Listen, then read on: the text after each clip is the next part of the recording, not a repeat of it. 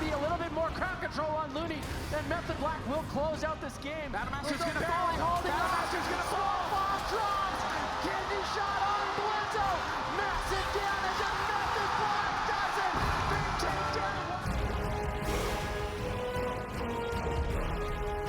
Entirety of both teams, honestly. Chun-Li at the preemptive diffuse magic, but they're just so far behind. Greggy can't do anything. He has no cooldowns left. If Snuts is able to connect one more kidney shot, well done. The Shadows the kidney shot, and Snuts is in the top 3.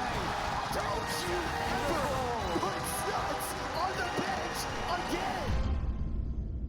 Hello everybody and welcome to Championship Sunday. On Friday we watched the NA bracket. On Saturday we watched the EU bracket, and now we're going to be watching the remaining 4 teams from each region battle it out for that #1 first place spot. But before we start talking about the matchup, let's take a look at the NA bracket.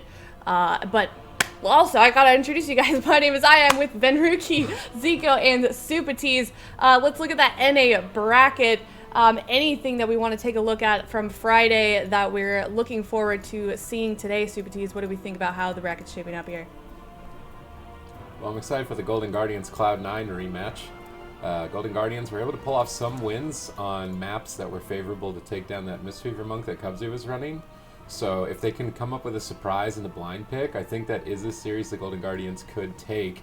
And I'm very curious to see what they've brought for that first game against Cloud9, because it's basically North America against Cloud9 in that region, and nobody has been able to beat them.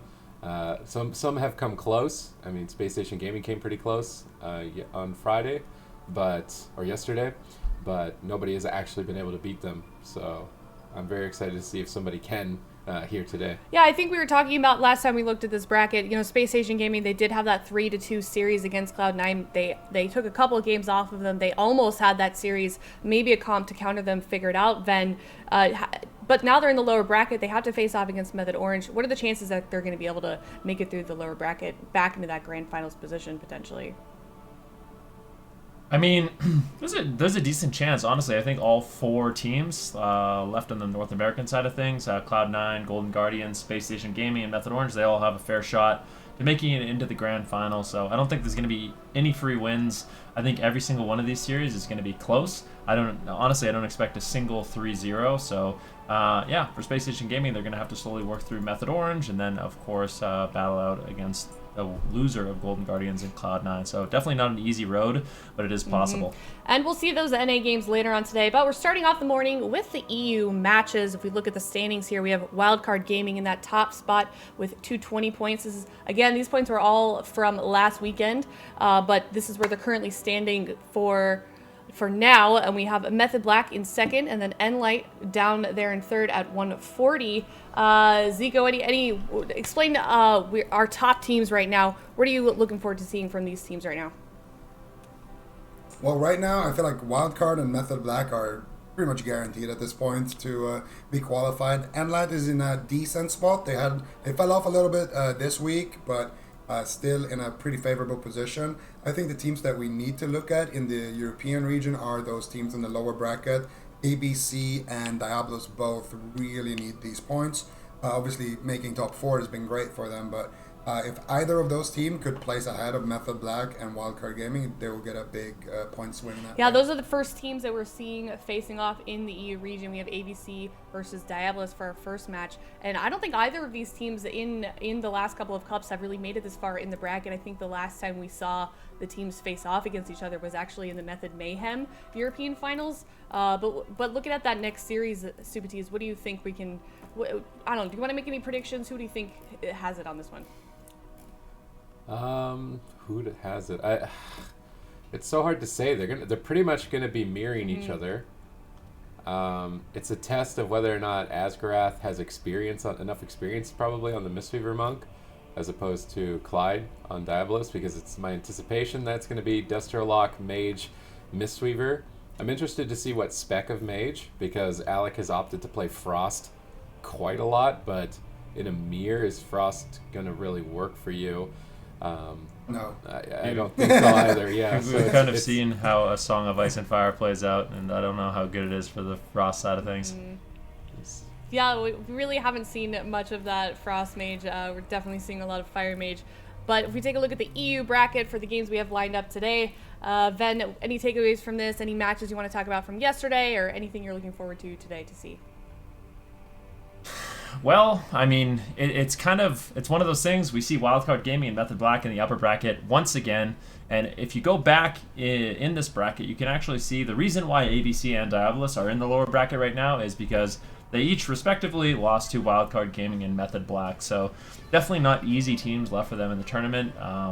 For ABC and Diablos, though, I think this next matchup is going to mean a lot to them because making it into the top 3, obviously going to be acquiring more points. I think ABC is in a far worse position than Diablos right now, so this series for them means even more because unless they start having, really strong finishes in this tournament, there's a good chance that we're not going to be seeing them in the top 8. So this series is going to matter a lot, the rest of the tournament, and then of course next week. So I think just the ramifications of this first series are going to be really interesting to see kind of how they play out. Yeah, and here are the remaining 4 teams from each region. We see the EU at the top there. NA we're going to see later today, of course. And then as we have already covered, ABC versus Diablos are going to be starting off the morning, and then we're going to go to that Wildcard Gaming versus Method Black series up in the upper bracket. But this next series, like you're saying, Ben, neither of these teams obviously want to be knocked out of the tournament. The loser of that next series, they're going to go home. So, like you're saying, it's going to be a huge battle for either team to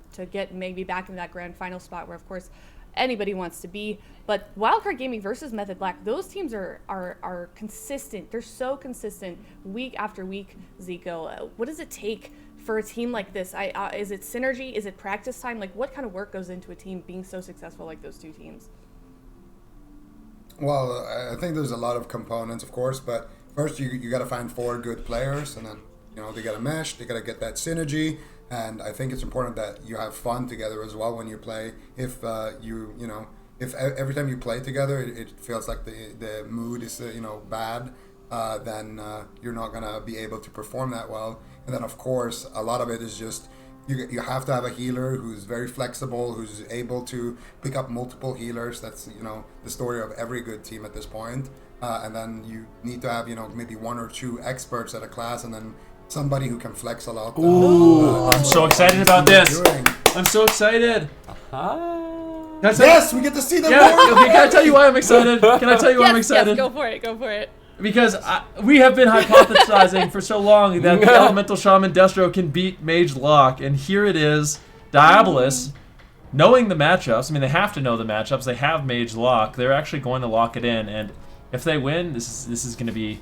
I'm going to be very excited about this because because it proves that we were right the whole time. Exactly. It proves that we were right the whole time. Should have just been playing this into C9 since 2 weeks ago. All right, so this is exciting. Game This big is one a big one. off right is ABC versus Diablos.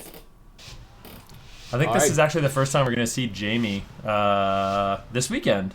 Correct me if I'm wrong, Sid. Jamie's off the bench. He's got to put some work in for the team here. But Alec blind picked Frost, by the way. You thought there was no way he would go Frost. No, I did. I said it was going to be a Song of Ice, and I knew he was going to play it. Oh, okay. I mean, the way you said it made me feel like there's no way he wasn't going to be Fire, but... No, I was just saying the Fire Mage is going to win. No. What about Frost into Ellie specifically? Do you think it's better for Alec in this Wizard Mirror than Fire? Well, maybe Diablos knew that. I mean, there was a... If I knew it, I think they knew it, that Alec was likely going to play Frost in this matchup, so I think they intentionally picked, the Elemental Shaman, expecting Alec to play the Frost Mage, so at least that's what I would think. I mean, that's what I would think. Anyways, Walrex, he's going to be looking for some damage early on in the match. I think at least initially what's going to happen is it's going to look pretty one-sided here for Diablos, if I had to guess. I think overall they'll have more pressure in the match.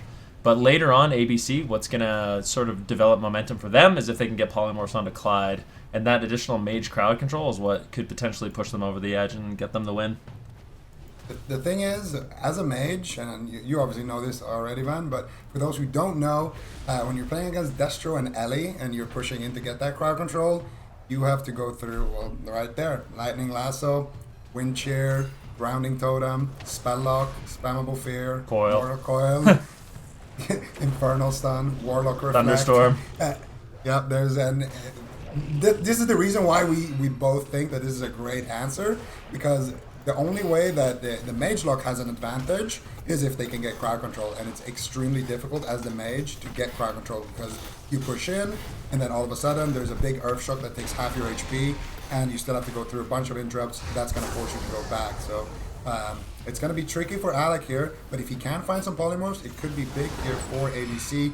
For now, though, I think Diablos, they're happy playing out the match like this. Clyde just wants to stay as far back as possible, and they'll presumably try to win by just setting up a big one-shot with that LA Destro synergy. All right, let's see.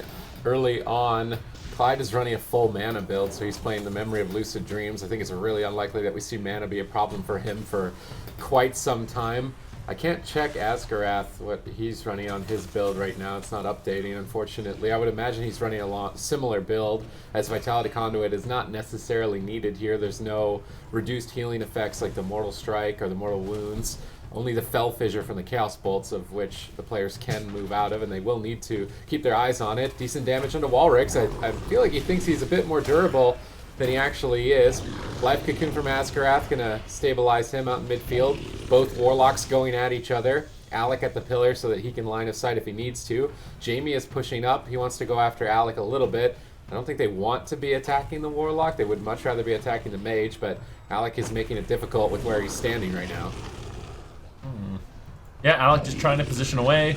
And I mean, the main reason for that is it seems like, from what I've played and what I've seen, a lot of the time as the mage, it's better to just try to sit back and do as much damage as you can.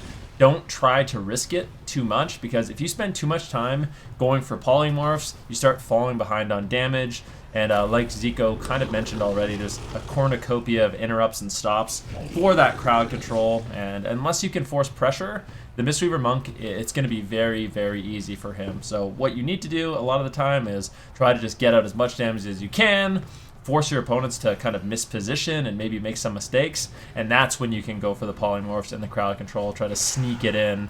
And that's likely what we're going to be seeing from ABC, just not too risky gameplay during the early stages. Yeah, we can definitely expect to go to dampening. That's one thing that's for sure. We are about a minute away right now. Unfortunately, we haven't had an update on the add-on that shows gear for this match, so we can't see exactly what Alec is running, but he is running that water elemental, so he's presumably not running. Well, he's definitely not. Ooh, Warwick's taking big hit there. Life Cocoon coming out from Asgarath should stabilize Warwick's in that situation. Alec and a Hex as well. But Alec is playing that water rally, so we can assume that he's going to be running Ice Nova as well. So he's going to have those shatters. Definitely running that Deep Shatter, Temporal Shield. Yeah, we could assume maybe a Reaping Flames as well or something like that. See what they can get done here. No Life Cocoon available. Warwick still taking a decent amount of damage. Trying to reflect that Chaos Bolt there a little bit too late. Mercy now getting polymorphs up. Jamie looking to build up some pressure here. And I think they still just want to go after Warwick at this point in time. Asgarath trying to sit down for a drink, but not able to find it just yet. I feel like Walrix is the only one that we've seen really threatened in this game so far, getting spiked down even before dampening has started. If that happens deeper in dampening, I mean, I feel like it's almost unrecoverable for ABC. It's looking like a good matchup for Diabolus. Jamie getting a chance to shine here with his Elemental Shaman. I mean, look, Walrix is consistently at 50%. Some pressure finally onto Mercy with the Chaos Bolt flying forward. Clyde gonna Life Cocoon, deny the kill there. Asgarath has his to answer, but Asgarath's mana is not looking amazing at this point in time, which makes me wonder. He is running the Vitality Conduit as opposed to the Memory of Lucid Dreams. He is also not running double mana regeneration trinkets like that of Clyde. Clyde is focused. Now that it's actually updated, he's not running the double mana regen trinket, only one mana regen trinket, opting not to go for the claw. I guess realizing with Revival and just Dispel by itself, there's too many ways to remove it. Mercy could be in trouble here. Dark Soul's active. He Mortal Coils Walrix away. Walrix needs to try and find a Chaos Bolt, but Mercy is totally shutting him down. They're going after Alec, finally catching him out in midfield. They get a fear on Asgarath, but Life Cocoon is already active, so they're going to have to switch their attention to a different target. I think it's going to be Walrix. Now they're warding a Chaos Bolt back to him. Jamie moving over now. His Maelstrom is getting quite high. He's going to dump an Earthshock into Walrix, but Asgarath's no longer crowd control. He's easily going to top him off. We can see Mercy taking quite a beating here. ABC showing that they do have damage potential in the matchup. It's not entirely one-sided. What are our dampening expectations for this game? What are dampening guesses? I feel like this is a 70%er. 70. I would say 50, between 50 and 65 is my range. I think that's a pretty conservative, fair guess. 50 to 65. Yeah, what do you think? I mean, can we get a little commitment here? Yeah, that's not exactly. It's like we say it's between a 0 and 100%. Okay, fine. Let's say 62 is my guess. All right, and are we doing prices right rules? No. Okay, well, I will go for 56%. Okay. 56%, 62%. We'll see how high it can go. Walrick's actually taking a little bit of burst, and it's like we kind of said, Diablos, it seems they have most of the pressure. They get the unending resolve, they get the life cocoon. Things are looking good here for Diabolus as we see these wizards exchange bolts in the middle of the map. Asgarth's going to be repositioning as far away as possible. Clyde's going to be more than happy to just kind of sit on this pillar. Alec's going to eat a hex, and that's the nice thing. Jamie can land those hexes onto Alec, and there's no decurse for him, so he's going to have to sit those full as if it was polymorph. And it's definitely great crowd control here and great lockdown for Diablos that they have available. Yeah, and we did have our add-on updated now, which is great. Thank you so much, production. We can see Alec is running that Conflict and Strife for his Essence, and he is running Ice Nova. He's running Deep Shatter, Klepto, and Concentrated Coolness. So more, standard Frost build here really coming out of Alex. I think he's playing that Tunnel of Ice as well, trying to get as big Frost bolts as he can without sacrificing too much of those Novas and that Frost Mage utility. Right now we see ABC kind of just at the corner here. Alec is looking for a polymorph onto Clyde, but unable to find it right now. You can see he's getting spam feared and spam interrupted. Now Warwick's actually taking a beating. Asgarth doesn't have his trinket, so there could be maybe an opportunity to try to kill Asgarth if they can find like a Lightning Lasso Mortal Coil combo. Never mind, Mortal Coil was just used, so that's not going to be a thing. Warwick's activating his Dark Soul now, trying to build up some counter pressure here. But once again, it looks like Jamie and Mercy are the ones who have the lead when it comes to this pressure. You see both wizards on the side of ABC are just being shut down repeatedly when they are trying to go for those spells. I've seen so many interrupts fly out on these guys, but now I think Alex should be able to stabilize and get a little bit of pressure here onto Jamie, and there it is. Life Cocoon is going to come out of Clyde, respecting that push. Asgarth now in a leg sweep, now could potentially be in danger here. Warwick's, he fears up Mercy, and Vitality Conduit should stabilize him. Both teams kind of returning to their corner. Asgarth slightly behind on mana. That could be a problem later on as Dampening gets to the 30% mark. Mercy interrupted. He can't trade cooldowns. Beautiful spell lock by Walrix. Almost netting a kill here on Mercy, dropping that Mortal Coil. Doesn't actually land. He did it on the Fell Hunter just for the heal. He was just desperate. Yeah. Okay. Just anything you can do besides use Unending Resolve, goes down to 10% health, doesn't want to use it. These Destro Warlocks definitely live it on the edge. But yeah, the Mortal Coil on the Fell Hunter will, keep Mercy alive. Ultimately, if we look at mana right now, there is a bit of a lead for Asgarth, but you can start seeing what happens for Mercy. I mean, the Frost Mage damage, it starts really adding up. It's going to be difficult for Mercy to actually run away if he gets caught, and this is where the spammable polymorph of the Mage starts really adding up. But we'll see if Diablos can kind of overcome. Can Jamie land the hexes? Alec gets bursted a little bit right now. Lightning Lasso onto Walrus. Immediate interrupt. Nice spell lock there. They're just saving it for that Lightning Lasso, really just trying to deny as much damage as possible. And Mercy could actually be in a little bit of trouble. The damage is starting to roll here. Hex on Alec. Mercy gates away. He's forced to use the Unending Resolve and actually looking for Chaos Bolts now, but now this matchup is looking better and better for ABC. Ooh, Unending Resolve is already through. Clyde gets counterspelled. These interrupts on Clyde have been game-breaking for ABC. Only 1 second away from finding the kill. Can Clyde power through? 36% dampening. He's not running the Vitality Conduit. Mercy is pinned at the pillar now. Finally, we see them getting aggressive. Jamie's going after Alec, trying to solo him. Alec not going to be taken down. He will recover. Mercy is still now on the back foot. Perhaps ABC were kind of just holding back in the earlier stages. They want to show how much damage they could potentially do until it actually counted deeper into dampening, because now Mercy doesn't really have much to trade. They're trying to go after Alec a bit more here in dampening and spread their damage onto 2 targets. It's a good idea when Vitality Conduit is selected. That way they can swap onto the target not being conduited and have some extra damage. Life Cocoon onto Alec during those 2 Chaos Bolts Lightning Lasso. They actually are cutting through the Life Cocoon finally here at 40% dampening. Mistweaver's at about half mana. Fully channeled Ray of Frost on Jamie. That's going to hurt. Clyde trying to recover him there without spending too much mana. Ooh. His dampening continues to rise. Does he drink? Jamie uses the Demonic Gateway, gets in there, stops it, and now a double Shadow Fury definitely guarantees the drink denial, but Askrat did get some on that. Now charging into midfield to stun Mercy, setting up Walrix, knocking Mercy further out into the open for a Mortal Coil follow-up, but they hex Alec. Unfortunately, those hexes do put them on diminishing return for Mortal Coil, so while they may be annoying for Alec, it could also be a little bit of a saving grace as that Mortal Coil was on diminishing return. We're going to see Alec now in a Fear, Warwick's in a Spellrock. Asgrath did get that drink, which was big. He got, I think, 2 ticks there. So that's going to kind of equalize the mana situation.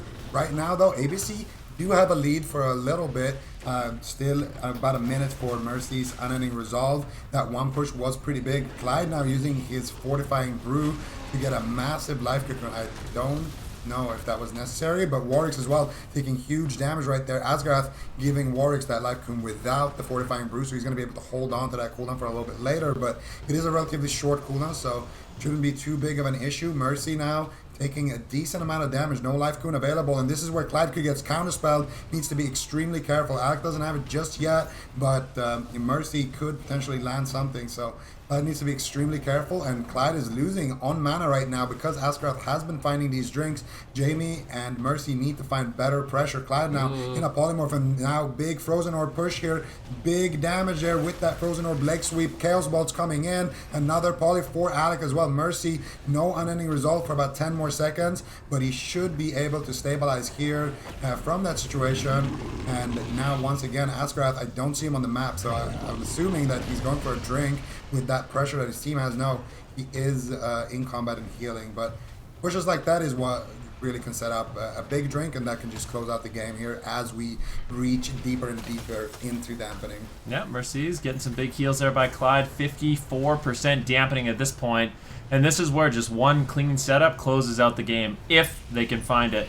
Chaos Bolt on Jamie. They're actually making a swap onto Jamie now. The Shaman becomes a great target. Although he does have his Astral Shift, he's got a lot of defense available. Spelllock now into Clyde. Can ABC capitalize on that? Ray of Frost from Alec. Jamie shrugs it off. Asgarth looking for some big heals, but that was the Astral Shift from Jamie. And now just sitting in midfield. Jamie has to be very careful. He could just go down. Big Chaos Bolt lands. And it's going to be a counterspell once again. Clyde trying to do everything he can. Fortifying Brew. Life Cocoon to keep Jamie alive. Mercy needs to find some counter pressure here. Can he get the damage rolling? Both these Mistweaver monks are really struggling at this point in the game. Oh, Jamie going to use the Demonic Gateway, get on top of Asgrath. This is going to come down to the wire with both healers almost no mana left. It's all going to be about a swing of momentum, and that momentum right now is in favor of Mercy. His Dark Soul is rolling. Asgrath is stunned up. Walrix could be in trouble. His Unending Resolve has subsided, and he is absolutely getting owned. Huge pressure right in that final second of the game. Diabolus take game 1 with that Elemental Shaman Destruction Warlock. I was closest, by the way.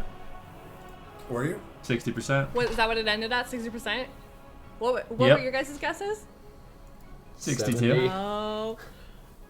What about the Price is Right? We said no. We did. What? Let's watch the You VOD. guys- Get you to guys that. cheers. If we looked at those Is it- comps ahead of, like, when we saw that blind pick going in, is that kind of where we expected to end up in dampening, in terms of dampening? Yes. Yes. Yeah. Yes. And normally, I mean, let's be honest. When we see Destruction Warlock Mistweaver Monk, we know we're going to the deepest part of the ocean, you know, where the sun your no longer, swimsuit. Bring your yeah, the sun no swimsuit, longer your- penetrates the your water. It snorkel is gear, so damp. Scuba diving gear. Yeah. Well, is this something, though, that they can repeat? I mean, we saw them have that victory, obviously, in the first game. Is this going to force ABC into maybe another comp, trying to reposition themselves a little bit? Or do you think that they're just going to, both of the teams are going to try and use the same comps again and maybe tie it up? Or is Diablo's going to get another victory, Zico? I think Diablos should run the same thing. ABC only really have one comp, I feel like. They have Nixie. They could run Rogue Mage. Oh yeah, okay. Here we see Rogue Mage versus Ellie Shaman yesterday. They could, yeah, they could. The thing is, Nixie does play like a Windwalker as well, and Windwalker Mage has actually been okay into some of these lock matchups. So they could do that. Rogue Mage though, I would be surprised. Rogue Frost Mage, I would be extremely surprised. Alec can play fire. Yeah. Yeah, but they usually played Frost when they played Rogue Mage. That's true. So maybe they have practiced a lot of Fire Rogue Mage. Can you imagine we just see them bust out, the Frost Mage, Assassination Rogue, Restoration Druid? Resto Druid, I would love that. What if they won? They might. They're really good at it, so they could. All right. Well, if they're not likely to change up a comp, it is their map choice. What map do you think they're going to maybe go to try and pull this around into their advantage for the game 2? I feel like the Mage wants a bigger map. Yeah, I actually think like Tolvaron's probably good for them. Yeah. I think the Mage just wants to stay as far back as possible and just turret Frostbolt. If you're playing, with the enemy team on top of you, you're just gonna be in range of Fear and Wind Shear and Nox, and you're gonna get disrupted so much. But on a big map, you can just kind of kick back. You can go Fire, you can go Flame Cannon, and you can have extra range, or you can just play Frost Mage and just stay super far back. And when you get a target low, then you can kind of afford to push in a lot better. Well, so let's talk about that comp choice. You guys predicted, from what it sounds like, a long time that would be a counter to Lock Mage. What did we think before that? You guys were saying all these different ways that this comp could work. What did we see in that last game from Diabolus that we saw working with that composition that was able to counter Mage Lock then? Well, I wouldn't say that it's a counter. So I think it's an answer. Like, I think it's something you can run and see decent results. There's definitely moments where ABC could have won that game. A couple of close calls for sure. Onto Mercy, onto Jamie. But it just, the reason why I think the Elemental Shaman Destro is really good is because of what Zico kind of mentioned. I mean, there's just so much lockdown for the mage. You have lots of tools to avoid big chaos bolts, shut down polymorphs, and you just have really nice consistent damage with the Elemental Shaman. And the great utility of, the low cooldown interrupt with Wind Shear and Grounding Totem and purging off the Ice Barrier. It's nice. And, throughout the history of World of Warcraft, that sort of the Warlock Shaman wizard has been the most supreme. So it kind of makes sense that even now, it can work against, something like the Mage Lock Monk. And why, Sid, do you think that it took so long for a team to try it against Mage Lock? I don't think have we seen anybody play it against Cloud9? Nope. I don't think versatility was as high as it is now. I feel like the Ellie Shaman actually would just die before, but now the Ellie Shaman just stacks a ton of versatility and makes it a little bit longer into the game where they can win. I think it's the major difference. The last time, who even tried it? I feel like Thugonomics and Smexen did try it once, and it looked horrible, and then they never played it again. But that was before the versatility corruptions. It was before corruption period. That was also a druid meta. Maybe that matters too, as opposed to a Mistweaver meta. But moving into Tolvaron, I don't expect that Diabolus will change anything here. It's more ABC. Do you think he should be Fire instead of Frost? Actually, don't know. It's a tough question, honestly. You know what I want to see?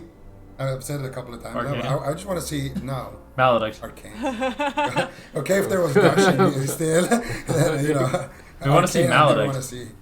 Well, yeah, that too. Okay, I get it. Okay, I say a lot of the same things, but okay. So we're gonna see okay. So they're gonna blind lock Fire Mage Destro. So this is interesting because ABC they're essentially calling out ABC. They're like, okay, let's see your Fire Mage, and let's do a mirror. If you guys look in Frost, it's not gonna be great. That's I think kind of a good statement. But yeah, I want to see some of these teams just experiment with Racing Pulse. I think if you play a Wizard Mirror, there's no doubt in my mind that having a proc that gives you like 150% haste is better than having Versa, because you have a monk on your team, so it's not like you're very afraid of dying. I think having a massive amount of haste and just being able to cast 3 Greater Pyroblast in 5 seconds can make a bigger difference. I want to see that. Oh, all right. So it looks like Alec went Frost. Ven, what do we think about that decision? Are they? Well, I mean, it was expected, right? I mean, Alec, he likes the Frost Mage. There's no question about it. He normally plays it. I mean, we have seen him play Fire, but I mean, mostly when I think of Alec, I think of like the Frost Mage, the Arcane Mage. But yeah, I think so. This matchup, I don't think is as bad as some of us are making it seem. The one nice thing about the Frost Mage is you obviously have a ton of snares. So if you can catch the Warlock in a bad spot, like you can catch Mercy in a bad spot and get him kind of pinned down at the pillar, and then you have Frozen Orb and Blizzards snaring him up, it can be really difficult for him to maneuver in and out of line of sight. I would also say I think the Frost Mage has a bit more consistent damage than the Fire Mage if they're just kind of exchanging blows in the midfield, especially if Geller's getting interrupted on his Greater Pyroblast. That being said, I really like the idea that Zico had, kind of play the Racing Pulse, speed things up a bit with those Greater Pyroblast, give yourselves more of an opportunity to kind of find those one-shots. But I wouldn't say that I think Diablos has like a massive advantage here. I think ABC can definitely win this if they play it right. I think Gello actually does play racing build on live, or at least he's fooled around a little bit with it. So if someone is gonna do it, it would be Gello. I actually really like Gello. I think Gello is like one of my favorite mages to watch play, to be honest with you, just because it's like you said, he's kind of an innovator. He's not afraid to take risks. Like he always runs interesting builds, and when he runs those builds, I'm never like, yeah, I don't like that. It's always like, yeah, I see that. That's really cool. So. Yeah. Like with the panda and with the diaper gnomes, like you really see other people do things like that. Wait, it's always diaper Gello. gnome? I'm a fan of Gello for sure. The mecha Oh, gnomes. okay. Right. Yesterday. That happened yesterday. I'm caught up. Don't worry. Well, yeah, we'll find out soon enough. We've got Alec here on the Frost Mage, Gelu Baba on the Fire Mage, ABC versus Diablos. So it sounds like, Ven, you don't really think either one has a clear comp advantage. Stupides or Zico, what do you think? Just looking on this based on these two teams in the comp they decided, is there any even real team coming out of this that we see just from this next game? Well, I think the biggest difference is kind of what Van already explained a little bit. With the Frost Mage, you're gonna have a little bit more control. You're gonna have better snares, and if you play around it, you have an advantage there. But with the Fire Mage, the obvious advantage is that if both teams are trading damage, the Fire Mage is gonna trade better, because when you get a Greater Pyroblast off, for example, the person that gets hit usually has to run away and then stab target to the next person. With Frost Mage, you don't get enough pressure to force the team back that often. It's usually if your Warlock is getting big bolts out that happens. It's not like the Frost Mage on his own can create a team to run back unless we're kind of late in dampening. All right, well, the gates are opening soon on Tolvaron Arena. It is ABC versus Diablos. Is ABC going to be able to tie it back up 1-1 with that Frost Mage, or a Diablos going to get another win and put themselves on match point? I want to ask Alec if he plays Frost because he likes Frost more. There's a lot of mages that don't like just standing in one spot pressing Greater Pyro over and over. So, or if he thinks that it has a significant edge. I feel like if it does have an edge, it's not so dramatic that Fire can't win, and vice versa. I don't think that the advantage is going to be too massive, but looks like we're going to have to remake this game here, as Diablos have decided to leave the map. Maybe they had a little bit of a problem, but they left before the gates open, so it's still 1-0 for them. As we set up the second game. Yeah, these things do happen sometimes. It's within our rules that you can leave the game as long as the gates have not opened yet. So it looks like we're just going to re-queue real quick. Hopefully we'll get those teams back in soon. Looks like the queue is already popped here, so we should be getting another game in soon. But yeah. Did I interrupt you, Sid? No. Also, you know what I realized? I said yesterday was a you, but that was not yet. That was Friday. My days are just... Yeah, I didn't No, want to you call should have called me out. It's Yeah, just... we were all Listen, kind of it's just been a long rolling with it, to be weekend. honest. I'm getting my regions confused, but At the yeah, end of the thanks, day, guys. Thank you. it doesn't matter I that much. appreciate it. But yeah, looks like the game's going to be starting here soon again. Once again, it is 1-0 Diablos versus ABC. Yeah, it's going to be interesting to see what the. I mean, obviously, I'm a little biased because I'm a mage, but it's going to be interesting to see what both of these mages run with, because there is a lot of options, in terms of gear. If you want to go for a lot of haste, you want to go for a lot of Versa. If you want to go with that Frostbolt kind of cannon build, greater Frostbolt build, we could see that. Alec has a water elemental, so we're not going to see that. We're going to see exactly what these guys are doing. Gates are now open. ABC versus Diablos. Diablos leads 1-0. Okay, Yeah, Mercy Alec. and Walrus. Well, Mercy already taking quite a bit of damage here. Bit surprising. I'm almost wondering if Clyde is just holding back on his healing. Wants to make sure he doesn't spend too much mana. He's going to pick Mercy back up.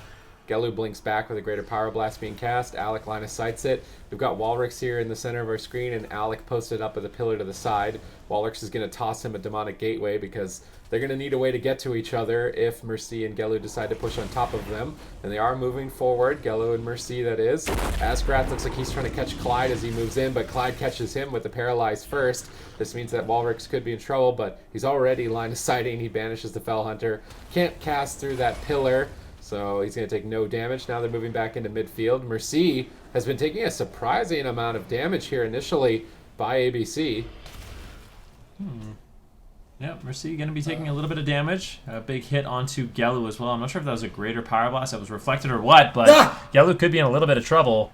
It is big damage, and keep in mind, Gelu, he's actually not running Temporal Shield, so giving up a major part of his defense here for a little bit more offense with that Reaping Flames, making sure he has the Kleptomania. And there is going to be a bit of a war here between Gelu and Alec, trying to just save that Kleptomania to remove both Combustion and Icy Veins, respectively. Gelu positioned very far away, as well as Alec, just channeling out wizard damage. But it looks like both teams have stabilized at this point. All right, so everyone buckle up, put your seatbelts on. We are, in fact, playing the Racing Pulse. Look at Gelu charging out these greater power. Look at him. 2 greater power blasts right there to the face. Another one. Gelu right now is playing tier 6, I do believe, Racing Pulse, and he's playing 1 Expedient. So he is playing that haste build that we've been talking about. So today we're just seeing all kinds of things happen. And you can see Warwick's right now immediately ducking for cover from these greater Power Blast. Mercy in offensive positioning, gonna fear Warwick's on that life cocoon. Now they're gonna sheep up Alec, and here comes 1 greater. Yeah, they're picking up another one. Let's see if he can land it. Alec gonna use that Temporal Shield, and at any moment, any of these players could die. That Temporal Shield is gonna deflect 2 greater Power Blasts right there, and they are going to have to duck for cover. Gelu is gonna have so much fun this game. I just like how, not only is he just running haste, so giving up a ton of defense, not having versatility. But no temp as well. Like I said, no temp. He's just going all in, straight damage. He's really trying to keep ABC on the back foot. And I don't mind it. I think you can take that risk as the mage right now, especially when you have a Destro and a Mistweaver Monk backing you up. If you are in trouble, you can just line of sight. It's extremely likely Mercy is just the main target this game. So Gelu, these quick greater Power Blasts, definitely going to put in a lot of work. And I think this is something we're going to see more and more if we end up seeing more mage lock mirrors. Walrix taking a huge hit of damage. The greater Pyro Blasts are just never ending from Gelu. Big combustion as well. It doesn't look like Alec has a spell steal to remove that just yet. And pressure is definitely in favor of Diablos at this point. All right, they're basically keeping ABC on a pillar. Walrix went into the middle field there for a moment and almost had to trade every cooldown to survive the spam Greater Pyro Blast. Alec is bravely standing out in midfield. He's trying to polymorph the Greater Pyros. He's going to temp shield, tank some damage, and get some Frostbolts off, but the trades here are not really of any consequence. I feel like it's going to be ABC that lose the trade every time before dampening. Greater Pyro just going to be the only damaging ability that's really unrecoverable before dampening. Gelu blinks in on top of them, realizing that they likely do have an advantage before dampening, but as they move in, Clyde gets intercepted with a polymorph. It could be an opportunity to go after Gelu and try and find his Cauterize. They've dropped the Frozen Orb. They're getting Chaos Bolts 2 in a row. Big push, beautiful crowd control here, honestly, by ABC. They net Clyde's Gladiator's Medallion and the Life Cocoon. And I believe Clyde is not running the Conflict and Strife, so I would really like to see ABC set up a swap to Clyde in the future with the next leg sweep. Yeah, there's going to be a kill window here on Clyde for about 2 minutes if they can set that up. So I want to see Clyde go back to his side of the map and just stay super far back and just channel Renewing Mist for about, or Soothing Mist, sorry, for about 2 minutes until he gets that back. Don't take any risks. And Gello, of course, as well. He is playing that Flame Cannon, so right now he's not really in immediate danger, so he likes to stay in, but you can expect him to just go back and start casting Greater Pyroblast from max range if he ever finds himself in a situation where he doesn't have his defense. And right now, both teams are just trying to find a window here. You can see Mercy and Gellu both having that wizard positioning. They're forcing ABC to be behind the pillar, and that's exactly the strength of that Fire Mage. The strength of the Frost Mage is going to kick in a little bit later. They combust push here onto Warwick's, going to get that Life Cocoon but from Asgarath right there, should stabilize him. And this is what the Frost Mage is kind of good at. You just stay back, stay on max range, throw out the Frozen Orb, try to pin down Mercy in the open field, and just spam out Frost Bolts, try to avoid taking damage, and then later on that damage is going to start adding up. Gellu's actually going after Alex's Water Elemental, and that's a major vulnerability of the Frost Mage, especially playing against the Reaping Flames. So I'm curious to see how much control Alec has over his Water Elemental, if he's going to be dismissing it and summoning new ones before we do see Gellu use that Reaping Flames, because if you can get the bonus Reaping Flame damage from executing a pet and then get a Greater Power Blast Reaping off, that can be 60% of someone's health, instantaneously. So something definitely ABC needs to be looking out for in this match. For about 7% dampening so far. Walrus going to be taking a big meteor, and it looks like Diablo is going to be looking to make a push, but unfortunately for them, ABC, they have a very defensive positioning right now. Asgarath seems to be healing through this damage, no problem. Even trades out his Revival. Walrus getting interrupted. Gellu trying to find some damage. Can he find the Greater Power Blast? Big damage on Walrix. What is this? Gellu gets interrupted on Arcane, still just chucking in some big Pyroblast. But Mercy, man, he found some massive bursts there, almost taking down Walric. Alright, it's looking good here for Gellu on that Fire Mage, substituting in for Jamie in game 2. Asgarath getting Ring of Frosted there, but it ends up breaking prematurely. Both teams kind of dogpiling on each other. As soon as Gellu starts to get some Greater Pyros, it's going to be scary times. They polymorph this one. They fear it. Very important that they crowd control Gellu if they are going to try and make trades onto Mercy. This is likely to be one of those 40 to 50 to 60% dampening matches between the teams. Right now, Alex Frostmage hasn't really been able to do too much work for the team overall, and I'm curious if this ends up not working out again, if he'll switch. Gellu snipes the Water Elemental with that Breath of Dying, so he has a lot of potential burst damage here, combustion up as well. If he finds a Greater Pyro, I wouldn't be surprised to see him blink in with combustion and that Breath of the Dying very shortly before its increased damage fades. He's looking for Greater Pyro, he blinks in, but Alex stops him with a counterspell. They know they need to just stop Gellu at all costs, focus damage on Mercy, focus control on Gellu if they're going to be able to make trades. Now they have no control, so they're going to move away from Gellu, prevent the Greater Pyroblast. ABC are playing very well around Gellu's threat. If they keep this up, they could have potential for victory, but they're going to have to keep it up for, another 5 to 6 minutes. That's going to be pretty tough. Yeah, and Gellu actually using his trinket right there to break out of a poly. He's going to go for the Greater Pyroblast. He's going to get one onto Warwick's. And this is where the no Temporal Shield build is actually 5-head. Because Gellu is going to just stay on max range, out of fear range, out of, the counterspell ranges. And he's still going to be able to just spam out Greater Pyroblast. You can see 2 connecting now to Warwick's. Big damage here, potentially. He's looking to kill that pet as well. I think he actually did get a Reaping Flames. I didn't see Alec resummon. Mercy, though, taking massive hits here. Clyde in a spell lock, but he does get that Life Cocoon with the Fortifying Brew at the very last second. Unfortunately, it was overlapped with Mercy's Unending Resolve, and now all of a sudden ABC finds themselves with a massive lead.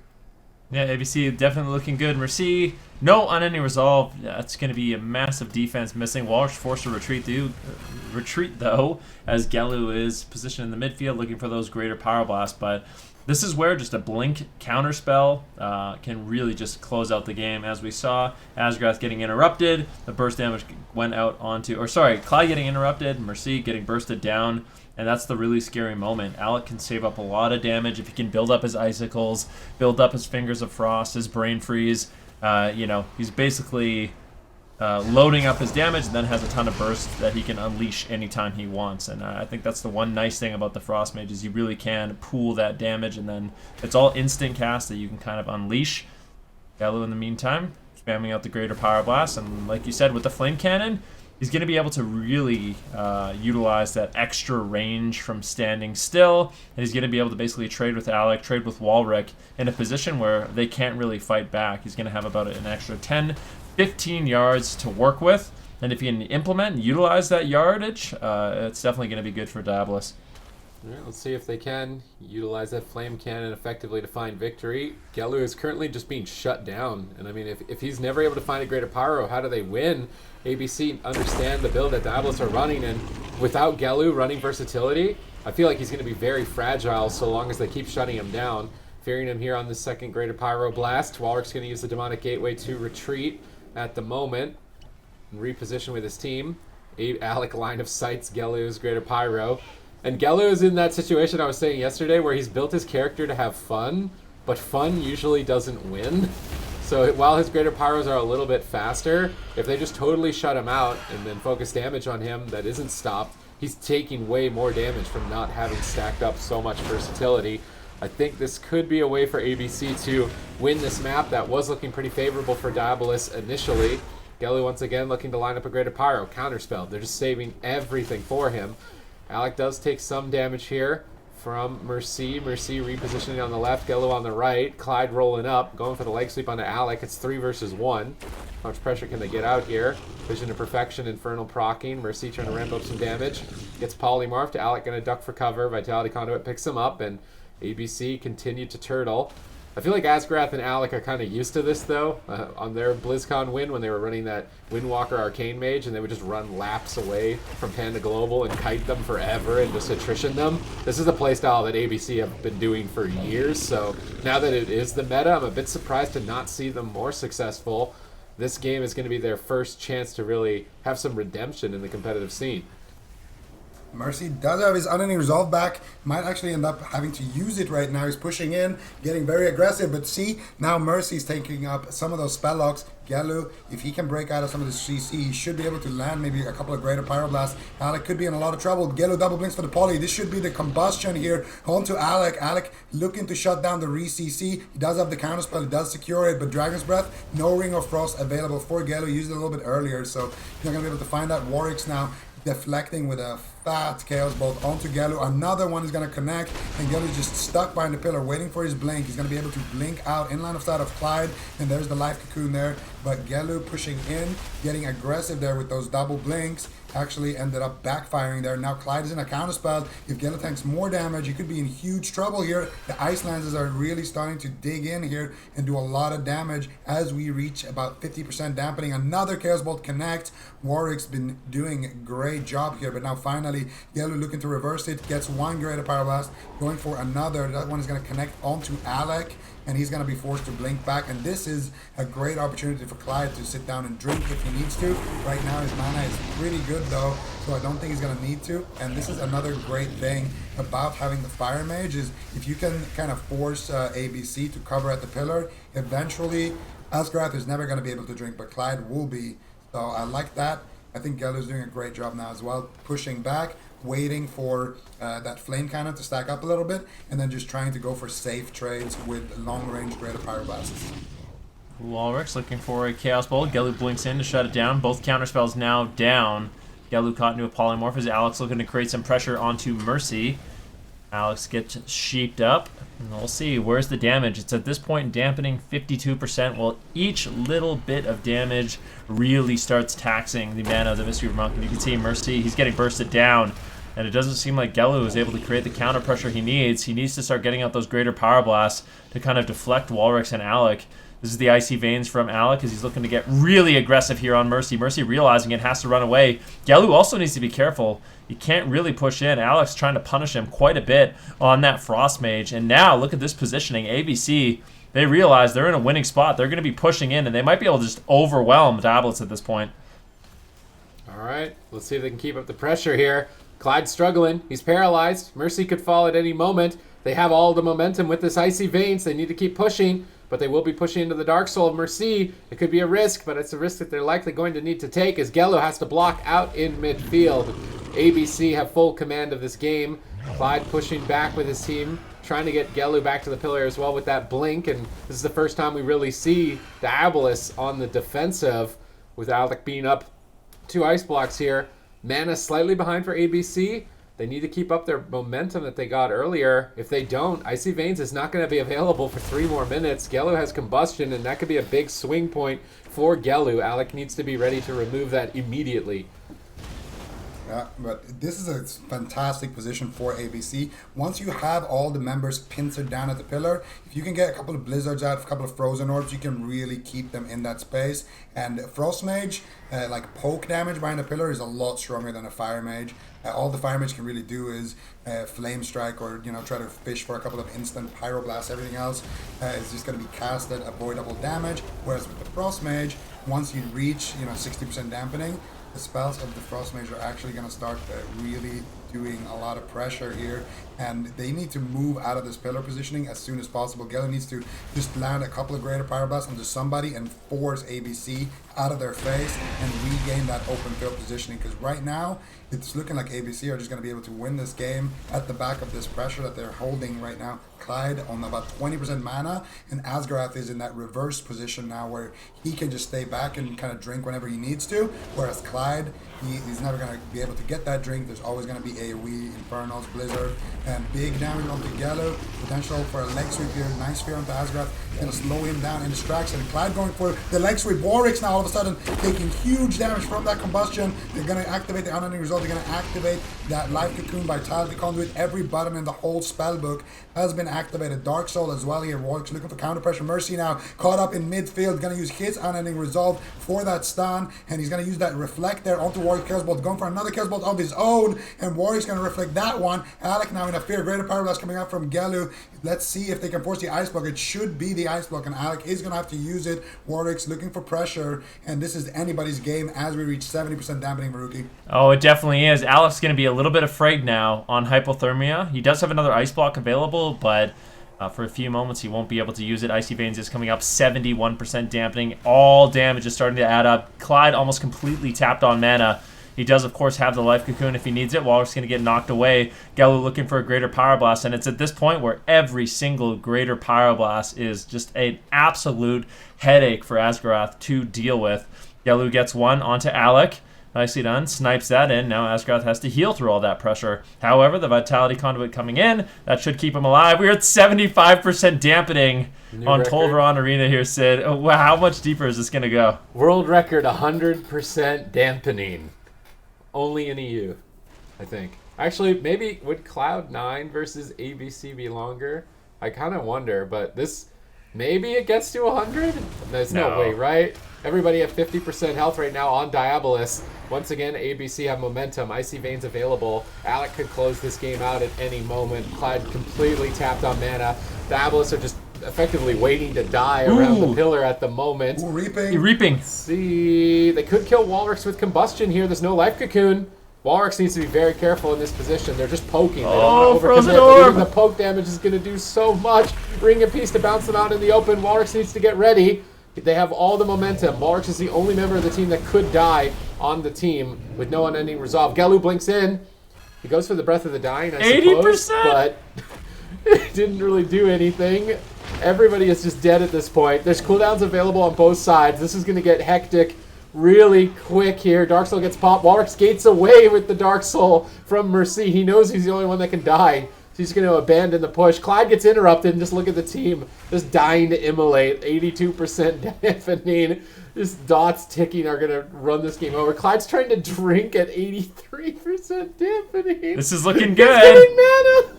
83% dampening. Mercy, 20% health. Alec, though, he's a little bit afraid to push in as well.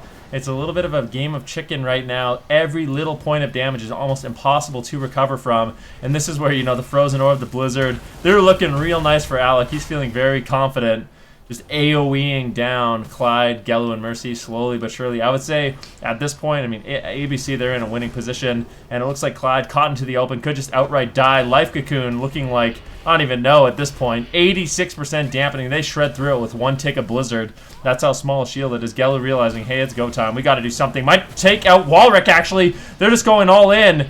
Line of sight, they force out the unending resolve from Walrick. They might be able to take him down. Can Clyde hold on? He's got the revival. At this point, might just have to trade it out to just remove, immolate. Mercy, though, going to slowly get poked down. Alec looking to close it out. There's going to be a Chaos Bolt, immediate Ice Block to avoid the damage, and a triple kill at 89% I think that's actually a record. It was 88%. I could be wrong. 89% dampening, That's gotta world be record. A new record, though. 89% dampening in the end there, and Diablo, Zico, they were all losing health at the end. You were talking about Gelu's build there with that extra dose of haste. Was that maybe... Oh, okay, I'm actually hearing that that's tied for our record. What? Yeah, I guess... Why couldn't they just live for another, we like, could have 30 made it to seconds? 90%. Like, what? We were so Clyde, close. man. Press revival. What are you doing? Oh, man. You're supposed to break the record. What? Just press revival. He had it. They could have broke the record. All right, well, let's talk about the end there. They were kind of all losing health, Zico. Was there really any point that they could have recovered, like, once they just started, getting into the 80% dampening range? No, I think slowly but sure. I mean, Gelu had his combustion, but he really wanted to pick his time of when to use it. And I think he waited a little too long, but I don't think he would have necessarily changed the outcome of the game. It was... At that point, that's when the Frost Mage takes over. I mean, Frost Mage has better poke damage, so if you're ever in a situation where your whole team has to stack up behind a pillar and you're playing against the Fire Mage, it's not that threatening. You can kind of recover and get back out. But against the Frost Mage, at 60 or so % dampening, Blizzard, Frozen Orb, all that damage that it usually doesn't do too much, at that point, it's going to be extremely hard for Clyde to out-heal it, so... I think at that point you just slowly but surely lose. So I know we were talking about before that game, Gelu is obviously known as a fire mage, but Sid, do we think that maybe they would have been better off with maybe something more defensive? As we saw that go to such deep dampening, would they maybe have been better off doing something else rather than Gelu on that super aggressive fire mage build? I don't think they were expecting ABC to just totally shut Gelu out of the game. And then, like, I'm trying to think of an analogy for the way that they won that game. It was like they were standing, like, yards away, just poking them with a little stick and, like I'm eventually going to kill you with this. That meme? It might not be doing anything right now, but... You know that meme where it's, like, the guy with the stick and he's, like, poking it? Like, do something. Is that the... No. What is that? Wait, what is that from? I'll link it to you later. It's just a meme. I feel like it's more like the I'm squishing your head guy. He's just looking out the window like I'm squishing your head, and eventually it actually squish your head. No, it's like a type of warfare where they tried to take down castles. They'd just stand around the castle and exhaust them. No, not catapults. They would just exhaust them of resources, and then eventually they just slowly, right. We all know what happens next, as we can see in that game. It's not a great ending. It's just the inevitable doom of the Frozen Orb and the Blizzard ticking you down. I mean, there was a few moments where it looked like Gelu had a chance to, just get a one-shot, but I guess that's where the Fire Mage just doesn't excel, and it seems like... Well, okay. There's one thing he could have done differently with his build. I actually don't think Flame Cannon is the best thing he could have done. I think he should have went Fire Starter, and then he should have just rotationally combusted and had the Fire Starter. And then when they're behind the pillar, just Fireball the pet. When you're out, spam the Greater Pyros. Because that way, when they're behind the pillar, they have that instant pressure to just force them to, run away. And they can always use that. So I think later in dampening, combustion just becomes so valuable. Just because it's unavoidable and Greater Pyroblast is. So I think if you played Greater Pyroblast and Firestarter, and you really went all out on the aggression, I think it would have been a little better. Also, I can't help but feel, okay, so this might sound crazy, and I know for a lot of the game it's not the most value, but in dampening, on-use spell effect trinkets have to be the best. Like, there's just no question about it. We talk about Maledict, but even just Obsidian Claw. If Gelu had just thrown in an Obsidian Claw, and then it got dispelled, they could just use a second Claw. And at that point in dampening, that literally just wins you the game, or, causes ridiculous pressure, and they opted to use the Corrupted Gladiator's insignia, just like the base versatility and the int proc. And Mercy, he was using the Titan shard. I mean, you do get some great value from that, but I mean, if you're playing in a matchup that is likely gonna go, I mean, I feel like if you don't want to lose this matchup, you're not gonna lose, right? Like as Magelock Monk, you can just run away, you can run and hide, you can bring the game to 70% dampening pretty reliably if you just play as passively as you can. And I think you actually have to play around that moment, because it's those moments that are going to count the most and actually win you the game if you're playing for playing just to win. So Diablo say they went back to that Lock Ellie comp. Do you think that they're better off playing this, or should they maybe have implemented those suggestions that you guys were discussing and tried it again? Well, I mean, you go ahead. You got this one. I like that. Okay. I like what they're doing. When they know what they're playing against, they go Ellie Destro. When they don't know 100% what they're playing against, they go Magelock. I think it's intelligent, and also I think it has with maps to do as well. On a larger map, the Frost Mage is going to be a little bit more threatening because of what we were talking about in Tolvir.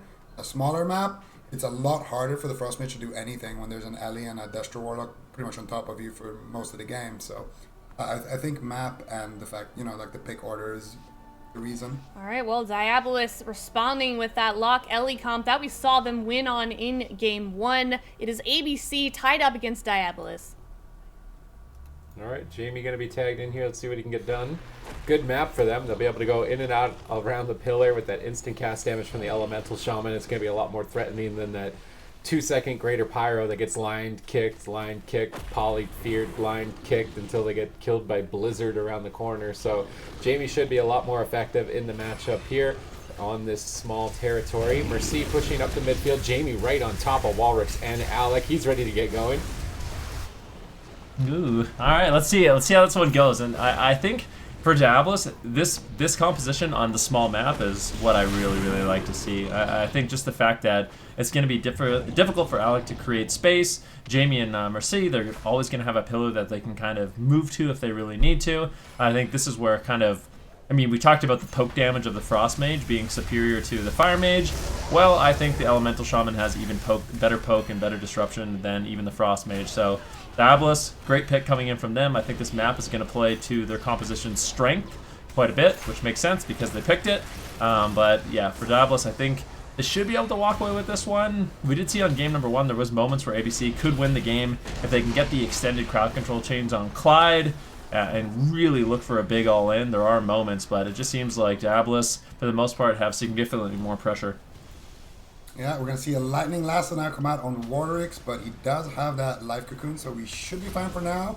And I can see Alec just digging in with a couple of Frostbolts, building up his damage, getting ready for the next attack. He actually blinks out in the open, so we can expect Mercy and Jamie to kind of go after him. I don't think the positioning that AWC has right now is going to be super good for them. I think they just need to constantly try to be on the move, because if they stand still and they try to trade, I don't feel like they're going to win that trade, and right now they don't have a Life Cocoon, so it could be a big moment here. Alec in a full Hex, and Warwick's taking massive damage here, where a single Spelllock onto Asgarath could just close out the game, or at least force out an unending resolve. But Asgarath with that Zen Focus T, healing up his Warlock, and now he's going to have that Life Cocoon back in a couple of seconds, so everybody on the side of ABC should be completely fine. And we're going to see here, once again, both teams just trying to fix their positioning, try to reposition. You see Clyde took the side of Asgarath. Asgarath then swapped his side. Alec now repositioning to the pillar, and Warwick is going to be forced to go there as well very, very soon. And this is going to be the battle of positioning for the most part, as ABC are trying to stretch this game to dampening. Yeah, ABC are trying to live long enough in the game where Blizzard and Frozen Orb will kill their target. Before that point, they are at more risk of losing. Earthshock's going to be pretty threatening. Walrix calls in the Infernals. Triple Shadow Fury. Beautiful combo with that Frozen Orb, but Clyde's Revival just pops everyone back to full, removing all those immolates as well, setting Walrix quite far back. He's got his Dark Soul, but Mercy's has his rolling at the moment, looking to find a Chaos Bolt. Gets shut down on the second one, but Lightning Lasso connects with the first, and Walrix takes a huge hit. Asgarath deflects, Life Cocoon, gonna save Walrix. Pretty powerful cooldown there. Looks like they're trying to switch some damage to Alec. whittle down 2 targets at once.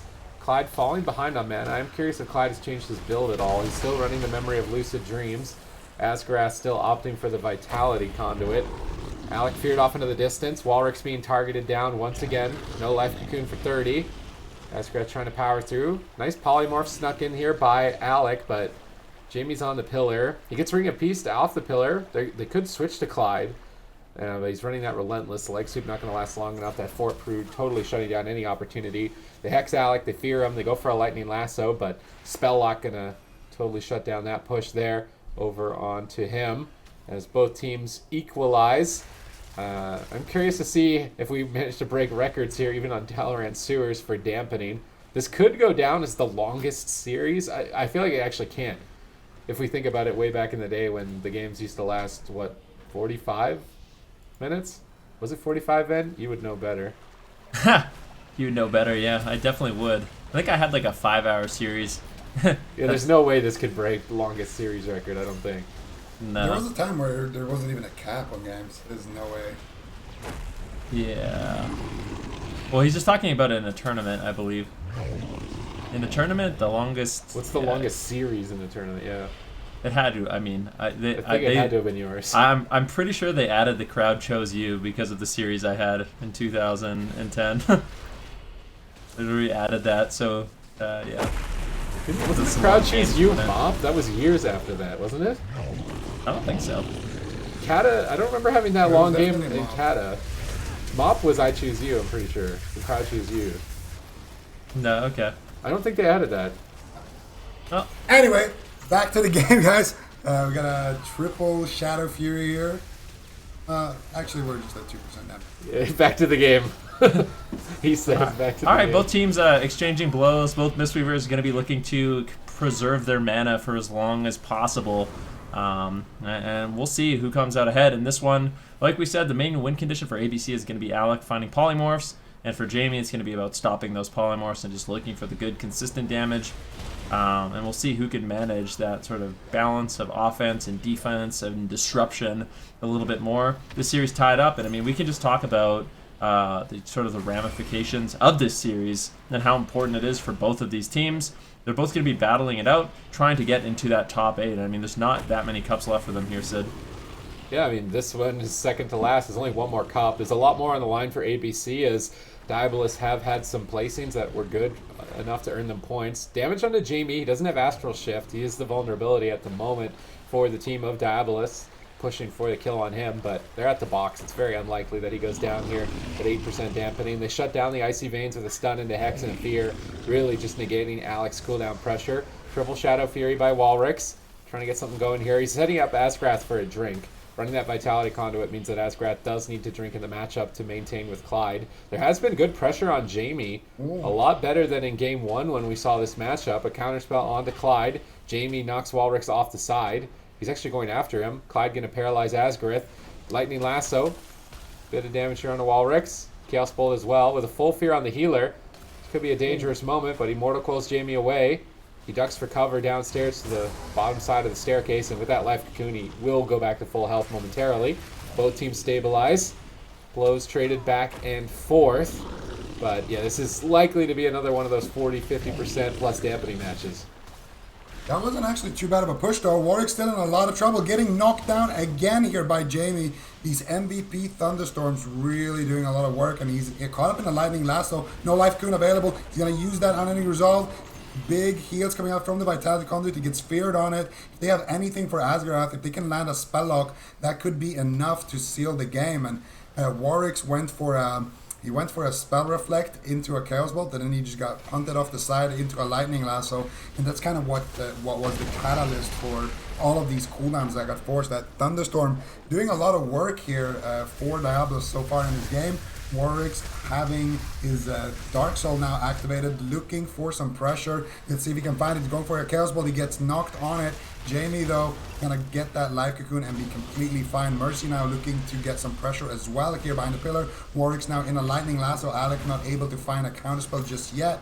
Gonna be ready for him now, but the damage is already kind of done. Asgarath repositioning every single time Clyde and Diablo's position on top of Asgarath. He has to swap side. If he doesn't, going to be big trouble here on the side of ABC just because they have less burst damage compared to, you know, the Ellie. And Jamie now has his Stormkeeper up. Skyfury Totem down, looking for some damage. See if he can find it.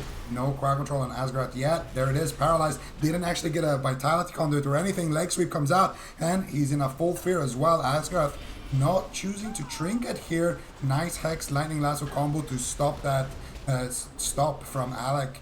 And they are going to get the Life Cocoon, but nothing more. And right now, it's just looking like Diablos are leading in mana, but we did see that on Tolvir, so could be something that changes a little bit later when dampening gets a little bit higher and that Frost Mage gets becomes a little bit more effective. I would say that Diabolists have good position here. I mean, they're massively ahead on mana. They got Unending Resolve before that deep dampening stage. If Jamie just avoids being a target, I feel like Diabolists are going to take this. Right now he needs to run for the hills. Line of sight Walrick's upstairs. Clyde is currently stunned. Alec is just able to freely cast on him. Now pulling out that Frozen Orb. But in the meantime, Mercy dropping the Infernals onto the whole team. A triple Infernal. Rain of Fire. Ramp with the full fear. Hex on Alec.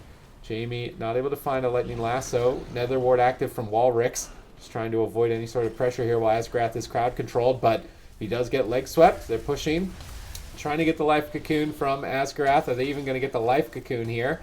Balric's feared. He jumps downstairs. Jamie is slowly waddling his way over there through the blizzard. Mercy lands a double Shadow Fury into a full fear. I really like the crowd control from Diabolus.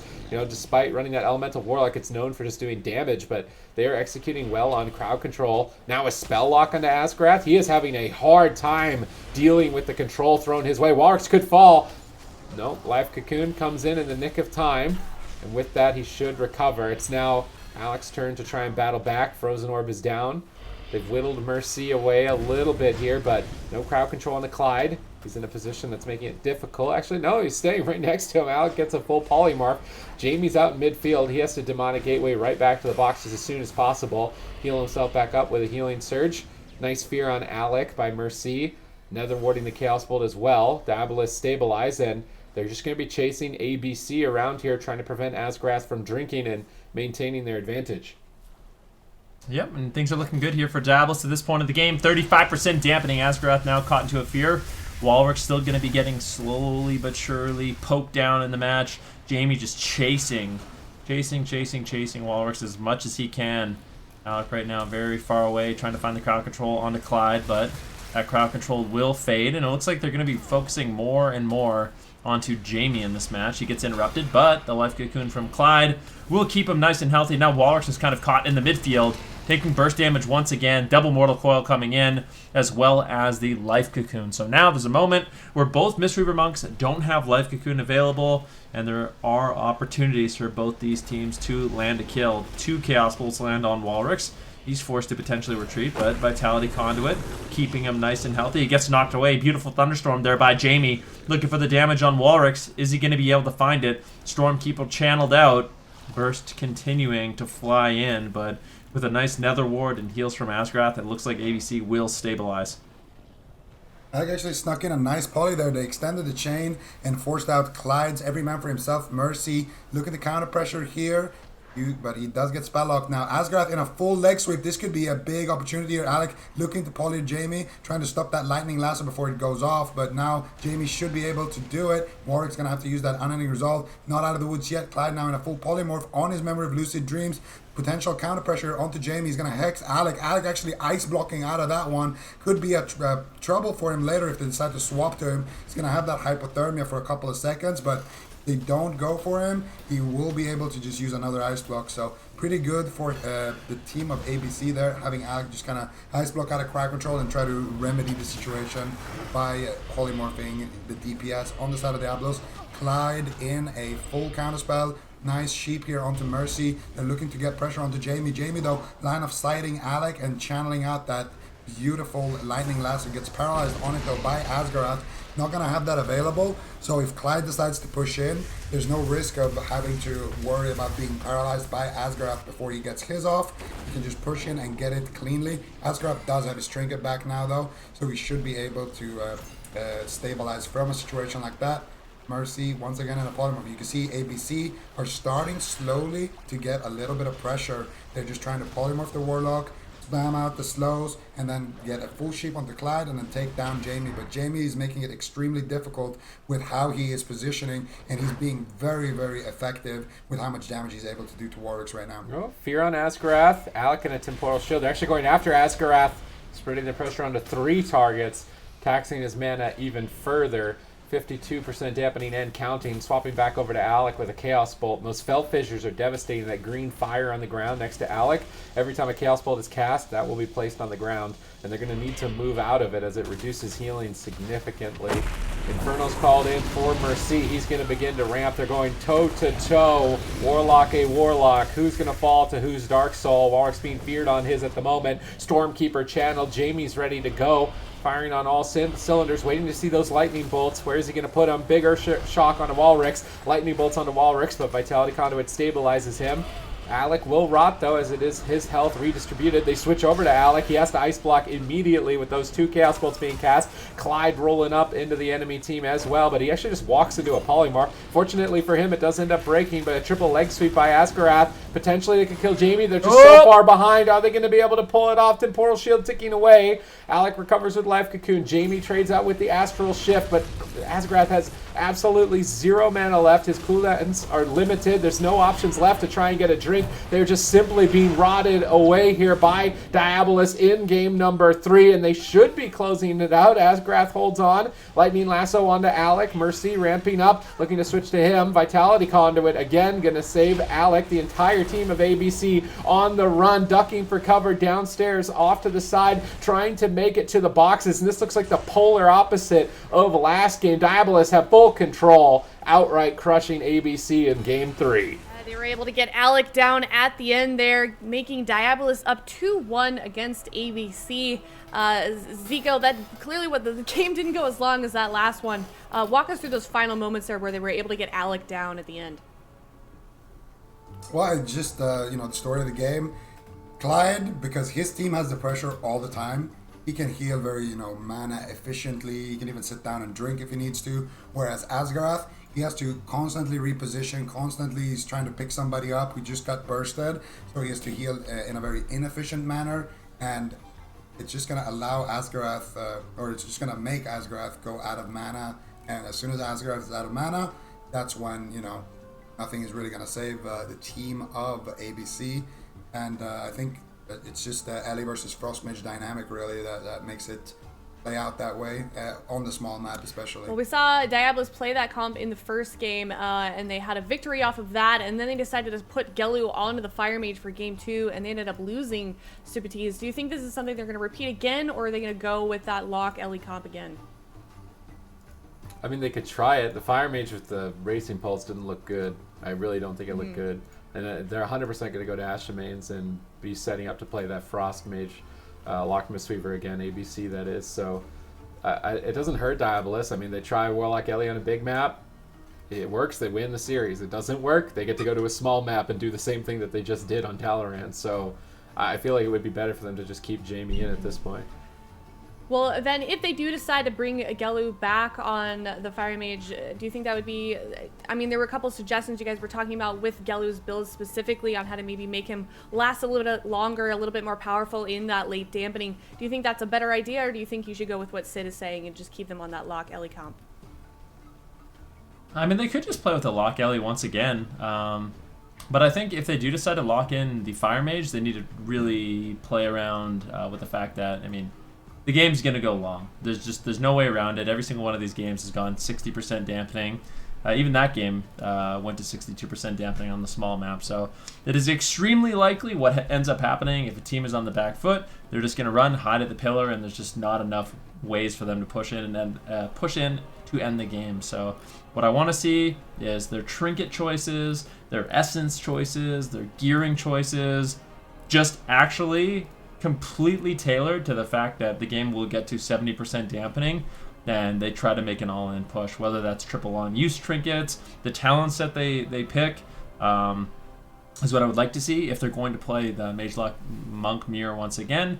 Otherwise, I think just, lock in the Elemental Shaman, see how it works out they locked in on the larger map, and we'll see how this one plays out. You said they did lock in the Elemental Shaman.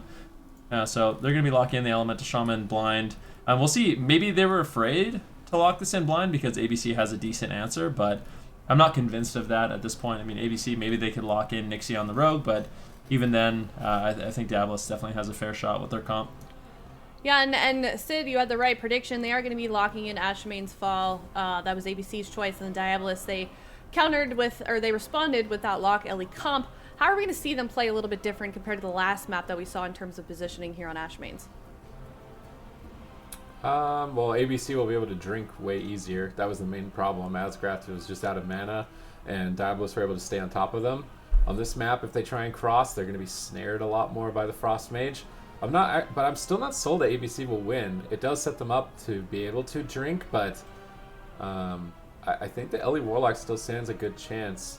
I wanted to see this matchup with Fire Mage just once, only because I wanted to know if it worked on a big map for Ellie Warlock into Fire Mage Destro, because Cloud9 I think is only going to run Fire Mage Destro, and I wanted to see Space Station Gaming rematch with Cloud9 with that, but with Alec being Frost, it's not the same data. I don't think it's comparable, so No, I'm like disappointed. This is not, yeah, we can't use this series to kind of theory craft how well this comp would work into, you know, Fire Mage lock, but it is nice to see that it's kind of looking like it could work.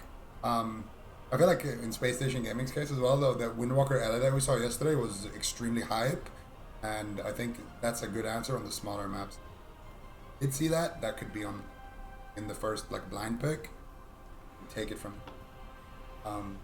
But yeah, here, larger map. I think this is a pretty good test as well. The Nagron game definitely didn't look one-sided. It could have gone either way, which is why I think they locked in the Fire Mage on Tolvir.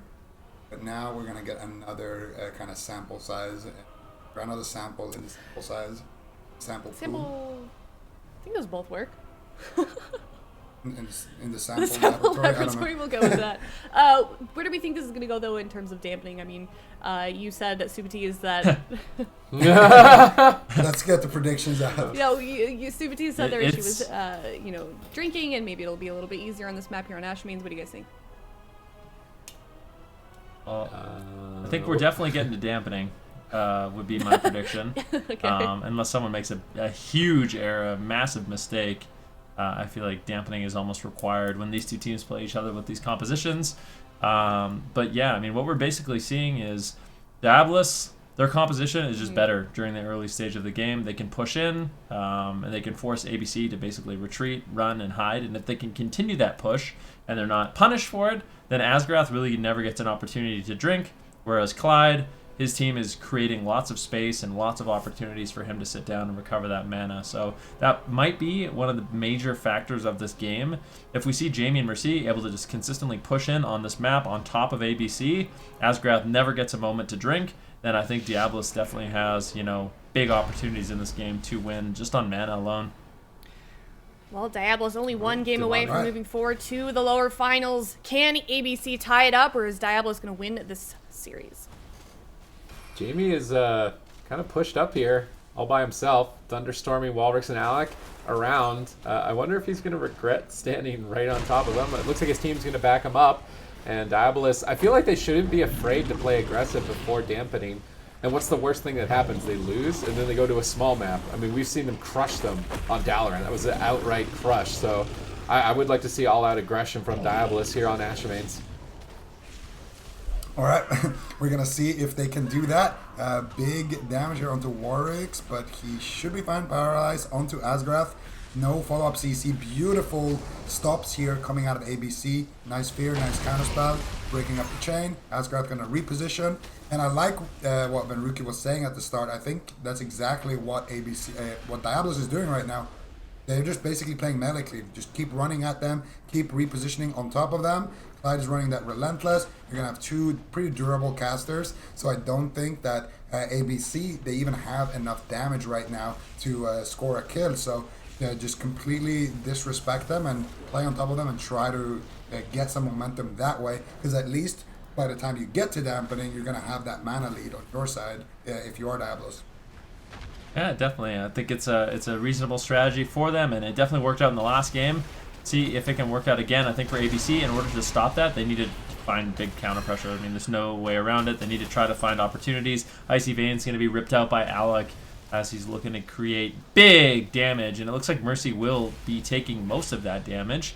Mortal Coil going to be cast out by Walrick, but Clyde easily responds.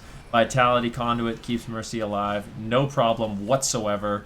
And now Mercy and Jamie can continue their offensive push. Walrick's actually looking for fears. They want to create space for Asgrath if they can. Asgrath has to constantly be dragging through the middle of the map, and Alec has to implement those snares, putting out lots of damage as well to make sure that Jamie and Mercy aren't feeling confident to consistently chase in this match. All right, let's see if Alec can sort of push them back. Right now, it doesn't seem like he can. Diablos are doing as Diablos please here on match point. And do remember that ABC need a deep run here. They don't have a lot of points in the standings to qualify to the circuit stage. Diablos could just shut them out here. They're in a strong position. These hexes on Alec are just going to sit full duration. Walrix is just taking such a punishment in the middle of the map. Asgrath recovers him with the Vitality Conduit. Clyde and Jamie are just standing on top of Asgrath. Alec blinks in to poly out of the fear, trying to capitalize on that positioning to counter pressure. They need to get some damage out, though. There's just no damage. It's Clyde who they're actually trying to go after. He's going to pop that life cocoon, roll back to safety at the pillar. Vitality Conduit trades on Alec. He'll recover. Walrick says Dark Soul rolling, looking to find a Chaos Bolt. Gets grounding totemed by Jamie. Looking to find another Chaos Bolt. That one does connect. Lightning Lasso just 1 second too late. Clyde needs to recover Jamie, but he is very far away at the moment. Clyde's trying to move over there without getting crowd controlled, but he does get intercepted by Alec with a polymorph. Mercy could be in trouble. He's out in midfield if Walrix has some soul shards here. Chaos Bolt's flying through, but Alec denied on the follow-up with a Hex. Good shutdown by Jamie. Clyde rolling up. He's got a leg sweep. Where does he want to go with it? Asgrath has no Glaire's Medallion. I'd love to see a swap to Asgrath here in the future. Ooh, paralyzed, this could be it, but no one is in position, so they're just going to go for CC, try to take down Warwick's here. Beautiful Mortal Coil and Lightning Lasso is going to force out that unending resolve, and you can see here Asgrath not having that trinket, capitalizing on that, getting a nice CC chain is actually going to net Diablos. Pretty big win early on, but Mercy needs to be careful. He's about 50% HP, full poly here onto Clyde. He's going to reflect that Chaos Bolt right there, otherwise could have potentially been his unending resolve. Jamie now wind shearing the follow-up resheep on Alec, and then because Alec is locked on Arcane School, he can't use his counterspell, and then before that short little lockout from the wind shear ants, Jamie goes in and throws out a Hex. And that's something that in general, if you're playing a Shaman, that you want to be doing. If you ever interrupt a mage on poly, try to Hex him as well afterwards. You're going to buy yourself a lot more time, and you're going to slow him down a lot more. So Jamie definitely on point on that Ellie Shaman. Does get triple DR paralyzed on his Lightning Lasso, though. You can see a lot of these teams when they play against the Ellie Shaman, we saw it a little bit yesterday as well in NA, people just try to shut down the Ellie Shaman's Lightning Lasso at all costs.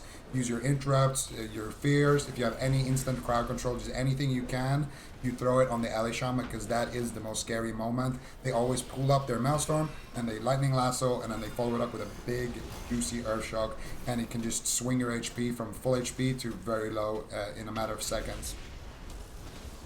All right, let's see if they can keep it up here. Dampening has engaged. Mana not substantially disadvantaged to Asgarath just yet. He's maintained it quite effectively.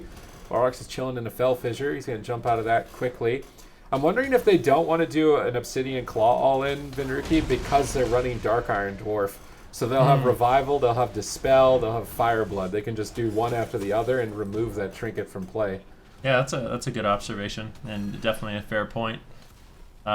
Yeah, I mean, it's just straight up a counter to those unused trinkets, so I could see now why they're just not utilizing them at all. But, I mean, I still feel like there's maybe an opportunity, but maybe not enough overall value in the match. Polymorph now on Clyde. Jamie and Mercy going to be taking a little bit of damage as Alec and Walrick looking for that damage. Jamie in the midfield. And this is what I get worried about on the large map. It's not nearly as easy for Jamie to get in and out of line of sight. Whereas on Dalaran Sewers, he always has a pillar that he's pushing into that he can LOS at and really avoid the damage. But if Jamie wants to push in, Alec can really pressure him on this map. Walrick in the meantime, though, really nothing left in terms of defense. Going to be looking for line of sight. Asgrath looking for a Soothing Mist. The Thunder Focus T will provide him with enough time to top off Walrix. That was a great assault, though, by Diabolus. However, ABC, they did manage to shrug it off and survive. Yeah, Warwick's actually used his health stone right there, so he's not going to have that available unless he drops combat at some point in this match. Full sheep onto Clyde. Let's see what they can get done. Alec immediately getting feared into a Mortal Coil, living that mage life against Destro Ellie, getting 0 re-follow-ups. Clyde should have no problems here stabilizing Jamie. Jamie also has his Astral Shift, so Jamie not going to be in trouble. Going to go behind the pillar and load up his Stormkeeper. Now he's looking to do big damage. He's going to go and zap Warwick a couple of times. Clyde now looking for a paralyzed leg sweep potentially on Asgarath. Let's see if Asgarath can preemptively Vitality or Life Cocoon it. You're going to see Clyde. He's just going to try to roll in and catch Asgarath when he's on Global. And Asgarath is very well aware of it. Both monks here. And there it is. He gets it. No pre-Life Cocoon there from Asgarath into a full leg sweep. That's got to be his trinket potentially here. And he is going to break out.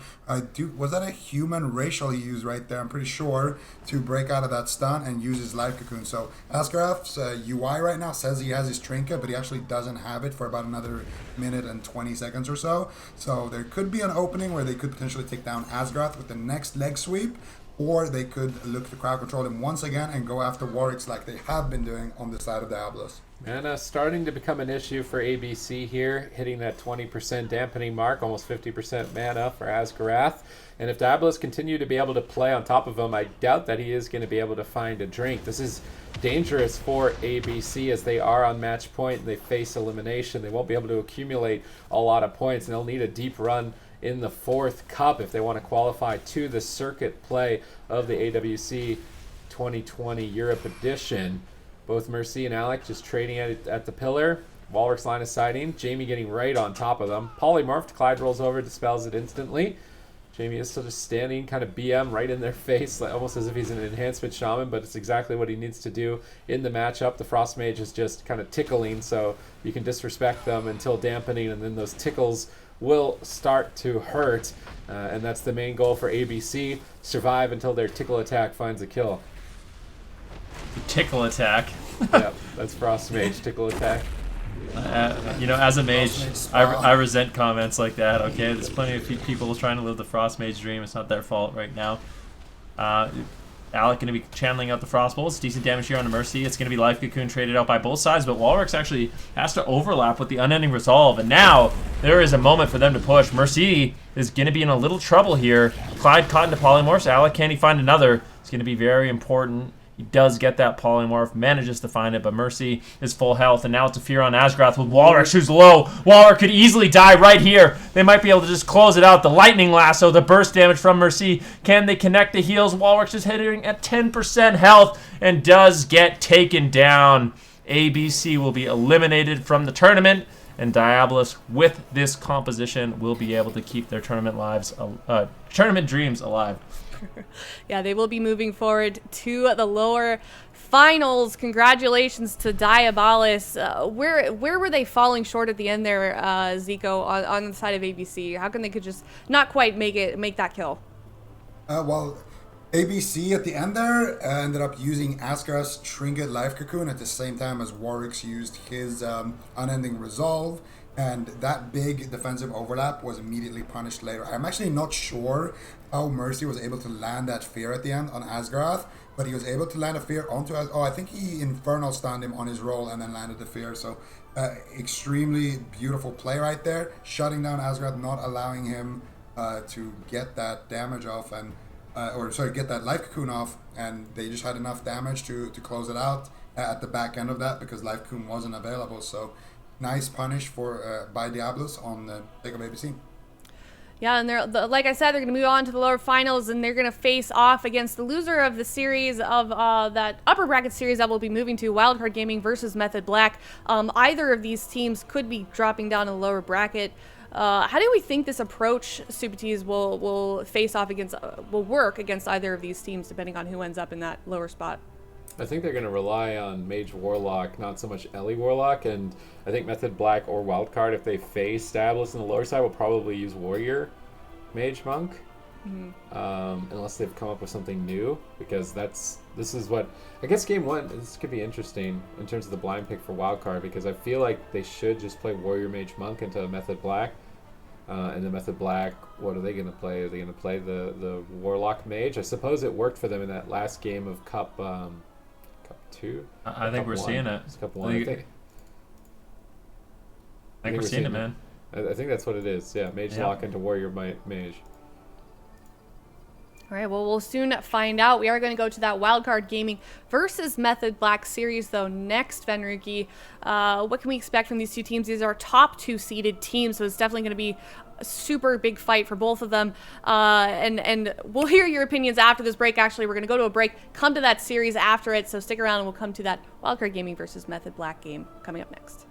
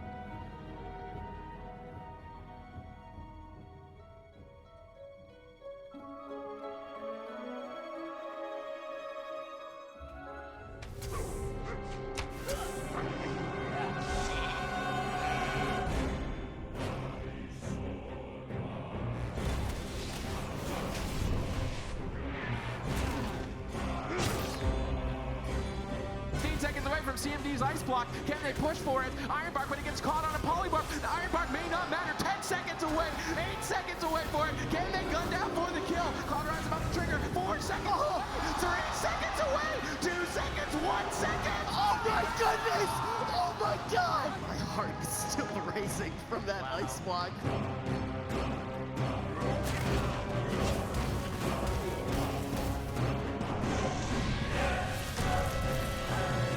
Need to be careful. They need to keep the heals going for just a little bit longer. Looney has his trinket available, but that means blind is also available. I'd love to save just trinkets. He needs to keep his DK in the fight. DR blind. Waz is pushing for the kill. Does he have enough banish? Garode, do they have the polymorph? It doesn't look like it just yet. Even the Vivify is coming in, but it will not be enough. Method Black go through to the grand final. Welcome back, everyone. We've already had one team knocked out of the tournament. Now we only have 3 teams remaining in the EU bracket. Now we're moving into that upper finals. It's Wildcard Gaming versus Method Black. Fenriky, during the break, you sounded pretty confident of what these teams were playing. Let's hear it. Well, I don't know how confident I am. The thing is, both these rosters, they run pretty deep, right? They have a lot of different options available to them. My guess in the blind pick was that we might be seeing both teams lock in kind of a spell cleave. So I think for Method Black, it's likely we see the Mage Lock Monk. For Wildcard Gaming, they have a few different picks into that. I think they could go with the Warrior Mage Mistweaver, which is something they've been implementing quite a bit, and also that's what Method Orange has been trying to work on to deal with the Mage Lock Monk. However, they also have Boomkin and Elemental Shaman, so I think there's actually a chance we see Wildcard Gaming have Maro on the Moonkin, and they play Moonkin, Elemental Shaman into the Mage Lock and try to win that way. Those would be my 2 guesses. All right, well, we've heard Ven's guesses. Supertees, what do you think about that? What do you hope to see these teams play? I think they're going to play mains. I think, well, it's tough to say what is a main for Wildcard or for Method Black, but I think Mage Lock Mistweaver for Method Black, and then probably Frost. I think Raikou Frost. And then Blizzo's team will play Fire Mage Warrior Mistweaver. That's my blind pick guess. And those are, really good points with Method Black. They have so many different comps. Back when I used to track the stats for these teams last year, the Method Black would always consistently have the most comps. Even in like one series, they would switch comps. It's like every game almost sometimes. Zika, what is it about the team that enables them to have such a deep pool of different compositions? Well, I think they've just put in the time to actually learn a lot of different alts. I think what it comes down to is, number one, you're going to have, the rogue mage mentality coming from, Waz and Raikou, but then you're going to have the dampener mentality coming out of Swapsy. And then I think you just have Swapsy kind of forcing everyone on the team to pick up, dampening comps. And then when, you play with Swapsy on his lock. Like, I think Swapsy is like the X factor in the team in a way, because he just plays whatever they need. Like, we see him on Rat, Warlock, Shaman, like anything they need, he'll pick it up and he'll do a good job on it. And he will always have that kind of defensive mindset, always try to put his team in a situation where they have the compositional advantage. And then I think having Waz as well on the roster, he picks up like all of the melees that Swapsy doesn't pick up. And then you have Raikou, solid on his mage, solid on his demon hunter, and a multi-class healer. So they put in the work. I think they put in the most amount of work out of all teams, to be honest. I feel like they're always practicing. They're always looking for ways to improve. Mm-hmm. Yeah, and like you were saying, who am I talking to? Zico, jeez. That's my name. I went Supa Ven Zico. I don't know if you heard that, but every single one of these players on Method Black, they're able to multi-class so well at such a high level.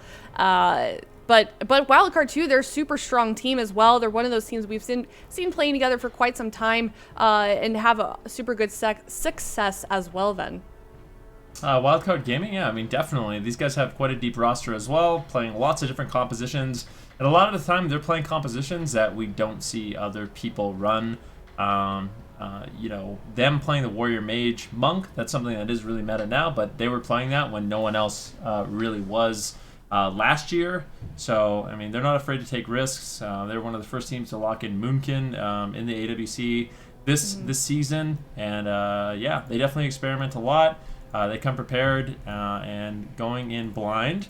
we can see that both these teams are coming up with... They came with nothing that we thought. All right. All right. Well, the blind comps are now visible for us on our side. It's Wildcard Gaming versus Method Black here in Game 1. It sounds like they're playing something neither of you guys seem to predict. Ooh. Yeah. Yeah, we didn't really expect Mage Ellie to come out and Windwalker DK. Okay, it looks like Wildcard Gaming is leaving the match real quick, so we'll let them reset here while you finish your thoughts, Zico. Yeah, so Mage Ellie is one of those comps that we have seen it. It used to be meta in the previous season a lot, but in this season we haven't really seen too many teams play that Mage Ellie, just because Mage Warlock has been the go-to.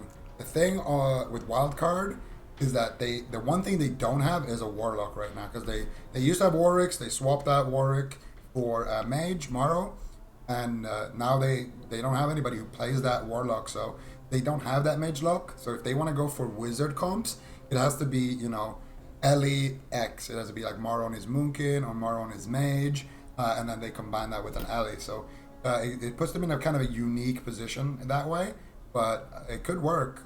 These guys, it's not the first time we see them bring out, you know, something that we haven't seen in a long time and actually have success with it. We've seen them do that with like Thunder and things like that in the past too. And what about, we saw Method Black's comp. What do we think about that, Stupid Tees? I'm wondering what they were... Usually you pick Frosty K, you were expecting a cleave. So... I think they were trying... Honestly, I think they were trying to counter the Fire Mage Warrior. Really? With Frosty K? Yeah, you just sit on the mage the whole game. It's difficult for me. I'm not sold that it would counter it. I feel like the Warrior just chases the Mistweaver then. And then you're never stacked. All right, well, we'll soon see what their plan is with this Windwalker DK comp versus Wildcard Gaming with their Shaman Mage. It is game 1 of our top 2 seeded teams. I think Shaman Mage is heavily favored in this. Almost any double spellcaster into Frosty K, it's incredibly difficult. They did fortunately go with a Windwalker instead, so they will have the opportunity for grip leg sweep goes, but as long as Looney, Morrow, and Zeepai stand maximum distance from each other, they can outrange the death grip and kind of just keep the team in a point where they're always taking damage and they can never get their death grip stun. So I really want to see Wildcard Gaming with max distance positioning the entire match, never get too close together, and just focus out their, or max out their damage while doing so. Yeah, so I mean, for Morrow and Zeepai, it's going to be about avoiding those setups like you were kind of talking about, Sid. I really do feel like, I mean, maybe I'm wrong about this. I think Wildcard Gaming, they definitely won the blind pick. I think they were expecting a cleave like this, because traditionally Mistweaver cleaves do pretty well into the Warrior Mage Mistweaver comp. So Method Black trying to counter Wildcard Gaming's initial pick, and Wildcard Gaming just 2 steps ahead and managed to pick up this really, really good composition. Morrow by himself should be able to survive through this damage. I think Looney should be able to heal through this. Zeepai can create some good pressure and support Morrow on that Fire Mage, but I think this is going to be one of those games where it's Waz, Swapsy, slowly but surely trying to take down Morrow, but it could definitely take a little while. And we're actually seeing spike trinkets implemented here. Maybe they're just trying to force the blink. Maybe Morrow's really, you know, edging at that 38-39% corruption, and just a single spike could be what pushes them over the edge. So maybe not the worst decision here by Method Black, but definitely a bit peculiar. They've had good. Yeah, we're gonna see if they can make anything happen. They did get Morrow's trinket there. Morrow also used his combust, and you can see on Morrow's cooldowns that arched up delirium combo from Swapsy is making all of his spells have a massive long recharge time. So let's see if he can get a greater pyroblast out. It looks like he's gonna connect it. Zeepai with beautiful stun there from his pet gets a hex onto Waz. Another greater pyroblast connects Swapsy in huge trouble. Chaz is in a sleep right now, but he should be able to come out there and heal Swapsy out. And Death Strike is the thing that healed Swapsy for 40% of his HP right there, and it is based off of how much damage you just took. So Death Strike definitely, when you take a massive hit as a DK and you use it right after, it also is going to give you a massive heal.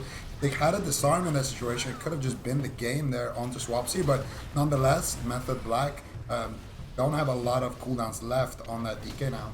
I think they're trying to bait Morrow to blink with Spite, and then if he blinks, they can do a Death Grip go. So they grip Morrow in. They do a ton of damage. He's been just sitting in that corruption. I don't think Looney went Tiger's Lust. I feel like a lot of teams were thinking there's no way anyone plays Spite, but Waz getting counter-aggressed here, Karma and Fort Brew, but Morrow gets bursted by the Drestagath. Cauterized going to trigger. He's on the run. Both sides trading some pretty important cooldowns early on between the teams. And I'm wondering if maybe Looney will regret not going that Tiger's Lust, because Spite right now is currently not stacking. So a lot of teams have opted to just totally stop playing it, but it looks like Method Black have decided to run it, and it's looking very effective. It's going to get them a nice block here, only 3 minutes in. I love it. Honestly, this is genius by Method Black. I mean, Morrow, his mobility is going to be very limited on that Fire Mage with the Frost Death Knight, using, you know, the Heartstop Aura, the Delirium, and with Morrow constantly over-corrupted the entire game. It may not seem like that big of a deal, but those Eye of Corruption stacks, they start really adding up. If Morrow gets unlucky and a few proc in a row, you know, once you're at 10, 11, 12 stacks of Eye of Corruption, that additional damage ends up mattering quite a bit, especially in a matchup like this. Out of Polymorph here onto Waz, looking to see if he can maybe get something going here on tomorrow. They did just use a Spite, so basically the strat from Method Black is get on tomorrow, maybe stun him up, drop a Gladiator Spite, and then if he blinks, try to get tomorrow again, drop another one, and they just want to keep staggering them like that. And the reason is because Spite right now is kind of nerfed. You can't stack it. They are changing that. I do believe maybe it's a bug that's getting fixed, but that's not going to happen until the servers restart. So for this tournament, this is the best way to use Spite. You might be a little confused why people aren't stacking it. So good thing to explain, I think. Morrow is going to get knocked back into it, and you can see right now he's getting stunned, and there it is. Things from beyond are starting to spawn. All right. Seems good. That was beautiful. I have to say, Method Black, that was incredibly smart. I mean, they came in with that plan. There's no way Wildcard Gaming was expecting that, and it is back to the drawing board, because I don't even know what Morrow's going to be able to do. I feel like he's going to have to wear really low corruption, I think, but just having a Spite on you literally the entire game with the way they're rotating it, it's not easy to deal with, and it's not as easy as just, oh, I'm just going to Shimmer out of it, because Shimmer is literally a minute-long cooldown when you have a Frost Death Knight on you. There are some adaptations they can make. Like, maybe we could see Blizzo go on like a Windwalker Monk to try to counter that with Ride the Wind, but I mean, Method Black picking up this game #1, I really like what they came prepared with. Mm-hmm. And it sounds like you guys also, before we saw that game play out, it seemed like, generally speaking, you guys thought that maybe Wildcard Gaming had the comp advantage. Super Tees, what about Method Black specifically enabled them to use that Windwalker DK so powerfully against Wildcard Gaming? It was the Spite trinket, just over-corrupting Morrow. Even with only one Spite at a time, it still looked pretty good. The counter to that would be for Looney to run Tiger's Lust. But it might not even be too great with the way they're splitting it up, because you could Tiger's Lust him out of one Spite, and then he's in another Spite, and then there's another Spite after that. I feel like a lot of teams didn't try the staggering strategy so much because it was just expected that you cheesed somebody by holding them in 3 of them at once and 100-0'd somebody, but splitting them up made it so that Morrow could basically do nothing. Like, he's just walking out of Spite. He can't cast Poly, he can't cast Greater Pyro. He's just walking, and Zeepai's not going to solo anything while that's happening. If he doesn't get out of the corruption stacks, then they do eventually become a problem for him, ultimately why he died. So staggering them like that against the double spellcaster was a good way to overcome the disadvantage that the Frost Death Knight normally would have in a matchup like that. It was really effective for them, and it could work. It should work into the Warrior Mage comp as well. So Wildcard Gaming, maybe they go to the Boomkin Ellie instead, so that they don't have a mage that's just waddling. They'll have a Ghost Wolf in a travel form. Yeah, we'll have to see soon what Wildcard Gaming decides to do about Method Black's Windwalker DK here. It is their map choice currently. Zico, do you have any idea of maybe what they're going to try and do going into this game too? I like the idea of Boomkin Ellie. It depends on what Method Black are going to decide to lock in on the blind. Mm-hmm. I don't know what I want to see from Method Black on the blind. Maybe Mage Lock is just, a pretty good answer into anything that Wildcard can do. But it honestly, it depends on map, and it depends on comps here. But if we saw that exact same matchup, I think Boomkin Ellie would be a little bit better answer. just because Moonkin can shift out of the snares. He's going to be extremely tanky as well, and you're going to have those big hits that you can use with those Star Surges. So their Moonkin Ellie always looks kind of solid. They could also swap to a different healer. If you had a Paladin, for example, with Maru, I think it would be a lot more effective at negating those spites, just because Blessing of Freedom is a direct counter to it. So Wildcard Gaming, they have locked in Dalaran Sewers Ven. Does that give us any more of an idea of maybe what their tactic is here? Dalaran Sewers. What do Wildcard Gaming want to do? You don't want to go against Mage Lock. Yeah, I guess I don't want to play against the Mage Lock of Method Black. I wonder what Method Black's going to do. I wonder if they could just lock in the Windwalker Death Knight once again. A lot of the compositions Wildcard Gaming have kind of revolve around, Morrow. I guess they do have the Thunder. That's something that could be an option for Wildcard Gaming against the Windwalker Death Knight. I don't think Method Black could, replicate that strategy at all against an Elemental Shaman Warrior. So yeah, the blind pick from Method Black. What is it going to be? I think their safest blind pick is the Mage Lock, and that's probably why they went to Dalaran Sewers, just to try to avoid that situation, or at least give them some options against that comp. So that Windwalker DK comp, that's only, you guys touched on it a little bit during that game. Spy Trinket is going to get some changes next week. Is this a comp that that we're going to continue to see them playing, or is it just working so far right now against Wildcard Gaming because of the current state of that trinket? I think it just gets better. I don't think it gets worse. Really? I think it just gets better. I mean, it'll stack, so if they stagger them but overlap them maybe slightly, it'll just continue ramping it higher. I feel like that's something Method Black can do now every time. I think it's actually more annoying to deal with it staggered, to be honest with you. Yeah, you can just trade one Life Cocoon or whatever when it's stacked, and that's that. Yeah. But if it's staggered, it's like a consistent It's consistent problem. damage, yeah. It's consistent damage the whole game, and it's like Yeah. I kind of mentioned, if you're getting an Eye of Corruption, okay, that's not that big of a deal. I mean, we did see a few things from Beyond. It was actually things from Beyond that closed out the game with the Drestigath Trinket, but just Eye of Corruption proccing on you the whole game and having to deal with that, it is annoying. And I mean, Maro could run lower Corruption, but yeah, I mean, you're at a big disadvantage if you're trying to go down to 0 Corruption and you have a Windwalker Death Knight training you. Your versatility and overall damage is going to be really, really lowered. So I think Method Black did the right thing. And even when Spite gets changed back to being able to stack it, I mean, it's something they can do, but I feel like I'd be more annoyed if this one was on me the whole game, to be honest. I don't know who it was, but it was one of the European players who on the live ladder before the current Spite Trinket changes, didn't run Corruption at all in arena games.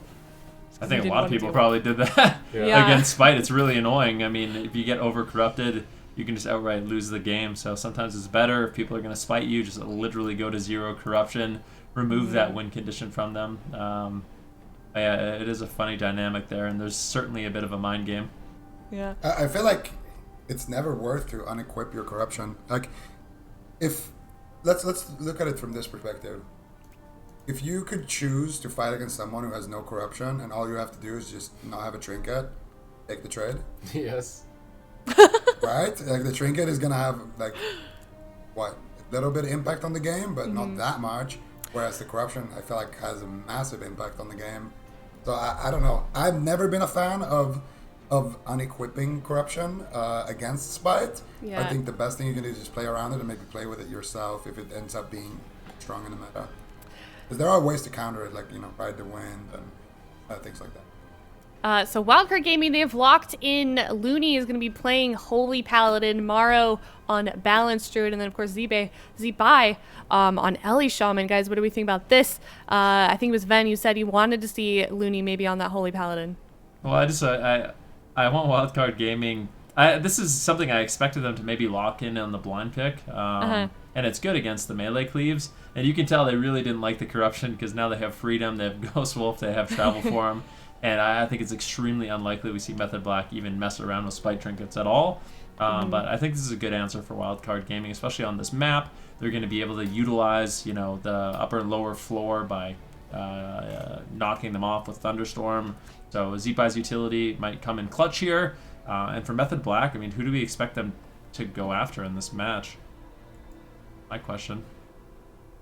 I want to see them run at Looney. Yeah, me too, kind of. I actually just want to see them just throw caution to the wind and run down the healer.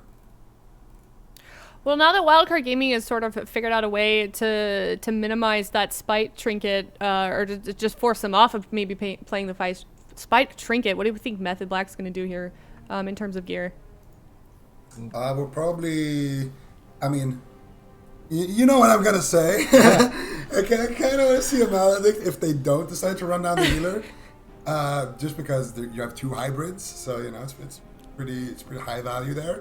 But if they go for Looney, then I don't necessarily. I would still like to see a little Maledict. And actually, for the record, Waz is one of the few players who actually has ran Maledict. So he knows about the value. I'm just putting it out there. But do you think he's listening to you, or is he making that decision independently? I mean, Waz, he was like my little child, you know. He was a little Gladrogue when I found him in the forest, you know. So yeah, he's definitely listening to me. Obviously, I'm their coach. No, I think he's experimented with it. That's the thing about Method Black, you know. Even when they are winning and they are the team to beat, you know, it's like Cloud9 and NA. They keep looking for ways to improve their gearing, their comps, and stuff. Yeah, Method Black is one of those teams. They're always looking for just like minuscule amounts to, ways of just improving and getting the edge on that competition. I think one of my favorite, like, most genuine people I've talked to is Swapsy. Swapsy is actually hilarious. It's the way he looks at the game. He's actually, he said to me many times, he's like, yeah, the way I look at the game is I want to go into matchups where I can play bad and still win. Like, he wants that big of an edge in matchups where he doesn't have to play good to win. And if he can find that, he can get that advantage, they'll definitely work towards it. And I think that's one of the things about Method Black. They're an extremely hardworking team, and that hard work, it definitely shows. Yeah, it certainly does, given where their placements are right now. But the time is up. They're both in the game. The arena gates will be opening soon. It is Wildcard Gaming down 1-0 against Method Black. We'll see if they have an answer to this Windwalker DK comp. All right, Maro on the Balanced Druid, Zupai on the Ellie. This is a comp that they've been utilizing to beat melee cleaves, so I'm pretty sure they have like 100% win rate right now and into the melee cleave matchups with it. So it's likely that this will be very difficult for Method Black. They're able to find victory with the Gladiator Spite Trinket in a matchup that is also typically unfavorable for them, but this one even more so with Looney on the Paladin. Zico, Ven, you think they should just run at Looney the entire game? That would be the classic Windwalker Death Knight strategy. Looks like... Yeah, I would. Oh. I would love that. Swapsy's build is pretty interesting. Dark Sim. It's usually difficult as a Frost Death Knight to actually get enough honor talents to get everything that you want, but he doesn't need Delirium because there's no blinks on the team to kind of reduce, so going for the Dark Sim means he could steal Cyclone, he could steal Hammer of Justice. I think those are the 2 major spells he's going to be looking for. Yeah, let's see if they can get that crowd control. Paralyze on Looney. Nice setup here on Maro on Zipai. This is the Touch of Death, and Maro and Zipai, they actually overlap their trinkets. A bit of a freak out by Wildcard Gaming. Not nearly as calm, cool, and collected as we normally would expect from this roster, but they do manage to survive. But that just means the next setup is going to be a nightmare. I mean, there's no Astral Shift, there's no trinkets. The next time we see Swapsy and Waz look for a big setup with Chill Streak, I think Wildcard Gaming is going to have to use a ton of their defense. Yeah, I mean, Wildcard Gaming picked this map to bait Method Black into going into a cleave. They didn't want to fight the Mage Lock, but this map actually does give the melee cleave a good opportunity to win. Yeah, I completely agree. It's going to make it a lot easier for their win condition, which is to try to stack 2 players up and get that Chill Streak bouncing around. See, they don't have the Blinding Sleet and the Chill Streak right now. Waz going to have his leg sweep coming up in about 6 seconds. You can expect them to leave that pillar very, very shortly. There it is. Grip, double blind. There is a double leg sweep right there. Paralyze onto Looney into a leg sweep. Looney using his human racial. Triple DR. Paralyzed now onto Looney. And that was the entire push. They force out Looney's human racial. Now they're going to go back behind the pillar. Maro looking for Cyclones. Going to bash up chest. Not able to find it. Beautiful Ring of Peace. Waz with the denial as well. With that Spearhand Strike. Stopping out all of these Cyclones. Looney activating that Avenging Wrath right now. Just powering his team with big heals while they are pushing in in behind the pillar, getting aggressive. Waz in a Cyclone, they're looking to swap it to Chaz. Chaz doing what he can here to avoid CC, avoiding Zipa. I think Zipa wants to use his Lightning Lasso as soon as possible, but he's not going to be able to find it just yet. Still looking for it. There it is. Hammer of Justice onto Chaz, into a Lightning Lasso potentially. He's going to trinket that Hammer of Justice, use that Life Cocoon, and there's the Lightning Lasso as well onto Swapsy. Beautiful setup here from Wildcard Gaming, and they pounce back. Definitely not going to be a completely one-sided matchup by any means. Cyclone now on a Swapsy. Zipa and Marl still continuing their pressure. Chaz with no trinket. Bit vulnerable if they do decide to set up on him or just crowd control him. You can see Chaz, he's actually playing the Gnome, so he has that Gnome Mistweaver prepared, and that's normally what we see healers do against the balanced Druids. If he wasn't playing Gnome, it's extremely likely Marl would have been playing, Root Beam, but now he will be implementing that Bash. So just a nice little picks there by Chaz, just min-maxing the racials against their opponents. But he is running Vitality Conduit, so I think Chaz is the kill target here for Wildcard Gaming. In the meantime, Method Black get a setup onto Zipai and Morrow, both deciding not to use their Gladiators medallions. Frenzy regen for Morrow, but Zipai doesn't have that same healing. Looney's going to have to trade Sacrifice during that assault and try and pick his team back up. This is where I want to see Wildcard Gaming start to push on top of Chaz. They've got all of their damage lined up here. A full Astral Power Bar. They jump into that Incarnation form. Big damage onto Chaz. He pre-Fort Brews the stun.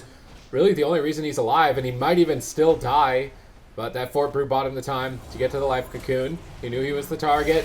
He saw the situation and was able to prepare for it and keeps his team in the match. Now the teams are going to equalize. There's not really going to be any big threat when there's no crowd control on Chaz, unless they can find a Cyclone, which looks like it's going to be very difficult. Chaz, Swapsy, and Waz are going to retreat. They're waiting for their Chill Streak before they go for another double stun Chill Streak bounce. Yeah, and I think they're going to try to do it onto Looney here. If they can do it maybe onto Morrow and Looney. Not sure. Chaz actually getting Solar Beam right there on cast. Not going to be able to activate any of his defense. They're just going to do it on both of the DPS. But Looney with a nice Hammer of Justice is going to allow himself to not get leg swept there by Chaz. But beautiful DR Paralyze into another leg sweep right there. It's going to force out Morrow's Trinket this push here. Nothing too much going to come out of that. And now once again, Method Black going to go behind the pillar, try to top themselves up. Looney's going to not be able to push in and get a Hammer of Justice onto Chaz. He doesn't have that spell ready. So normally here, they would try to attack Chaz and try to kill him, but they're not going to be able to do so unless Zipa can get a Lightning Lasso. But with the amount of interrupts on the side of Wildcard, or on the side of Method Black, he's not going to be able to find that. So Looney, using that Hammer of Justice, actually made it so Wildcard couldn't get their push in. And soon, Waz is going to have his leg sweep, and they're going to go for another Shield Streak combo. So they need to go for it right now. And there it is. Hammer of Justice onto Chaz, going for the Hex there. Zipa getting interrupted on it. And that's just going to be a pretty poor attempt right there. They kind of had to rush through that. And now, Method Black is on the aggressive here, man. Yeah, nice Thunderstorm by Zipa, though. And that will kind of diffuse this go. Morrow going to be getting bursted down, but it looks like Looney might be able to heal through it. He does get interrupted. Nice interrupt there by Swapsy, denying the heals, but it just seems like with the Bark Skin, Morrow's going to be more than durable. Chaz does get Lightning Lasso. Nice interrupt there. Once again, that shuts that down, and both teams have stabilized. The thing is, these setups from Zipai, they're really, really nice, or these stops. The Thunderstorm, every single time we see Swapsy and Waz try to go for those setups, it just really slows them down and is allowing them to survive without necessarily having to trade out too many of their defensive cooldowns, not even getting Trinket in that last go. We are now marching deeper and deeper into dampening, about 6% at this point, and I kind of wonder who has the edge in dampening. I mean, all four of these DPS, they have a lot of self-sustainability, a lot of self-heals, and I just kind of wonder who's going to come out ahead. Big attempt here onto Chaz. Can they take him down? Lightning Lasso out of the Hammer of Justice. He has enough time to get the Life Cocoon, not even trading out the Trinket. It's an extremely close call there for Chaz, but with good help from Swapsy and Waz, he's able to hold on and not really have to trade out any of his major defensives. So Morrow and Zipai aren't running Conflict and Strife. I think they're going to be the main focus for Method Black, as Looney is running Conflict and Strife. On the side of Method Black, Chaz is the only one not running Conflict and Strife. I think he's the only main target for Wildcard Gaming overall in this match, and it's just going to be setups like this, Grip and a double Blinding Sleet. If Morrow is able to escape as he has, then there's not really going to be any damage found for the team of Method Black. Looney should easily recover. But if Morrow or Zeepai aren't able to spread out, they're going to be in a lot of trouble. As soon as they survive that Blinding Sleet chill streak, they're immediately going to stun Chaz and try and burst him down in the stun. And it's just going to be rinse, repeat, rinse, repeat, rinse, repeat until one of the sides ends up making a mistake or dampening gets so high that they just physically can't heal through the amount of damage that is dealt through those exchanges. The way that this is played out, I don't see any other option for either side. Another Grip into double stun. Cinder Ghost during this push. They're not able to spread out while they're stun locked, and they're not running Conflict. So during that leg sweep, they are going to take a ton of damage. Looney bounces them back with the Avenging Wrath. Now he's resetting his Hammer of Justice, getting ready to utilize that on Chaz. Chaz does not have the Fort Brew at the moment, so if he gets stunned up, he could be in trouble. He does go into that full Hammer of Justice. They switch right over to him. Is he going to get KO'd? Huge damage. He might die through the zone. Lightning Lasso triggers into a full Cyclone. Nice punish by Morrow. And on the basis of these trades so far, I would say that Wildcard Gaming are going to have the edge when it comes to kill potential. Ooh, Chaz getting locked now on cast, but there it is, double Blinding Sleet. Chaz actually using his leg sweep there since Waz didn't have his available.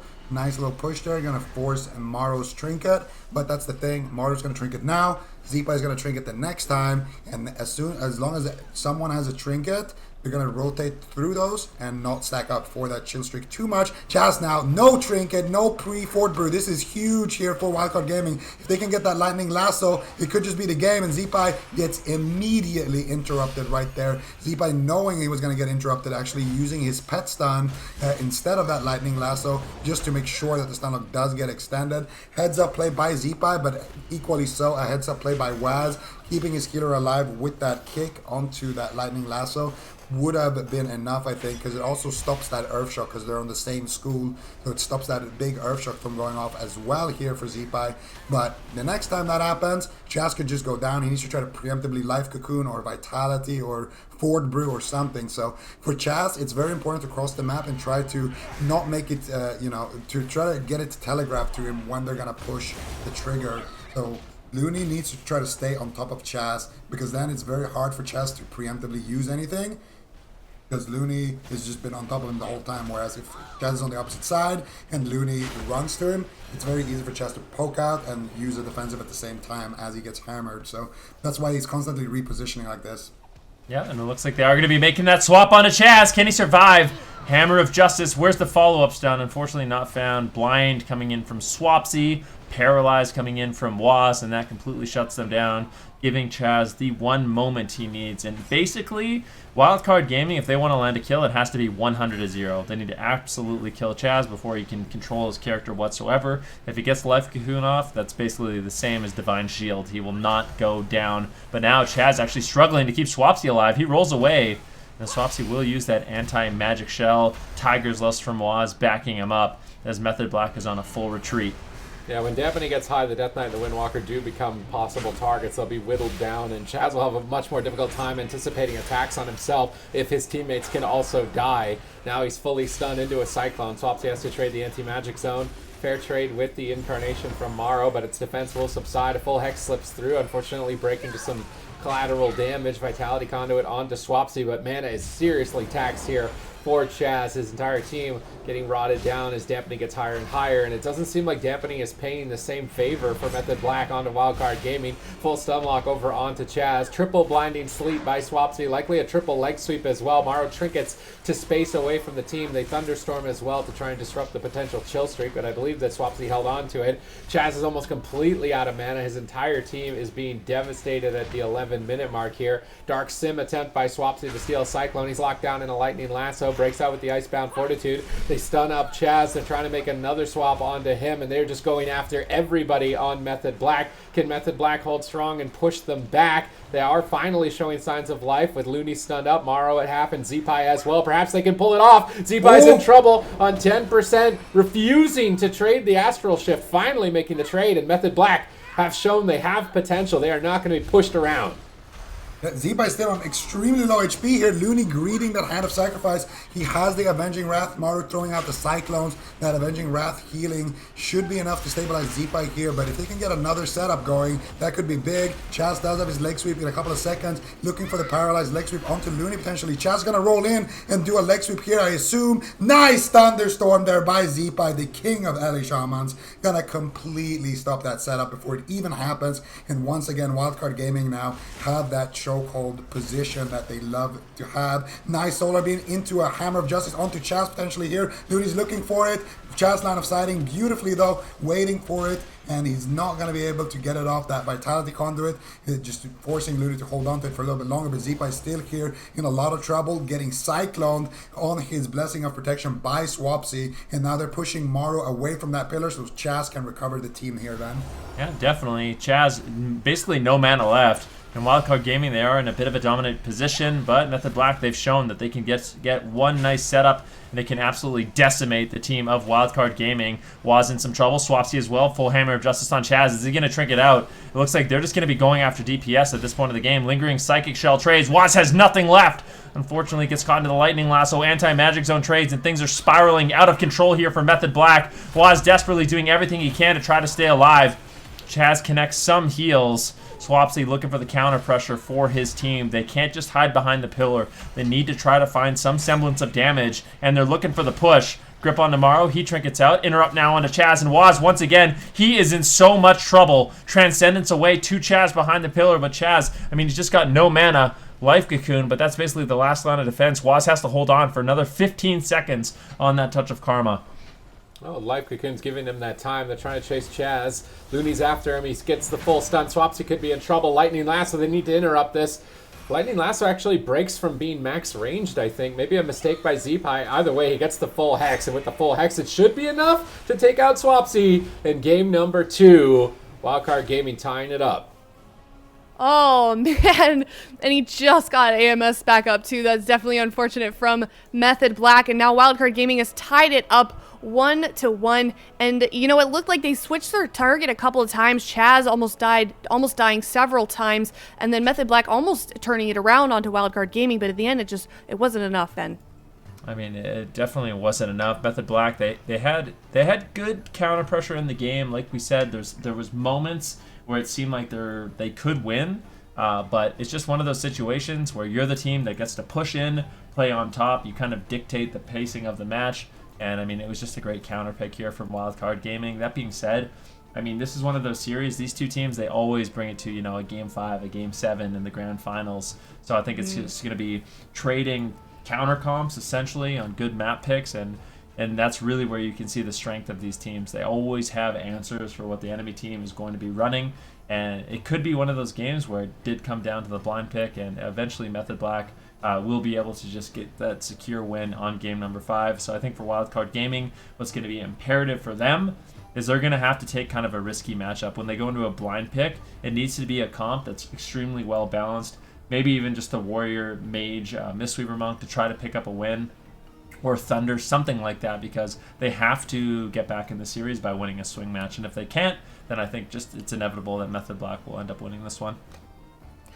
Yeah, I mean, it just goes to show when you have these really tough, close series, such as this Wildcard Gaming versus Method Black series, and it's kind of a back and forth, they go to game 5, how important it is to win that blind pick, like you were saying, Ben. But Zico, where do they go next from here? What map do they think that they're going to try and counter with? Like, what are their options here? I think for Method Black, they have a couple of options. They could take it to a large map and just play some Mage Warlock, or they could take it to a neutral map and just see what wildcard are gonna lock in and take it from there. I think they should just set up for the Mage Warlock. I mean, it's a pretty it's a pretty safe bet. Pick Tolvir, play Mage Warlock. There's no Warlock on the other team. What can they do? They're gonna play either Boomkin Alley, some melee cleave, Warrior Mage. It's like, I guess they'll play Warrior Mage most likely, but I feel like I don't think Wildcard Gaming should win that matchup. Oh, it looks like they have locked in Tolveron as well. Oh, also, I gotta address this. I'm getting questions on Twitter and in chat. What's behind me? I have lights and sound panels. So we can move on from that question. They've locked in Tolver on Super Tees. So where do you think that this is going to go now from here? We've got our map choice. What do you agree with what Ven and Zico are saying here? Yeah. I mean, Wildcard Gaming could try the Spite Windwalker DK too, if they're that worried about Mage Lock, and try and do it into Mage Lock. Okay. Okay. I guess they'd have to worry about Method Black just playing Paladin instead. They could actually just play around it too much. This is what you get when two teams have so many different options. They have to go for what's the best middle road comp, and probably Warrior Mage is their best middle road comp. But then Method Black could just throw that Windwalker Death Knight at them again. So their middle road There comp it is is. actually Mage Ellie. There it is. There it is. I don't know if I like to see it, but I'm gonna reserve judgment. I feel like I don't like to see it, but it could work. I wonder if the Paladin would have just straight up been better than the Mistweaver Monk. For Looney, Yeah. could be. What Why do are you you say thinking so, about yeah? specifically? Against the Cleave. If they're, we see the same matchup as we did in game number 1, Oh, the yeah. Windwalker Frost Death Knight. Just having Blessing of Freedom seems really good. Do you think they would lock in Windwalker Frost DK on this map though? If you're Method Black, you see this is the problem as well. When you take it to a large map and Wildcard Gaming locks in a Wizard Cleave, then you are playing a melee cleave into a Wizard Cleave if you counter them. And Yeah, that's true. I feel like if you're Method Black, if Mage Lock really is one of your best comps, and it should be because it's so meta right now, I think this is the time to prove it. This is the time to lock it in. You lock in Mage Lock. You say what's up to the Mage Ellie. You should win that matchup. I mean, let's be honest. You should win that matchup. It's a matchup that's good for the Mage Lock. You just We think on haven't seen comps it that alone much, it's a but- better matchup? Well, this is how this is kind of my reasoning. Warlock is the best caster against other casters because Warlock has the most lockdown, and Warlock has the fastest cast, and Warlocks have the best, passive self-healing. I don't know. There's a lot of reasons why it's kind of a frustrating thing to go up against a Warlock. So I think if you have one and it's a Wizard Mirror, team with the Warlock should be at a pretty significant advantage. Well, we'll find out shortly enough what Method Black is going to counter with. They've got about 10 seconds left to lock in their composition, and there it is. Swapsy on the lock, Raikou on the Mage. Subities, what do you think? What do you think now that we're seeing both of these comps? I'm wondering if Wildcard Gaming can try to do what we saw Diabolus do with their Ellie Warlock. If they can just bully it around. I feel like it's fire and fire though. It's not that Frost Mage with his tickle attacks. So I don't think you can kind of bully a fire mage. If you stand in front of a fire mage, he's gonna greater pyro and say no, stop. But the Frost Mage is not really able to do that. So I don't know. The Wildcard Gaming's only real move is to just line the Warlock, keep dots up, try and do big combustions, and win with instant cast damage. Because they're not gonna win with just trades in midfield. They're gonna be basically hugging a pillar the entire game. I don't think this is unwinnable for Wildcard Gaming if they play it right. I think if they play to win, they play very conservative. They use the pillar quite a bit to try to just really lower the damage that Swapsy has available to them. I mean, we saw a game earlier on today that what did it go? 88% dampening on total run. 89%. Yeah, and I mean, with that level of dampening, really anything can happen. I think Wildcard Gaming, if they were going to win the swing match, this is one of those maps and this is one of those matchups where it is definitely possible for them and it could put them back in the series. Which of these teams is more vulnerable at deep dampening? That's it. I'm not sure. I mean, we've never seen it. We're just Right. estimating. We're gonna find out. Yeah, we will find out soon. I certainly don't hope it goes again to 89% dampening. I don't know. What do you expect in terms of percentage here for this next game? Can we even predict? Yes, for I sure we wanna- can predict. I think we're gonna see a conservative 64% dampening 60. before this game is over. That's so specific. You know, it's the leaky faucet. You guys, there's a reason why I'm specific. I respect it. I think what Ben is saying, though, to just build a little bit on it, Uh-huh. I do agree. This is not an unwinnable matchup for Wildcard Gaming. And this is the thing, right? When a small map gets locked in, they make it so it's kind of uncomfortable for Method Black to lock in their melee cleave. And when a Big Mac gets locked in, they also make it a little uncomfortable for Method Black to lock in their Wizard cleave. So Wildcard and Method Black are both great teams at playing from behind when they do lose that blind pick and try to grab a swing match back. And I agree with Van. If Wildcard Gaming wins this game, it's going to be deep into dampening, Maru getting a juicy combustion off, and just, killing somebody with that Ignite Pyroblast spam damage. Yeah, well, we'll see if they can maybe. Wildcard Gaming. We've seen it before. They down a couple of games and they're able to turn it around. So I definitely think as well that they certainly have a chance. Supatis, what do you think though? Is the winning strategy here for Wildcard Gaming? Who are they going to go after to try and sort of control the Fire Mage lock situation we've got? I mean, they should probably go after the Warlock and Hex Raikou. The main advantage is that the Hex can't be removed. They have Grounding Totem, Wind Shear, Counterspell, high mobility with the Ellie Shaman, so they can just wrap around the pillar. The difficulty is the map, so if they ever want to try and end the game, they're going to have to cross midfield, and if they cross midfield, that's where the Destro and the Fire Mage want them to be. So defensively, I think that Wildcard Gaming will look good, and they might be just praying for some big crits to be able to win the matchup overall with those Earthshock hits. Otherwise, I feel like Method Black should be able to take this. I mean, there has to be a reason that other teams haven't tried the Mage Ellie in the Wizard Mirror in the past, and now they're just doing it because Morrow isn't necessarily, he's not a main Warlock. Otherwise, I think they would have tried that, having seen Jamie have success. You know what I kind of want to see from Morrow in this match? I don't even know. Well, maybe he should play Greater Power Blast just so he can have it, but I think he should build his character around the short combust and Reaping Flames and just as much instant damage as possible to really take advantage of those deep stages of dampening.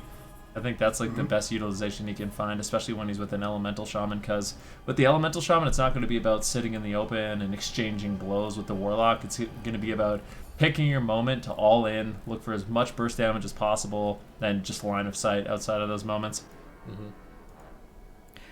I agree. I don't know if I want to see the Memory of Lucid Dreams or if I want to see Reaping.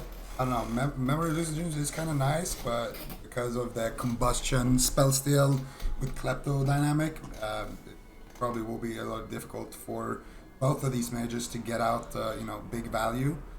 So maybe just go Reaping and just play for. I think you have to still play Greater Pyroblast though. Yeah, you play. Otherwise, you're just giving up too much of the map to the enemy team. They can basically just run and do whatever they want if there's no threat of GPI. I wonder. I actually am a little surprised, to be honest, that Raikou isn't playing Frost. I feel like Frost would be pretty comfy. I think just the fact that you have a Warlock is going to force Morrow and Zipai to the pillar a lot more. Maybe he just watched Alec play Frost and it just didn't look really good. I feel like maybe. I don't think it looked bad. I mean, maybe he doesn't want to go to 90. He doesn't want to go to 90% dampening to win. Yeah. Listen, Method Black didn't come to mess around, right? They've got to get some quick games in here. I don't know if Raikou really has a say and if it's going to 90% dampening or not. He's playing alongside Swaps here. Yeah. We're playing a Wizard Mirror on Tolvaron Arena. I mean, we're going deep, I think. I mean, Raiku's going to be looking for a Greater Power Blast. Here's the thing. If we do see some big Greater Power Blast, we do see a big Chaos Bolt, it's possible that the game ends quickly, but with just how high level all these players are, they have so many stops, they're not going to allow that damage to go off during the earlier stages of the game, and that's why we see it being extended for so long. Dark Soul popped here for Swapsy. Morrow line of sighting with Temporal Shield. Double Shadow Fury. Ring of Frost interrupted by Zipai. Good shutdown, and it does appear like Raikou and Swapsy are unafraid of Wildcard Gaming at the moment, playing right on top of them. Ring of Peace on Raikou. Morrow in melee range casting Greater Pyro. Gets Polymorph before it can finish. Good denial by Raikou. Raikou now looking for a Greater Pyro. Spell Lock on Morrow to stop his. Hex on Raikou to stop his. It's a game of stop the Greater Pyro. It's a lot of fun for the people stopping it, not so much fun for the mages, but as soon as one of these Greater Pyroblasts does slip through, it could be trouble. Raikou interrupted on his with Counterspell. Morrow interrupted with his on Fear.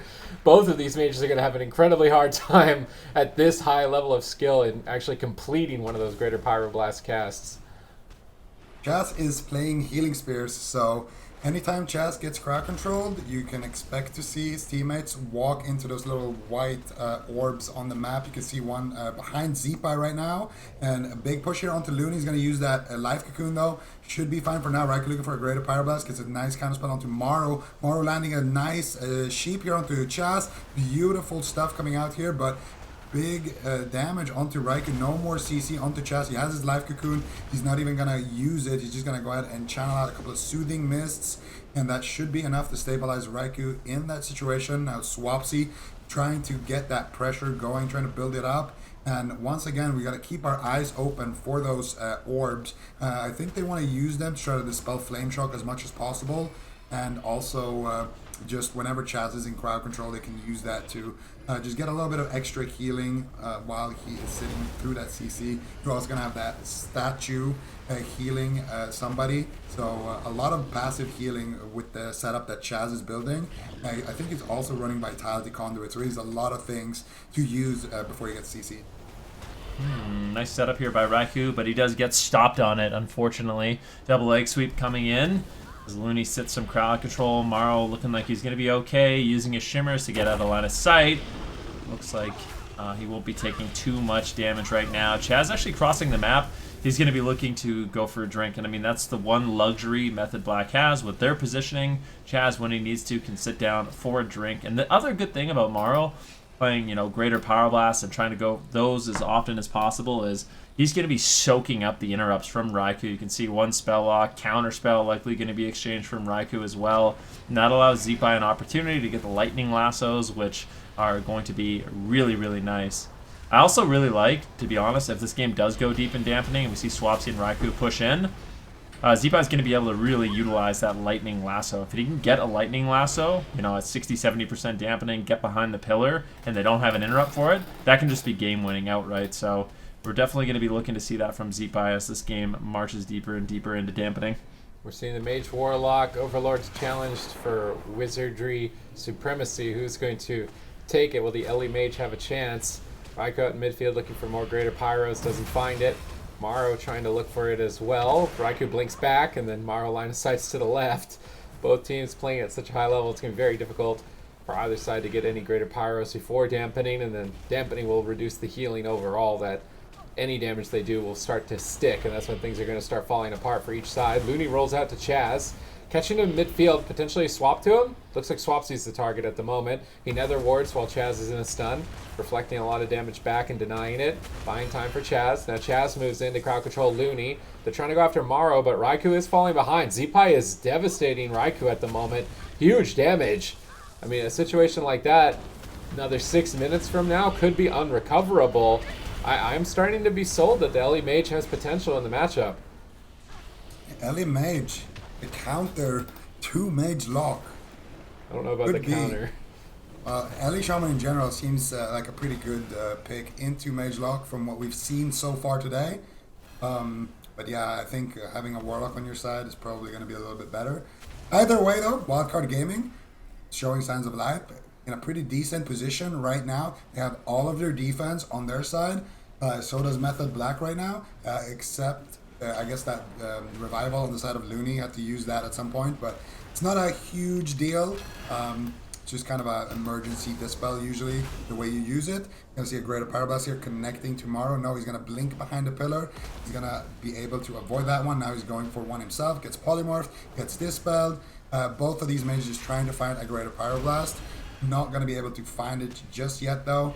And I think it's just, right now, everyone is just trying to get some poke damage going on either side, trying to get a little bit of an edge.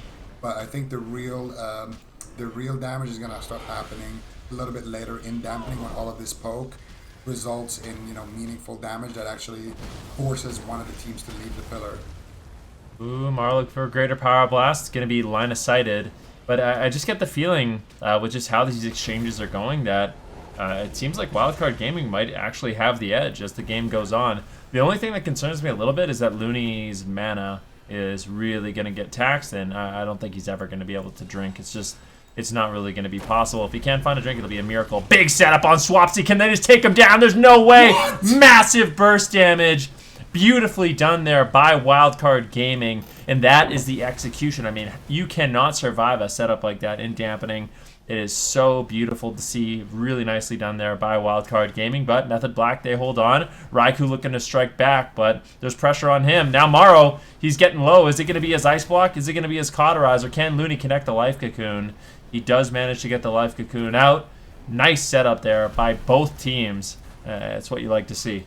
Signs of life here for both sides on match point. Can Wildcard Gaming take the swing match away from Method Black and have the advantage for a potential Game 5 in the series? It's going to be crucial if they're going to win this series overall, as both sides have so many different strategies to throw at each other. This was one of those curveballs from Wildcard Gaming. It's looking good here.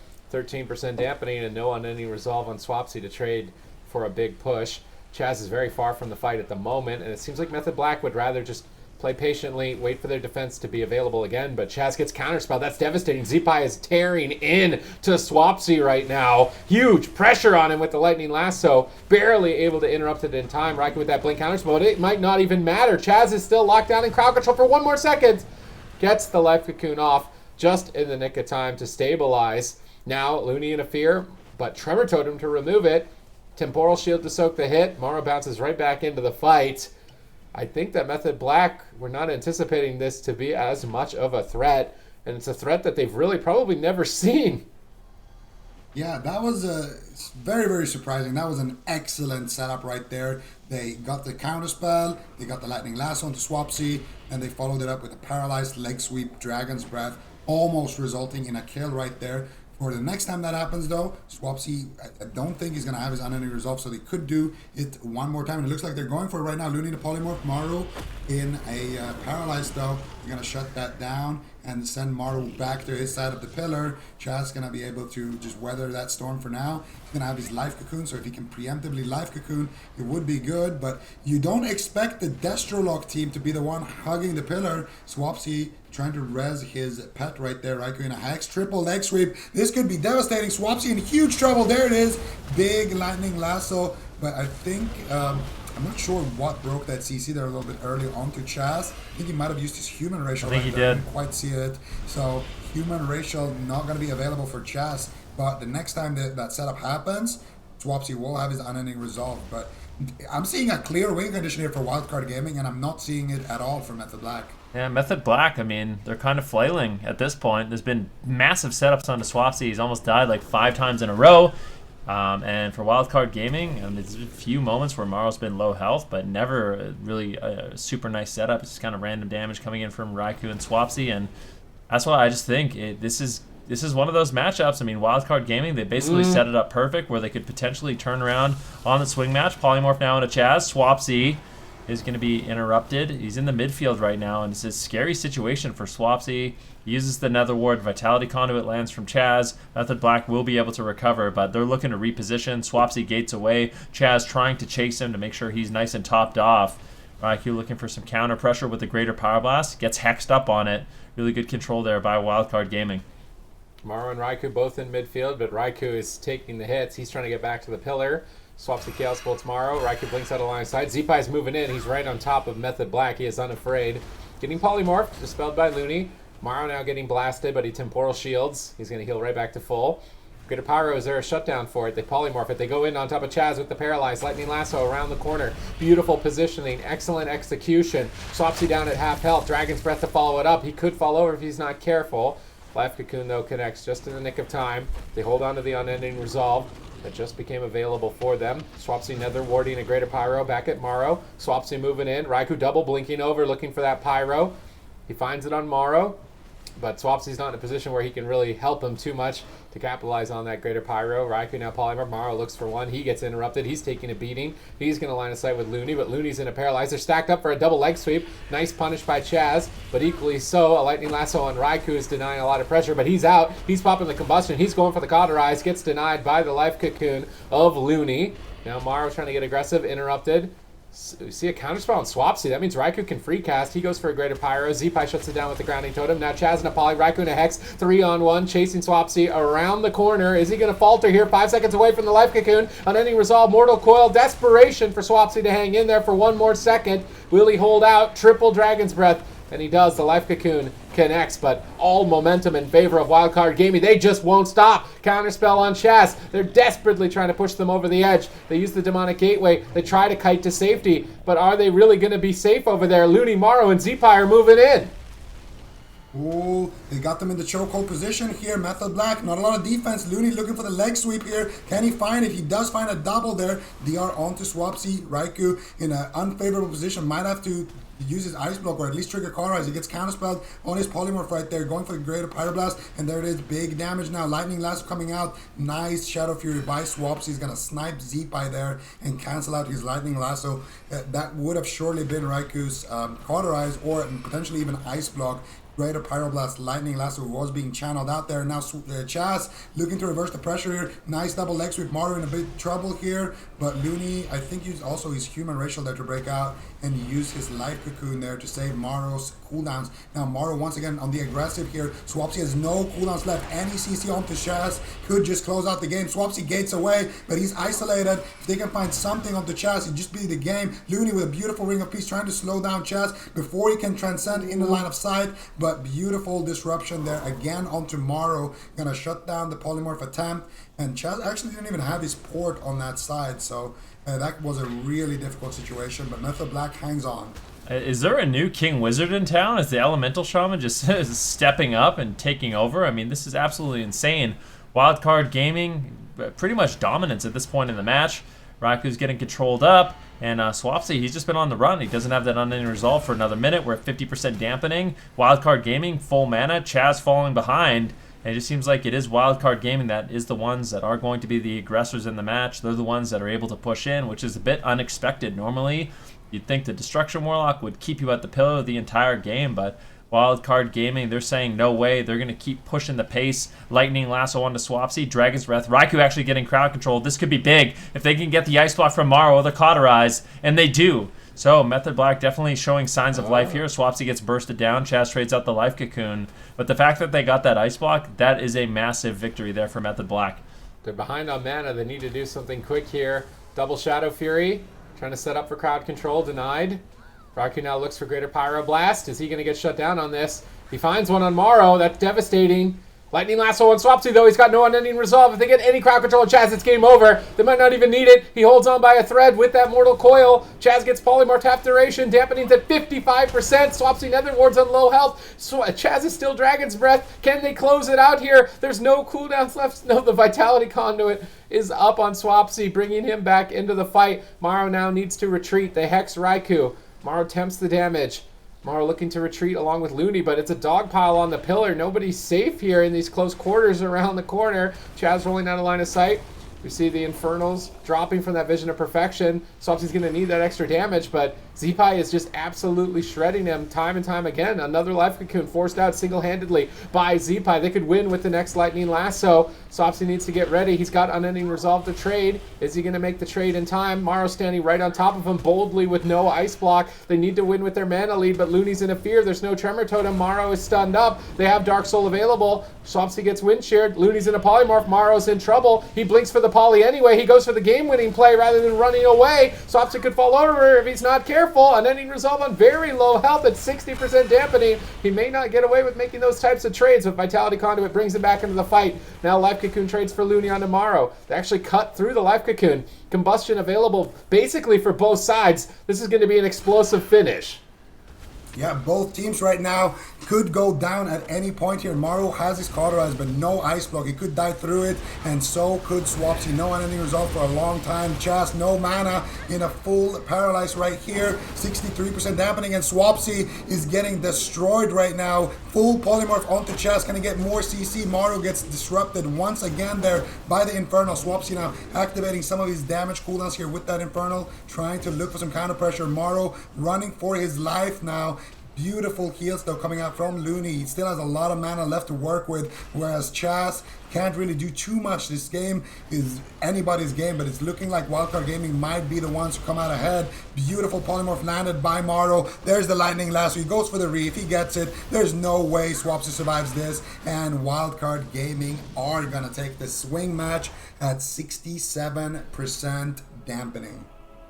2-1 Wildcard Gaming versus Method Black. Wildcard Gaming only needs one more win to continue on into the bracket and send Method Black down to the lower bracket. And it just, God, they were putting on so much pressure into Swapsy. They almost had there were a couple defensive trade-offs at the end there, but they eventually got Swapsy down, Zico. Yeah, and it felt like they were in the driver's seats for most of the game. Aside from that one point when they forced out Maru's ice block, it didn't really feel like Maru was that scared for his life. So definitely just a solid performance here from Wildcard Gaming. They've been practicing the Mage Ellie, and it's nice to see that they can answer some of these Mage locks with one of their own Wizard Cleaves. Yeah, I mean, Mario used his ice block then, and he was still pushing in with quite a bit of pressure. It seemed like he wasn't really worried at all there. It just seems like, I mean, what we were seeing essentially is that it was more difficult for Swapsy to find damage than it was for Maro and Zipai. Zipai and Maro, they have a lot more mobility in the matchup. They can push in, they can kind of poke Swapsy when they find the crowd control. They can try to burst him down. Whereas for Swapsy, he's kind of limited. I mean, the Destruction Warlock, it doesn't have the most mobility, and I think Wildcard Gaming, that's what they exploited the most in that matchup, is the fact that Swapsy kind of is a sitting duck on that Destruction Warlock, and if he can't find the damage, he can't find the Chaos Bolts, slowly but surely, later on in the game, 60% dampening, you can see these big setups really start adding up for Wildcard Gaming, and I mean, it was just such an important match for them. They're back in the series, and winning that swing match was absolutely one of the most important things that could have happened for them. Now, I'm curious to see if Method Black goes to a small or a big map, like what they're going to be thinking, because you can bet they did not expect to lose that matchup. Mm-hmm.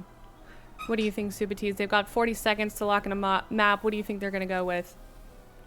I mean, it has to be small map if they want to remove the Warrior Mage as an option. I think Ellie Mage will be easier to deal with if they want to run that Windwalker Death Knight Spite strat that we saw before.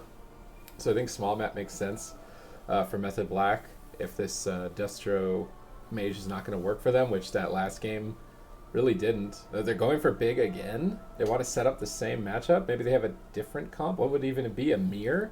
Swapsy goes over to Ellie instead of Destro? Oh, I hope so. I feel like Swapsy's not the. I feel like Swapsy isn't the type that would want to end it on a mirror though if he doesn't have to. Yeah, it seems like Method Black doesn't really. They try to avoid situations where they're mirroring. Generally. Yeah. Am I wrong? I think I said it at the beginning of the series. I mean, Swapsy, Method Black, they want to have an edge in the matchup, right? Like, they want to be picking matchups where they are favored to win, not a 50-50. So, yeah, we'll see how they set up Ashermane's Fall. Wildcard Gaming, what are they going to lock in blind? This is actually really weird. Method Black, they went to Ashermane's Fall, so I think Wildcard Gaming is going to be an easy snap pick for them. Mage, Ellie, Mistweaver again. I would be really surprised if that wasn't what Wildcard Gaming decided to play. And then what is Method Black going to do with that? Windwalker DK? On the big map? Yeah, they might. Or they might go Frost Destro. Do you guys think we're going to see more Ellies locked in against Mage Lock now that we're seeing Wildcard Gaming have such success with this comp? I mean, it's not just Wildcard Gaming. We saw what happened with Space Station Gaming as well. Elemental Shamans they're good. Right. Like, they're really good right now.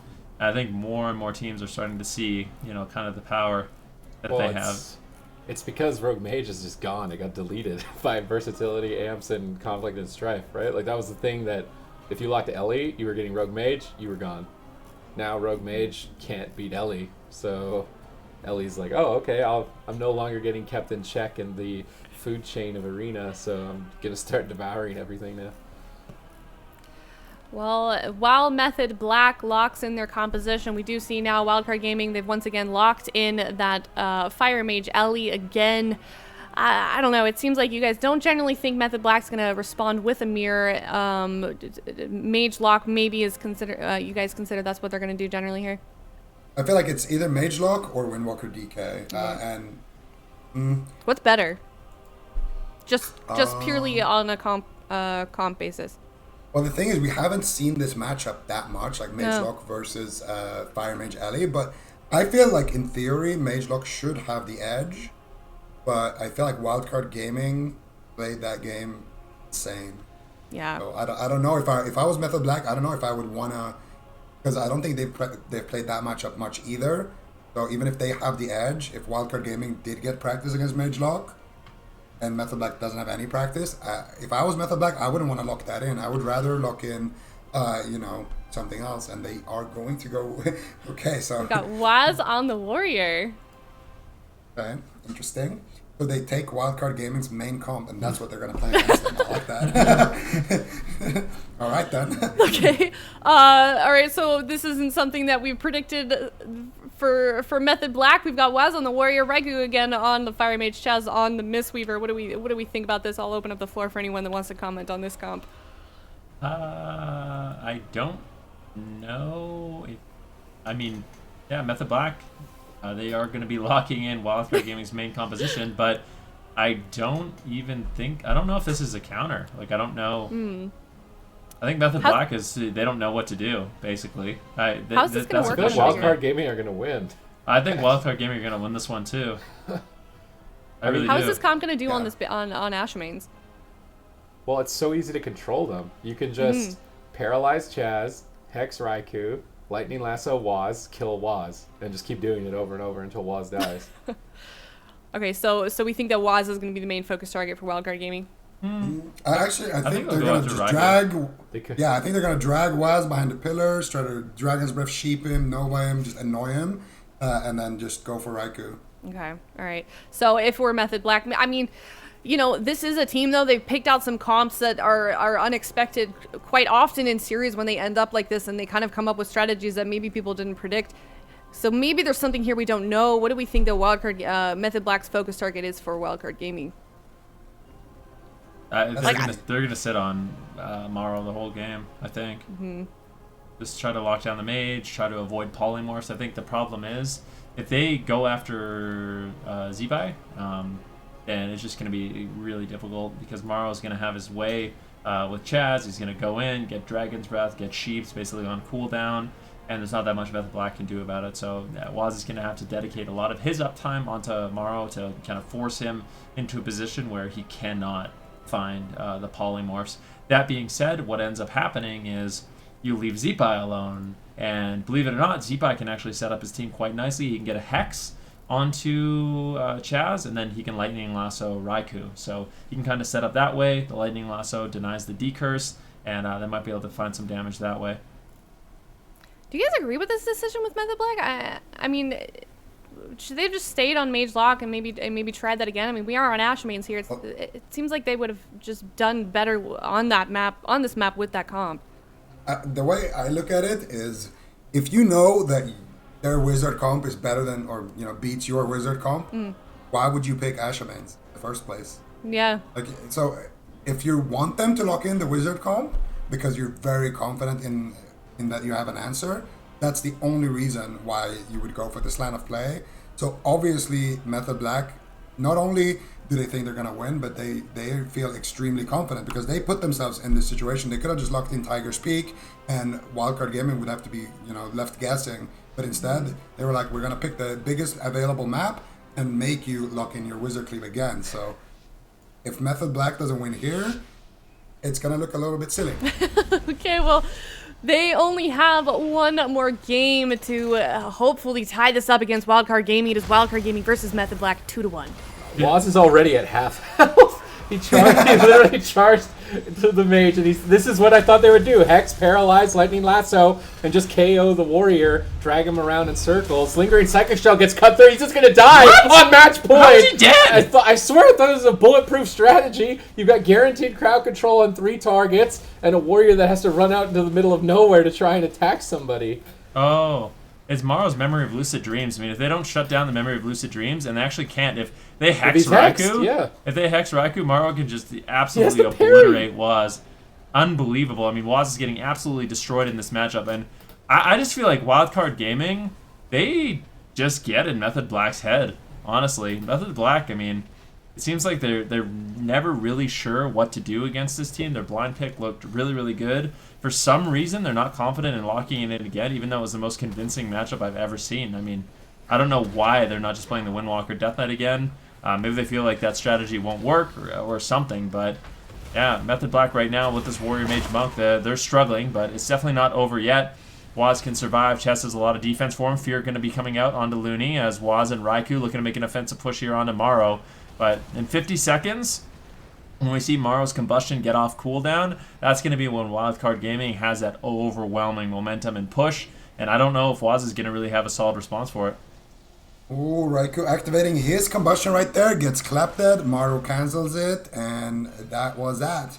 Now, Vitality Conduit is going to bounce him up. Ooh, Song of GG comes out here onto Looney. Let's see if they can cut through that Life Cocoon. Morrow still just at full HP here. The Cocoon's finally going to fade. Blinks towards his healer. And I think Looney should have no problems here stabilizing his mage. He is a little bit worried. I think he just actually... No, Raiku's counterspelled Morrow, so... Looney was a little bit worried of getting interrupted there, but he is going to be fine now. Song of GG coming out onto Chas. And let's see now, Waz could be in a lot of trouble. Activating that War Banner, though, reducing the length of that crowd control, keeping himself alive. But the next paralyzed Song, or if Morrow can sneak in a Polymorph, could be big.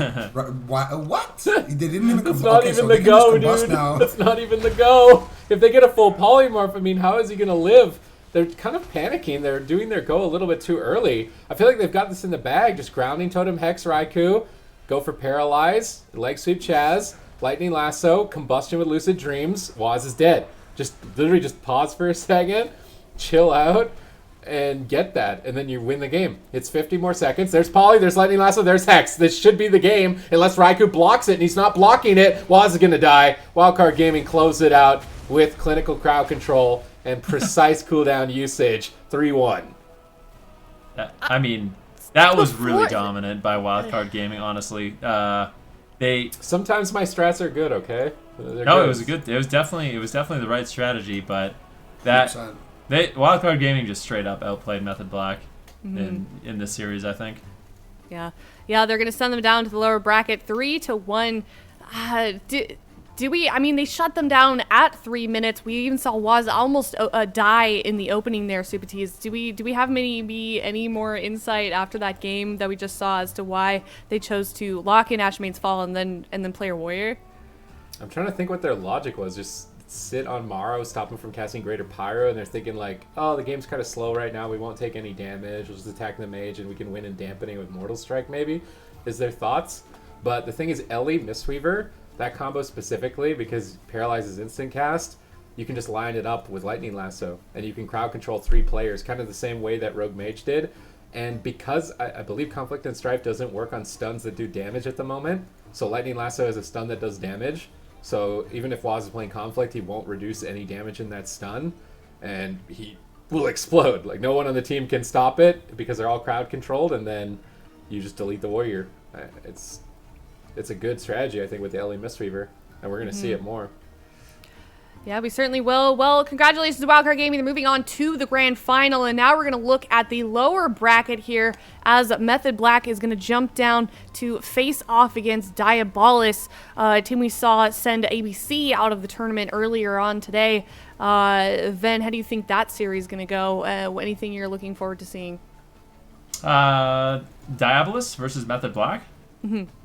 Well, I mean, I talked about the tournament a little bit earlier on, just looking at the bracket. It was both ABC and Diabolus that ended up losing to Method Black and Wildcard Gaming, and that's the reason why they're in the lower bracket. Diabolus, the great thing about them is they have Elemental Mage, Mistweaver. So, I mean, they could just run the same comp they saw Wildcard Gaming. Yeah, hopefully they're paying attention here. I'm sure they're watching the games, and they're probably like, oh, that seems good. I guess that's what we're going with blind, because... I mean, Jamie and Gelu, they have to have been practicing this composition. I've seen Gelu's stream, and they do play that comp. And I mean, that looked good. That certainly looked good for Wildcard Gaming. Method Black is going to have to go back to the drawing board. And maybe they themselves have to just say, you know what, we got to play a mirror. We got to play Fire Mage Ellie. Maybe they don't want to play a mirror, but it might be their best option. Well, we will come to that series. We're going to go to a quick break. Method Black in the lower bracket and Wildcard Gaming moving on to the grand finals. And we'll watch that Diabolus versus Method Black series right after this break. Stick around.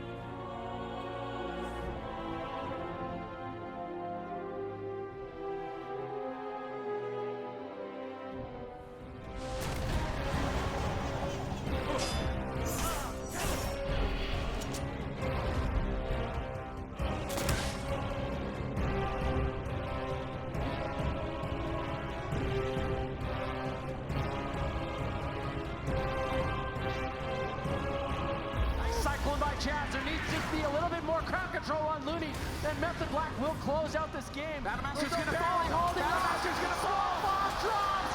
Kidney shot on Blitzo. Massive damage, and Method Black does it. Big takedown.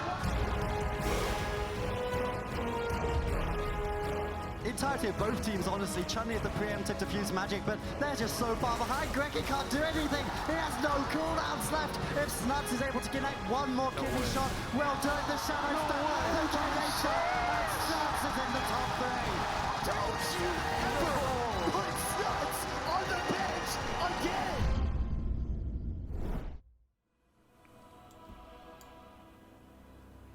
Welcome back, everyone. Before that break, we saw Method Black face off against Wildcard Gaming, and unfortunately, they dropped down to the lower bracket to face off against Diabolus. And now we're joined by Healing Stat, and I want to hear your opinions on that last series that we saw there.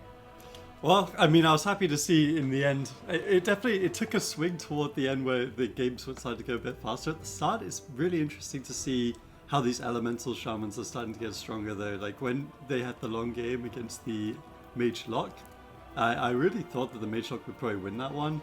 I know yesterday we saw Space Station Gaming have their elemental come very close against Cloud9, but I think that's going to be a theme not just this weekend but also next weekend to see how these elementals can do against the mages particularly, because it does seem like it's a challenge to them.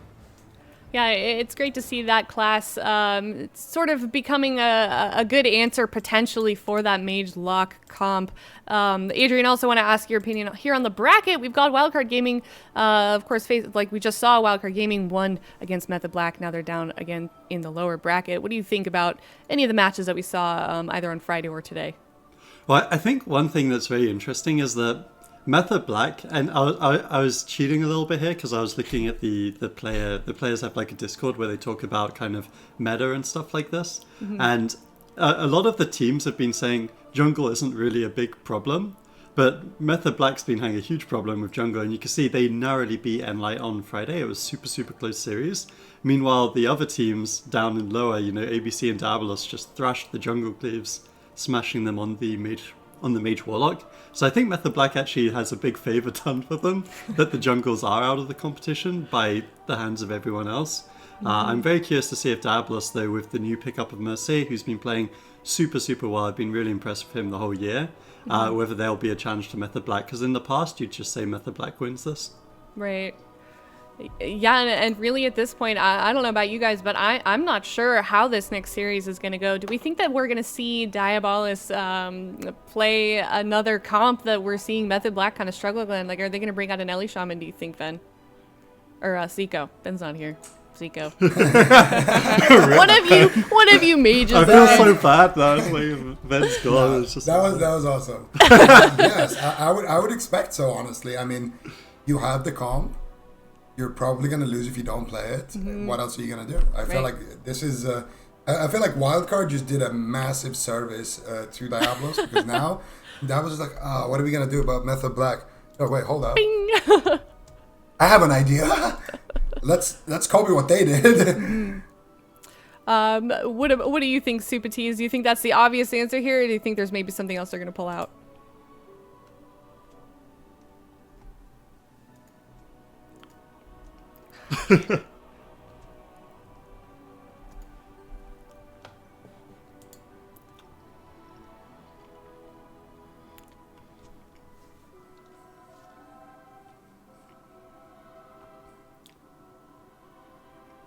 Oh, you're muted. Come on, Yes. Well, at least I saved the rogue mage players. Like, they don't just realize what they There you said. say. Well, They don't have to be I haven't muted... Wait. one thing sorry, though I just want to about say, I haven't Diabolus. muted one time. Yeah, this you're whole taking weekend. it.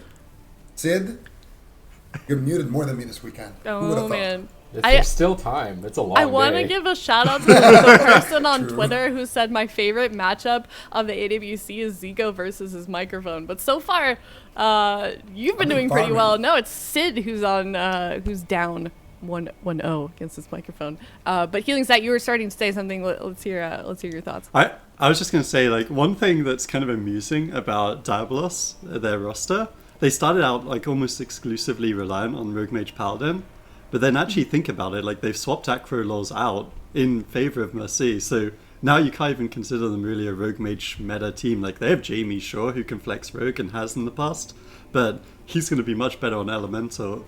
And then they've been playing mage warlock, right? So they've seen all the success this week based off of that roster swap. So I would be surprised if they try anything with rogue, just based on the fact that they literally don't have Akra on their team anymore. Right. It seems like Supati is like, if you look at just a purely comp pool perspective from these two teams, it seems like Diabolus has an advantage here. But what is Method Black's answer? We saw them not really be able to figure out something for Wildcard. What do we see them trying here that's maybe new, or trying again what we saw in that last series? What are their options? I mean, their option in the past was Rogue Mage, but I don't think it's an option anymore. I think Diabolus should actually just run the Mage Ellie. Yeah. Don't even do the Warlock Ellie, just do the Mage Ellie with Gelu. Method Black might only have an option of mirroring for now until something is figured out, because it was rogues that really kept Elemental Shaman in check, and rogues are not very good right now. So without that as an option, it might be the case where your only option is to mirror. I don't really want to see Waz, I think. It's going to be just a wizard showdown, I think, for most of the series. If he plays a melee DPS, I feel like it's so exploitable with the Mage Ellie comp. And we talked about in the last series, Method Black, they're really not one of those teams that they're trying to avoid the mirror in the past. And it looks like now, based off what you're saying, Supatiz, it's kind of one of their best options. But my question for you is, Zico, who do you think, if they end up mirroring, the games are about to open soon, but I want to ask you anyways, if they mirror, who wins the mirror? If they mirror, who wins the mirror? I would say Diablos wins the mirror. Because they actually do play the comp. I don't think Method Black has that much practice on it. But we are not going to see a mirror. We are going to see Rogue Mage Paladin versus Mage Warlock. So, Diablos called Method Black. They called them, this. Method Black were like, oh, they're obviously going to just play Ellie Mage. Let's play Rogue Mage. Yeah. But Diablos is like, are we though? Oh, man. All right, well, now that we see the comps here, let's talk about this. It's Method Black versus Diabolus. Gates are about to open soon. Game 1 of this series. Okay, Clyde is Conflict right now because he's got Way of the Crane. When the gate opens, I'll know for sure, but if you don't play Conflict into Rogue Mage, you're just opting to not have Ice Block when you're kidney shot. I feel like there's way too much value in that. I kind of wanted to see Rogue Mages experiment. Instead of using their stun on the kill target, use it on the healer and get a little bit of extra crowd control. Because the Conflict and Strife is obviously so potent, and yeah, they're running triple Conflict and Strife. If I'm Method Black right now, I am super sad, I think, about this matchup in particular. It should be very difficult for them to get pressure, but of course it's Method Black Rogue Mage, so if a team was going to make it work, it would be their team. Yeah, I'm still not 100% sold on the whole rogues are unviable sort of attitude that's coming because of the builds with high versatility and Conflict and Strife. Like, for example, in North America, Peekaboo was farming on RPS and RLS, so I do think that there's definitely going to be win opportunities for Method Black in this game. It's going to be difficult, of course. Every time they do get a stun with the kidney or the cheap shot, the target is going to take reduced damage, but they still have a lot of win conditions of their own, I would say. The dampening that Holy Paladin can take them to is quite long. Fire Mage damage with Combust is huge burst, and we're seeing that right now. Big damage onto Gelu.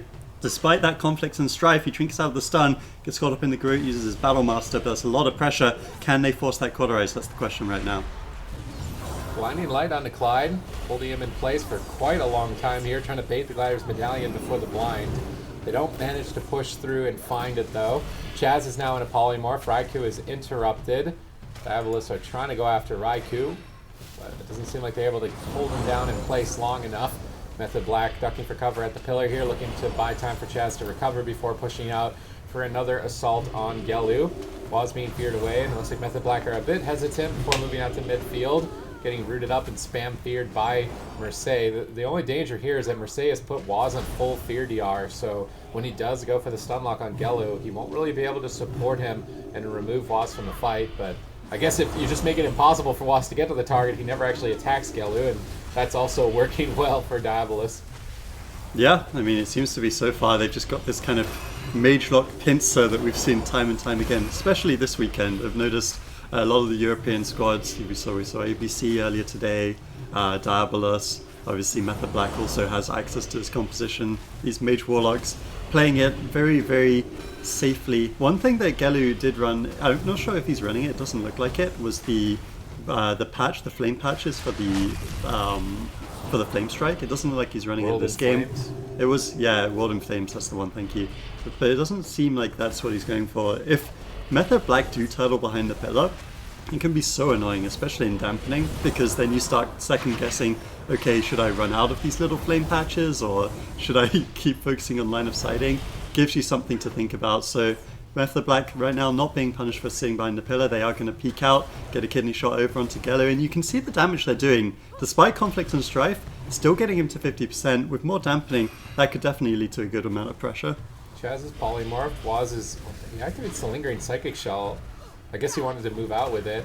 Good pressure on Chaz and Raikou at the moment. Clyde Trinket's blind. I don't think it's likely we see a swap to him, as he is running the conflict and strife, but they could try with Combustion and Vendetta. Maybe a kidney into a Hammer of Justice is just enough time to kill him. They'll run the risk of Gelu's Combustion and Mercedes Infernal of Dark Soul killing them, though, if they take that gamble. And they're going to have to go very far to get to Clyde right now. He's basically as far away from them as possible on the map without his Gladiator's Medallion. Chaz's team is starting to rot down, and like you're saying, that World in Flames Honor talent would be very useful right now. It would just be getting a bit of extra damage on all three players of Method Black, whittling down Chaz's mana even harder than it currently is. Method Black now moving out, but they get intercepted by Fear, dispelled instantly. Greater Pyro going to be disrupted. Chaz is charging in. Do they want to make the swap to Clyde? It looks like they want to try and get on top of him either for crowd control or swap. At the moment, they stun Gelu with Smoke Bomb. He doesn't dip too low just yet. Fort Brew preemptively from Clyde. He's anticipating a swap. He also could buff his Life Cocoon up a bit as well there with that Fort Brew, but they don't go for the stun. Raikou blinks in for Dragon's Breath Polymorph instead. Full Polymorph lands. Gelu could be in trouble, but unfortunately, looks like it ended up breaking. I don't see an imp. That's a bit devastating. They only get a Life Cocoon now on that push as a result.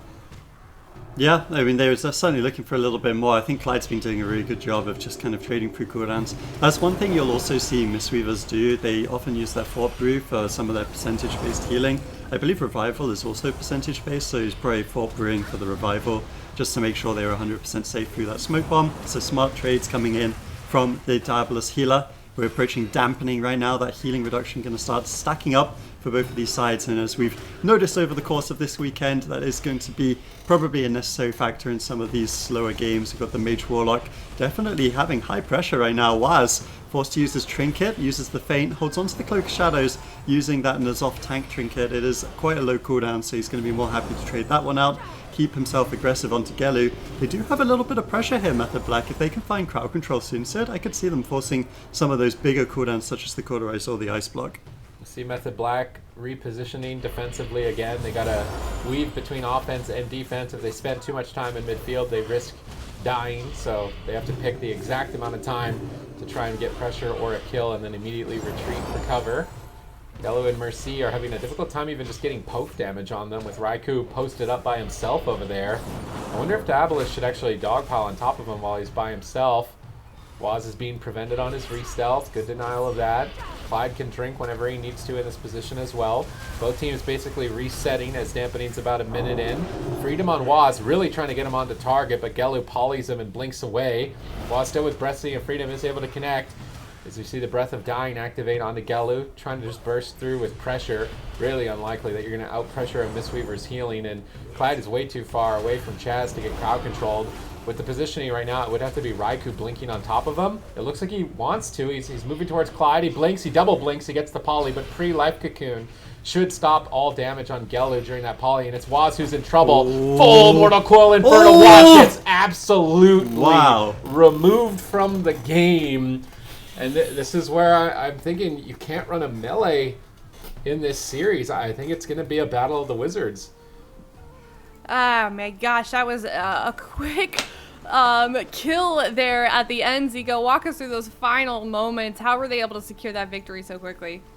Well, I think it was a little bit of a misplay on the side of Method Black, kind of under-responding a little bit, but Also, it was just a nice setup there from the Diablos. They had the leg sweep, they had the damage to back it up.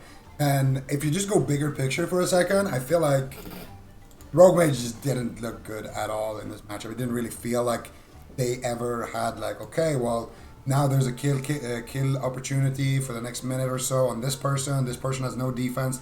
That never really happened, and that's because Conflict and Strife is really good, and Rogue Mage can only really kill with a long CC chain and by locking somebody down. So doubt that we're going to see more Rogue Mage. So I don't know what Diablos does. They blind lock Ellie Mage? Right. Since that was Method Black's loss, they are now locking in the map. They've just locked in Hook Point. Healing Stat, how do you think Diablos is going to respond?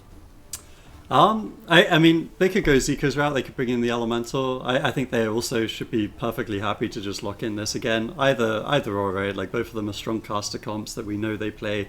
It's main classes for them, aside from Clyde, who seems to be swapping between healers with fair amount of ease recently, which is really awesome to see, because, you know, we talk about Chaz, we talk about Looney and their flexibility. Clyde's also been like that. He's played the Druid, the Priest, the Paladin, the Monk, and looked perfectly fine on all of them. So I'm very curious to see. I personally prefer the MLM. I just think the comp's so strong and so sound right now. But I'm curious what Method Black's going to go for, because, I mean, it's such a difficult situation. You know, this is an elimination series. Mm-hmm. They completely threw at the end there, right? Like, they had Cloak, they had Trinket Sack, Bubble Sack, whatever it may be. They could have survived so many ways. So we didn't really get to see whether that deep dampening condition was a win for them. Maybe on the smaller map it would be. They're in a tough spot right now. I think they're trying to bait a Wizard Cleave and then lock in Windwalker DK and do that spite thing that we saw maybe from game one from against Wildcard. I think that's what they're trying to set up for here. But if I was Diablos, I would still lock in, I think, Ellie Mage. Because if you look at it's either Mage Lock or Ellie Mage. And I feel like Ellie Mage would be better in that scenario. What do you think about that, Super Tease? Is that their best option there, Ellie Mage again, or is there something else they're going to try and do? Oh. Do we have to guess anymore? We're about to find out. You can. On Hook Point, they went for it? So Diablos is just locked in, Fire Mage, Warlock, Super Tease. I mean, they could like barely dent Gello on a Mage, let alone like an Ellie if he gets into Ghost Wolf with that much versatility. I would have rather seen the Ellie, I think, on Hook Point from Jamie. Whether or not it's Warlock Ellie or Mage Ellie, I don't know, because we never see like Destro Ellie into Mage Ellie if that ended up being what happens. I would think that both teams don't have the most amount of practice with Ellie Mage, and that could be a main reason why they won't run it, unlike Wildcard Gaming, who have played that comp before in the past. I'm not quite sure either. Healing Stat, what do you think? Is this just a comfort pick for them, or is there something else maybe they're thinking of doing? The Mage Warlock? Mm-hmm. I mean, they just won with it. I feel like it's not a bad pick. They like these guys. They just. I could speak up Mercedes so much on the Warlock. I feel like this guy, ever since I've seen him start to play toward the second half of BFA, every roster he's been on, I think he even filled in on Wildcard, right, for a little bit. I don't remember who was out. Maybe it was Zipai wasn't there for a weekend or something, and they just casually swapped in Mercedes and they just won the tournament straight away. Like this guy is so good on Warlock. I love the fact that he's flexing between the Imp and the Fell Hunter. You know, mid game he'll just casually swap in and out. So I think the Mage Ellie would have been a fine pick too. I agree with Zico, but they just won on this. I'm really not convinced that we've seen a heavy counter for MLM. Maybe Method Black will lock in Elemental something or other, but I don't know. They locked in the Warrior for Waz, and Raiku's on that Fire Mage. Now that we're on Hook Point, what do we think here? Is this a wise choice for Method Black? Yeah, compositionally, it makes sense, I think. Okay. They're going to try to extend the game, and then in dampening, probably just kill Mercy. I think before dampening, they're going to be bouncing between Mage and the Warlock, maybe focusing a little bit more on the Mage, because leaving the Mage open can be very devastating early on, but a little bit later, you can just interrupt him and build up your own pressure on the lock. So we talked quite a bit about Gelu Baba on that Fire Mage. I think it was you, Zico, who was actually complimenting how creative he is with his builds. This is a class that doesn't do quite as well maybe as Frost Mage deep into dampening. What kind of build do you think that he's going to go for? Something more aggressive or something that's going to be more sustainable throughout the game? I think he should play just a short combustion build. I don't think he's gonna get off too many greater pyroblasts. So personally, I want to see something. It depends. I want to see him go for versatility for sure in terms of corruption, but in terms of his actual talents, there's a couple of routes. He could just go Klepto, Temporal Shield, and Greater Pyro, or he could swap out the Greater Pyro for Firestarter. I think Conflict could be worth in this case because Stormbolt and Leg Sweep both trigger Conflict. So there's no stun on Method Black. That's, Does Stormbolt? I think Stormbolt Stormbolt's one of the ones that Oh does no, it. Stormbolt does Yeah. damage. You guys are right. You guys are right. Maybe he just goes Memory of Lucid Dreams, honestly. Yeah, the big one-shots. I just started playing, you'll be proud of me, Zika, I just started playing Magic Stat. He's up to 450 eye level now. And that's the build I want. I want to play Lucid Dreams Bracers every single game. I would be proud if you said Arcane, or at least that you're Oh, running come on. Maledict, but Don't I get some credit for Mage? I think Zico's proud of anyone that runs Maledict, frankly. Yeah, that's true. I need to get a Maledict. they've seen the light. You know. All right, well, let's talk about Raikou then on that Fire Mage. On the other side, he's playing, obviously, with a melee instead. Do you think he's going to be running something dissimilar? I was going to combine the words different and similar. What do we think Raikou's going to go for here? I kind of want to see short combust from Raikou as well, to be Okay. honest. I think getting Greater Pyro off when you're, the sole DPS caster against Mage Lock, I think it can be tricky. And I don't think you need the Greater Pyroblast because you're playing on a small map. If you're in trouble, you can just blink and get behind a pillar. If Waz is in trouble, you can just leap and get behind a pillar. And then when he has full HP again, whoever he wants to go for, Gelu or Mercy, he can just charge them. They're going to be in range of that. So I feel like your Method Black, you just kind of play short combustion. You go for combustion one shots in a Stormbolt, and then you can kind of just pull back up your combustion again and try to do it again, and then in dampening you can really get some value out of that. But the problem with the short combustion is once again that you're playing against another mage who can just dispel it with his Klepto and then just cancel it. Saw happen in Wildcard series. Okay, so Gelu didn't go for Firestarter. Just playing the Greater Pyro build, Lucid Dreams. So Gelu's going to be a one-shot wonder. Raikou going for more consistent damage. Makes sense with the Warrior. Chaz already polymorphed though, and they're stacked up for a triple leg sweep. Combustion gets popped immediately here. They're trying to swap to Chaz. Chaz is not running Conflict and Strife, and he could be a kill target, especially on hook points. I like that from Diablo when the Mage Warlock set up swaps to the healers that aren't running Conflict and Strife. And Chaz is going to need to be ready for that over and over, as I think Diablo are going to look to repeat it. Yeah, I mean, he's going to have to be scared, but right now it's Gelu who's on the back end. We got the double fear coming through from Blizzo, trying to turn defense into offense for his team here. Meanwhile, Chaz has been caught up in a fear of his own. They still have the Dark Soul on the side of Mercier. He's got that Infernal. It's just expired now, so there is a little bit less threat from the squad of Diablos. This is an elimination series, guys. Top 3 teams remaining. The winner of this will go through to the grand finals against Wildcard Gaming. And in the meantime, it looks like the pressure from Diablos, it did kind of subside immediately off of that combustion falling. So I guess on the side of Method Black, they're just going to have to be very, very careful when those combustions come up from Gelu. Outside of that, just controlling Mercier, as Raiku's been doing a great job of, and then they can play this aggressive game on Gelu as they've been trying to set up. Waz going into battle stance, getting quite a bit of pressure here on the Gelu. Clyde looks to pick him up as quickly as possible. Temporal Shield should be healing him a lot here. Actually doesn't heal him for too much. And Clyde is going to have to spend a lot of mana if he's not careful. They're going to use Grapple Weapon instead, recover with that crowd control. Mercy is moving on top of Chaz. Clyde is rotating over. It looks like Diabolists want to start to get on top of them. The leg sweep Waz out midfield. Vitality Conduit should heal Waz through all of that damage in the stun. And he continues his pursuit. But Mercy has decided to take the offensive position, standing on top of the enemy healer Chaz and fearing him over and over. In the meantime, Raikou sneaks through and gets a polymorph on Clyde, but Vitality Conduit activated on Gelu before it landed, so he's effectively at full health as well. Another polymorph, good follow-up. Interrupted on the third one, goes for a Dragon's Breath. No intimidating... Actually, intimidating shot is available. If they had been able to chain it there on a Clyde, they might have gotten a Cauterize. They get a Life Cocoon either way, but I feel like that's not even a major objective before dampening. It's definitely the Cauterize that you want to be looking for at this point in the game. I want to see when Waz goes for that in Tim. Is he going to use it defensively to try and stop Gelu's combustion? Is he going to chain it here out of the polymorphs? and potentially leg sweep.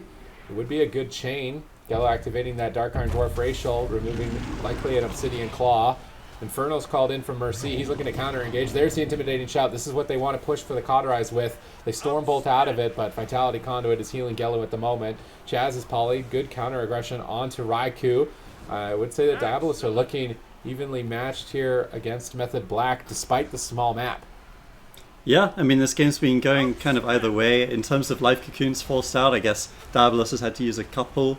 Meanwhile, Method Black just used that one at the very start of the game on the early combustion. So you can kind of take that as a leaning pressure toward Method Black, but it's really going to come down to these big one-shots. You can see Gelu right now has the combustion active. It gets spell stolen by Raikou, I do believe, or at least removed before that huge chunk of damage came through. Chaz, either way, going to respect that big burst from Gelu, trade out his own life cocoon, making sure that he's 100% fine in this situation. Mana for both healers pretty even. Now it's Diablos' turn to kind of be on the back end as the double sheeps come through. Do they have any follow-up? Chaz pushing in, gets the stun, though he actually left a gap, again allowing for a life cocoon to get squeezed through by Clyde, ensuring that Gelu will also be fine. Gelu survives that assault. Chaz still polymorph, but no damage found. Gelu's looking for greater Pyroblast. Raikou interrupts it with polymorph right at the end. They're swapping over to Mercy, looking to mix it up a bit. Waz will also have access to this pillar right next to him. Deciding to charge to Gelu, maybe just taking advantage of the polymorph diminishing returns as well. Get control of Gelu in a polymorph. He can't greater pyro as soon as he's on DR. Switch to him and pressure him with interrupts. This could be a good way of just stopping greater pyro and also building pressure in two places. Vision of Perfection proccing for Mercy. Dragon's Breath on Clyde though. Raikou blinks out of line of sight. He gets a full polymorph. Gelu's temp shield is over. Waz tearing in. Gelu blinks to the backside, trying to avoid combat from Raikou, but he really has nowhere to go. Clyde's out of crowd control, Vitality Conduit. Gelu's going to be back to full health in just a moment. No damage found there. It's Raikou who's falling behind. He temp shields. He wraps around the corner. Chaz looks like he's able to heal him up quite easily. These Mistweaver monks, definitely a top contender for the best healer at the moment in the meta. No mana spent on either side, and dampening has just begun. Yeah, I was just taking a little look over at the gear setups. One thing that's very interesting for me is how the Destruction Warlock gear has evolved over time. Well, I'll talk about it a little bit later because we do have some pressure happening right now for Method Black. It looks like Chaz, though, getting out of crowd control, should be able to stabilize this. So the thing I was mentioning is that at the start of this patch, Warlocks were really stacking mastery because the self-healing was so insanely high. And then with the amps, you could do so many things. See Life Cocoon being forced out here. But now they seem to be really favoring just haste Versa always when it comes to it. So I'm very interested to see how that's going to change on Tuesday, or if it's going to change. Maybe versatility will just continue to be the preference for these Warlocks, but with the incoming nerf, maybe mastery will also have good defensive value. You see a full sheep snagged here, over onto Chaz. Raikou taking a little bit of damage, but it seems like both mages just kind of playing safely enough that they don't really have to use too much. We're having dampening start off here, 6% healing reduction for both sides. Mana topped off for the monks. Now it's going to really get into the meat of this game as the dampening continues to stack higher and higher. Yeah, Waz popping that avatar, getting on target. Raikou needs to try and get a polymorph on Clyde to capitalize on this momentum. He's pushing forward. Clyde gets paralyzed instead. Chaz leads the charge. He gets feared as well. Gelu uses Demonic Gateway to escape to safety. Raikou is going to be playing at this fence line to line of sight while Chaz is feared. Looks like they want to swap to Chaz. He's anticipating it with his Fort Brew activated. Just going to tank a Chaos Bolt. No damage done really there. But you can tell that Chaz is worried that he'll be a target as he's running Relentless. If they can get his every man for himself and then get to him again with a Combustion Lucid Dreams, I feel like there's absolutely no way he survives because he's not running the Conflict and Strife. I really want to see this executed by Diablos here on this small map. They have Combustion available, but they're on the back foot at the moment. They need to recover. Clyde in a position where he should be able to heal him up. He grapple weapons. This is Vitality Conduit. Gelu's going back to full health in just a moment. Raikou gets on top of Clyde. Blink out of line of sight for the polymorph. Good positioning. They stun Gelu. And it looks like... Did Mercy switch to an imp? He did. He switched over to an imp, dispelled the polymorph. And that's a very clutch pet play by Mercy. I feel like he was one of the first Warlocks we pointed out this year in the Method Mayhem tournaments who would just constantly switch demons to get as maximum of an advantage as he could find. Chaz gets stunned up here. They're popping that Lucid Dreams Combustion on him, but not enough damage to really take him out. They're going to switch some of that damage to Waz. He spell reflects. Good denial by Method Black on that assault, and now they're going after Mercy. Will they be able to keep their momentum? They dropped the crowd. As I say, that crowd control on both sides. Yeah, this might actually be something where, because Mercy is swapping that pet constantly, they actually are forced to hit him, which means Gelu with that greater Pyroblast might become a huge factor in this game. We can see Mercy taking a fair bit of damage right now, though. Do they have the crowd control chain to deny the Life Cocoon? No, they don't. The Life Cocoon comes through. 20% healing reduction, but it's still a big absorb. And I completely agree, Sid. I think, why wouldn't you spam swap your pet as Warlock now? Like, at the start of the expansion, sure, it's a slightly longer cast time, it's kind of annoying, but now you can have so much haste on your gear. Even with the Verse Amps, haste is his offstat. He's probably got somewhere in the region of 30%, I would guess. Maybe 25 or so. It's much faster to cast those pets and much less annoying, so he's going to keep swapping between them. When his healer comes off DI, he has the Imp out. Afterwards, he gets that Fell Hunter for the spell lock, and that kind of trading back and forth, he doesn't need to prioritize anything else really. It's going to make it just that extra layer of annoyance for Raikou when it comes to landing those polymorphs they use to secure their win conditions. Waz in battle stance. He's got Mercedes down to half health. He spell reflects, trying to anticipate a Mortal Coil. Mercedes holds on to it. He's brought back into the fight by Clyde. Gelu blinking on that greater Pyro, doesn't get out of range of Waz's Stormbolt. I mean, this damage is quite insane. Vitality Conduit from Clyde is stabilizing Mercedes. He should recover through the onslaught. Mortal Coil Shadow Fury, good shutdown. Actually, Shadow Fury dodged by Waz. Chaz his leg swept, but he pre-Fort Bruise, so they're not going to be able to swap to him. I don't even think they really wanted to in that exchange. They basically get Fort Brew for free on that push. Clyde could be trying to drink. Chaz rolls over, but gets caught by Gelu. Greater Pyro, is there a stop for it? He's going to find a Greater Pyro on Waz. Chaz is still polymorphed, looking for another, lands it. They've got Life Cocoon though. As soon as Chaz gets out of this, he's going to ring a piece, Gelu on Greater Pyro, stop all that damage. Vitality Conduit Waz back up to full health. Both teams stabilize, even at 28% dampening, basically maximum mana between each side. Stormbolt onto Mercedes, trying to be annoying. We see just a rotational Life Cocoon from Chaz, try and min-max a bit. Waz going to retreat though as he's grapple weaponed. Get back out there as soon as his sword is returned to him. Clyde in a good position at the moment where he could drink if he needs to, and if they push on top of him, they're going to go out in midfield and expose themselves, and that's exactly what he's doing. He's going to go behind that fence, sit down for a drink, and make sure that he's maximum mana. Gelu temp shielding some damage while Clyde drinks. Now getting back into the fight, Clyde needs to avoid being polymorphed and recover through the damage that they took while he was drinking. Double Shadow Fury by Mercedes into a full fear, good crowd control there. Raikou is already at the pillar though, a line of sighting, Dragon's Breathing the Greater Pyros. Unfortunately, not able to set the polymorph. They polymorph Gelu out of Clyde's line. He has to cheat Torpedo forward to dispel it. Double in Tim. Nice timing by Waz. They need crowd control off of this, and they don't find it. They pre-Vitality Conduit it. So Mercedes going to take no damage during that crowd control. Gelu looking for Greater Pyros. Is anyone going to shut him down? Raikou will with Counterspell. Waz jumps into battle stance, but gets grapple weaponed on it. Now he's going to be taking a lot of Chaos Bolt damage. He spell reflects the second one. Back at Mercedes. Dampening continuing to ramp up. What are your estimates here for the dampening, Adrian? I think it'll be a little bit faster because we have a warrior on the map. The warrior will either die or he's got the Mortal Strike effect that'll bring it a little bit. I think we could be looking at around about 60% here. What about you? That's like the same. You just said it'll be faster with the warrior. I feel like we've been hitting 70, 80. I feel like 60 is a decent guess. Okay, Mercedes. I feel like it's the same for me, 50 to 60. Mercedes down at half. I almost at 40%, but Vitality Conduit's on Mercedes. That's going to heal him up to full pretty easily.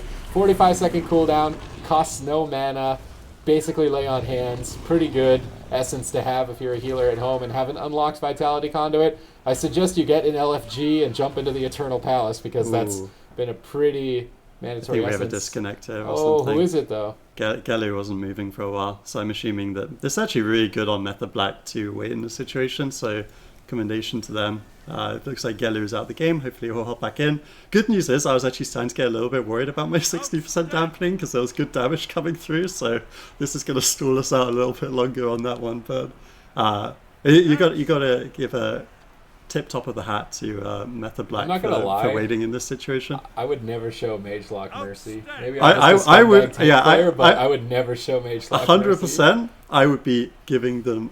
I would have swapped to Gelu right now. He would be my kill target. I would be screaming at my team if they're behind the pillar, like just go kill him. I want to tie this up. But I don't even think they're going to be better people than I. I feel like you kill Mercy because then Gelu isn't a threat anymore. I don't actually think they could kill Gelu. You think you could lose the 2v3? There's no way. I don't think they could 2v3, but I don't actually think they would kill him faster than they would killing a Warlock. Maybe. I don't know. We have a rule in my guild, which is kill DC target after some unfortunate incidents that have happened when we haven't done that. Looks like Gelu does disconnect from the game, unfortunately, so regardless, Method Black, they get to be the good guys and also take the win, tying the series 1-1. Definitely not something you'd like to see, but let's not dwell on that game too much. Let's talk about maybe what we can see these teams doing in the next game. It is going to be Diabolus' map choice here, so maybe what can they look to see if they want to maybe try and catch up and turn this game around, Zico? Well, I don't know if they were losing that game. I don't know if they need to change anything, to be honest with you. It didn't, the game was still anybody's game. We were starting to get to the point where you could kind of see who was ahead. I do feel like what Method Black were doing was working for them. And equally so, I think when we go to, Diablo's map and the comp selection, I think they can, set up something good for themselves. Yeah, I hope so too. Healing Stat, what about you? Do you agree with what Zico said? Was that really anyone's game? Did it look like Diabolus was maybe going to win that? What do you think about that game?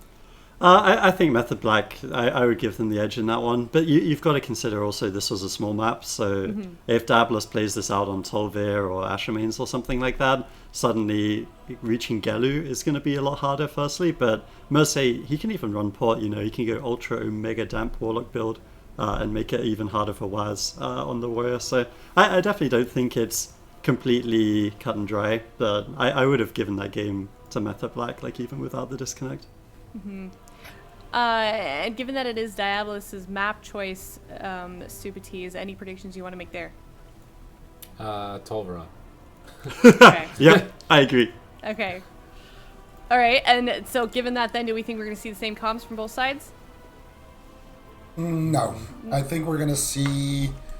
Maybe we see Tolveron Mage locked in for Method Black. I don't think if we see Tolveron locked in, I think Method Black are gonna go with Mage Lock. But is Mage Lock gonna struggle?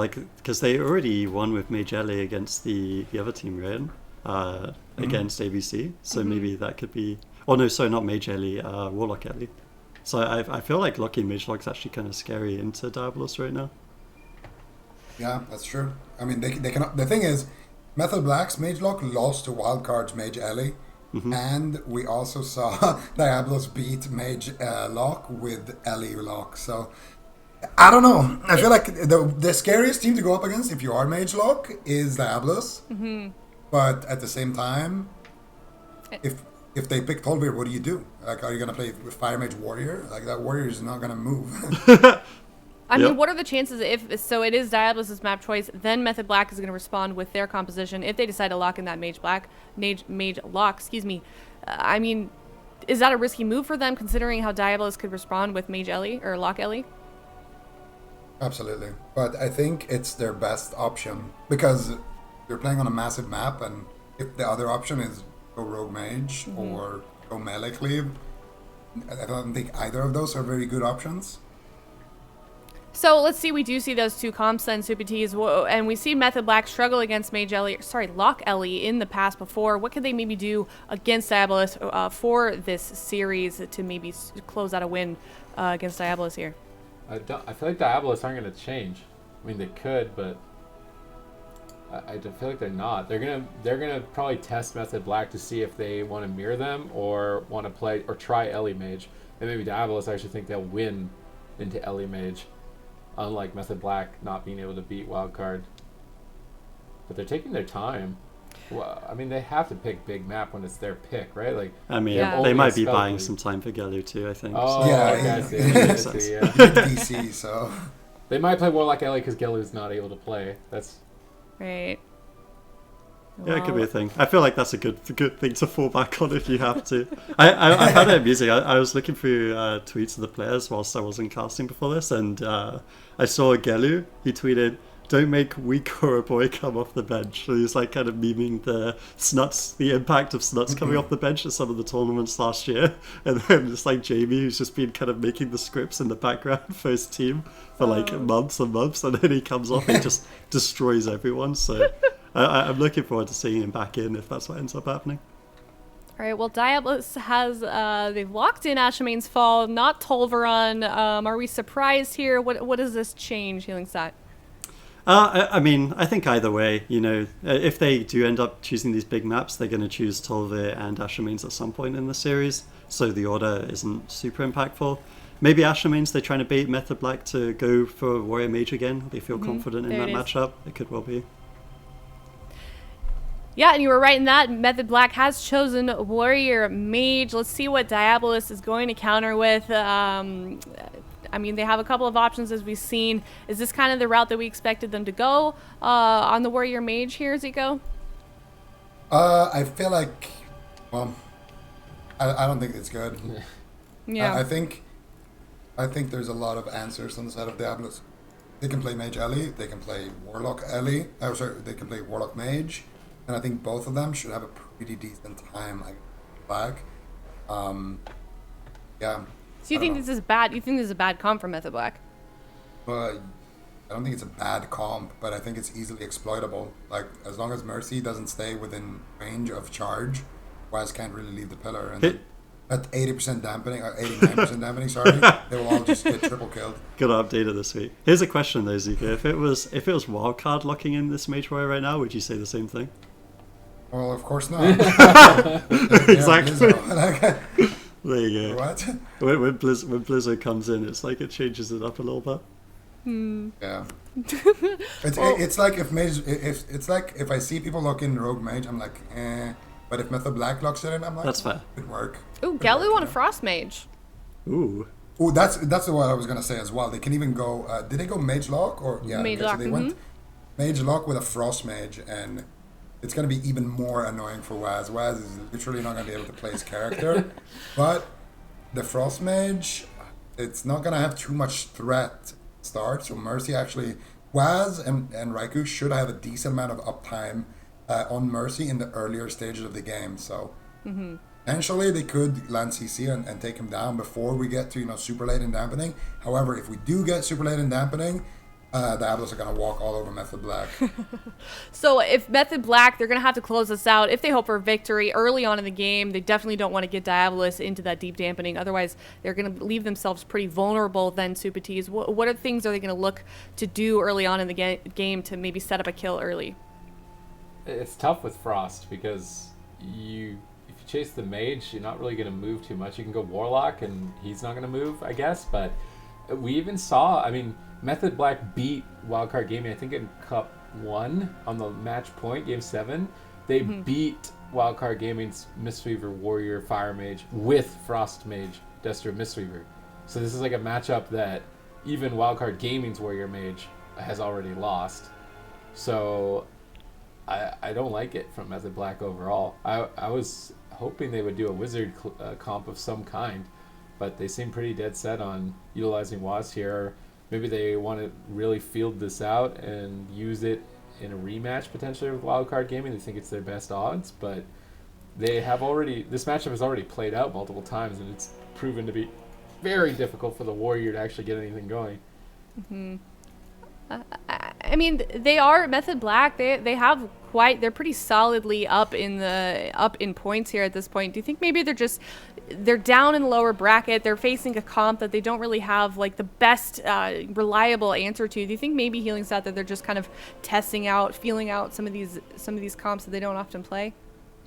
I mean, it could be. I feel like this matchup is still it's not cut and dry that Diablos will win this one. I mean, it's a slightly bigger map, but last game was still looking pretty good. And the thing is with Warlocks, like, sure, on the bigger map, like, you have to expose yourself in the middle to bolts, but it's not that hard to get uptime on a Warlock. Like, Warlocks aren't very stable, so if Galu can't do enough counter pressure on that Mage, if Raikou does a good job controlling him, shutting down crowd control, I could still see Method Black walking away with this one. It's not the like having a melee on a big map is often not the favorite, but I don't know. I feel like Warrior Mage Monk is a strong comp overall. They've got a good chance here. I think the only way Method Black wins is if they play Maledict. Kill the Warlock with CC on the healer, like before we hit 50% or so dampening and Rage Timer. Well, the gates are open. It is Method Black versus Diabolus, 1-1 on Ashamane's Fall. All right. first time Gelu has switched over to Frost. He's been playing Fire, I feel like all tournaments, so let's see if he's warmed up and ready on the Frost Mage. Looking for Blizzard to try and just pin Waz at the corner here. Raiku's out of stealth, so there's no sneaky polymorphs from either side. Gelu is running the Frost Elemental build, so Raikou is running Breath of Dying as Waz also running it. No, he's doing Conflict. Doesn't want to die in a leg sweep. Vitality Conduit for Chaz. Vitality Conduit for Clyde. Could be swaps for the Mistweavers potentially in the earlier rounds of the game before dampening. At the moment, though, they've isolated Gelu. He's got Ray of Frost, and look at Waz just waddling. He finally makes his way there. Big combo! As soon as he gets there, Gelu was hoping that the Temporal Shield would be enough, and it wasn't. Method Black get an ice block just a minute in. Yeah, if Waz had held on, like done one more global before that dress to get, I wonder if Gelu could have died before block there. If that dress could crit, I'm pretty sure it didn't, looking at the amount of damage it did. That could have also been game, so nice play there from Waz. Something you'll see these melees do, they'll try to save those dress to gets until the very last second, force either an overlap of cooldowns, or of course in the worst case scenario, no cooldowns at all. And then suddenly you've got a quick win on the board in that swing match. Now they're swapping over to Mercy. Taking a little bit of damage, Gelu not going to hold on to that cold snap. That's always something that I watch with the Frost Mages, whether they try greed it for the second block. In this situation though, Gelu definitely recognizes that every drastic F can be lethal. He wants to have that second ice spot coming up as quickly as possible, so. Alright, Vitality Conduit on Waz, leading the charge here on Gelu. Getting a lot of pressure out and getting a good amount of uptime despite being that warrior. He's gone for the Gnome Racial, so he's got Bladestorm, Avatar, and Escape Artist to get out of Roots and get back on target.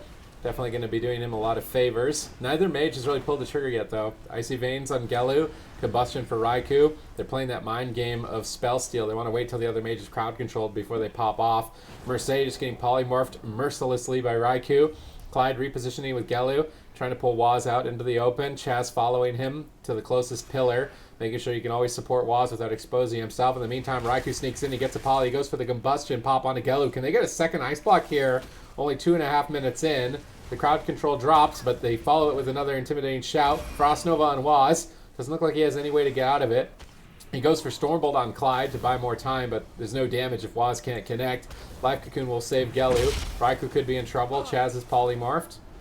Mercedes is polymorphed as well, so a little bit unlikely. War Banner dropped by Waz, anticipating some more crowd control. Clyde gets polymorphed. It's Gelu who could be in trouble. He uses Demonic Gateway, escaping from Bladestorm.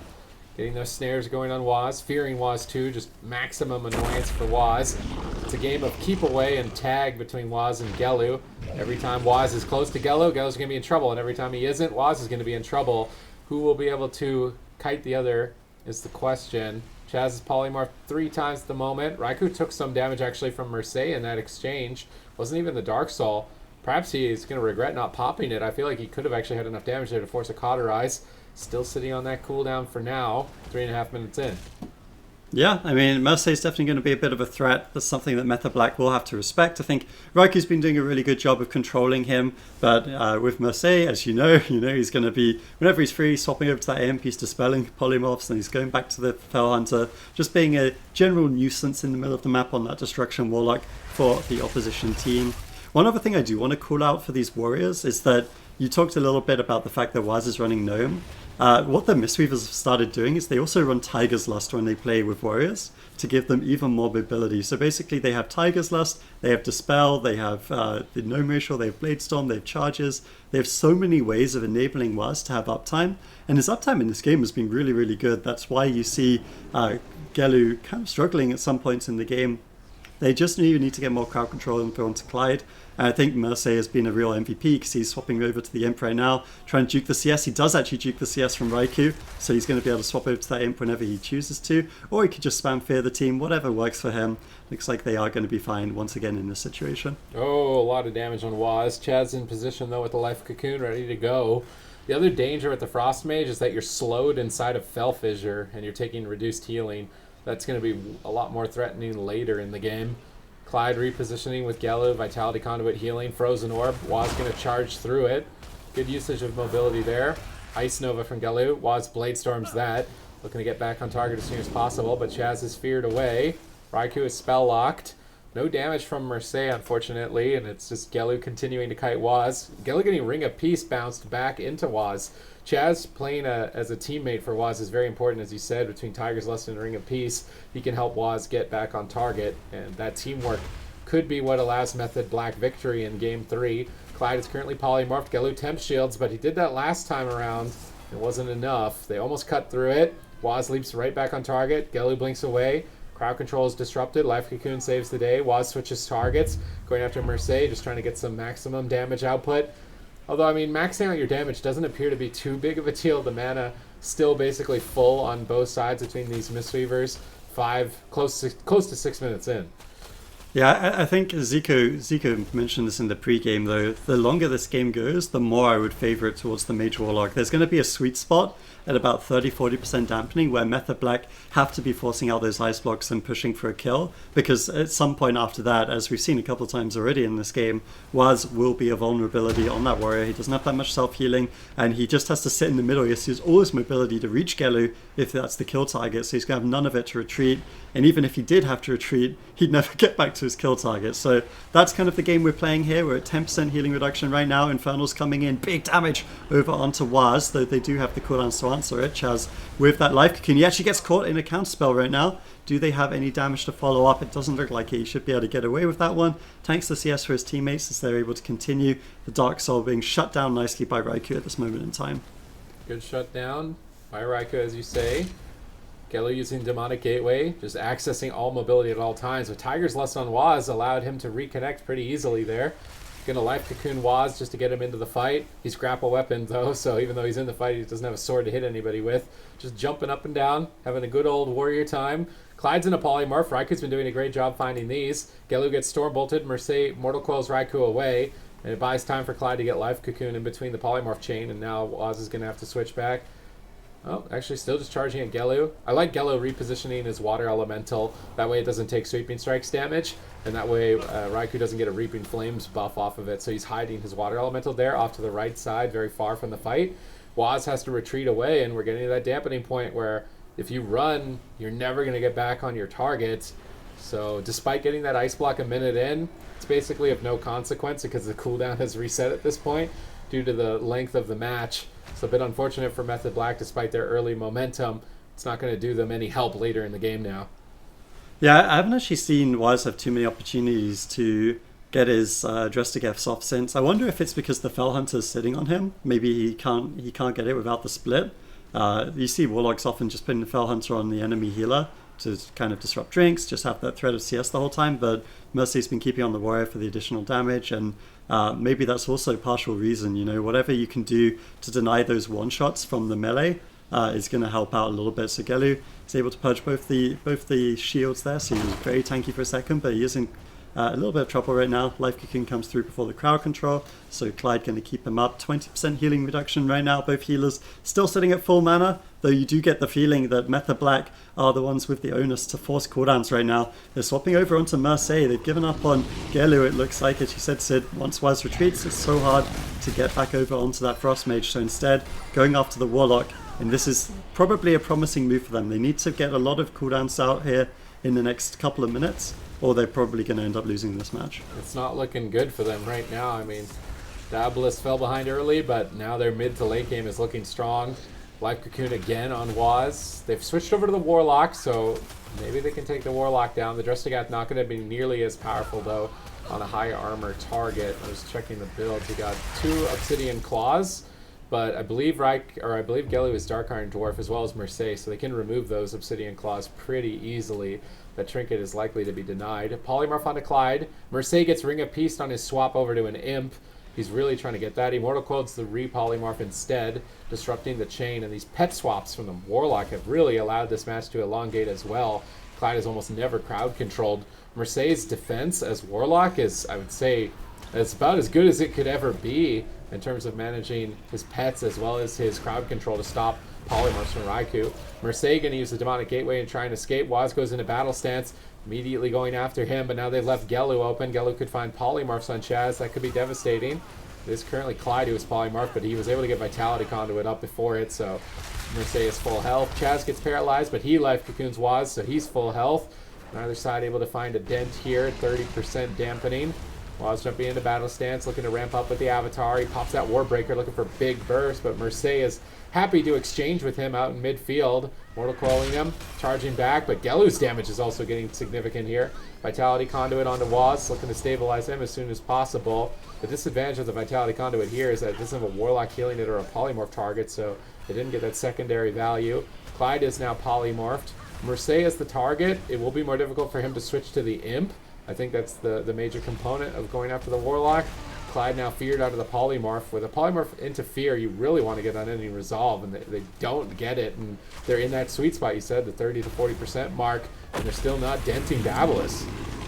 Yeah, I mean, I think Clyde's just been doing a really good job. He's preempting every crowd control chain with either a Vitality Conduit. A couple of times we've seen the Life Cocoon. He's really on top of his game right now on the Monk, and that's going to make it difficult for Method Black on this big map. This is what we talked about. The difference between the small and the big map. Waz leaps away, then he's only really able to get after Mercy. This is big damage though coming through, full Polymorph connected. They force out the Unending Resolve with the Dressagath Trinket. That's exactly what Method Black needed, and this is the moment where they push through. This is what they need. They get the Life Cocoon, they get the Unending Resolve. We're at that 40% marker, so they need to be looking for the win. Basically with the next Intimidating Shout, I think they need to win on that with a Polymorph coming out from Raikou.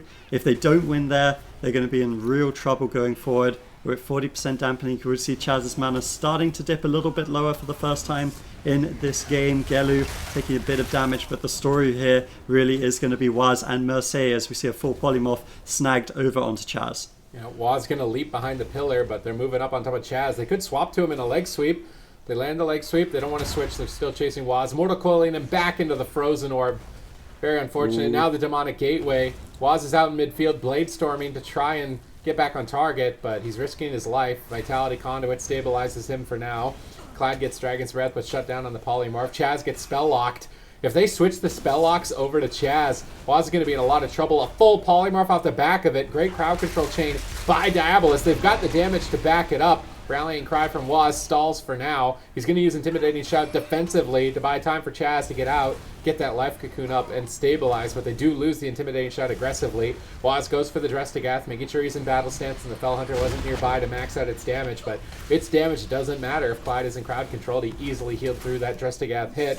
Mercedes repositioning, trying to drag Waz through the Fell Fissures, drag him out into the open area of the starting area. Gelu blinks in for Poly. Chaz shuts him down with Paralyze. And Gelu is chasing Chaz at the moment. Raikou intercepts him as well. If Gelu is able to get a Polymorph here, it's going to be very crucial to their victory. Mercedes trying to put Waz in the spot where Chaz can't heal him on the pillar.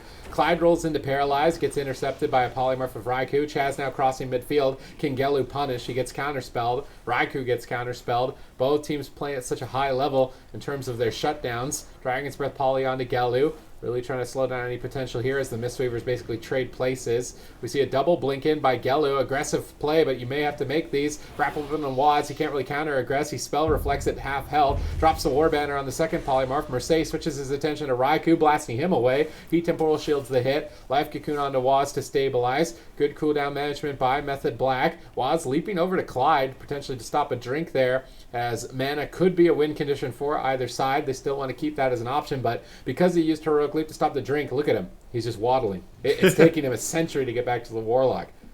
Yeah, and the worst part of that is I was thinking about a win condition for Method Black, and you can see it's that Intimidating Shout. It's up right now. They have no wall for about 10 seconds, but because he used the leap the way he did, now he uses the Intimidating Shout. He's not going to be able to get back to Mercedes to do damage. It's that classic situation where you have to choose between crowd control or damage when you'd love to do both, and now Clyde's able to get back with the Life Cocoon, presumably with enough heals to top off Mercedes here. My 60% prediction from Game 2 still stands, by the way, since we didn't get to see the end of that one, and it's looking pretty close here. Waz in a lot of trouble, does have that rally, uses it. Life Cocoon should be up for Chaz as well. Both sides trading out their Life Cocoons. Now you can really start to see the healing struggling, raining on both sides. Both these Mistweavers losing their mana, losing their resources, and potentially losing their teammates in the near future here, Sid.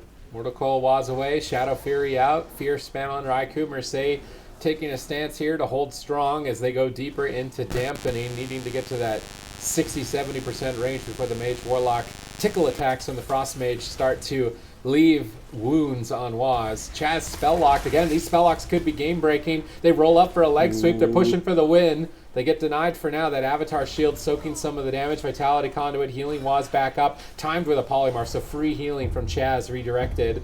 Warbanner gets dropped here by Waz, anticipating crowd control. Clyde going to be the one to kill it with that Rising Sun kick. Good awareness from him on the Mistweaver. Chaz is still crowd controlled due to that nice Warbanner snipe. Waz is dipping low. He can't die by the sword while he's grapple weaponed. He's in trouble. Chaz activates Life Cocoon. Now it's Clyde who's polymorphed. Mercedes could be in trouble. Storm bolted on his Dark Soul. Waz sharpened Bladium at low health. He gets Mortal Coiled off into the distance. Unending Resolve going to trade during this push, but now they go for the Triple Fear. They're looking to cut through the defense of the Unending Resolve, trying to relay the Demonic Gateway. Is this game so long that the Gateway actually faded?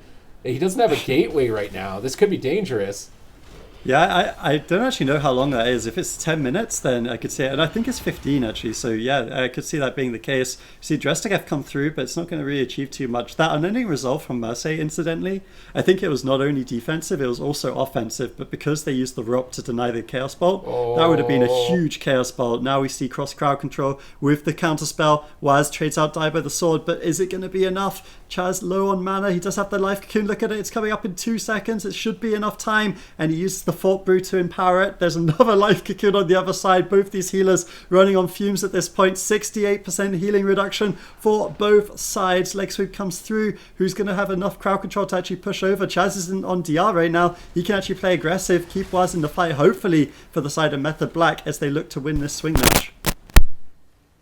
Oh, sorry, just trying to fix my microphone. Mercedes down to half health with no Unending Resolve and out of mana Clyde. This is it for Method Black. They need to get a kill in this next minute or they're not going to be able to take this. They're pretty close right now. Mercedes is dangerously low. Do they have enough damage to finally push him over the edge? Watson's in trouble though as well. He's going for the kill, but he's on 1% health and falls first.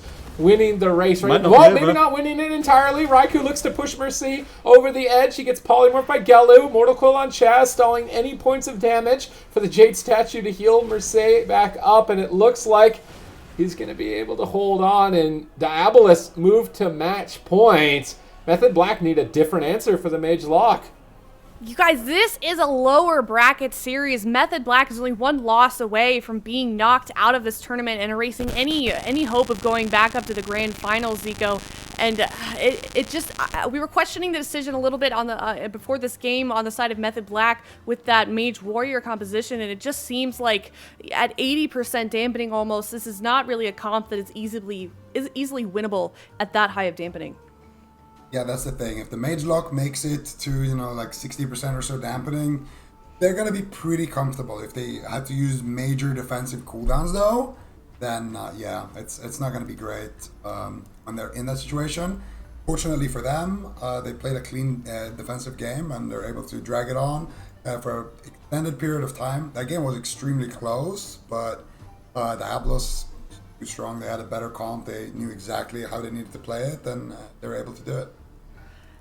And I don't know about you guys, but Wildcard Gaming beat them 3-1. Now they're down in the lower bracket, seeing themselves only one game away from, like I said, being knocked out of the tournament healing stat. This just isn't a place that I feel like we're used to seeing Method Black.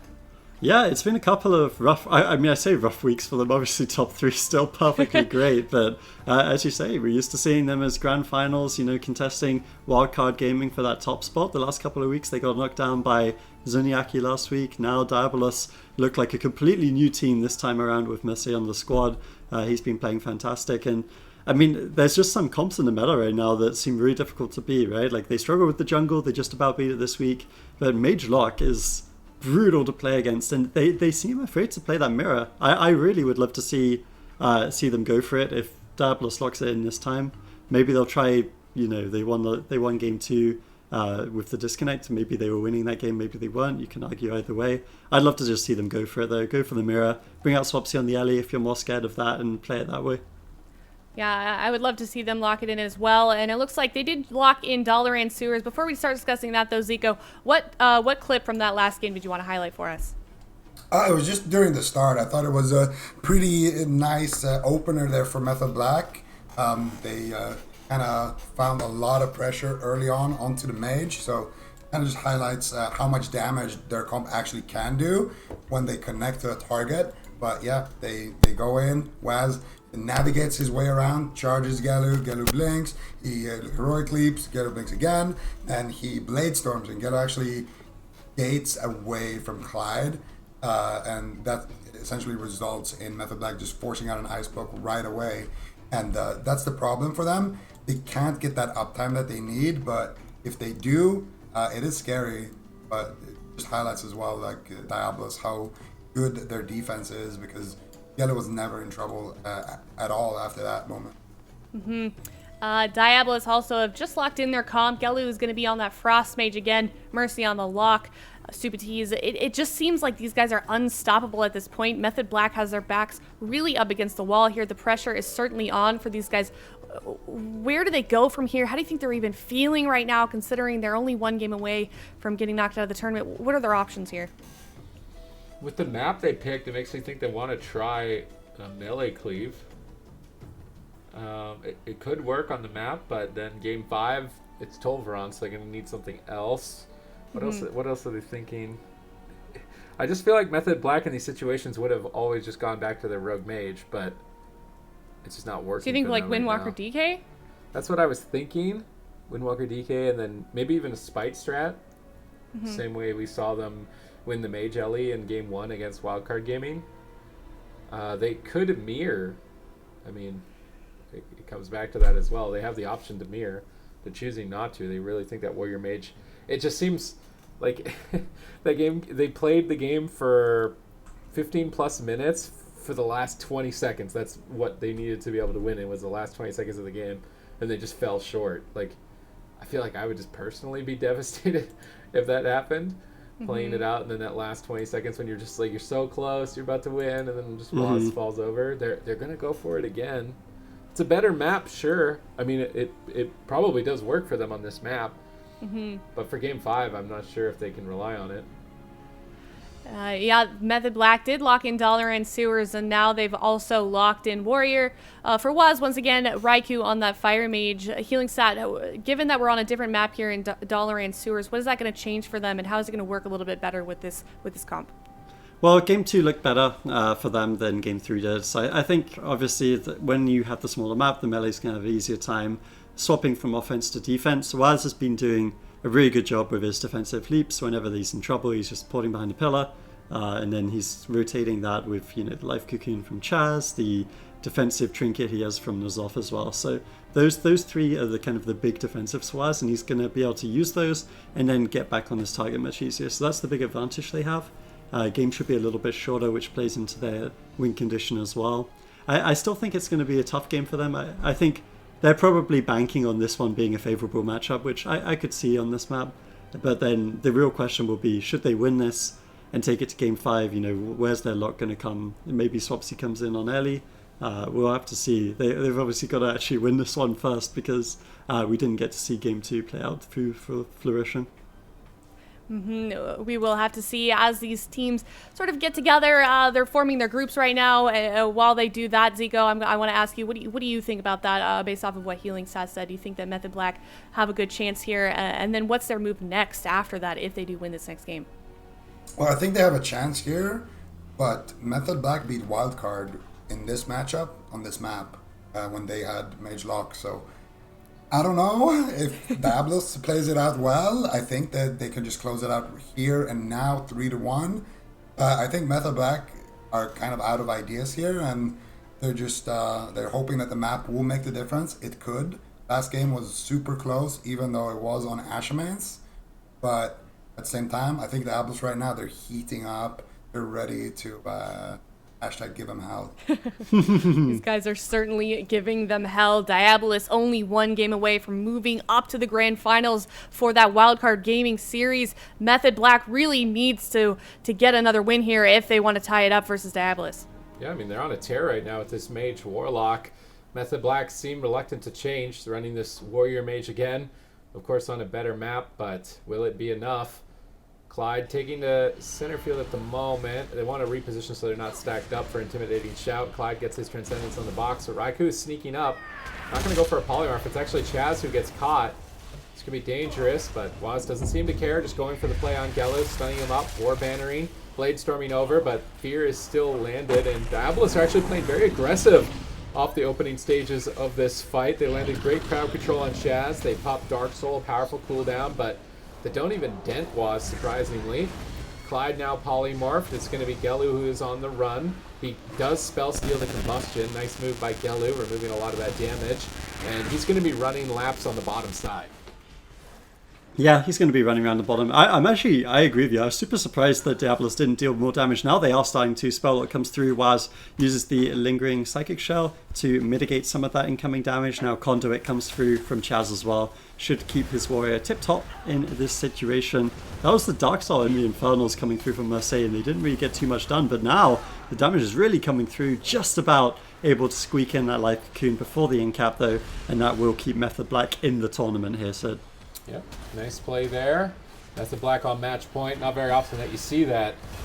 Sent home in third, again, potentially, by a different team. It was N-Light last time. Now it looks like Diablos are going to try and assert some dominance here. This has been a great run for them overall. Definitely a return to power. Bringing Mercedes on the roster, getting that Mage Warlock in the current meta definitely paid off for them. If they're able to beat Method Black into that grand final against Wildcard Gaming, they could do a lot of damage to Wildcard Gaming later on. Method Black need to deny them. They go for the Intimidating Shout, but Vitality Conduit was already rolling on Mercedes. He's not going to take any damage during that Intimidating Shout.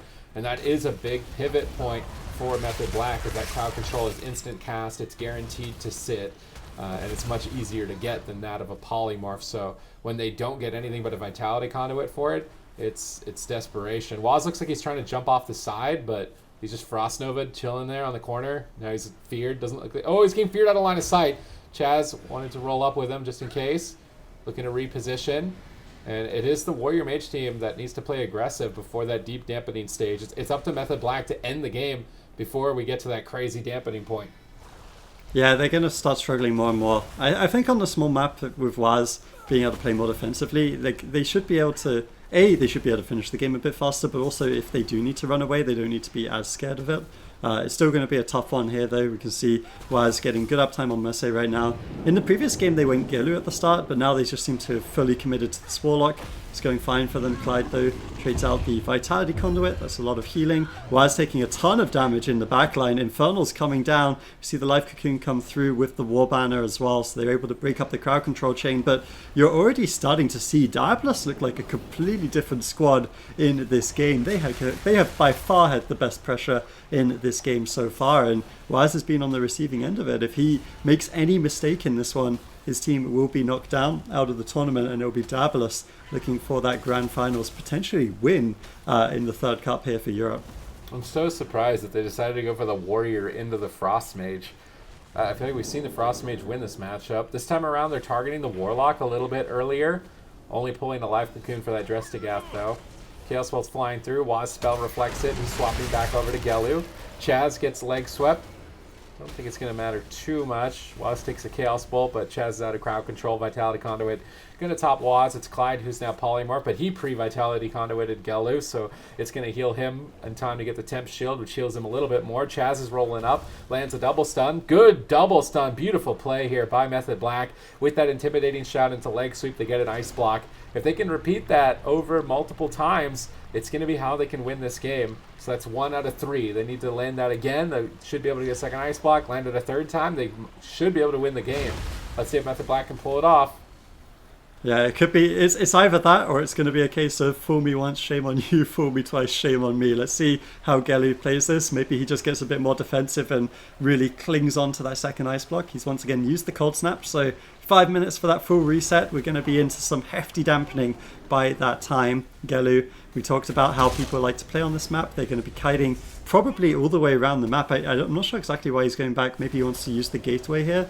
That could be a reasonable reason, but I would have thought he would kite away from Chaz. It's normally what we see from the mages. Life Cocoon comes through before the crowd control chain. They actually have really good uptime on Gelu here on this small map. Waz starting to really pummel in on that Arms Warrior. He needs to be careful though. Full sheep on Chaz, full stun on him, pre-spell reflex. Beautiful play coming in from Waz there, ensuring he was in much less trouble, because that could have been a scary situation. Double Shadow Fury, but doesn't look like they're able to capitalize on it too much. No mana spent here, just as dampening begins. Waz grapple weapon as he overextends. Raikou blinking in with Waz, really getting on top of Gelu. Clyde gonna Vitality Conduit to recover throughout that push. There's the intimidating shout. This is where they need to be trying to get an ice block. They need leg sweep. They need paralyze. There's the paralyze. Chaz moving into position. They get the leg sweep. They counterspell Gelu. Clyde breaks the leg sweep, but into another polymorph, and they don't get that second ice block with the intimidating shout. They have to wait, try again. But if they fail to get it multiple times, the cold snap comes off cooldown, and it just means that they need to do it again. Yep. That's essentially it. If Gelu just keeps playing defensively like this and they aren't able to kind of force out that ice block, then they're going to really struggle, because once both of those cooldowns reset, they have to go through all of that in the deep dampening, which means keeping Waz out in the open. So they're definitely looking for that second ice block in the near future. Maybe the next time Drastic Trinket comes off cooldown, they can push for it. But right now, they're back on Mercy. They recognize the Gelu is too difficult to reach consistently in this moment of time. Clyde and Chaz are on top of each other on the same pillar, so that might actually set up an opportunity to get crowd control over onto Clyde, which they've been looking for.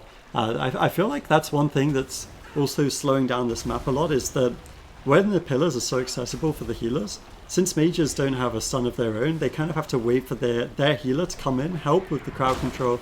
Maybe they can even use Stormbolt a little bit more on the healer to help get those polymorphs more reliably, because the time it takes to get a polymorph, it's almost enough time for Life Cocoon to come back up most of the time, which is scary. That was a beautiful play there coming in. He was able to blink the Drestageth Trinket. Nicely done by Gelu. That could have been, we talked about it, that could have been second ice block, but instead he takes 0 damage. Very nicely played. Yeah, and that's going to set them back. That cold snap's now only 2 minutes away. 13% dampening. We get to that critical 50 to 60%. Things are going to spiral out of control for Method Black. They're on match point. They do not want to come in third place with the standards that they hold for themselves. They want to be getting first in all of these cups. Will Diabolus just be a roadblock for them is the question. They've been looking solid. I mean, similar energy to that of Cloud9's Mage Warlock, in my opinion. Clyde fully polymorphed here. It's a bit of a duel between the mages as they're both being blasted. Chaz in position. Goes for a leg sweep, but Gelu is just running from Waz. Look at Waz chasing Gelu around the map, a game of cat and mouse. But Gelu bought enough time for Clyde to get out of crowd control. Picks him back up with the Vitality Conduit more than easily as each team stabilizes. Still basically no mana spent at almost 20% dampening. Waz is ramping up some big damage though. Goes for the intimidating shout on that burst, but Clyde slips in that life cocoon right before it lands, and that intimidating shout's going to get no value. Raikou could be in trouble. He's stunned up. He's ring a pieced into the wall. Chaz is still polymorphed. He's going to life cocoon as soon as he comes out of that though. No real damage done as he gets out of the fear and should begin to stabilize Raikou. Even trades between the teams. As I say that, Raikou actually gets a full polymorph. Can Waz get on target? Just watch Waz. If he's not next to Gelu, Gelu's probably not going to die. So he's going on to Mercy instead. Not worth running through that Frozen Orb to chase Gelu down. Going after the Warlock. And they were pretty close to killing the Warlock in the last game. But it's just going to be a race and a gamble. They're going to play this game out to that 15-minute mark and throw it all on a gamble of can they get enough damage out to kill the Warlock before Waz goes down. I feel like that's their best option at this point, though. Like a couple of nice outplays coming in from Diabolus, and suddenly Gelu's off the table. He blinked the Drestageth, then they get the pre-life cocoon on that 90-second cooldown of the intimidating shout. Those are the sorts of things that can't happen for Method Black if they are to take down the Frost Mage. So now I think Mercy is the best target, and it is going to come down to that race, as you said. So it's whoever Waz dies first or Mercy dies first. Small map, nice. Rop coming through, but counter Rop, monks on both sides. Method Black giving a little bit of revenge there coming through. Now we can see Mercy actually caught in a bad spot as a result of that. There's the DR Polymorph coming through onto Clyde. Big trouble, he gets kicked. Not unable to use that on any resolve, but we see the Life Cocoon come through. Gets smashed at 30% dampening. It's not going to do too much, that shield. See the reflect coming through from Waz, and this is exactly what we wanted to see for Method Black. Small map, high uptime. They're starting to actually burn through the mana on Clyde now and get those key cooldowns. Waz charging forward. He's going to need a lot of damage for his team to win this game. Can Waz do the damage that's needed? They've got crowd control on Clyde. Where's the intimidating shout? They don't go for it, and Vitality Conduit should stabilize Mercy more than easily, as it's not affected by dampening or Mortal Strike due to its nature as a health redistribution and not actually a heal. Very powerful in the matchup. Waz gets stunned up. Chaz is in a poly. Looks like he's got no way to get out. If he gets grapple weapon and can't die by the sword, it could be game over. Chaz gets there in time, though. Life cocoons him. Infernal Dark Soul might cut through that life cocoon at 32% dampening. This is the gamble that Waz is going to be taking. He's in battle stance, trying to max out his damage. Clyde gets stunned up. They're pushing for the Unending Resolve with that Warbreaker. Big push by Waz. Do they have enough damage to get it? Not enough time. Clyde gets that life cocoon onto Mercedes, begins to heal him back up. In the meantime, Gelu gets a polymorph, and Gelu is going to need to land these to get pressure on Waz. Can they keep up the pressure on Waz? It's now Diablos' turn to attack. They go for a defensive intimidating shout, and that's not good news in terms of their offense. They're banking this win on dampening 100% if they're going to use intimidating shout like that. Yeah, I mean, maybe they are. I'm not sure it's going to work out for them. I really think using the intimidating shout, unless you really need it defensively, trying to get it onto the enemy healer is very, very important, because that's really what the warrior provides in terms of crowd control. Otherwise, the warrior is just a damage bot essentially in this matchup. So Waz, he's going to reconnect now. He uses the lingering shell. I think that was actually a lingering shell and the life cocoon overlap there. So definitely a small mistake on the side of Method Black. We'll see if that comes back to bite them, as Waz once again line of sighting in this situation. He doesn't want to get too aggressive. I think if he lines around the other side, he can avoid Gelu and the orb right now, but Mercy going to reposition, so that's not the case. You see the grapple weapon coming through. Waz really, really struggling in this game. This poor little gnome just not getting the damage that I he play needs Boomkin, to. man. I don't feel bad for them. There you go. Screw gnomes. All right. Well, Sid doesn't like the gnomes. I have a soft spot for the gnomes, and I would like to see this go to Game 5. Let's see if Waz can make it happen for his team. Elimination series. One more series in Europe after this one, ladies and gents, and then we're heading over to North America to decide our second champion of the day, Championship Sunday. But Mercy still got some way to go to make it to that grand final in Europe, as once again Life Cocoon has to come out. All right, no, not really any mana spent on either side, almost 12 minutes into this game. Chaz gets fully polymorphed by Gelu. This could be devastating. Raiku's trying to save them by Dragon's Breathing. Waz ducks for cover. He war banners just in time to get the life cocoon. Now Polymorph sneaks in on Clyde. Mercedes could be in trouble. He doesn't have a Demonic Gateway. Instead, he goes aggression, drops the Infernals, pops the Dark Soul. How much damage is he going to get out here? He needs to be casting Chaos Bolts with the Unending Resolve. Why is he not going for Chaos Bolts? Now finally trying to find one, but it's pummeled by Waz. Mercedes going to duck around the corner on the staircase and go out towards the corner to try and bait Waz into a bad position. Gelu pinning him with the Frozen Orb. If Waz chases Mercedes here, it could be dangerous. Chaz repositioning, but gets caught while repositioning in a polymorph. Both Waz and Mercedes are going to be in a lot of trouble as we etch to that 50% dampening mark. Chaz coming out of the polymorph into another polymorph. That's going to break up the chain. Ring of Peace bounces Mercedes off the side, but I feel like it's where he wants to be. It's not going to be too devastating. Going into that corner is a great position as a spellcaster cleave, because then Chaz, as the healer, has to move forward out in the open, and he gets feared really easily, or polymorph. Mercedes wants to be in that far back corner as much as possible. Dragon's Breath poly on Clyde. Good opportunity. Combustion gets popped. Raiku's out of line of sight of spell steal. Beautiful positioning by Raikou. And they get the intim, but it's on diminishing return. They go for the ring. They get the double stun. A bit unbelievable that they don't get the kill there on Mercedes. He had no on any resolve. Raikou got a full combustion off, but Life Cocoon more than enough to stabilize. Method Black are in a good position. They're ahead on mana, even though they don't get the kill there. And if they can keep it up, I do think they're taking it to a Game 5. Yeah, it's certainly looking that way. That was actually a really, really nice play by Gelu there. I think he blinked across the pillar, spell stole the last seconds of that combustion, and CS the repolymorph. Certainly if that repolymorph had landed, it would have been the game. They wouldn't have got that life cocoon through, but there's still so much pressure coming through. I think this one is looking heavily in favor of Method Black here, ladies and gentlemen. The Vitality Conduit, we've talked about how powerful that cooldown is in dampening, but it's been used now 45 seconds with no mana, no life cocoon for a little bit, and definitely low health on the side of Mercy going into the full polymorph. Method Black looking to fight for their tournament lives, fight to get that Game 5, and they will achieve it here. 2-2 it stands between Method Black and Diablos. Has managed to tie it up against Diablos. They are now 2-2. Their hopes of remaining in this tournament, going back up to the grand finals, are back. There were a couple of times there with Zico that we saw Mercy almost go down, and they were able to set it up at the end there. How did they manage to pull that off? I think it's that play that came in through at the end right there. We saw a nice play by Raikou. He was able to land a polymorph, get pretty much his entire Lucid Dreams combustion off, and that pressure just allowed them to also force out the Vitality Conduit after, so that they could get that clean sheep, and they had the damage to back it up as well. So I think Method Black, they just played a clean game, but a lot of it is because of the map, I feel like. yeah, and that's the next question. It is Diabolus' map choice here. Is that something that Method Black is going to not... It doesn't seem like they're going to be able to repeat that Sid depending on which map they go to, which obviously they're going to try and counter that, so... Yeah, repeating it on Tolvaron is going to be really hard. I kind of wonder if they'll try Mage Ellie.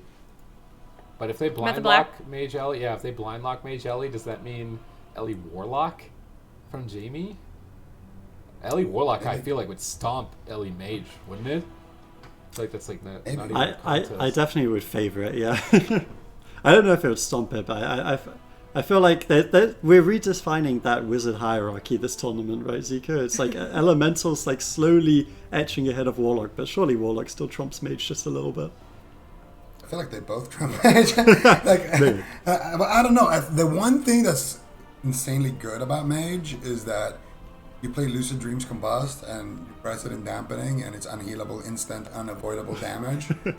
And the only counter to it really is another mage that lets it off and cancels it. But I don't know. I feel like that's one thing about the mage that's just good. So I really don't know. Like normally when you have, 2 wizard teams and they're out in the open, I would just say, yeah, of course, Ellie Warlock all day long. But on Tolvair, if we see Mage Ellie versus Ellie Locke, I think Mage Ellie are just going to stay behind the pillar, and every 2 minutes they're going to go out and paralyze and use their little instant CCs, press combustion, and then they're going to run behind the pillar again. And do that in dampening, they can actually just win. Which spec does Gelu do if they do that? He probably plays the Pyro and to Dream Racers, all that good stuff. All right, so they've locked in Tiger's Peak. It is now Method Black's comp choice. There's a couple of options they could do here, Supatees. I don't know. What do you think the safest choice is for them? I mean, based on their picks so far, I actually think they're just going to Warrior Mage again. I don't know if I think it's right, but I think that's what they're going to do. I'm surprised they didn't go to Tolvair here, right? Because they played Ashermain as their last pick. I really was expecting Tolvair pick. Maybe they're baiting the Warrior Mage? They don't want the Ellie Mage? Maybe they're actually scared of the Ellie Mage. It could be the case, but I feel like you should, since it's game 5, elimination series, you should lock in your best map into the Warrior Mage, since that's clearly Method Black's preference right now. Yeah, it certainly is. A minute left on the timer here for Method Black. Is there a reason that they couldn't play Ellie Mage on this map, though? No, they could. I mean, they can, but I think Warrior Mage are going to have an infinitely easier time on Tiger's Peak compared to Tolvair, obviously. Mm-hmm. So I think forcing Method Black off of it in general, or making them pick it when it doesn't feel good at all, is nice. Now, they get to essentially play Warrior Mage on neutral grounds, and I feel like if you're Method Black, you're pretty happy with that. Like, considering you didn't have the comp or map pick. I don't know. If I'm Diabolus, I just play Mistweaver Ellie Mage. Wildcard Gaming killed Wazley in like 2.5 minutes, and I feel like that's an easily repeatable strategy for Diabolus. They don't even have to. Yeah, but Waz also played a sketchy game. I feel like I feel like you don't die that early twice in a row, right? If you have a Mistweaver on your team and you die before dampening, you're doing something wrong. Well, it's because the strategy removes all the power. I mean, Chaz has to pre-cocoon, pre-conduit. Raz literally charged in and almost died. Had to use Die by the Sword, Rallying Cry, Life Cocoon, Trinket, everything in the first couple of seconds of the game. It's still kind of a quick game, though, how that one ended. Oh, yeah, for sure. I mean, they capitalized on it for sure. Wildcard definitely punished it, which that was amazing by them. But I feel like there was big mistakes on the side of Method Black. I think we need a little bit more games before we can just be like, oh yeah, they should just lock this and counter it. Have we seen Diabolus play against Wildcard Gaming this tournament? Who knocked Diabolus down? I don't actually remember. Check the bracket. Yeah, Wildcard. I feel like it was them, right? Yeah. So that does say something about this matchup too. I mean, being honest, like Diabolus, they've just put the Warlock on the roster. Jamie wasn't playing so much because they were mostly focusing on Rogue Mage, so their Ellie Mage and their Ellie Lock might not be quite of the caliber. I mean, we saw the Ellie Lock and it looked pretty good, but it might not be the case that they're as synergized as Wildcard Gaming, who we know literally are just like insanely broken on like when they play those comps. Like sometimes the comp isn't actually that great and then they just make it look amazing, right? It was the same with Warrior Mage last year. What does that say for the potential of this team, though? I mean, they have that roster swap, and now they're seeing themselves on match point against a team like Method Black. I mean, I know there's only one cup after this left here, but what can we expect from this team in the future? I'm excited for them. At the start, I don't know about you guys. I'm curious what you think, Ezekiel, about this in particular. I had Diabolus, when I saw their roster with Acro, I had them as at least a top 4 squad, maybe a top 3 squad in EU. And I was actually really disappointed by their first couple of cups. I guess Rogue pulling out of meta a little bit didn't help them, but this is actually where I expected them to be, you know, fighting Method Black, fighting Wildcard. They've got a way to go to beat Wildcard, but I mean, I'm pretty happy for the squad to see them in this top 3 this tournament. Yeah, I completely agree. When I saw this roster, I was like, wow, Diablo's barely making top 8, AWC isn't making top 8. Like, yeah, it's what crazy. is going on? You know, these are teams that we're expecting to qualify. These are teams that we are expecting to see, you know, in the top 4, at least in the top 5. So I was definitely surprised. But now we're starting to see where Diablos, I think, should be on the rankings. I think they needed a couple of weeks to get Clyde used to his monk and just get some new pumps running. And also, I think it's funny because I was like, yeah, I think if they had Acro instead of Jamie, then they would have Mage Rogue and Lock Rogue and Mage Lock and all this stuff. But every single cup, it feels like we're starting to see new things come out. And like this time it's Mage Ellie, and it turns out they have that, and it apparently actually seems pretty good. Yeah, I'm sure they're glad they have Jamie on their team this time around. They have locked in their comps. We see both comps on the board here. We've got Gello on that Fire Mage, Mercy on the Warlock. And if we're looking at these two teams here, now we're on Tiger's Peak. We're on match point. What can we expect from this upcoming game, Supatis? Well, he went Fire, which is interesting to me, instead of Frost. So Waz will get more uptime. Maybe they're going to kill Chaz. I feel like if he's Fire, they're going to try and kill Chaz more. And if he runs Vitality Conduit, they should be able to repeat it, I think, between Dark Soul and Combustion. I think they're going to intend to try and switch to Chaz a lot more when they're Fire, but maybe they also think that Mercy in Dampening as a target is actually too consistent of a win condition. So Gello on Fire Mage makes it so if you go on Mercy in Dampening, Greater Pyroblast punishes you. I don't know, because in previous iterations we've seen Frost win, and it's a decently sized map, so I don't know why you wouldn't. I feel like you maybe switch Fire on a smaller map when you can't make it that deep into Dampening, and try for like bursty swaps and one-shots, and then go to Frost on the big map. So I'm not a big fan, I think, of switching to Fire, but I'm also not a big fan of them picking Tiger's Peak instead of Tolveron. Yeah, definitely some interesting choices here. Healing Stat, what do you think about Gellu's choice on the Fire Mage? I mean, Fire Mage is good, so I'm not Especially too upset Gellu Baba about on the it. Fire Mage. Yeah, Gello on Fire. Like, I mean, I think Frost's fine too. The biggest criticism I have, and I said it, was you said as well, Sid, was the Tiger's Peak over Tolver. I mean, maybe though they just feel like this is a matchup they should be winning against the Warrior. If that's the case and they wanted this matchup, then good on them. It's going to come down to the final game. I think this is one of those matchups where we can talk about each individual hair, but at the end of the day, both of them have strong compositions. They have a good shot in this one. It's Game 5 elimination series, and the best team in this game will be the one going to the grand final. Yeah, I think the Frost Mage is better on a large map, but on a neutral map, I actually like the Fire Mage more. On a large map, the Frost Mage snares are just going to be a lot more effective, because once Waz has to retreat and he's out in the open, he's going to be slowed and he has to kind of make his way back to the pillar and then kind of make his way back to the target. It just makes it way more annoying. But on a small map, especially if you're not going to be targeted that much, I think Fire Mage for sure is the player. So it looks like we're going to be remaking this game. Once again, the rules are stated for the AWC. If you leave that game before the gates are open, we're just going to remake it here. So no worries there. We're just going to reform this team real quick. While they do, we get these teams set up here. My question for you guys is, I think we touched on it a little bit with that choice of Tiger's Peak. Do we think that that Diablos expected or wanted Method Black to play this comp, or were they hoping for something else? Yeah, I think this is the matchup that they wanted, and obviously the change that they wanted to make was get Gelu on the Fire Mage.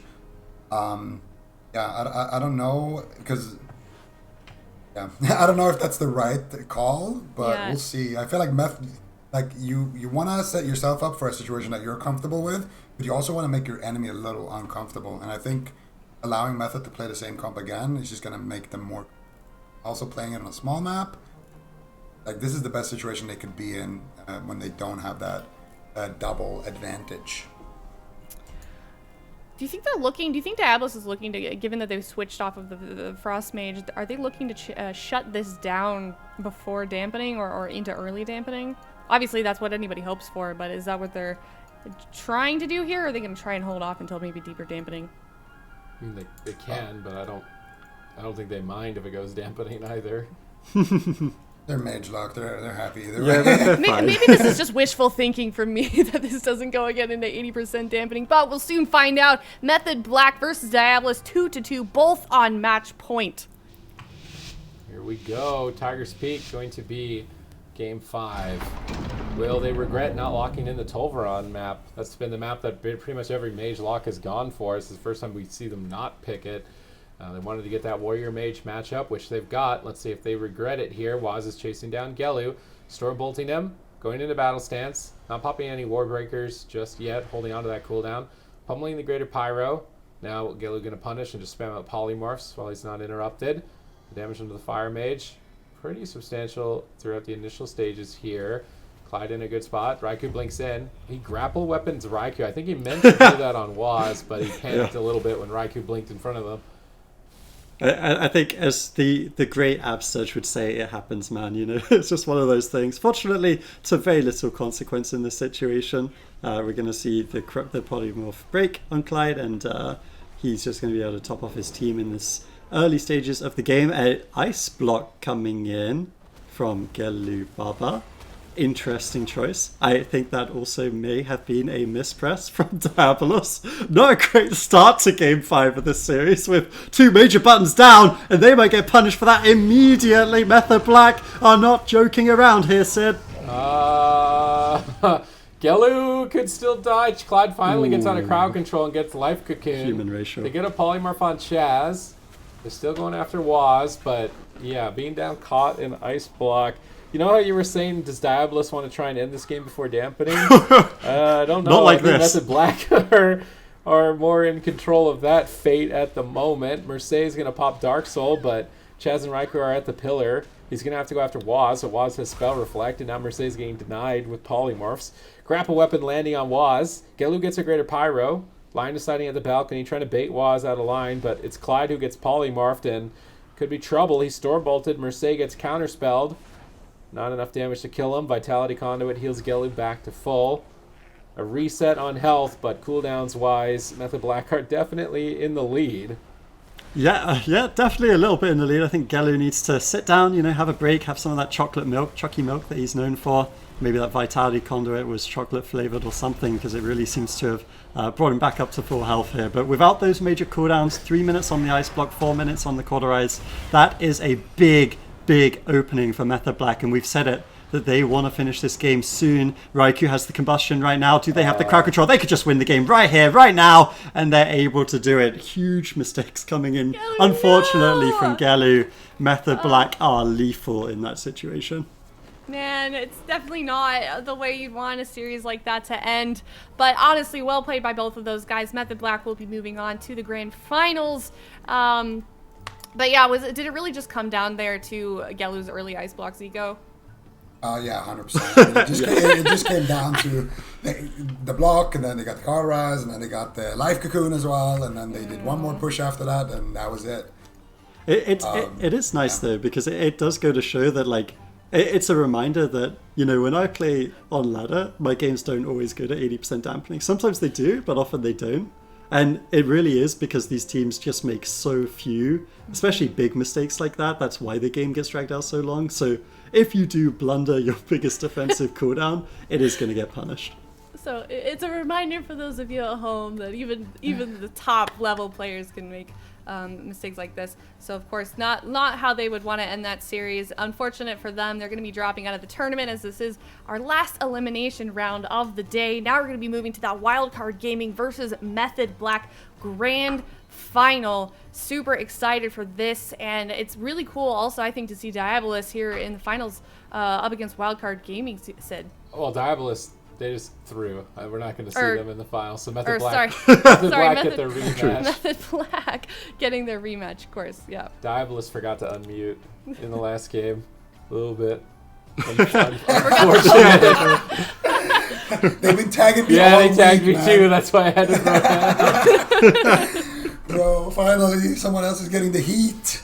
Yeah, Diabolus on Twitter, it was like a picture of Sid, like, welcome to the team, with a bunch of muted things on it, but it's okay. You only did it once. Seiko did it what? How many times? How many times? To be fair, I think I've done I haven't done it a Days to single catch up. time this weekend, Aya, and I think No, it's because of I'm you. talking- I think you've been bringing out the best in me. Ah, well, you know, it's what I'm here for, preventing you guys from muting your microphones. You're welcome. But yeah, anyways, super excited for that grand final series. We have Wildcard Gaming versus Method Black. So we are going to go to a break before we check out that series. Yeah, stick around. We'll come to that series after you. Wildcard Gaming versus Method Black.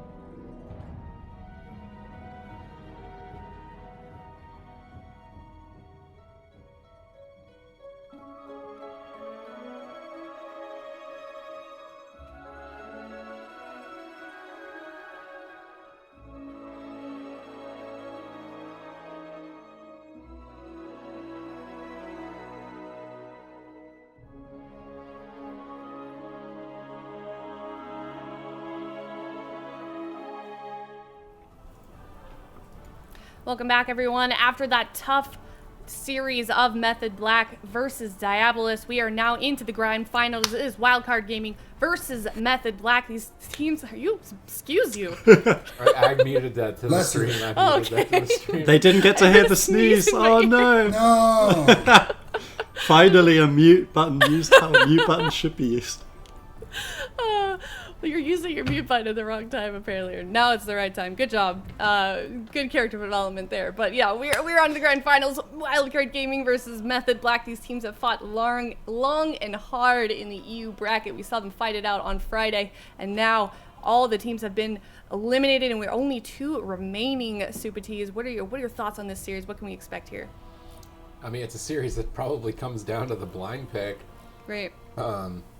You seem to think that Waz just threw in that game, Zico, with the Warrior, but I mean, his positioning was really bad, but I think it's still a strategy that they can kind of bully that Warrior Mage comp with. So I wouldn't be surprised if they blind pick Ellie Mage. They had real problems, though, with the Windwalker Death Knight Spite. So maybe they do Ellie Mage, but Looney will run Tiger's Lust this time. Try and help him get out of Spite. Yeah, I don't know. It's definitely, you know, last time we saw these teams face off against each other, Wildcard Gaming beat Method Black 3-1, and it's going to be a bit of a struggle. We saw them struggle in that last series a little bit as well. They did end up coming out on top. Obviously, Zico, do you think that they maybe have learned something from the last couple of series? What do we think we're gonna see here from these guys? I'm not sure.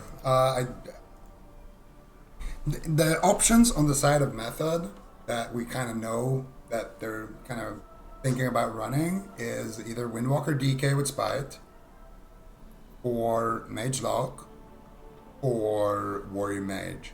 And if we look at all of those 3 individually, Windwalker DK I don't think is going to be great in Mage Lock, or also into the Mage Ellie, but they were able to win that, so maybe they go with that again because of that.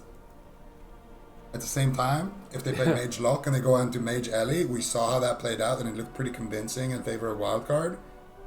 And Mage Warrior, I mean, I think if they lock it in, they're going to lose if they face Mage Ellie, but they did just beat, Diablos with it. So maybe they're feeling more confident in it now.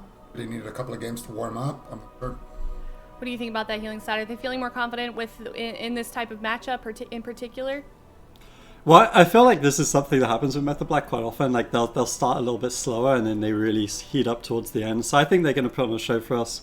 Every time we meet these 2 teams, it goes 6-7 games of the series anyways. So I think it's going to be an entertaining one to finish us off here and decide our champion in Europe. Yeah, I think Method Black won't go down without a fight. They certainly won't, as we've seen them in Cup and Cup again. They're just such a consistent team, and I think a lot just looking at the bracket for EU especially, a lot of these the top 4 teams that we're seeing in all of these cups are really, really well deserving, and I just think the talent pool that we're seeing Super Ts is just so incredibly high as we're shaping up on Cup 3. Yeah, I mean, right now the competition in Europe is bubbling up. It's difficult to say who is currently the #1 team at the moment, whereas in North America it's kind of just Cloud9 tyrannizing everyone. So I'm excited for North America to see if anyone can best Cloud9 again in round 3, but in EU a lot of the teams appear to be more evenly matched than ever. This is going to be a bit of a surprise. Yeah. Okay. Well, this is a Cloud9 comp as well, right? And Waz has been playing this quite a bit, the Windwalker. I think we saw Snuts play it in the finals last week, if I remember right. He was playing a couple of their games against the Move or Golden Guardians. So I think this is a very sound composition. And I mean, they lost the last time around, so I'm not upset to see it.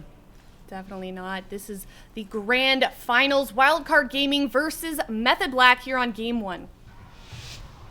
All right, let's see what they can do here. Windwalker Destruction Warlock versus Mage Ellie.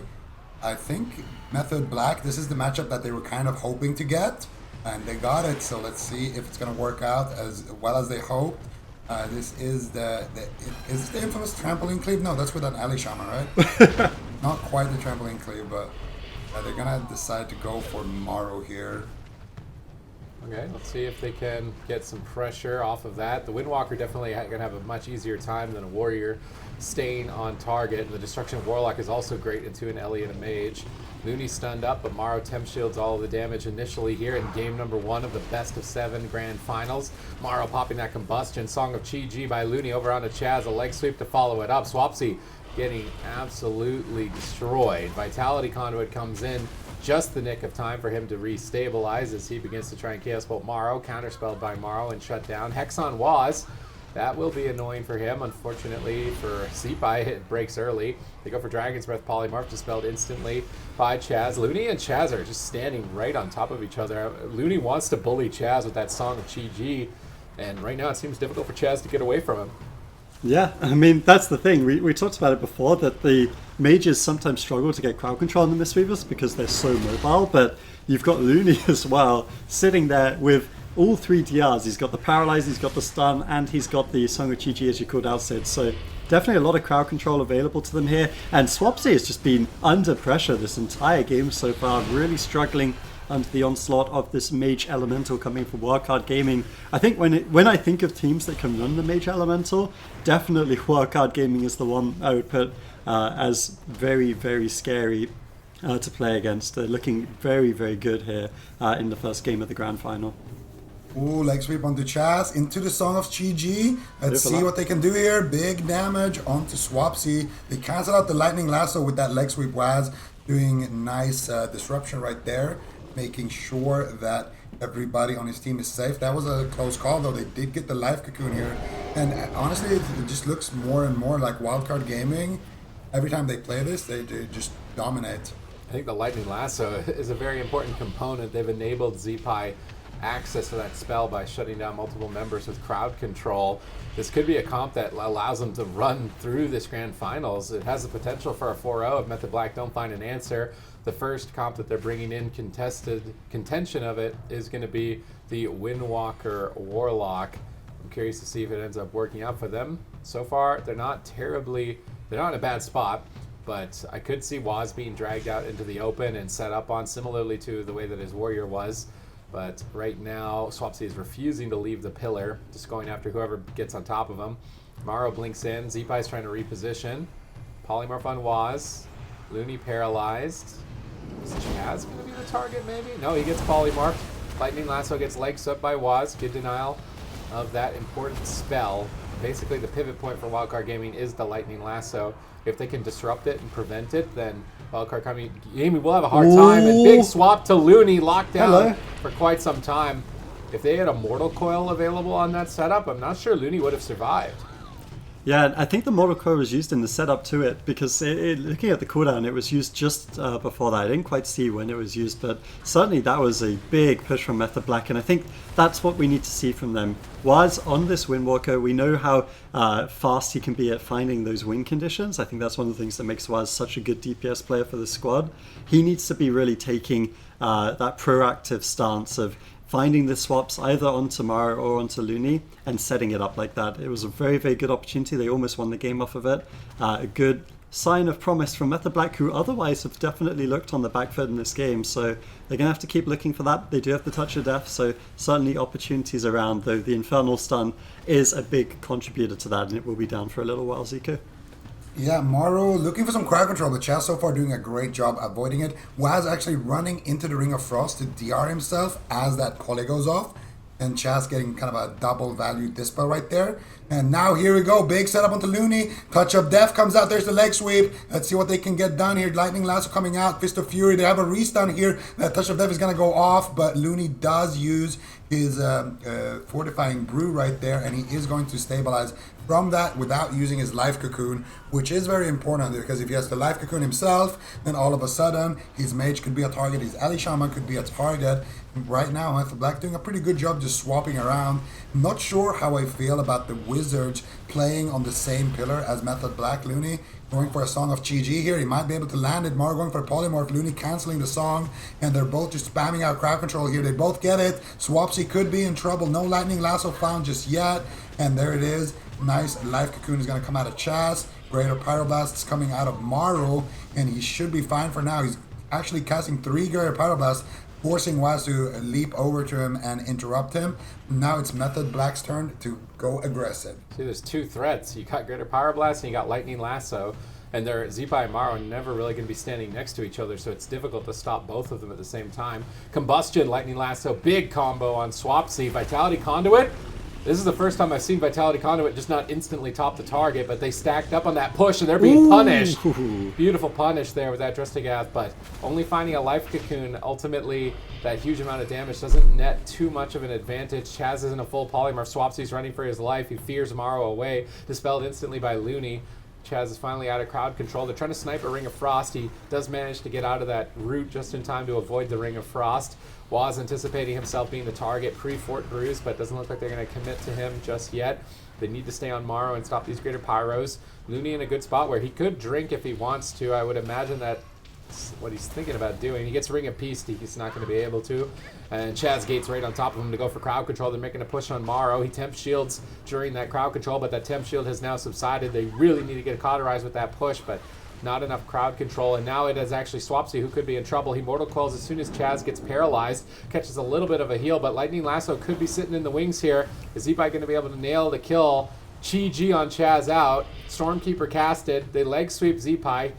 Will he go for a Greater Pyro in the sky? I think that's on Waz. Maybe, yeah, on Waz. Big connect there, but Chaz is in crowd control. He should pick them up. And right now, Wildcard Gaming have control of the field. Yeah, it's been a very lively start to this first game of the Grand Finals. Best of 7, it's against Method Black, Wildcard Gaming. It seems like this is oftentimes the Grand Finals in Europe. Wasn't last week, of course, and very nearly wasn't this week as well. Closely fought series all around, but Method Black have made it here, and they are looking threatening. Once again, maybe looking for a setup here over on to Looney. It looked like Waz was rolling towards him, but instead he's just going to throw his damage at Maro. They force out the touch of Karma, which is going to be reversing some of that damage over onto Maro. As a consequence, we see Looney actually use both the Fort Brew and the Life Cocoon here. So he empowers his Life Cocoon, but at the cost of his own personal defensives. I think this is the sort of thing where I would really like, Swapsy has this Infernal Stun coming up. They're just going to commit the Touch of Death onto Maro instead there. I was going to say maybe another setup onto Looney, but instead it's huge damage onto the Mage. There's no Life Cocoon. Can they catch up from this big onslaught from Method Black?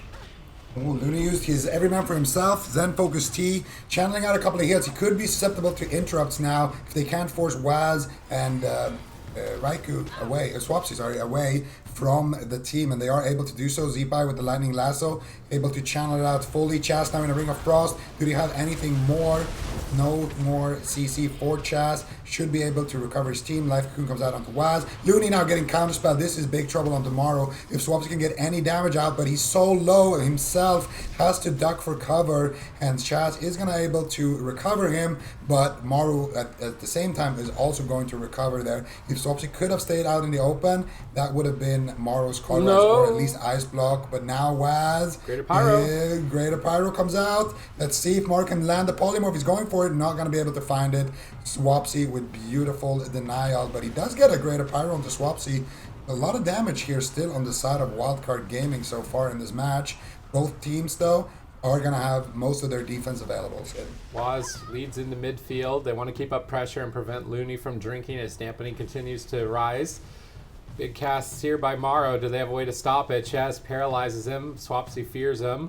Zeepai is starting to take a beating from Waz with that Drestigath trinket. Looney powers through. Another Ring of Peace on Maro. Really dedicating that as a resource to stop Greater Pyro. Spell locking him now and switching over so that Waz can assist, but Zeepai could be left open with that Lightning Lasso. There's threats from Swapsy right now with his Dark Soul available. Grounding a Chaos Bolt. Going for a Lightning Lasso and running around the corner.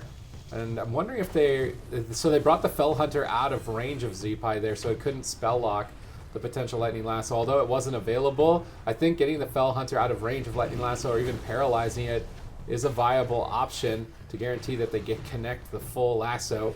Waz is going to start developing a lot of pressure on Maro here. Windwalker on a Mage is still a big threat, but he sneaks a Greater Pyro on Swapsy. Swapsy lobs a Chaos Bolt back at him. He temp shields it, but It's still quite high in dampening, even still quite high in dampening. He's back to full health pretty quickly. Swapsy now getting life cocooned in that exchange. Looney's rolling up. He's looking for crowd control. Chaz is running away. Will Chaz be able to evade him? Paralyzed, triple crowd control. Big threat for Swapsy here. 32% dampening on any resolve trades out for him, but that's his most vital cooldown. It won't trade evenly in the future, but now having made that trade, they counter-aggress. They're chasing down Morrow, pushing for the cauterize. Looney's still stunned up, 2 seconds away from his life cocoon. He's going to Fort Brew to buff up the healing from it if he needs to. Now he's actually just deciding to hold on to it, topping Morrow off. Chaz into the polymorph. Swapsy once again under threat and under fire. Is he just going to fall to the Stormkeeper of Zeepai? In the meantime, Swapsy sneaks a fear onto Looney. Morrow could be in trouble. Huge hit by Waz. Temp Shield trades. Will it allow him to recover? It buys time at least. Life Cocoon stabilizes. Swapsy still on the back foot. Lightning Lasso. Is there a way to disrupt it? Doesn't look like it. Looney's sneaking in a Song of Chi-Ji. Chaz immediately ports away, but he left Swapsy behind. Has to life cocoon him as soon as he comes back into line of sight. I would say the momentum is in favor of Wildcard Gaming if they can keep up this pace. Yeah, 40% dampening. It feels like this has certainly gone faster than some of the other games just because of how explosive it's been. You do get the feeling Swapsy could have fallen or Mara at any point in this game. But now I think we're at that crutch moment potentially for Method Black. They could be in big trouble here. They don't have the life cocoon for a few more seconds. They don't have access to the unending resolve or the human ratio for Chaz either. So big cooldowns are down for Method Black right now at 40% healing reduction. They just need to start getting the pressure going. Go for one of those big lasso combos that we've been talking about. If they can cross control the pet and channel that fully, I could easily see a kill coming through here. This is big damage on both sides. You see Chaz dropping very low. DR Lightning Lasso comes through, but he transcends away, able to keep himself in the fight. Meanwhile, Looney, he's having to deal with a lot more consistent pressure from Waz, who of course does have that healing reduction attached to his melee abilities, and that consistent pressure is starting to pay its toll on the resources of Wildcard. All right. Yeah, we're going to see a push here on tomorrow. Taking a huge beating right now. Do they have any more CC4? Looney doesn't look like it. No life cocoon available though. Still good damage here on the side of Method Black. Morrow trying to reverse the situation here. Gets a nice polymorph. Double leg sweep coming out here from Looney. Swapsy taking a huge hit right there. Not sure how Chaz broke out there. I think maybe he used his every man for himself on that leg sweep the last couple of seconds. Swapsy regardless going to hold on for a little bit. No life cocoon available. Waz now taking big damage using his tank trinket right there. Might be his touch of karma as well as Chaz as well, rotting down. I think the ignite of Morrow right now is just doing tons of damage. Beautiful counterspell onto Swapsy is going to be enough here for Wildcard Gaming to draw first blood in this grand final. Swapsy is taken down, putting Wildcard Gaming 1-0 up against Method Black at 50% dampening Zico. What happened there in those final moments? How were they able to get that kill on Swapsy?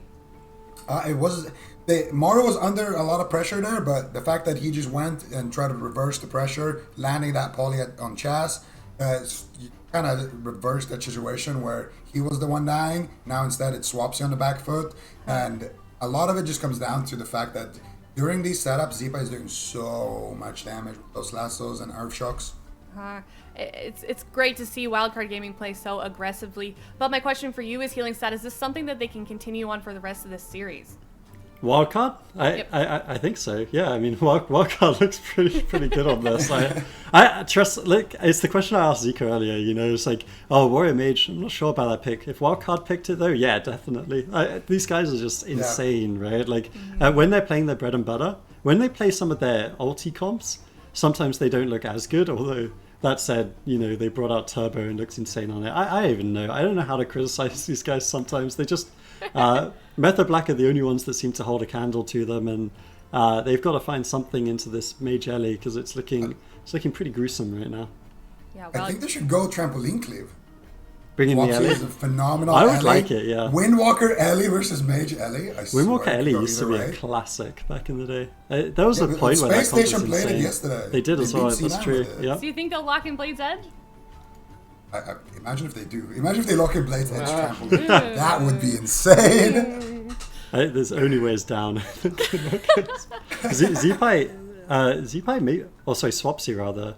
Maybe he hasn't been playing that much Elemental because there's been a couple of times today where we've said, you know, maybe it makes sense. Like even into Diablos, everyone's been running Ellies into Mage Lock, and it would make perfect sense that they would bring in their own Elemental, right, in one of those games, and they just never favored it, which is interesting to me. maybe he just hasn't been practicing it that much. Didn't expect everyone else to pop off on Elemental this weekend. I don't think many people did expect Ellie to be such a dominating class this tournament, and it's definitely great to see. But my question Some also... people did. What?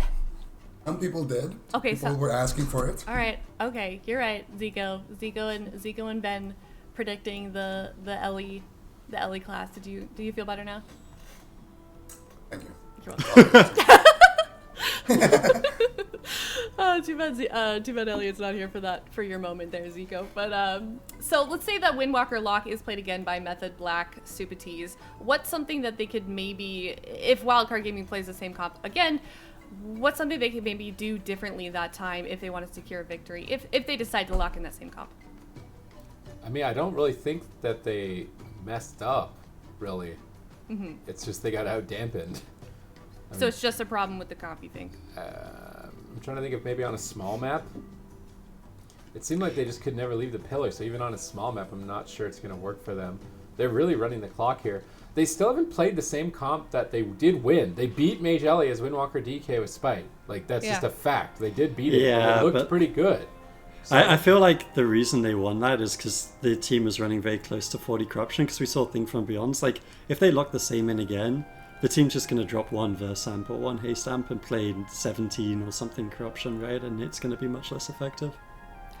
Well, Method Black has locked in Tiger's Peak. Wildcard Gaming locking in Mage Ellie once again. Zico, does this maybe give us any more insight into what Method Black could do here? What are their options if they're choosing Tiger's Peak?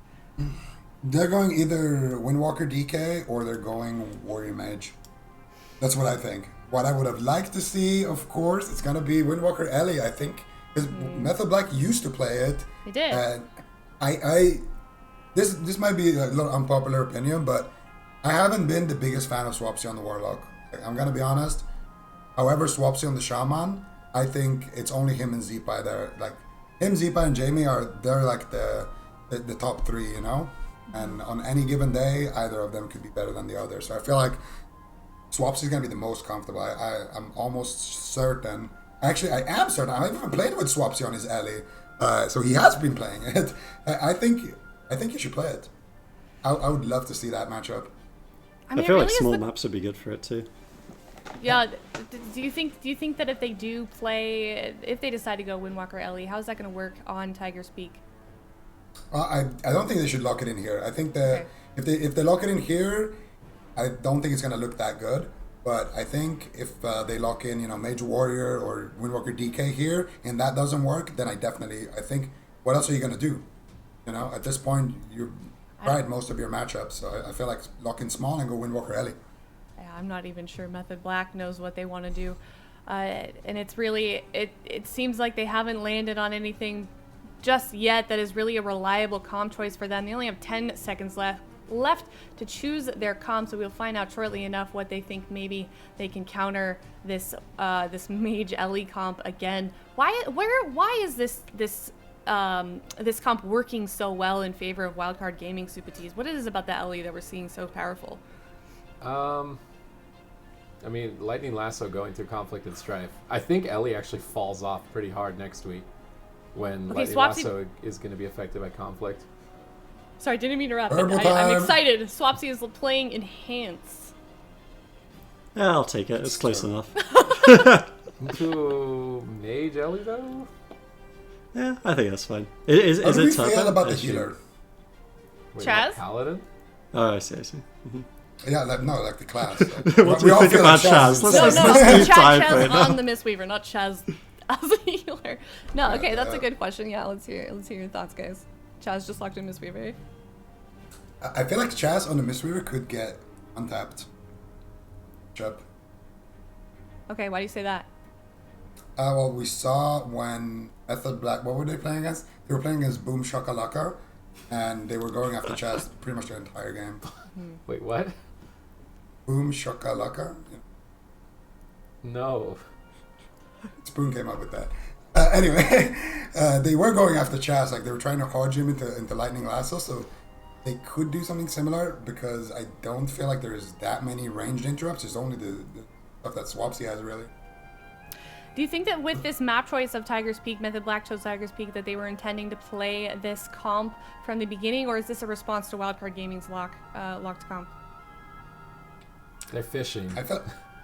What? Yeah, I feel the same. I don't think they have a clear-cut answer to this, to be honest. I mean, it seems like Elemental is beating all the wizard comps, and then Mage Ellie traditionally would be really good into any sort of melee comps. So I don't know if there's anything like this is the sort of time where I wouldn't have actually been that surprised if they tried Rogue Mage, but they got beat down in first game of the upper finals when they played Rogue Mage. It was kind of off the cuff though, like it was no cloak, no vanish, no sack, you know, like I wouldn't blame them for trying again. The game wasn't even going that badly, but seems like they just don't want to go that direction.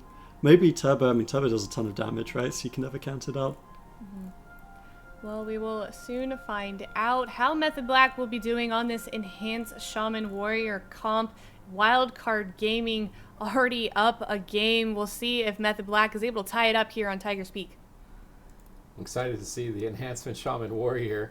This composition's kind of been resurrected from the dead, trying to make it work here into an Ellie Mage. I'm not sold on it. Zico's pointing out that Chaz could be susceptible, so what I would like to see is if they target Morrow, which I expect is going to be the target, he can pull Waz and Swapsy far away, double Dragon's Breath, Ring of Frost both of them, and jump on Chaz. Paralyze Leg Sweep Chaz and then go after him. That's what I want to see if Chaz isn't running Conflict, which I feel like he's not going to. And I think they can win with that strategy. Yeah, I mean, we'll have to see if they can pull it through. It is going to be time for the gates to open.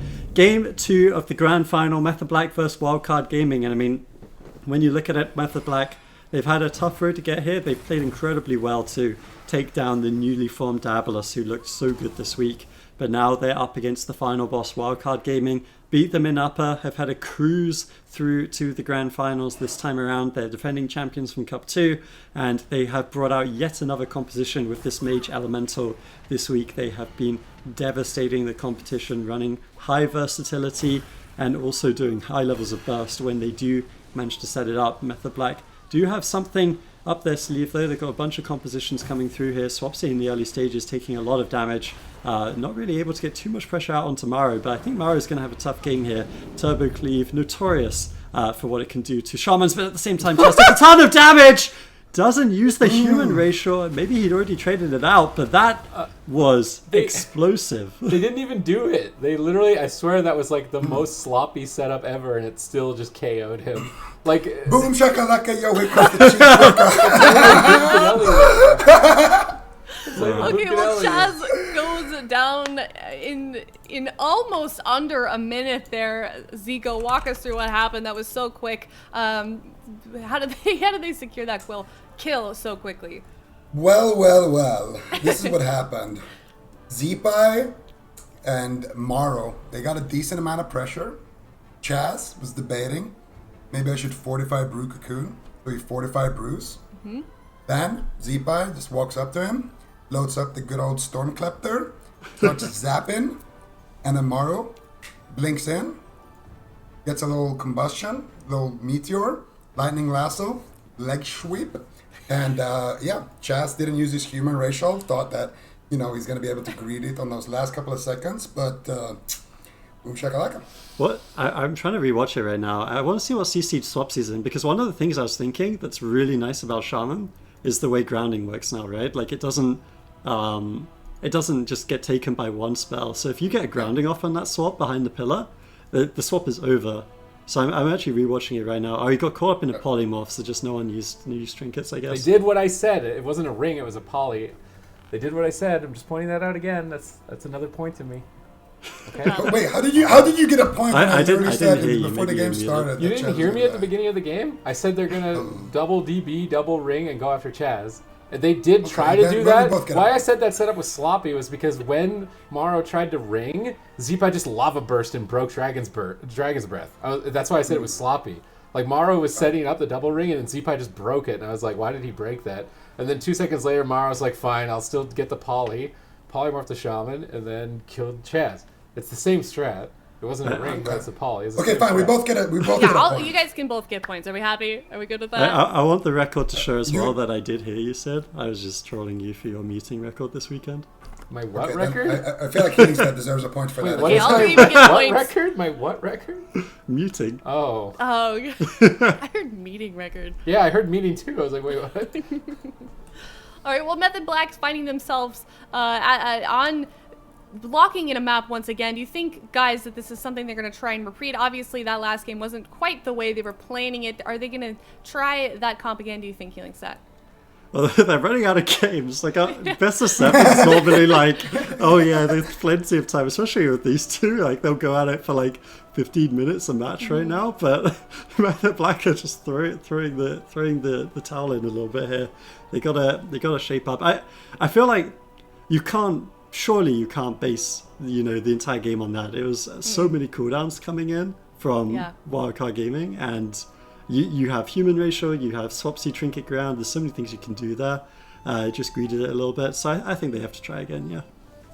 Yeah, I'd like to see them do that as well. They have locked in Hook Point. That was Method Black's map pick. Now Wildcard Gaming is going to pick their comp, so we'll see shortly what that is. Zico, what do you think? Do you think Method Black's going to try that comp again? I mean, like Healing Stat was saying, they're running out of games here. This is a best of 7 series, but they're running out of chances. Yeah, I feel like they're running out of war games right now. I think it's time to take a step out on the trampoline. That's what I feel. Hook Point is a fantastic map, and I think what they need is big burst damage to take down Morrow. I think Ellie, Windwalker are gonna be excellent at that. Whereas when you play Windwalker Destro, there was still a couple of close calls on Morrow, but it's a little bit harder to set up because the Warlock needs to get a Chaos Bolt off, or extend at least the lockdown with the Immortal Coil and things like that. It feels like with an Ellie, I mean, just look at Zipa. He's having the most fun ever right now. He's just zapping everyone.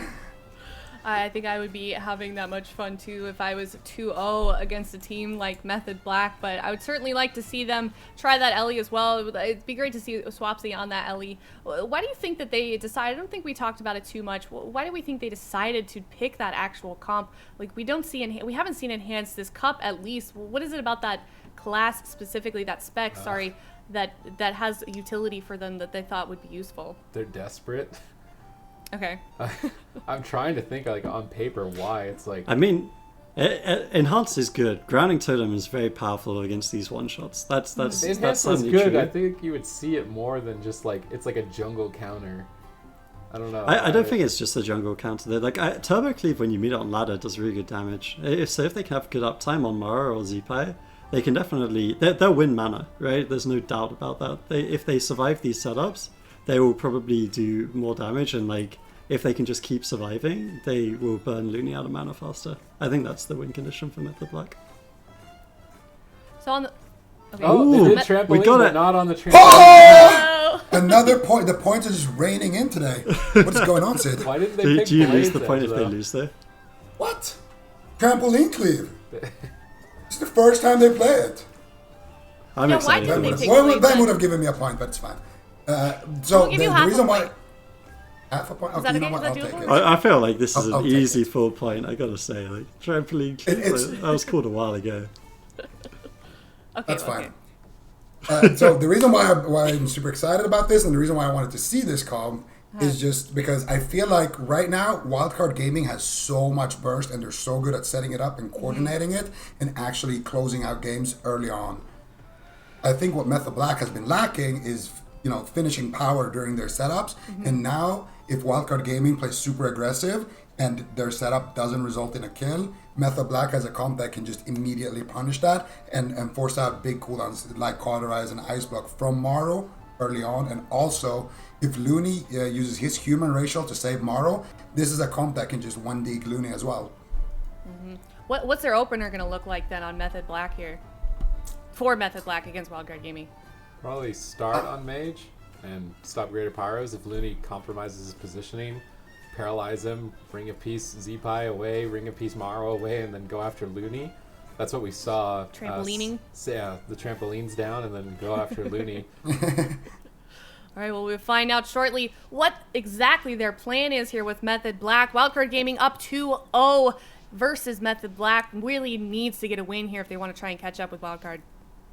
Yep, they definitely need to start winning some games here. It's best of 7, but they're 2 down, 2 more, and Wildcard Gaming will be our back-to-back champions here in Europe. Cup 3, they're looking great. They're currently top on the standings, number 1 seed in Europe, looking likely to continue that way going through to the circuit, barring some bounces in favor of Method Black. They bring in the Elemental Windwalker Mistweaver. I actually like this map a little bit for the monks as well. There's so many awkward places on the map that are perfectly wide enough that a Ring of Peace will block you out. So if they get someone in the starter room, or if they get someone behind those the barricades on the side, you can get some really good value. So we'll have to see how Method Black chooses to play it.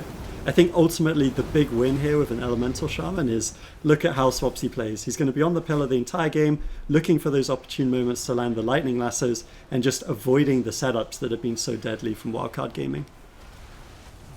Both of these Ellie Shamans could be, exposed targets in this matchup right now. It looks like Waz going for Zeepai. Swapsy as well has been targeted. Waz now taking a big hit here. Anybody can die in this matchup. Everybody is playing a squishy target. The healers can die. The Ellie Shamans can die. It's all about coordinating your damage and landing the setups. And right now, Maro could be in trouble here. Lightning Lasso coming out from Swapsy with the Sky Fury Totem. Beautiful Life Cocoon by Looney. Just going to respect that. Not allow Method Black to get that pressure. But they do have that Life Cocoon now out of the way. So they don't have their own, though. Waz could be in a little trouble there. Nice shutdown by Swapsy, killing off that grounding toad. Actually, just interrupted that wind shear there. Beautiful stuff. Swapsy behind the pillar now, caught up in a double leg sweep. Could be in trouble, but I don't think they have the damage there to follow it up. Once again, Waz just all over Maro, setting it up. Oh. And whoa, my goodness, what is that damage? There's the car rise. This is what we're talking about. Maro's Temporal Shot is going to get him to full HP, but immediately Method Black with a big lead here. Yeah, that's a great start for Method Black. This is the most potential we've really seen them have into the Fire Mage Elemental. Not to say that Wildcard Gaming can't attack back. Here, look, Waz taking a huge hit, but no crowd control on Chaz, no kill. Waz Fist of Fury flying over onto Zeepai. He wants to go after Maro, but Maro's in a tough spot to go after him at the moment. They're going to Ring of Peace Looney and Maro away, but Greater Pyros are getting off. Multiple. Maro blinks in. Chaz is in crowd control. Waz has to trade the Karma. Are they going to try and crack through it is the question. They Song of Chi-Ji Chaz. Maro and a Lightning Lasso stalling. Chaz gets out of crowd control. Waz will easily take no damage through the rest of that setup. He's swapping back over to Maro, looking to force that ice block. Looney rolls away from the fight. He knows he's a paralyzed target in the immediate future. He needs to max range. They leg sweep Maro, but it's on diminishing return. Not the biggest fan. Maybe they're just trying to stop a cast a bit more than anything else. But we're waiting for Chaz. He's going to be the initiator on the next crowd control. His paralyzed, his leg sweep. He's rolling over to the left, getting a little bit closer to Looney. Lightning Lasso on the Waz. Chaz needs to power through that before going for crowd control. Chaz still waiting to pick his moment. They could crack Maro's ice block if they set this up perfectly, so they're patiently waiting. They burst Maro down to half. Looney's in a tough spot for Chaz to get to at the moment, but eventually he's going to have to make that move. Swapsy and Chaz posted up at the pillar. They're going after Zeepai. They're trying to push him away from their pillar at the moment. Ring of Peace over onto the Greater Pyro. Chaz is etching into the middle. He paralyzes Maro. I'm really surprised that they're not going for a paralyzed leg sweep on Looney at this point and trying to push for the win. Lightning Lasso on Waz, but no crowd control on Chaz. Shouldn't be enough to net a kill. Now Lightning Lasso into Zeepai. Both teams are playing this very cautiously. Yeah, I don't dislike it completely. I feel like they again, because they have the Windwalker, the overall damage coming through from Method Black should be higher. The Fire Mage, his big threat is Greater Pyroblast, but this is a small map. You can see Swapsy's positioning. I don't think there's ever going to be a Greater Pyroblast landing on Swapsy. If there is, it's based off of a mistake. The only person that can really die is Waz. And he's also, he's got a small map. He can transcend behind the pillar. He's got 2 amazing cooldowns to play into spellcasters. So it's actually just a really durable composition from Method Black. And I think they don't need to do anything super aggressive to win this game. They've just got to, again, survive the swaps from Wildcard Gaming with this Mage and Elemental. Big push here onto Chaz, not gonna be resulting in any real pressure. So what I was thinking is, when are these teams gonna start going for the healers? And Wildcard Gaming does land the first punch there, but unfortunately for them, Waz was able to break that up. Chaz now in a full polymorph. Looney taking massive damage over there. Swapsy though getting counterspelled. The re-polymorph comes out. If they had a Lightning Lasso here, this would have been huge major defensives here coming out of Method Black, but instead they're just going to break up the pressure that was found there on Looney. And I really like this. Go for Chaz. Try to get a big hit here, maybe force him to life cocoon himself, and if you can do it without DRing him on poly, then you can just poly him and go for Waz, you can go for Swapsy, and it really opens up the game, but Maru now in big trouble. Temporal Shield gets purged off, Swapsy going for the Lightning Lasso, Maru with defensive Dragon's Breath, Chaz powering through with heals, Looney doing the same here, and both teams are recovered right now. Chaz Transcendence is away from Looney, avoiding any potential crowd control. Both teams evening out here as dampening begins. Chaz with a slight mana advantage that's expected with the Mortal Wounds effect and the consistent damage of the Windwalker. Swapsy gets caught in a Lightning Lasso. Big damage to follow it up. Double stun, and that's just it! Big mistake. Just even one mistake, you're going to be punished. Wildcard Gaming advanced to match point with this composition. Mage Elemental. Wildcard Gaming now only one win away from winning Cup number 3 for Europe, and it really goes to show how there's really no room for mistakes in this level of play. How were they able to find that opportunity, Zico, to shut Method Black down? It's just when everybody is a target, this is what the game looks like. It becomes very chaotic. It becomes very, swapping around and just forcing opportunities. And you're able to connect that big burst there and close it out. That's the scary thing about these Ellie Shaman comps. And this is why, me and my domestic partner, Venruki, shout out to him, we've been asking for these Ellie Shamans because this is what they do. And do you think then, Healing Stat, this is something we did just see them, Method Black, lose on the Ellie Shaman. Do you think, though, that they could try and play this again? It's match point. Would it be risky, though, to play Ellie Shaman again? I mean, I think anything, like, they haven't got a solid answer to this. And what it comes down to is, again, here, it's a mistake, right? At the end of the day, they die before cooldowns. And that's exactly what we want to see, right? Like, in a very slow-paced meta, most people in Europe, they just think, like, how do I win that, like, 80% dampening scenario, or how do I get slight advantages there? But it's actually a perfect opportunity for these kind of one-shot classes to come in as well, because you've got 10 plus minutes where the Elemental Shaman can set up that perfect Sky Fury, Lasso, Earth Shock, whatever it is, and that's really hard to play against. It's a constant threat basically every minute or so for 12 minutes. I think definitely Method Black had that in their favor too. Like, Mario almost got one shot a couple times, so I feel like they have to go with it. It's just, there's no easy answer. Yeah, and once again, this is Method Black's map choice. They're down 3-0. Definitely not a place you want to be in, Supatees. What kind of mindset? It is Method Black. I feel like this team they have a lot. They've always have kind of a good attitude in these situations. So what do you think is even going through their head right now? I mean, they're gonna probably try a small map in the same comp again. I feel like Blade's Edge would have been better for them. Mm-hmm. That's the map that Space Station Gaming just dominated with that comp in particular, because Ring of Peace is really annoying. It doesn't have a diminishing return with itself, so you just use that to knock off the Ellie, knock off the Mage, go straight down the middle to Looney like we saw Space Station Gaming do to Cubsy. I think that's a good option for them to get a point on the board, but then we're going to go to large maps. And when they go to large maps, I feel like right now mirroring might be their only option. I don't think they're going to win a mirror. I'm going to be honest. I have no confidence that they win that mirror. Not because Method Black are necessarily bad. It's just, this is something that Wildcard has obviously been preparing. Yeah. And I don't think Method Black has played, very many games with Mage Ellie. Definitely not to the point where it looks as scary as when Wildcard is playing it. Yeah, for sure. We just saw Method Black lock in Dollar in Sewers. Does that give us any more idea of what we think they're looking to do here, Healing Set? I'm honestly not sure at this point. I think they could go a number of directions. Maybe they try the DK Windwalker again. Maybe they try Turbo again. All their games have been, so close, and then they've just kind of lost in opportune times. It's certainly the last two. So I think they can go any of those directions. A Turbo I wouldn't be upset if they locked it again. It's just like, one thing I was gonna say for Wildcard Gaming, it seems like every week they've got a new pocket pick. And they're just so good at these classes, and they clearly prepare certain comps, and they have the synergy and everything. And then they're off-meta picks too, so the other teams have to kind of take a step back and be like, whoa, how do we play against this again? And, then the cup's over, right? And since it's cup back to back to back, you actually got to give some credit to them, just because I feel like a big part of the reason they're winning is because every week they have something new that makes sense, it's good in the meta, but no one else is playing, and then they just win with it, you know? Yeah, definitely seeing a lot of innovation here from both sides. One maybe working better than the other. Wildcard Gaming absolutely dominating with this Fire Mage Ellie composition. Though my question is, Supatis, how do you think that this comp specifically with Wildcard Gaming would go against other teams if we maybe saw another team here in the grand finals? I mean, the thing is, they don't have to play this comp.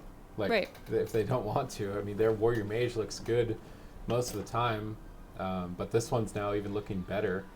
It seems like it has the potential. I mean, I still think one of the major reasons is because Conflict and Strife doesn't work on Lightning Lasso. If it worked on Lightning Lasso, I don't think you'd see Ellie. Because right now they're winning pretty much every time in Lightning Lasso. If they were taking an extra, I don't even know what it is exactly, maybe like 20 to 40% less damage in Lightning Lasso, I don't think they would die. Because rogues, when they kidney shot somebody, they are getting the double verse value. So Zeepai gets kidney shot, he's not really taking any damage. But if he Lightning Lassos a rogue, the rogue is taking full value damage. So I think that is a major contributor. I actually think Ellie might fall off hard on Tuesday because it relies on versatility. And the way it's winning right now with Lightning Lasso, it's going to have conflict applied to it. It might not be as powerful as it's looking right now. Yeah, well, Method Black locking in Frost DK Windwalker. Healing Sad, what do you think about this comp? Do you think this could maybe be the answer to Fire Mage Ellie? Well, I mean, it's the only one they haven't tried, really. They did win with it in the first series. They got their one win against Wildcard Gaming. I think probably for Wildcard, they'd have to play around Spite. Spite's only stacking to 1 this week. That will be a change as well. So that's going to be a big meta shift as well, because we know how impactful Spites have been on some of the other cups. That will be back for Cup 4. I think for Wildcard, they take off one piece of Verse, so they'll lose like 3 to 4% versatility off of that. But other than that, I think it's a sound pick. Like, whenever you pick a Frost DK into a mage of any description, there's some good stuff happening for you, right? Well, you're gonna say Arcane. It's like, I still think even Arcane, like, you're gonna be annoyed by a Frost DK. So I think it makes sense for Method Black. Certainly against the Fire Mage, if that makes Zico happy to play this comp. That's all I was asking for. And Frost Mage, obviously. Well, what? I was just going to say, what a time to be alive where Wildcard Gaming is the fastest team. They know this territory. The they know kings this of dampening, man. Oh, man, They are this is the a good kings of point. one-shot today. We've seen some very long games from Wildcard Gaming in past cups, and now they're shutting Method Black down sometimes in a matter of minutes. So very impressive on the side of Wildcard Gaming, of course. Game is starting soon here, but my last question, Zico, on the topic of Fire Mage, how do we think, if this is a difficult comp for a Fire Mage to face, what is he going to be looking to do to sort of mitigate the damage coming from the Windwalker DK? Well, they're going to have to go for kills on Chaz, I think, on the side of Wildcard Gaming. And you want to have Maro kind of drag down the melees and try to walk them on the bottom side of the map. So you can expect Maro to play around the stairs, to play around the side on the stairs that Chaz isn't in line of sight of, and just run a circle at the bottom side. And eventually, we'll see Maro maybe Dragon's Breath and Sheep one of the DPS, blink in, spam out instants with Meteor and stuff in a Lightning Lasso, and try to set up kills like that. We also saw when this matchup was played, Swapsy survived on like 1% HP when they CC'd Chaz. So I think they're going to be going, they're going to mostly be going, like their real kills are going to be happening on Chaz, I think. But aside from that, I think Waz could be a good target. If Waz isn't in line of sight, they can also hit Swapsy, try to take him down. Here we go, match point. Wildcard Gaming might clean sweep the finals with Mage, Elemental, Mistweaver. Method Black have been thrown for a loop. They're trying to set up some spites here on Maro as he's locked down in that blinding sleet. Curious to see if Looney has changed his talents. He has, so he's got Tiger's Lust this time around, and Zeepai is happy to attack Chaz. I think they've also realized if they're going to leave Zeepai open, he can go for these Lightning Lassos on Chaz uninterrupted pretty much.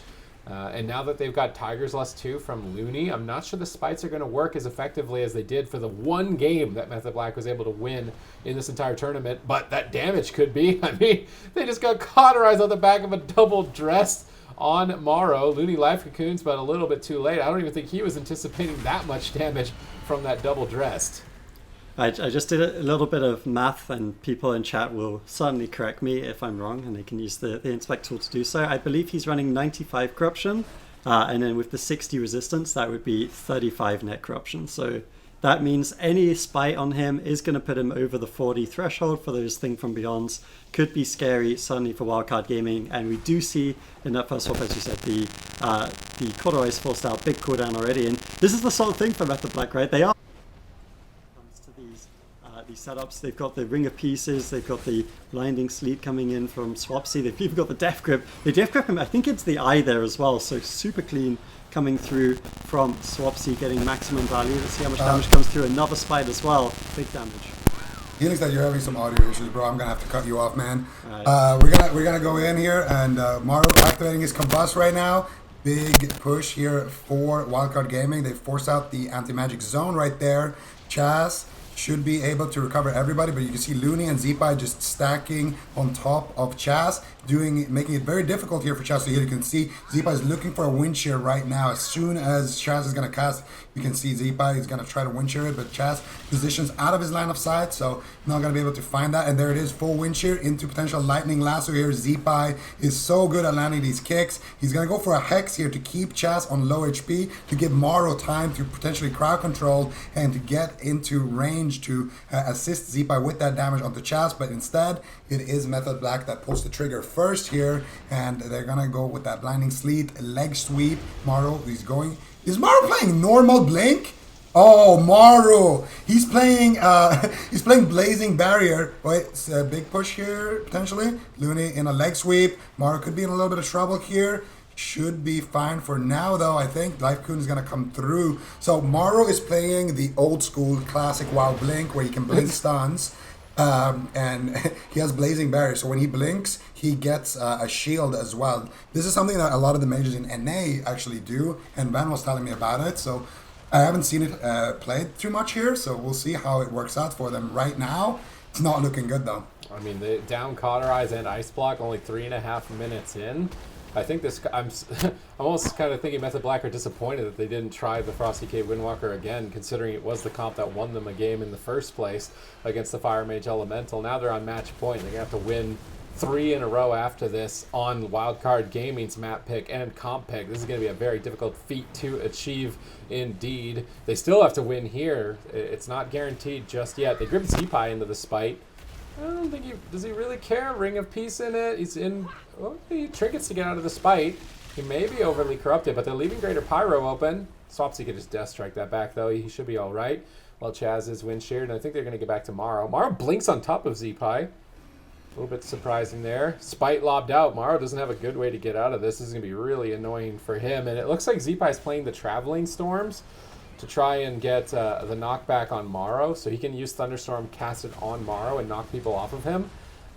It's not really super effective because Frost Death Knight, Pillar of Frost, they go immune to knockbacks. Waz is a Windwalker. He doesn't really care. He's just back on the target immediately. So while I appreciate the thought, I'm not sure it's actually going to matter. It's all about just getting Morrow out of Spite as soon as possible, which seems to be pretty difficult. Even with the Tiger's Lust, they paralyze Morrow. There's the Spite on the ground. Looney uses Ring of Peace to barrier them away from Morrow, but he's just getting Chains of Ice. He's going to use a blink on that, gripped back in.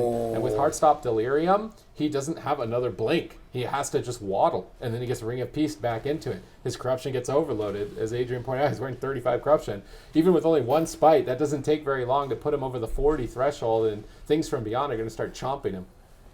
Yeah, well, to be fair, Adrian's mic also was overly corrupted, so well, we'll see what happens here. Morrow, big double dress hit, big damage there. Looney with the save with that Life Cocoon, and as soon as Swapsy and Waz realize that Morrow is not playing, Shimmer, they're just not stunning him. Now They could do that. Ooh, leg sweep, lightning lasso. Swaps is going to respond with Iceman Fortitude. Just wants to stay ahead, wants to stay aggressive, wants to close out this game. Maru has his cauterize rotating back up in about 15 seconds. No life cocoon, so there's about a 10-second window here. If Method Black can do the damage they need, they could take Maru down already, but I don't think they're going to be able to find it. That cauterize should be back up, and then after that, I'm expecting Looney to get his life cocoon back up as well. So Wildcard Gaming in a checkmate position, but they are able to survive through it.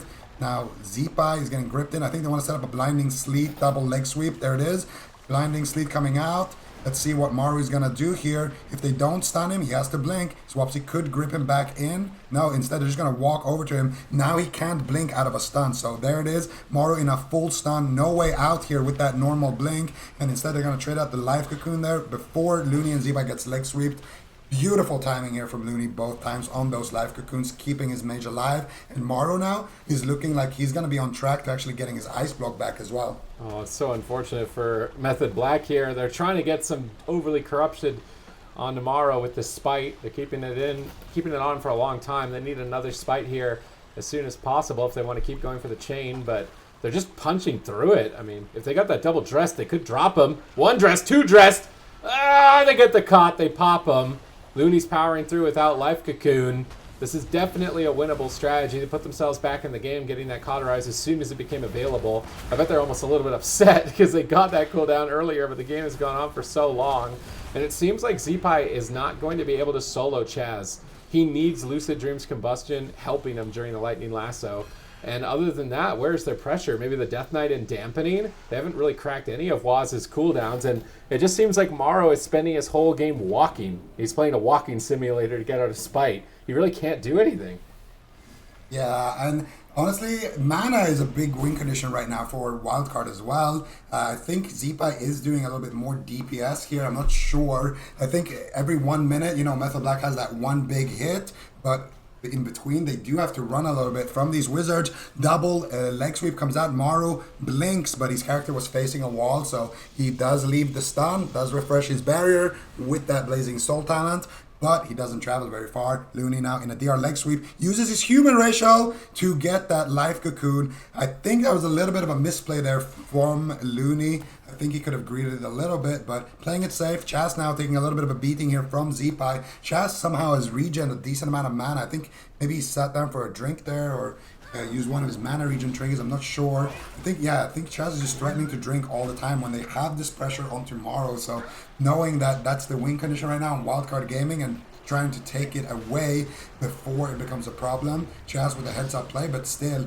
stuck in a hex right now. Waz in a paralyze. Ooh, Looney's going to go for a leg sweep here to shut down the leg sweep of Waz on tomorrow, but a nice paralyze is going to allow Waz to reconnect and potentially get that leg sweep off anyway. Doesn't want to use it though because Maru does have that blink out of stun, so now he's going to use it. Maru's going to blink. Honestly, shouldn't have even used it. All right. Healing stat. Have you activated your cloak? I'm not sure. Yeah, the corruption levels seem a little bit high. So certainly that's what I've heard. So we'll have to see. Hopefully it's better. If not, I do apologize for my computer's troubles, the trouble with working from home. But we do see double stun coming through. Maru immediately breaking out of that. Temporal shield comes through preemptively. This is the stage of the game where we could see sparks start to fly. These spites have been really, really good from what I've seen on Method Black. It seems like that is definitely a win condition they're familiar with and one that they've set up. But the other side of it is just that they're surviving so much better against the Mage Elemental on this composition. You can see the defense of this melee cleave working dividends in Game 4. All right, here we go. Maru only with Ice Block. They really need to push for it. They haven't been able to find it. But at the same time, I mean, Zeepai is basically soloing damage because Maru is just a training dummy right now for Method Black. He's just getting kicked, spited, has to walk, gets out of it, he's spited again, he gets gripped. I mean, Zeepai literally has to win the game by himself. He might just do it though. Chaz is very low. Zeepai suddenly just blowing him outright. I mean, if Maru is able to get there with Combustion, he pops it. Chaz life cocoons immediately. They drop the anti-magic zone. Chaz gonna duck for cover downstairs here. Line of sight the rest of the damage. Bit of a close call. Maru finally getting a moment to shine, but now he's down at half health. Chaz rolls up. He stuns Looney. Maru going to polymorph Swapsy, try and get control of the fight while his healer can't heal. but he's still getting kind of smacked by Waz. 50% health remaining. Chaz gets lightning lassoed again, and it's going to be a race. Could Zeepai kill Chaz before Waz and Swapsy kill Morrow? I'm actually not a big fan of that combustion right there.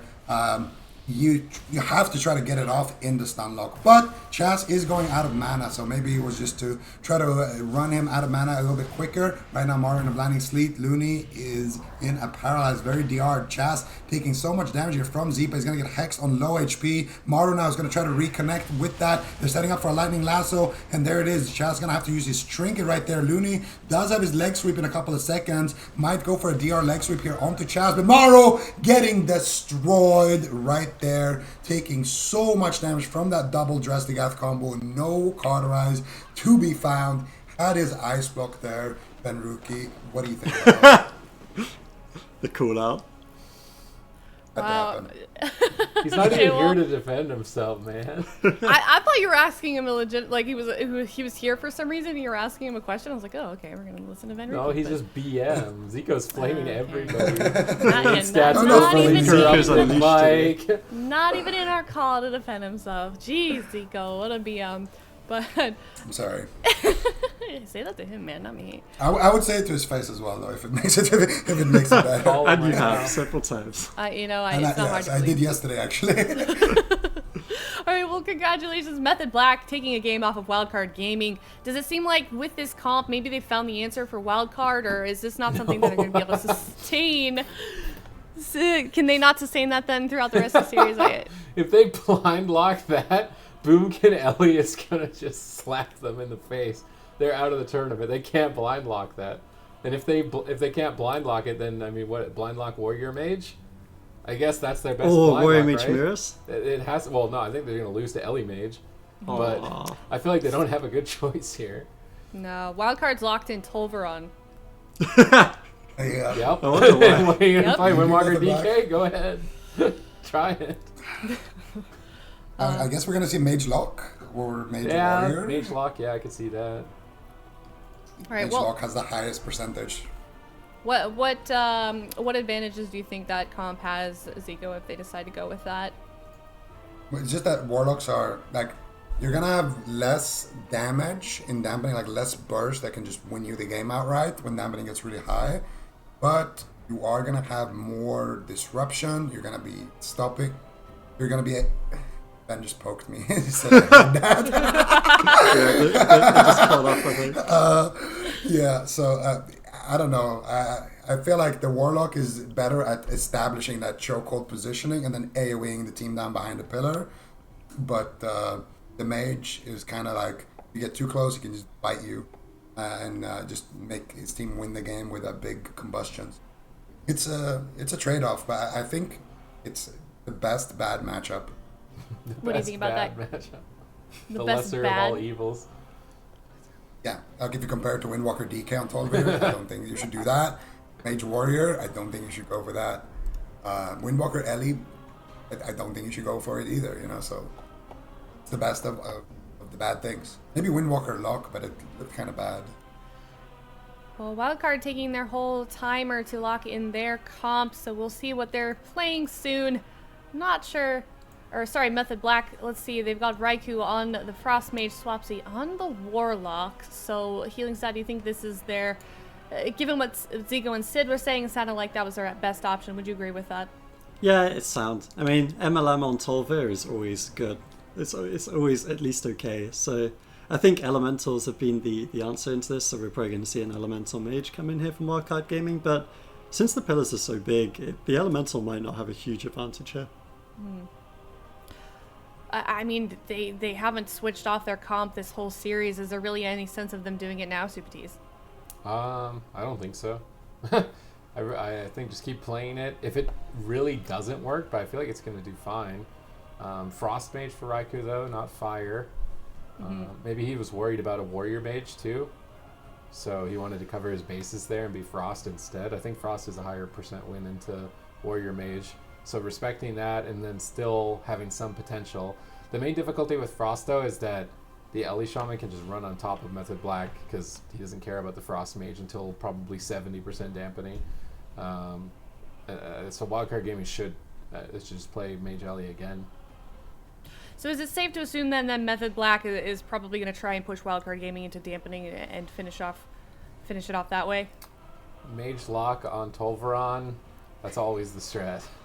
Make this game as long as possible. So, how high did we get earlier? 89%? 89. I just want to see him get to 90%. I want 100%. Yeah, I feel like that's Beat I want our record. 100%. 100? Yeah. I don't think 100 can happen. I think it can. I mean, technically it can, but I think it can. it's just like, that's 0 healing. Like, Yeah. if you heal for 1 million, it would do 0. If you heal for 10k, it would do 0.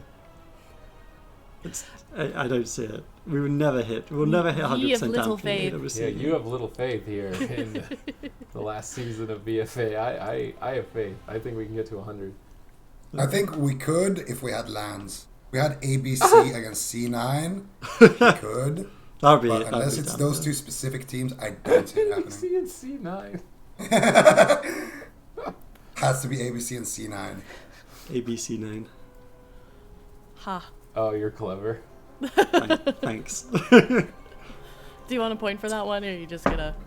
I don't know. Well, you're gonna give me have to half put a that, point we have to for put that to the predicting a first jury. lockdown? Yeah. No, I'm not And good. I'm what? not good at this. I don't know why I'm the point giver.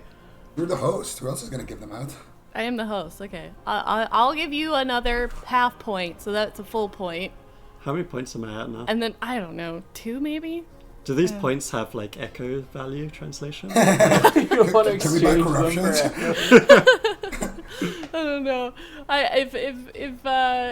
If they did, then I would be giving myself all of the points here today. But Wildcard Gaming locking in Fire Mage Ellie, not much of a surprise there. Method Black trying to find an answer here on Mage Lock with Tolvaron. I mean, there's really not much more to say about this matchup. This is a match that we've seen Mage Lock, Method Black on Tolvaron quite a bit of times, but let's talk about the positioning here. Who Wildcard Method Black, sorry, target on Wildcard Gaming is Zico. What are they looking to do to shut them down? Well, for Method Black, they're gonna be looking to kind of extend the game. Go on Maru if he pushes in and tries to get polymorphs to kind of push him out. Go for a little damage onto Zipa if you can get some crowd control. I think later in dampening you can probably kill Zipa, but until then, I would say if you're Method Black, you're just trying to counter pressure. You're trying to force Wildcard Gaming out of your face, and you're trying to establish that wizard positioning in the middle and force Wildcard to be behind the pillar with your Warlock.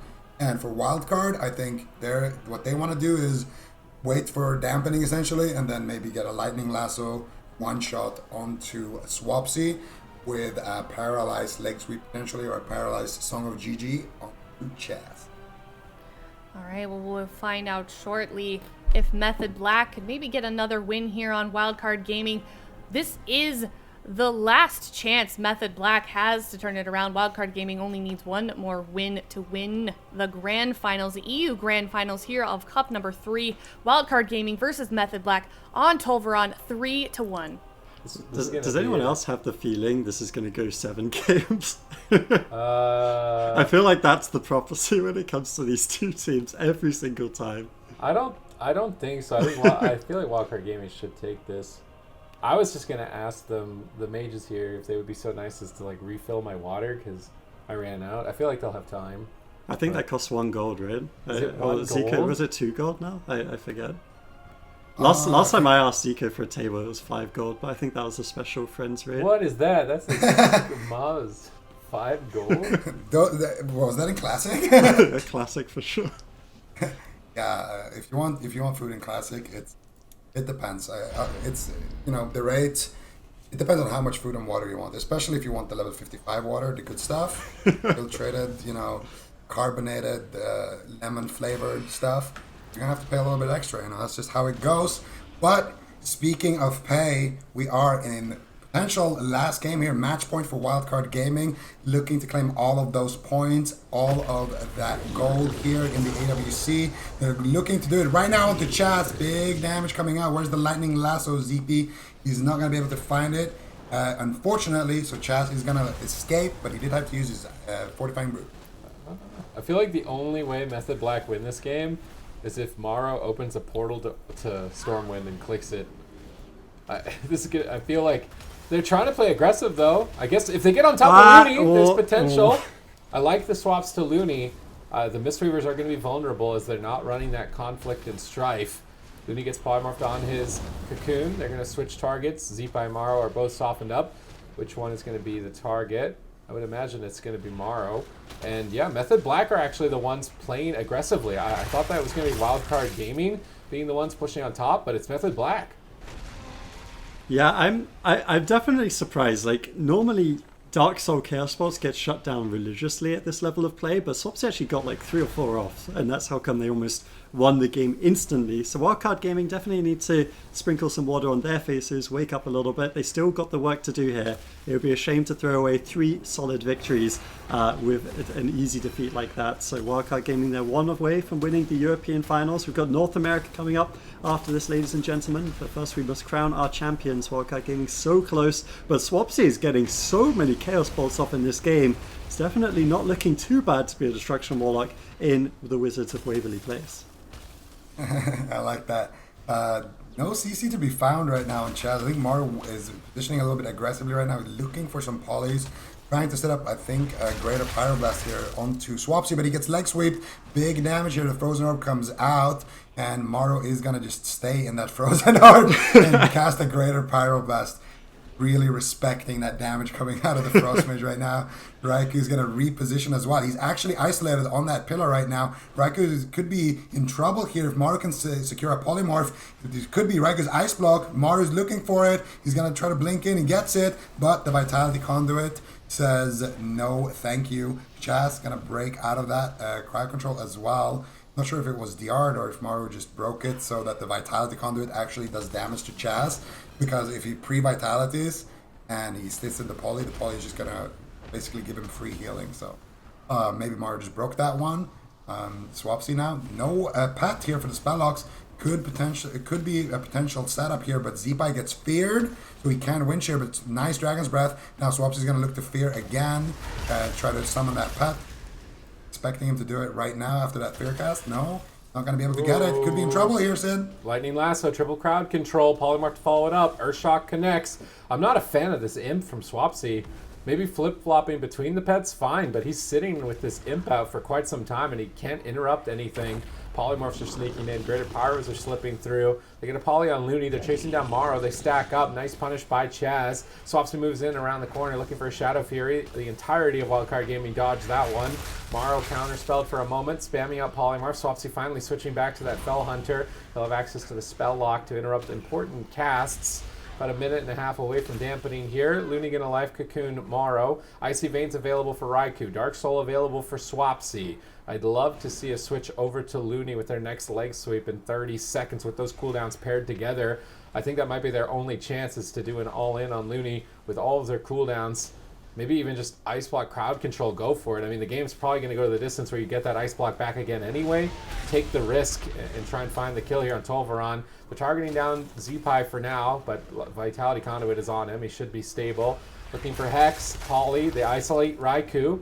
They shred off his ice barrier, but he's in a good spot where he can line of sight, and they fear Zeepai during the attempt.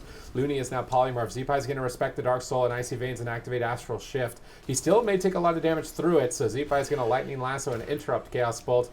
Very important that he shut Swapsy down in these next couple of seconds. He's not finding any Chaos Bolts just yet. Looking for it, gets line of sighted, and that Dark Soul was dealt with effectively, but Raikou is dishing out quite a bit of damage here on Zeepai with only a leg sweep on Looney. Looney gets fully polymorphed. Fortunately, he did pop Zeepai right before that poly landed, and Swapsy's having a hard time getting back in the line of sight, but finally he's here. And Method Black are just doing all-out aggression, standing on top of Looney, spamming out massive crowd control chains, and they are doing work with this strategy. I like that they're taking risks here and playing as the aggressor. Yeah, I mean, it's working really nicely for them, and this is kind of old school Method Black, right? Like getting really aggressive, but they need to be careful. Chaz, we've seen this happen already, but he does get the Life Cocoon through. No offensive Ice Block coming through. I think if Gelly was listening to that segment earlier, he probably wouldn't be too happy. He can remember last time in Game 5 when he Ice Blocked, game certainly didn't quite go the distance, but now we're here. Method Black are the aggressive team, and it's kind of it's been topsy-turvy this tournament. Wildcard Gaming have been all over the place, like getting kills left, right, center. Method Black, they recognize that they are the team that has to be aggressive. They've been getting a lot of Chaos Bots, doing a good job. Double Core has come through. Another Chaos Bot onto Zeepai. He's in the Fell Fisher. Raikou had to blink away though, so he's not able to get crowd control. He's not able to assist with damage. But again, with that Frost Mage, you would typically expect the game to be a bit slower and damage to be lower. Certainly hasn't been the case. Method Black have been doing an excellent job pressuring Zeepai, trying to expose that Elemental Shaman as a potential weakness. Yeah, they've been getting a lot of crowd controls on Looney, and I think a lot of it is kind of what Sid was mentioning. It's the positioning playing on top of them the whole game. And there it is. Paralyzed leg sweep. Swapsy in big trouble. Could just go down there. Unending Resolve comes in on 1%, and it is going to be enough time for Chaz to get that life cocoon, but that was a big push here. Wildcard Gaming starting to get that pressure that we saw the last time they played against Mage Warlock. Raikou taking a decent beating here, but he is going to get topped up by Chaz, and now they're looking for crowd control onto Looney. Looney needs to be extremely careful, looking to get that life cocoon off before he gets crowd control. He was trying to pre-cocoon the paralyze of Chaz, but Chaz held on to it, so the threat isn't over just yet. Chaz in a polymorph though, they're looking to reverse the pressure onto Swapsy, but Maru is the one taking a huge beating here. Now Looney, if he gets caught up in any crowd control, that could be big trouble here. Zeepa's going to go for the Lightning Lasso onto Raikou, and it's not going to be doing too much. They're just trying to slow down Method Black. Looney so far doing a great job as well with his positioning, always staying far away from Chaz, trying to buy time to get that life cocoon so he can use it preemptively, potentially onto Zeepai. All right, let's see if they can keep it up here. Cauterized Ice Block still available. Swapsy's in trouble. Chaz gets polymorphed. He nether wards, but he's out in midfield. This could be dangerous for Swapsy. He's already at half health. It's match point on Game 7 here in the Grand Finals. Can Wildcard Gaming close it out with this Elemental Fire Mage? The kill is denied with the Vitality Conduit. Zeepai is now on the run, trying to retreat. Frozen Orb pinning him here at the pillar. Looney powering through with that Soothing Mist. Both teams begin to restabilize, and they got the Astral Shift before Dark Soul and before Icy Veins. This is a minute and 8 seconds of opportunity for Method Black to close this game out if they can get crowd control on Looney. But Greater Pyros are flying in from downtown. Maro off to the side. Zeepai, is he going to run and maybe switch pillars? He needs to be careful. Maro tanking a lot of damage. He tempts it. Should bounce him back quite a bit in the near future, but I'm very scared for Zeepai in these next couple of seconds. They got to get ready. In the meantime, Method Black build momentum on Maro. They're mixing it up. They're trying to make it difficult for Looney to anticipate who the target's going to be. Chaz gets intercepted, though. He wanted to go for a paralyzed leg sweep. It's now Chaz who's leg swept, and Chaz could be throwing the game on that. Swapsy's so low, barely gets the life cocoon off in time at the end of that chain. Looney now in a full fear, and Zeepai, he's out in the open. Needs to get back to that pillar as soon as possible. He interrupts Raikou with the counterspell, but Dark Soul Chaos Bolt is potentially next on the menu. Swapsy gets wind sheared. There's going to be no interrupts if Swapsy wants to go for it, but he doesn't really have much defense if he wants to go for it. It's a risky gamble for Method Black. Yeah, it certainly is. They need to be very, very careful here. This would be, of course, any mistake coming in from Method Black, and the tournament belongs once again to Wildcard Gaming. Maro taking a little bit of damage. There's no life cocoon available right now, so they need to be aggressive. There's the incap. Are they going to have enough damage here? It's a beautiful temporal shield from Maro, bouncing his health way back into the upper epsilons, and he's going to be just fine with that. Beautiful plays coming in from the defending Cup champion. Now he's got Sheeps coming in over onto Raikou. Do they get the Greater Pyroblast? Yes, they do. One onto Swapsy. This is the Lightning Lasso as well. Do they have denial for it? It doesn't look like it. Life Cocoon forced out once again. Method Black survive. Beautiful stuff here. Both teams showing a lot of signs of life. I think Chaz is trying to sneak away for a drink right now at the back of that life cocoon, but Maru is keeping him in combat. I think he just flame striked him, so Chaz not going to be able to find that. Going to go ahead and put his Crackling Jade Lightning debuff as well up, that Mystic Touch up on Maru. Going to be taking a little beating here. Chaos Bolt flies in. Chaos Greater Pyroblast as well. Raikou now getting swapped to here. Maru looking for crowd control onto Chaz, but not able to find it. Nice blink counterspell. Raikou could be in a lot of trouble here. Beautiful fears coming out of Swapsy here, shutting down the follow-up crowd control. Would have been an easy poly to land there for Maru if he could have gotten Dragon's Breath onto Swapsy, but Swapsy was also very quick with that fear there. and not really giving Maru too much time to set that up. And now Zipai looking for a Hex onto Raikou. There's no Hex Dispel, so once again, I think they're trying to set up a kill here onto Swapsy. If they can get a Lightning Lasso Greater Pyroblast, ooh, nice fear there, denies it. But Looney was ready. As soon as they get one Greater Pyroblast off, Looney wants to cross the map, paralyze, leg sweep Chaz, and they want to try to take down Swapsy with that Pyroblast Lasso combo. For now though, since Chaz kind of read that, it's actually going to be Wildcard on the back foot for now. Maru pushing in, getting Counterspell, getting Spell Lock. There's a Frozen Orb, big damage coming in. Raikou with that full Ray of Frost. Looney in a leg sweep. What are you going to do? Maru actually using his Temporal Shield there. I think that was a Battle Master as well, keeping him alive through that assault. But any team that pushes in first and gets stopped runs a massive risk in this matchup. Was expecting the Ellie Mage to be ahead on mana, but right now they're actually behind. Method Black keep themselves in the tournament here. If they can find an answer on Tolvaron Arena, perhaps they could make the reverse sweep a possibility. Right now, Wildcard Gaming are just trying to compose themselves at the pillar before they make another push. Who's going to be the target? When they won, they killed Swapsy, but they've been focusing Raikou a lot in this particular game, and it seems like Method Black are a lot more threatening now that they're pushing for these crowd control chains rather than just trading damage out in midfield. Swapsy getting a Chaos Bolt onto Zipai. Looney gonna have to heal through that. It's gonna cost a lot of mana. He's already behind. It looks like Chaz could try and drink. Looney rolls out to stop it. Crackles, imports back. Decent trade here onto Swapsy and Raikou. The instant damage sinking in, but at the same time, Maru's too far from the pillar. They have to Vitality Conduit. Maru blinks out into midfield looking for a greater Pyro. He's pinned by the Frost Nova, almost finishes the cast. Chaz gets wind sheared, really trying to just do a ton of damage to Raikou in that push, but Raikou pulls way far back. They're not able to chase. They're trying to get back to Looney at the pillar. Maru with excellent Temporal Shield timings here. They opt to use Life Cocoon anyway. That wasn't Icy Veins. It could be an opportunity here. Chaz is pushing forward like he wants to get a paralyzed. Looney's drinking. They have to stop this. Chaz rolls over with that spinning crane kick. Looney not going to get any mana. Maru trying to find Greater Pyros. That's still a threat. Swapsy fears it right at the end. Maru looks for another. Is he going to get the Greater Pyro? He looks for it. Nether Ward from Swapsy. Maru stops his cast. Excellent stop cast from Maru. Not falling for that Nether Ward. Now, is he going to go for another Greater Pyro? Dark Soul's available. Icy Veins is popped. Maru needs to be careful. No Temporal. No Life Cocoon. Raikou's a big threat right now, and Wildcard Gaming recognize that. They're going to retreat. Yeah, it's been a back and forth one here, but the thing that I am concerned about for Method Black is if they aren't able to get crowd control. This is the thing with Mage Luck. They have so much control over the game. They do need to find those crowd control chains, I think, at the very end. Otherwise, these one-shots coming from Wildcard Gaming can be ever so scary. That's a full stun. That's a lockout on Swapsy. No unending resolve available just yet, but they don't seem to have any crowd control over onto Chaz. The Life Cocoon was burnt through. Double stun comes through. They're looking to finish it. 50% healing reduction. That's a passive sharpened blade coming in here, as Benruki correctly pointed out. We've got a big opportunity for either side to win this one. Wildcard Gaming on match point, looking to be our champions once again here in Europe before we head over to North America. Counterspell on Raikou, though, is going to shut down the pressure, but mana is still dwindling for both sides. Looney's slightly behind, but at this point, it really is anyone's match. Yeah, it's anybody's game. Swapsy does have his Dark Soul. He's just waiting for Zipa and Maru to leave that pillar so he can press that button. But Lightning Lasso coming out once again. Wind Shear on the Fear. Swapsy gets a Chaos Bolt off. Not going to be doing too much. Big Earthshock connects as well. And now Vitality Conduit for, on Chaz.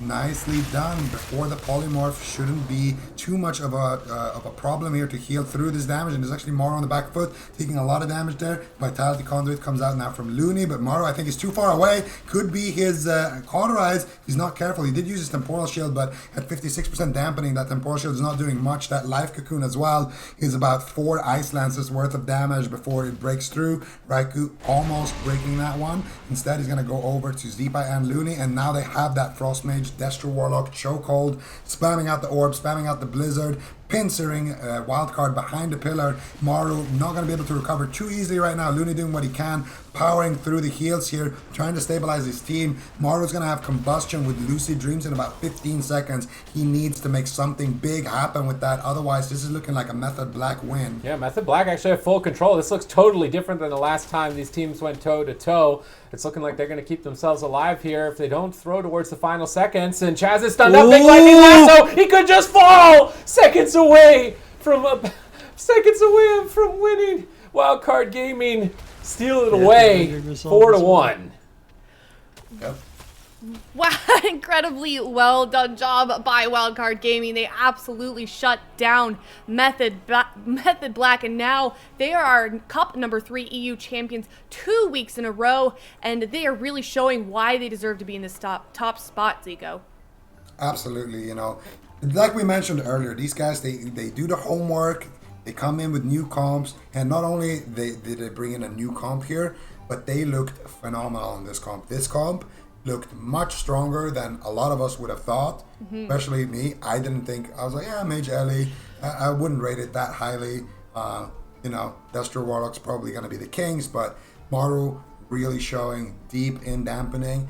If you have that combustion available, anything can happen. They get one short little CC there on Chaz, and Maru immediately when that combust comes back up, pops it and just kill swaps it through everything. Yeah, absolutely, and insane. Once again, Wildcard Gaming. I think my headset turned off. I can't hear anything. Hello? Hold on. We can hear you. We're good. Well, I guess you can't You hear can me. hear us. We'll just carry on, I suppose. We got. I'm honestly, I feel like a bit of this is like Mage Ellie looked really good, but a bit of this has got to be Wildcard as well, right? Like that last game from Method Black was really solid. Like they played, I think, almost perfectly, barring at the end those cooldowns. But Wildcard, like whenever they do get aggressive, they're all perfectly on the same page. Looney's there with the incap, Zipa and Maru combust Skyfury perfectly combined for maximum damage. Like these guys are just so insane. And then they bring in Blizzo, it's the exact same thing. Like these guys are going to be a force in Europe this year. I mean, we say it every year, but I don't know who's going to take them down. All right, I fixed it, I think. I'm not even sure if I was talking over anyone there, so I figured I would just stop talking and let you guys take over to avoid any awkwardness. But sorry about that. Thank you guys for taking over. Not really sure where we were in the conversation. Not sure if you guys mentioned that we are going to be going to an NA next. But yeah, well, obviously well done by Wildcard Gaming. Really incredibly well done job. We'll see them hopefully once again dominate in Cup 4 for them as well. But we're going to be jumping to the NA bracket for the second half of the day here, starting off with Space Station Gaming versus Method Orange. We saw Space Station Gaming have a bit of a difficult series against Cloud9 earlier, but it sounded like maybe they were going to get some sort of solution there against that Magelock comp for that team. Adrian, how do you think they're going to face off against Method Orange, though? I think it's going to be a really good series. One of the things that Method Orange really impressed me with yesterday is Sidu, I think, bringing out the Paladin. I remember I was watching his stream last week and he was like, I'm going to need some work on my Paladin if I'm going to bring it out. And then he just played it for a week and suddenly he feels confident and he looks great on it in the tournament. So I think that's something. Method Orange, for me, they're always kind of a weird team because they're very, very good on the comps they play, but they play a very limited spectrum of comps, mostly focusing on those cleaves, with Samayama occasionally flexing to the Mage or maybe the Moonkin once or twice. One thing I'm actually very excited for if we ever see C9 versus Method Orange as well is they were teasing that they're struggling so much against Magelock, they might even bring in a tank, so that would be fun to see since we haven't really seen it in AWC this season. But other than that, I mean, Space Station Gaming, they're also one of these teams that looked so good. Want to they bring won all a the tank into community. Magelock? They were saying. Trust me, I'm the tank expert. That's the one thing you never want to see. Well, is Magelock. anyways, we'll see. But they had some cheesy ideas. It was cool to listen to their theory crafting. But I think Space Station Gaming, they were so good at the start of the year.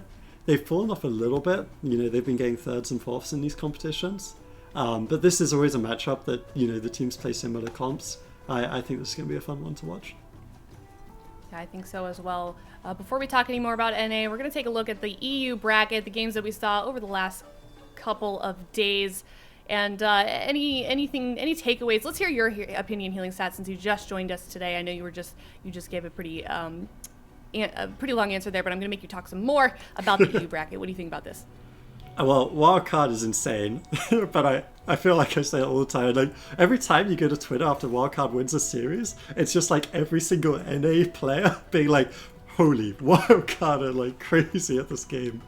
So I mean, congrats to them. But the other big takeaway for me was AWC and Diablo. I think both of those teams, very, very good rosters. Was not super happy with their performances in Cup 1, Cup 2, so I was happy to see them popping off a little bit more this weekend. Yeah, it's great to see these teams that sort of struggle in the beginning sort of find their footing, like we saw with quite a bit of the teams this week on the U bracket as well. So hopefully we'll see that again also repeated in the NA bracket.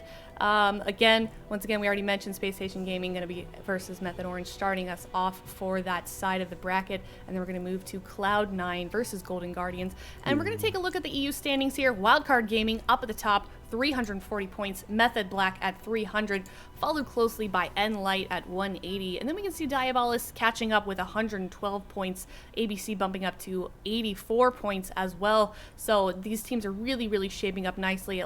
We've mentioned this so many times before today. The EU teams, that side is just, the competition just gets tougher and tougher each week. As Adrian already mentioned, Diabolus shaping up very nicely. Wildcard Gaming really finding their footing as well up against Method Black, as we just saw. So tough competition on that side for the EU bracket. But the NA bracket as well, we have 4 teams left. We saw 4 get eliminated yesterday, and now we have just these 4 left that we're going to be seeing soon here. That Cloud9 versus Golden Guardians match, Super Tees. I want to hear your thoughts on that one. I feel like that's the most hype one because Golden Guardians have been kind of struggling throughout until that last cup. WizKids switch over to Destruction Warlock. Absturge picking up the Paladin, I think, are going to be crucial points. I was watching Jelly stream, I think it was yesterday, and he was playing Hunter Lock Paladin. And I was wondering if they were going to try Hunter Lock into Mage Lock because way back when, and this is probably not even still relevant really to the competition now, but Hunter Lock was hard and difficult for Mage Lock in the past. So maybe they bring that and try something a little bit off of the meta to find a way to beat Cloud9. I'm very interested to see if they do because it's a composition that could have potential.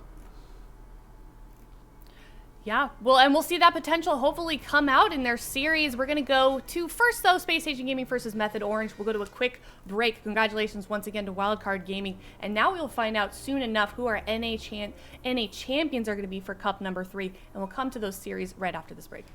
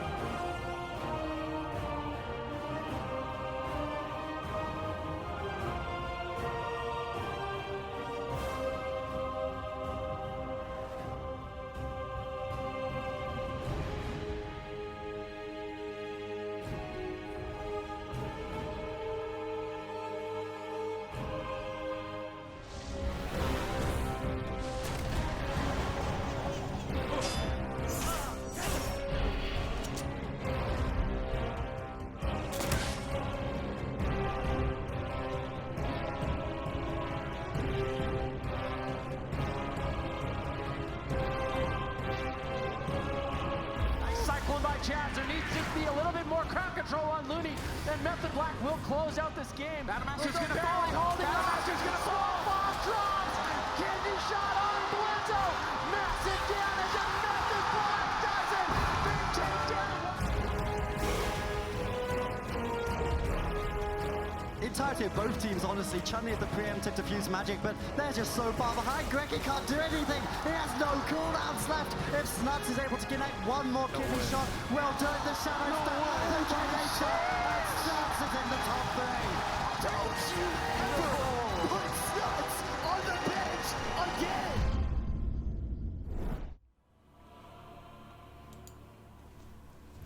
Welcome back, everyone. If you missed the first half of the day, we just crowned our European Championship, and that went to Wildcard Gaming. Now we're going to go into the second half of the day, which is, of course, is going to go to NA. We will crown our NA champion by the end of the day. We're going to start off the day with Space Station Gaming versus Method Orange, and we only have 4 teams left. We saw 4 teams eliminated on Friday, and that's, of course, Space Station Gaming versus Method Orange, like I just mentioned, and then we're going to jump to Cloud9 versus Golden Guardians. So definitely some top-level competition that we're going to be seeing here. Then I do want to hear your opinion. Welcome back, by the way. What do you think? Oh, thank you. What do you think of the current NA standings that we're seeing so far? We have Cloud9 up at the top there with 240, Method Orange, and then Golden Guardians in those top 3 spots. I mean, it makes sense. Cloud9, obviously, they've been unbeatable at this point, so them being at the top, completely reasonable. Method Orange, Golden Guardians, Space Station Gaming, and M2KC have all had pretty solid performances. I'd say there's some teams that, aren't necessarily going to be feeling the most comfortable right now. Teams like Unitas, Rudimentary, even Turtle kind of coming into the tournament with that Mistweaver jungle. I expect them to have a strong performance in week number 4 as well. Easy money. There's just a lot of teams on the bubble. All of those teams are capable of having a strong performance. They just need to really step up in the final week. And, with some of the changes coming to the game, maybe that will be their moment to really kind of bust in and solidify their spot in that top 8. For sure, and it's something we saw with the EU bracket. Some of those teams that were maybe a little bit lower in points kind of jumped up there at the top. They had a super good performance in today's earlier games. Here's the NA bracket, and we of course see our top 4 remaining teams. Zico, anything you want to take away from those games that we saw earlier from this bracket? Any matchup that you hope to see today? I'm hoping to see a rematch between Space Station and Cloud9. I think Space Station Gaming are so close to cracking the code to beating Cloud9. They just need to figure out what to play on Nagrand, and then I think they could be the ones that kind of dethrone Cloud9. So I would like to see that happening. Obviously, the move Golden Guardians and Cloud9 match as well. I think. If someone is going to dethrone them, it would be Golden Guardians or Space Station. So I think we could be in for a surprise this time.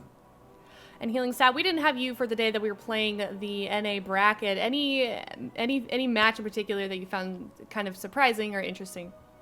Well, last week I was slightly surprised by how handedly Cloud9 beat Golden Guardians. I actually thought that grand finals was going to end up being closer. So I think one thing that has been a big theme for Golden Guardians has been WizK on Destruction Warlock, how good he's looked on that. One thing I'm very curious to see today is whether he actually leads with his Destruction Warlock into Chanimal, because we already saw him play it into Thugonomics and look good, and we've seen him play it into some of the other top Warlocks in NA. I think Chanimal is the last one he's not wants to lock it into. The final boss. Understandably. But I want to see that. I can't wait for that series. It's going to be great. Yeah, excited for that as well. We're going to be starting off with Space Station Gaming versus Method Orange. Healing Stat, I want to hear your opinion. What can we expect from these 2 teams? Well, Space Station Gaming has been, as Zico said, they've been the one that's leading the charge of actually how does someone in North America beat Cloud9, right? Because since we're not going to have that cross-region play this time around, we're going to see European mage locks losing here and there, and we've seen that. But it's never quite going to convince you that it would beat Cloud9, right? So Space Station are definitely in their own little universe trying to figure that one out right now. They were super, super close. For Method Orange, I think they've been a team that's had their ups and downs, as it seems to always be the case for them.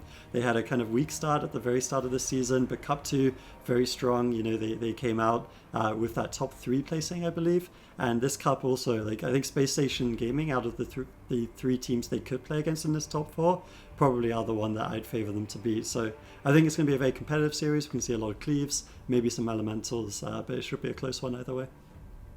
Yeah, I think it'll be very close. Back onto the topic of Space Station Gaming, though, I do want to talk about that series with Cloud9 that we saw yesterday. Like you said, Healing Stat, it was very close. Now they've had basically quite a bit of time to practice here. Zico, do you think that maybe they could, if we do see that rematch, do you think that they could maybe figure something out here? Yeah, I think they just need to figure out something for Nagran. So they beat them on smaller maps with Windwalker, Ellie, Mistweaver, but they were losing on the larger map with that matchup. So I think if they have something for Nagran that can win there, maybe, I don't know, Destro Ellie, just throwing it out there, and then they play a Windwalker Ellie on the smaller map, I think Space Station Gaming could be the team to take down Cloud9, but I think a lot of interesting things can happen here. Number one is that Method Orange could just take out Space Station Gaming, and that could, even if Cloud9 loses against the Golden Guardian, could put them in a situation where we get a rematch between those 2 teams.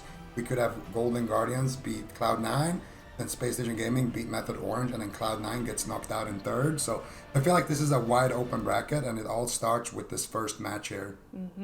And Space Station Gaming first has to defeat Method Orange if they want to find themselves back in that grand finals spot. It is game 1 of the NA bracket. It is Space Station Gaming versus Method Orange.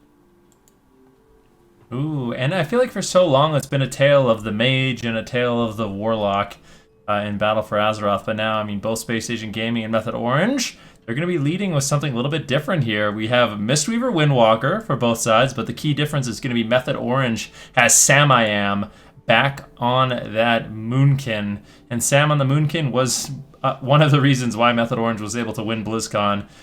Does a phenomenal job on that class, and it's nice to see him pick that back up. See if he has it up to snuff. And then, of course, for Space Station Gaming, they have Smexin on the Elemental Shaman, and he's been putting in a lot of work on that Elemental Shaman. He's extremely high rated on the ladder right now. And not only that, he's been doing a phenomenal job in these tournaments. Yeah, I'm very excited to see. I think Sam I Am, and this is one of those things, right? Like when you say something like this, it's just very divisive, and chat will agree or disagree with me.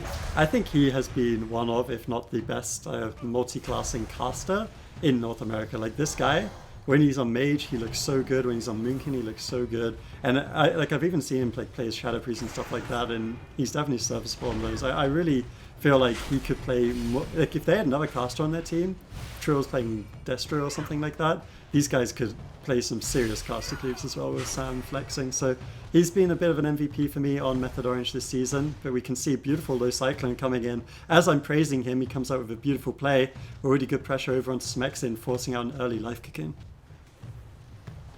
Yeah, Life Cocoon onto Smexin. Now the counter pressure here onto Sam I Am. Let's see if Trill and Sam can keep up the pressure and push through that big cocoon onto Smexin. At the same time, Sam's going to be under fire as both these sort of casters and Windwalker monks exchange blows in the midfield. Lightning Lasso now into Trill. Keep in mind that Lightning Lasso doesn't proc Conflict and Strife defensive bonus, so there's a huge opportunity when he's stunned to burst during that moment. So without Sam I Am really having a reliable interrupt, I think that Lightning Lasso for Smexin is going to be key in them winning this matchup. This is a really interesting matchup. Who'd have thought it? It's 4 monks and then a Moonkin and an Elemental to be the difference between them. I remember, I think Chun-Li tweeted something that he wasn't super happy with Windwalker right now because he feels like he can't have much impact on some of these games, but certainly with the Moonkin Elemental, that doesn't seem to be the case. Like, the burst is there, and then with him setting up these little controls of the in-cap, it seems like they do have very, very good win conditions. So I'm happy to see that coming through. They found a good composition that works for them, but I mean, Method Orange, with the Moonkin, is basically the same kind of story, right? Like high spike damage with the Star Surges, but then also just a very tanky caster that can also help out a little bit with crowd control. So it's going to be a very interesting one. I don't think I've ever seen this matchup play out specifically. Seems like Smexon is taking a lot of damage though, so maybe Method Orange have Space Station's number in this blind pick. But, you know, dampening hasn't stacked up yet. There's definitely a lot of one-shot potential from the Elemental, as we saw in Europe. Yeah, I mean, the rise of Elemental Shaman, the rise of Boomkins right now. He's going to be taking a huge hit of damage. As Samurai has basically left a free cast. He has to trade out the Touch of Karma, and I don't know how much I like this. I mean, Samurai just free casting, it seems like he's putting out really good damage. I mean, Trill, he is getting bursted down, but with all his defensives, he's going to be feeling relatively healthy, I would imagine. Sidu's mana actually significantly behind Gorecki at this point. You can tell Smexon being able to purge off the Renewing Mist, it's such a huge part of the Shaman utility, and the fact that he can remove that healing from Sidu, it's quite difficult for Sidu to deal with. He's going to have to go for drinks at some point, but they're just going for it. Pushing on Chun-Li. They do get the diffuse magic from Chun-Li. He's got no Touch of Karma, so that's basically all his defense. And Gorecki traded out the Life Cocoon as well, so perhaps some vulnerability here for Space Station Gaming. Gorecki, one of the few monks we've seen that doesn't run the gnome into the Moonkin, so you can't gnome out of these root beams. So I guess the human ratio is just super valuable, so he wants to keep that. Instead, they're relying on Chun-Li to save his Tiger's Lust, and he's breaking them out of roots that way. There's a lot of damage coming in onto Samayam right now. You know, we say Moonkins are tanky, but mainly it is that bear form. He does go into bear form, preempts with the frenzied regeneration. He might even be running a gory regeneration trade. I've seen some of the Moonkins running that just for an extra second of regen. Makes it a very beefy self-heal for these druids. You can see Cyclones coming through now. In the early stages of this game, definitely the overall damage seems to be in favor of Space Station. Like, you can see the mana on CD already starting to dip a little bit. We've seen Mistweavers such as Gorecki right now just having absolutely full mana, no issue in the early stages. Now Life Cocoon forced out over onto Trill. CD trying to heal efficiently with cooldowns, but it could potentially have a weakness exposed. This is good cross crowd control though. We've got the in-cap into the Cyclone on Chun-Li, punishing that lack of gnome ratio, forcing Trinkets to break him out of the root beam. Chun-Li will be pushing forward, trying to get some pressure onto Sam. Gorecki, Sidu, both doing quite fine on mana at this point, but we are moving forward into dampening in just a few short seconds here, and that's when things are going to really heat up for both of these teams. Smexon in the midfield, pushing forward, and I would say right now with Method Orange on the retreat, I like the fact that Space Station Gaming isn't afraid to really push in. They're actually punishing Sidu a little bit. Nice Cyclone coming in from Sam, slowing down some of the damage from Space Station Gaming. And now it's going to be Trill who says, you know what, Smexon, you've overstayed your welcome. Trying to counter him down a little bit. But a nice lasso, big damage coming in from Chun-Li. Do they have the stun lock? Trill forced to use the Everyman for himself and the Touch of Karma. What a deadly combo that is. Drestagath into the Lightning Lasso, followed up by a leg sweep. Trill just has no choice but to trade out his defensives. And that was such a nice setup with Gorecki getting a paralyze on Sidu. A consistent setup like that, I definitely fear for Trill here. Everyone in this game is relying on the stars aligning. It's definitely consistent one-shots coming in from Space Station Gaming. And, I mean, it's a very clear win condition, right? They're just going to keep looking for those swaps. But they have to be careful, because if Sidu catches onto that, and he gets his Life Cocoon on every second of those swaps, then there's going to be the answer of Trill's Karma as well. They just have to kind of preempt the goes a little bit. That is one of the weaknesses of Relentless. It's obviously very nice because you don't trigger out of any of these small crowd controls, but outside of that, you can just get one shot before you even break out a CC. So they've got to be careful. This is huge damage coming from Chun-Li as well. Sidu getting punished a little bit for his Life Cocoon, although I do think it was the right play. Now double stun. No social distancing on the side of Method Orange, as they're going to get re-stunned by Gorecki. These monks going wild on the side of Space Station Gaming. Sidu's got some recovery to do. He ports back. He's still in a little bit of trouble though. Chun-Li is unrelenting in his assault.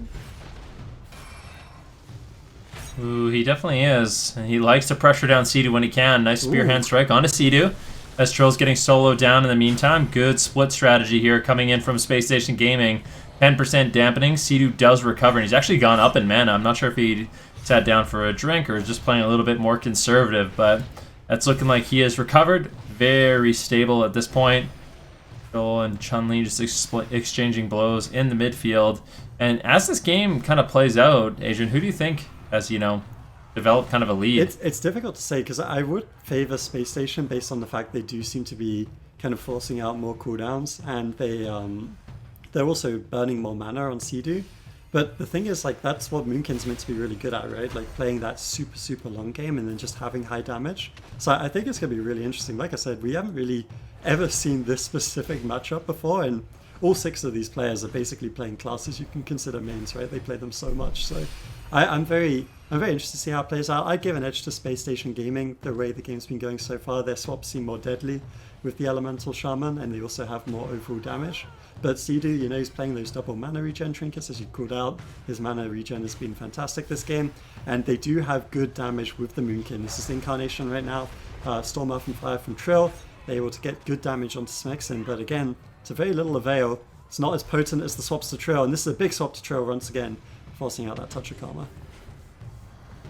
Yep, Touch of Karma will trade out here. And Method Orange, they're a bit on the back foot right now, but you can see Sam is using his offensive cooldowns. He actually gets a lot of objectives from Chun-Li. No Diffuse Magic and no Touch of Karma. Chun-Li's not going to be feeling too safe at this moment, but Gorecki does have the Life Cocoon, forced to trade it out. And I mean, there's decent pressure for both these sides. I mean, I'm not sure who's actually going to end up scoring the kill. Going to come down to one nice clean setup. Chun-Li pushing forward, looking for damage on a Trill. Smexin backing him up. And it looks like Trill is forced to retreat just a little bit. Nice spear hand strike from Chun-Li as well. Now having to play defensive. Trill getting Lightning Lasso, though. Smexin really taking control of this game. Every time I see a Lightning Lasso, I'm so scared because you know that there's a big Thunderstruck at the end of that. And this is a double stun. Another positioning error on the side of Method Orange. They really can't afford to allow these double stuns to come through. It is so scary, but they're going for their own cross crowd control. Again, Gorecki isn't playing the Gnome, so he's not able to break out of the root beams himself. And he actually trinkets there a little bit early. Maybe the Touch of Death scaring him from Trill. Feels like he has to use his own trinket. Didn't have the Life Cocoon, so that's a big win for Method Orange. Now they could potentially set up a swap to Gorecki. They could hit Chun-Li. They're really, that's probably the biggest cooldown they forced in this game. So definitely at 20%, 26% healing reduction, feeling good for them. Trill taking a bit of damage, needs to be careful. Does have Diffuse Magic if required, but he's just healing himself in the middle, spamming out those Vivifies, looking for their next push. It's going to be a big one for Method Orange. I mean, certainly, this Chun-Li is getting dangerously low right now. Definitely susceptible to some big burst. I mean, it's just interesting to see both of these teams kind of lead with these compositions. Space Station Gaming were kind of discovering the power of the Windwalker Monk Elemental Shaman when we saw them play yesterday.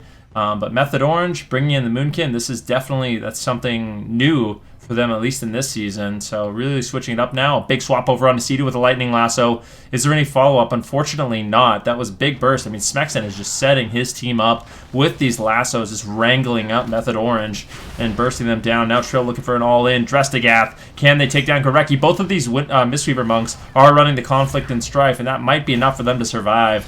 Gorecki gets out of the Solar Beam, the Fortifying Brew, the Life Cocoon will easily shrug that attempt off, and that is the power of the Conflict and Strife. Without that extra Lightning Lasso opportunity, it just seems really hard for them to take down Gorecki. It certainly does. And one thing that's interesting for Space Station Gaming, I remember last week a lot of teams were trying to expose Sidu on the Monk. They've mostly been after Trill, but now they are starting to hit Sidu. Without that Life Cocoon, he's in trouble, and I think this is something they should be doing more in this game. Chun-Li going for those swaps on Sidu, because with Trill, you have to force not only the Life Cocoon and Sidu's Trinket, or Sidu's Human Racial, you have to force out the Diffuse, the Touch of Karma, all of these cooldowns.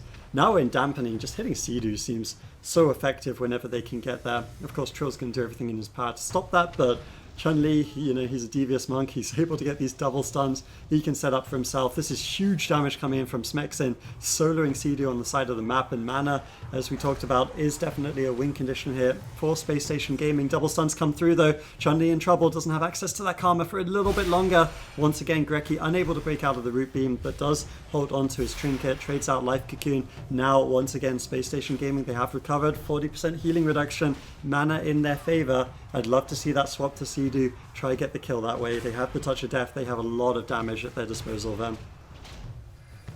Ooh, nice double leg sweep there. Chun-Li getting some burst rolling on a Trill. Smexin still, he's just going after whoever he can, just pressuring Sidu's mana, setting up on anyone, and basically everyone that's in his line of sight.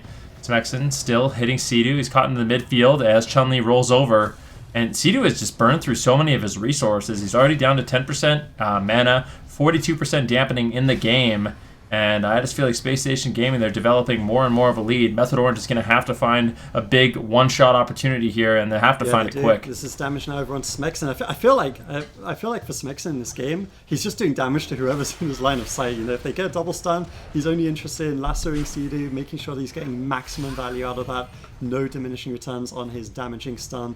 Wants to make sure it's full duration, full damage, and now you can see the rot pressure. This is insanity coming in from Space Station Gaming. I did not expect this game to look this one-sided. At dampenings come. Boomkins normally are so good in this situation, but they are struggling to even stay in line of sight of Smexon. They're all running. Lasso comes through over onto Trill. It's DR because of Relentless. It will break, but there's a wind shear. There's so much damage. Life Cocoon comes out. They have nothing left for Trill or Sam. How on earth are they still in this game? I can't believe it. Thoughts come through, but there's no way Chun-Li's going to care about that. He's just going to keep his onslaught going. 50% dampening the passive sharpened blade point in the match, but Sea-Doo has nothing left then. I mean, there's just not much to work with. Sam getting bursted down. Revival comes in from Sea-Doo. That's going to dispel Smexon's Flame Shocks. Maybe a small opportunity, but just everyone is dead. There's no mana to recover. They're trying to go for it, but I just don't see Method Orange. There's no way they can win this game, right? Paralyzing Gorecki. And Sam and Trill just really trying to go for it. Sea-Doo doing everything he can to keep his team alive. Sam barely holding on. He gets interrupted with the Bark Skin, and somehow he's going to full health. The Vitality Conduit coming in clutch, but it will be the Drestagath on Trill, and that's the problem. When all three members are low, I mean, Method Orange, they were just in such a pickle there. Difficult situation. Space Station Gaming with a beautiful pick. This composition still just paying dividends for them. Yeah, definitely a difficult situation for Method Orange to be in, losing that blind pick. It's hard to recover in a series like that, especially when you're up against Space Station Gaming on this column, and it seems like Zigo, they're really starting to find their footing here with this composition.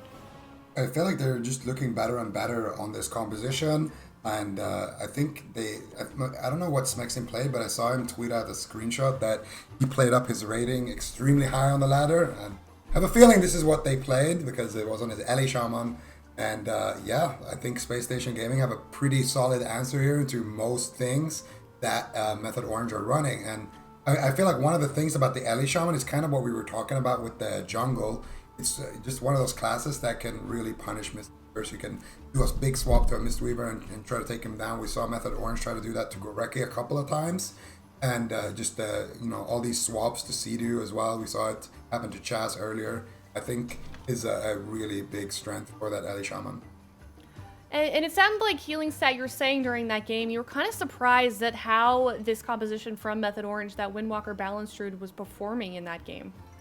Yeah, I mean, when you look at this matchup on paper, you see, monks on both sides, so it's even there. And then Elemental and Moonkin kind of are meant to fulfill the same role in the sense that the Elemental Shaman is quite tanky, he's going to have a lot of instant damage, but so does the Moonkin, right? Like, the Moonkin's a bit more rot-focused, whilst the Ellie has more burst. But still, to see it transpire like that was, like, really, really one-sided in the end, right? Like, at the start, Method Orange had some cool plays, set up some nice root beam, cross CC, good cyclones, but Sandman just never really got to get the cyclones going toward the end of dampening. He was just tunneled down too much, and Space Station Gaming completely dominated the second half of that game.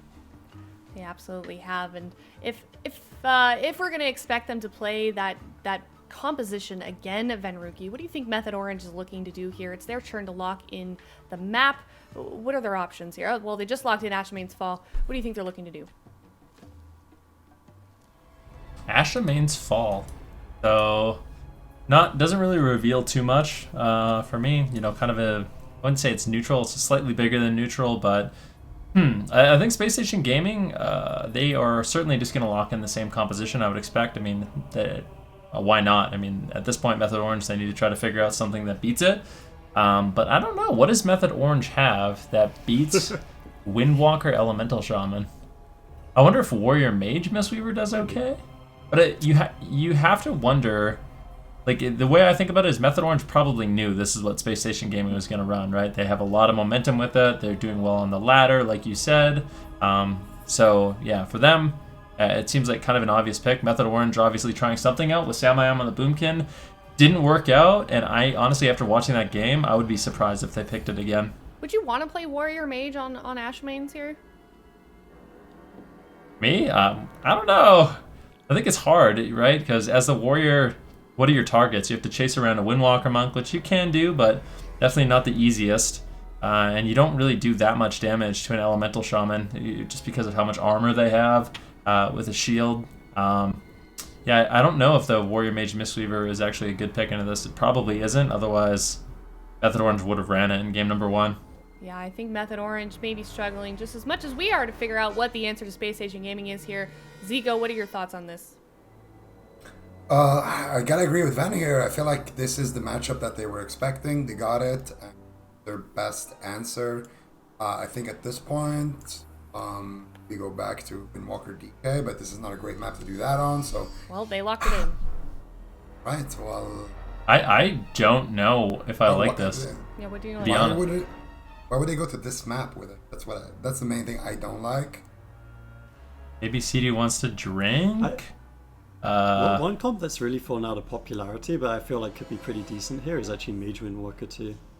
I don't think it would be too terrible, because mages are also pretty tanky. I know Elemental can abuse them a bit, but you want to set up these devastating goes on Greki and Chun-Li. I feel like Mage could definitely help out more than Minkin with that. Mage? I feel like Mage is too squishy. Did Space Station beat M2KC? Still has a European bracket pulled up. Yes, they did. They go to M2. M2KC plays the elemental or the fire Windwalker. Because I was like, I think you're right, but I think we saw that matchup. I think the problem is you have to kill in stuns, right? All of your stuns trigger conflict, so you can't kill in stuns super late. And I think the chances of a mage getting destroyed before that, or the Mistweaver getting destroyed before that, is high. We need some Feral Mage in here or something. When's the Feral Mage coming out? Feral Mage could work. I love that comp. I think that comp's so fun, I swear. Mage, it's just like all these other comps, except without the conflict problem, right? So I think it might be a rip on Tuesday, but for now. Doesn't seem like many people are running it anyways. I don't know. I feel like Windwalker DK, it's kind of the Method Orange default, right? Like, they knew what they were going to meet in game 1. They tried something that theoretically doesn't look that bad, and I really don't think it looked that bad on paper. But they lost. They're not going to win with it based on how that game went, and then they're just going back to bread and butter. I mean, bring a Frost Death Knight in. It's never going to do any harm. It's pretty solid. It's pretty solid in this meta, and they're very good at it, so they've always got a shot.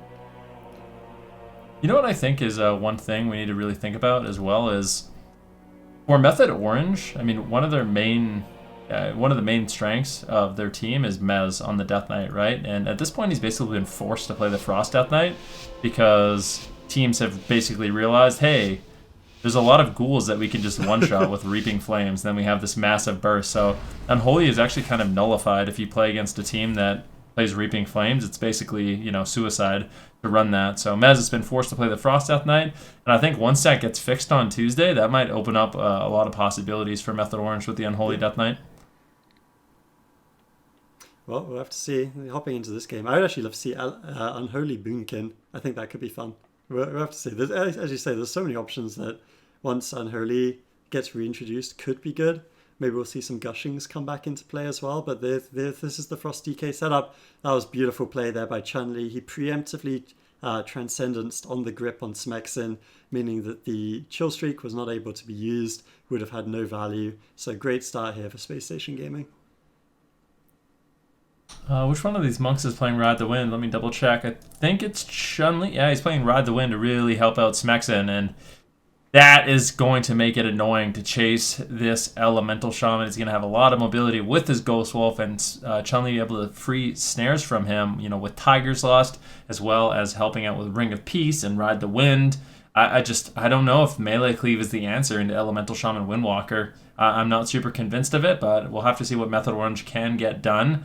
They are going to be looking to chase around Smexin, but it's just not an easy thing to do. I mean, look at him. Smexin's creating space more so than we've really seen from any caster that's been trained by a Frost Death Knight before, and I think that might just be the story of the game, is they want to go after Smexin, but they're not going to be able to. Delirium, it increases the cooldown on many a mobility cooldown, but Ghost Wolf is not going to be one of those.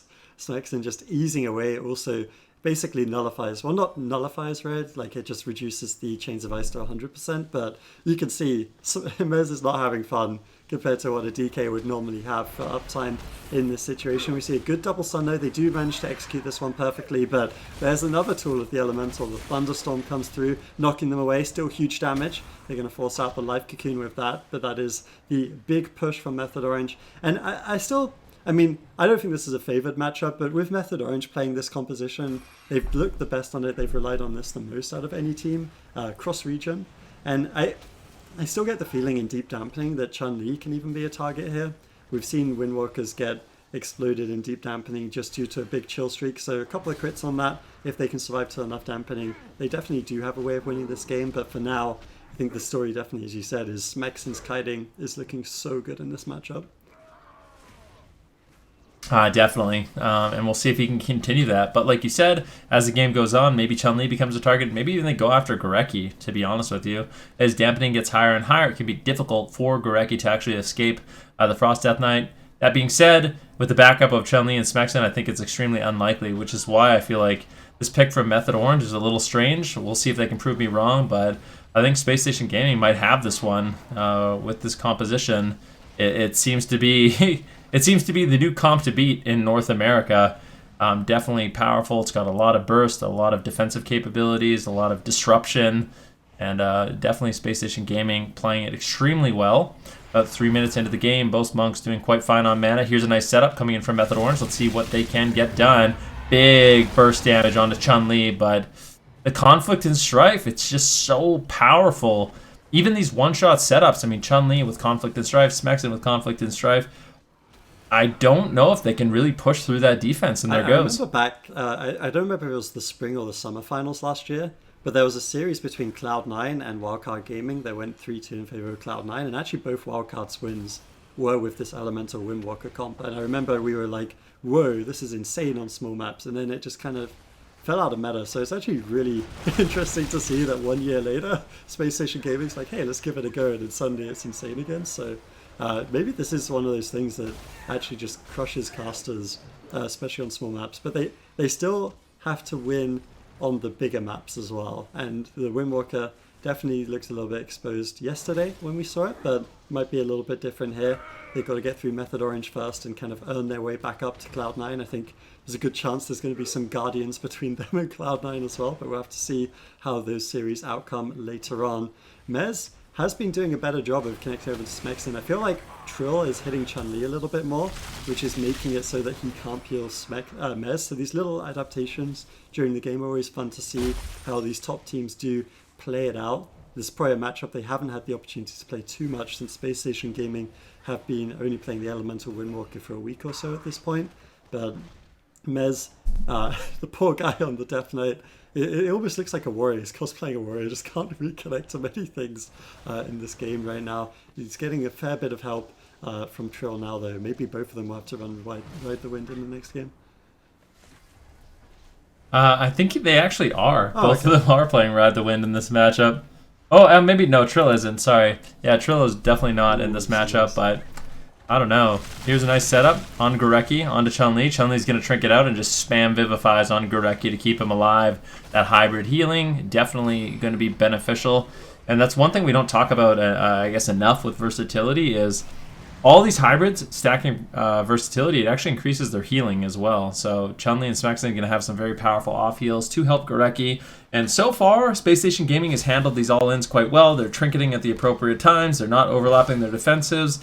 And if they do that, where Chun-Li trinkets a go, Smexon trinkets a go, Gorecki trinkets a go, they don't overlap, then they can basically rotate indefinitely. And Method Orange is going to have to try to force mistakes somehow outside of those goes, or just get like the perfect setup where they, get a Sea-Doo rolls in and stuns a trinket, and that's where things can kind of spiral out of control. But at 8% dampening, both teams are still looking to generate some pressure here. Method Orange has been, finding these consistent setups. Space Station Gaming, I mean, honestly, they haven't found that much damage yet, but they're just playing it nice and defensive, and I think as dampening ramps up, these setups on the Method Orange and just the consistent damage of that Elemental Shaman are really going to start paying dividends. The old saying, right? Dampening is rampening. Gorecki What a legend. Once again, preemptive transcendence on the death grip from Mez, and I think Mez is just kind of left stunned whenever a monk does that. It's not like there's anything you can really do about it, right? Like you have to maybe in-cap before the grip, but then it's super awkward.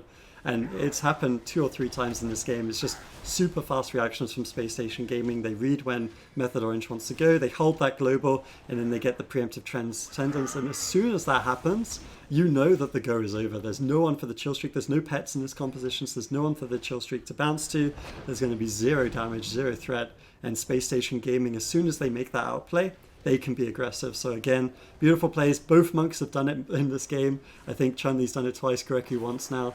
Another double stun comes through. Maybe they did a chill streak there. I didn't see the animation, but it's possible. But without that kind of all-in with the Pillar of Frost, it's not going to be very threatening. Gorecki's able to escape easily.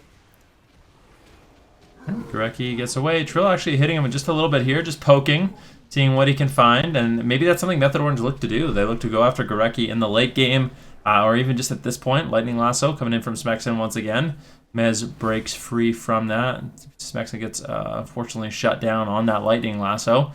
Ride the Wind coming in from Chun-Li to help Gorecki escape, and that Ride the Wind is going to be especially powerful for Gorecki and helping him survive if Mez and Trill decide to kind of make it all in onto him. So definitely a great defensive honor talent choice by Chun-Li. Double Ring of Peace once again coming in. Chun-Li will be using his Trinket and Transcendence, and that will shut down the go. As soon as Chun-Li and Smexen can split up from each other, so one of them trinkets and just gets out of range, the chill streak no longer bounces, and that's when the Frost Death Knight, their damage is really, really limited. Yes. So we have to see if they can continue to make those plays, because that is exactly what they'll need to win this one. Space Station Gaming, as we said, they've played it cool, calm, and collected so far.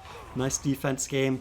The mana's looking great as well, although mana's looking pretty good on both sides. I'm still not 100% certain that Space Station Gaming is just going to win this one outright in dampening, but we've seen DKs have that problem before, so could still happen. Smexen, target of choice, he's Earthbind rooting Mez and taking him for laps around the pillar. Mez decides that's not going to... You have to feel for Mez. That's not going to have fun with that. This is watching you. Does Chill Streak bounce to these Jade statues, I wonder? I doubt it. I don't know. You say you should grip someone on the Jade statue. Because at least they can't pull away. And maybe they should kill it. I think it might only bounce between players. Oh, it does pets, right? Can you imagine imagine it did totems and the totems soaked up all your chill streak damage. It would be a nightmare. Anyways, Mez, he still hasn't connected to Smexen. He's been trying for the last minute. We've been talking about totems, and Mez has been actually trying to put in a good day's shift. He's been struggling. Double monk. Oh no! Once again, Gorecki with the Transcendence. It breaks a little bit early, and that's all it takes. Space Station Gaming are literally in a different atmosphere by the time the chill streak connects. They're going for it. Single target on Smexen. It's not going to do much, I'm afraid, Mez. Poor guy. Gonna have to hope for the next setup. I just read someone in the chat that said, I can relate to Mez so much. I think all of Melee can relate to Mez, but, I mean, he is a Frost Death Knight. How bad can you really feel for him not hitting his target? You know what I mean? He does that to people all day long. For Space Station Gaming, luckily they have a composition, but Chun-Li actually could be a vulnerable target here. If Mez and Trill can start developing pressure, it is difficult as the Windwalker Monk to escape. Keep in mind, your rolls are affected, your Flying Serpent Kick, your Transcendence are all affected by the Heartstop War of Delirium, so if Chun-Li can never run away, maybe Mez and Trill can really start pressuring him down in matchup. That's what I was thinking, like maybe in deep enough dampening. I mean, obviously hitting Smexen is ideal, but we've seen that might not happen for Mez in this game. So I feel like I've seen Chun-Li fall over to Method Orange's Frost DK. It's a bit unfortunate they don't really have a second target to grip in, but with the Heartstop and the Delirium, he's going to struggle a little bit with cooldowns in the deeper stages of this one. With 35% healing reduction, Sedu's mana's still looking pretty good in here. We see an in-cap, and they are actually going to start in-capping the person they grip, which I think is the perfect thing to do in this situation. Space Station Gaming have got too good at preempting those grip swaps, so they're going to have to in-cap the person they grip in before they go for it, and now you can see the damage coming through. They force the Trinket on Chun-Li, they force the Karma on Chun-Li, and this is what Method Orange needs to win the match. But what they also need to win the match is for Mez's self-healing reduction to not be enough to topple them over. They need a few more setups here to take down Chun-Li. They definitely do.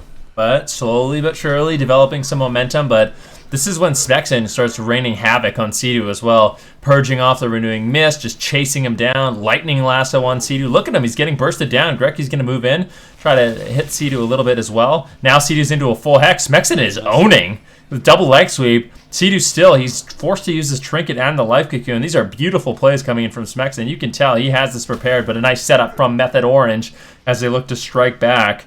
Can they find the damage? That is the question. Unfortunately, they do not.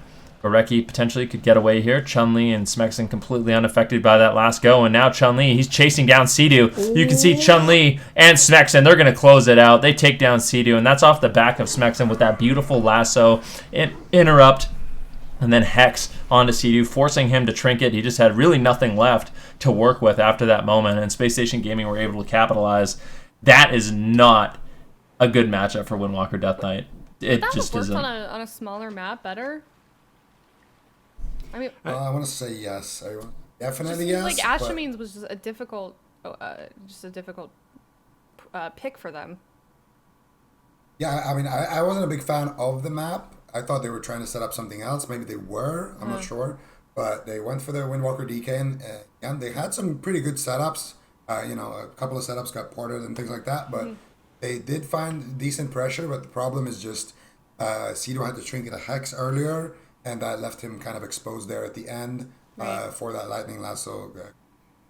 Well, Space Station Gaming up 2-0 against Method Orange, and now Method Orange needs another win if they want to turn it around here. This is a best-of-5 series, and Space Station Gaming is so close to moving forward in the bracket here. And I wonder what Method Orange moves is next year. It's their map choice. And do you guys think that they're going to try and do that comp again, maybe on a different map choice here? What are their options? Put a dollar on. I think I would like to see the same comp. I mean, the game wasn't bad, really, except like in terms of mana, CD was fine and everything prior to dampening.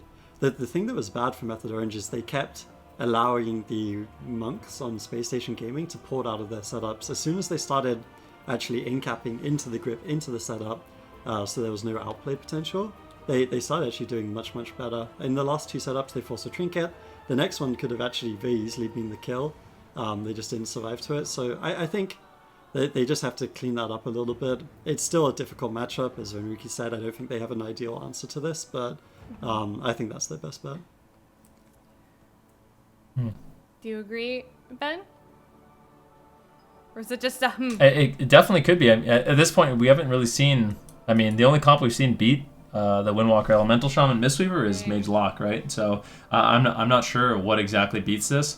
I mean, maybe like a Thunder would win, like Elemental Shaman Warrior, but I don't think Method Orange has that prepared. I just don't know if Method Orange has a good answer for this. Potentially on the smaller map, the Windwalker Death Knight could work, and I could even see, if they were able to play the Unholy Death Knight, that working as well. But unfortunately, the Unholy Death Knight is not an option with Reaping Flames until some of the changes come in on Tuesday, and then maybe that opens up for them for Cup number 4. But for this, we really feel like the Windwalker Death Knight is the best thing they can do, because that didn't look good to me at all. All right, well, they have locked in Hook Point, and it is now Space Station Gaming's turn to pick their comp. So if we're going to assume that they pick that same comp that they've had pretty good success with so far, Zico, what do you think? Is Windwalker DK still their best choice? I feel like Method Orange, they don't really have a great choice, so you may as well go for the Windwalker DK. That's your main comp, it's your comfort, it's one of the comps that Method Orange is known for, and one of the comp that they're the best at. So I think at this point, go small map, try to grab a win with that Windwalker DK, and then if the next game, if the next map is Tolviron, then maybe you need to change things up, bring in Sam on the Moonkin or something. But I think compositionally they just don't have an answer.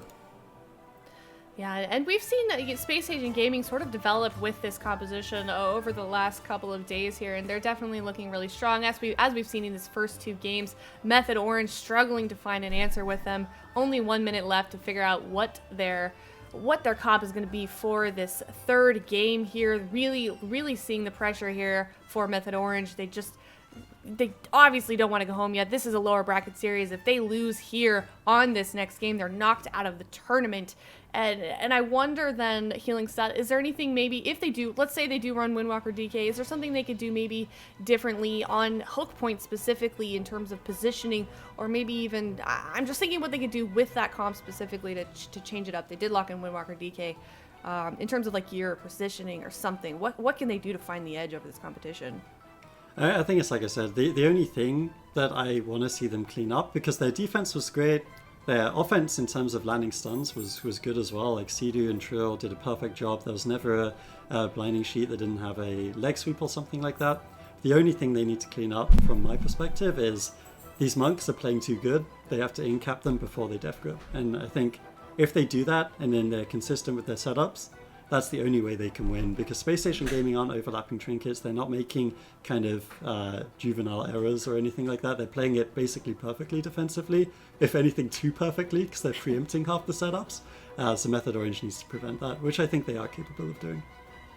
Oh, for sure. It is Method Orange we're talking about here, a team that we've seen had great success in the past, and I definitely wouldn't count them out just yet, as these teams sort of getting together as this team is, or sorry, this matchup is going to start soon enough here.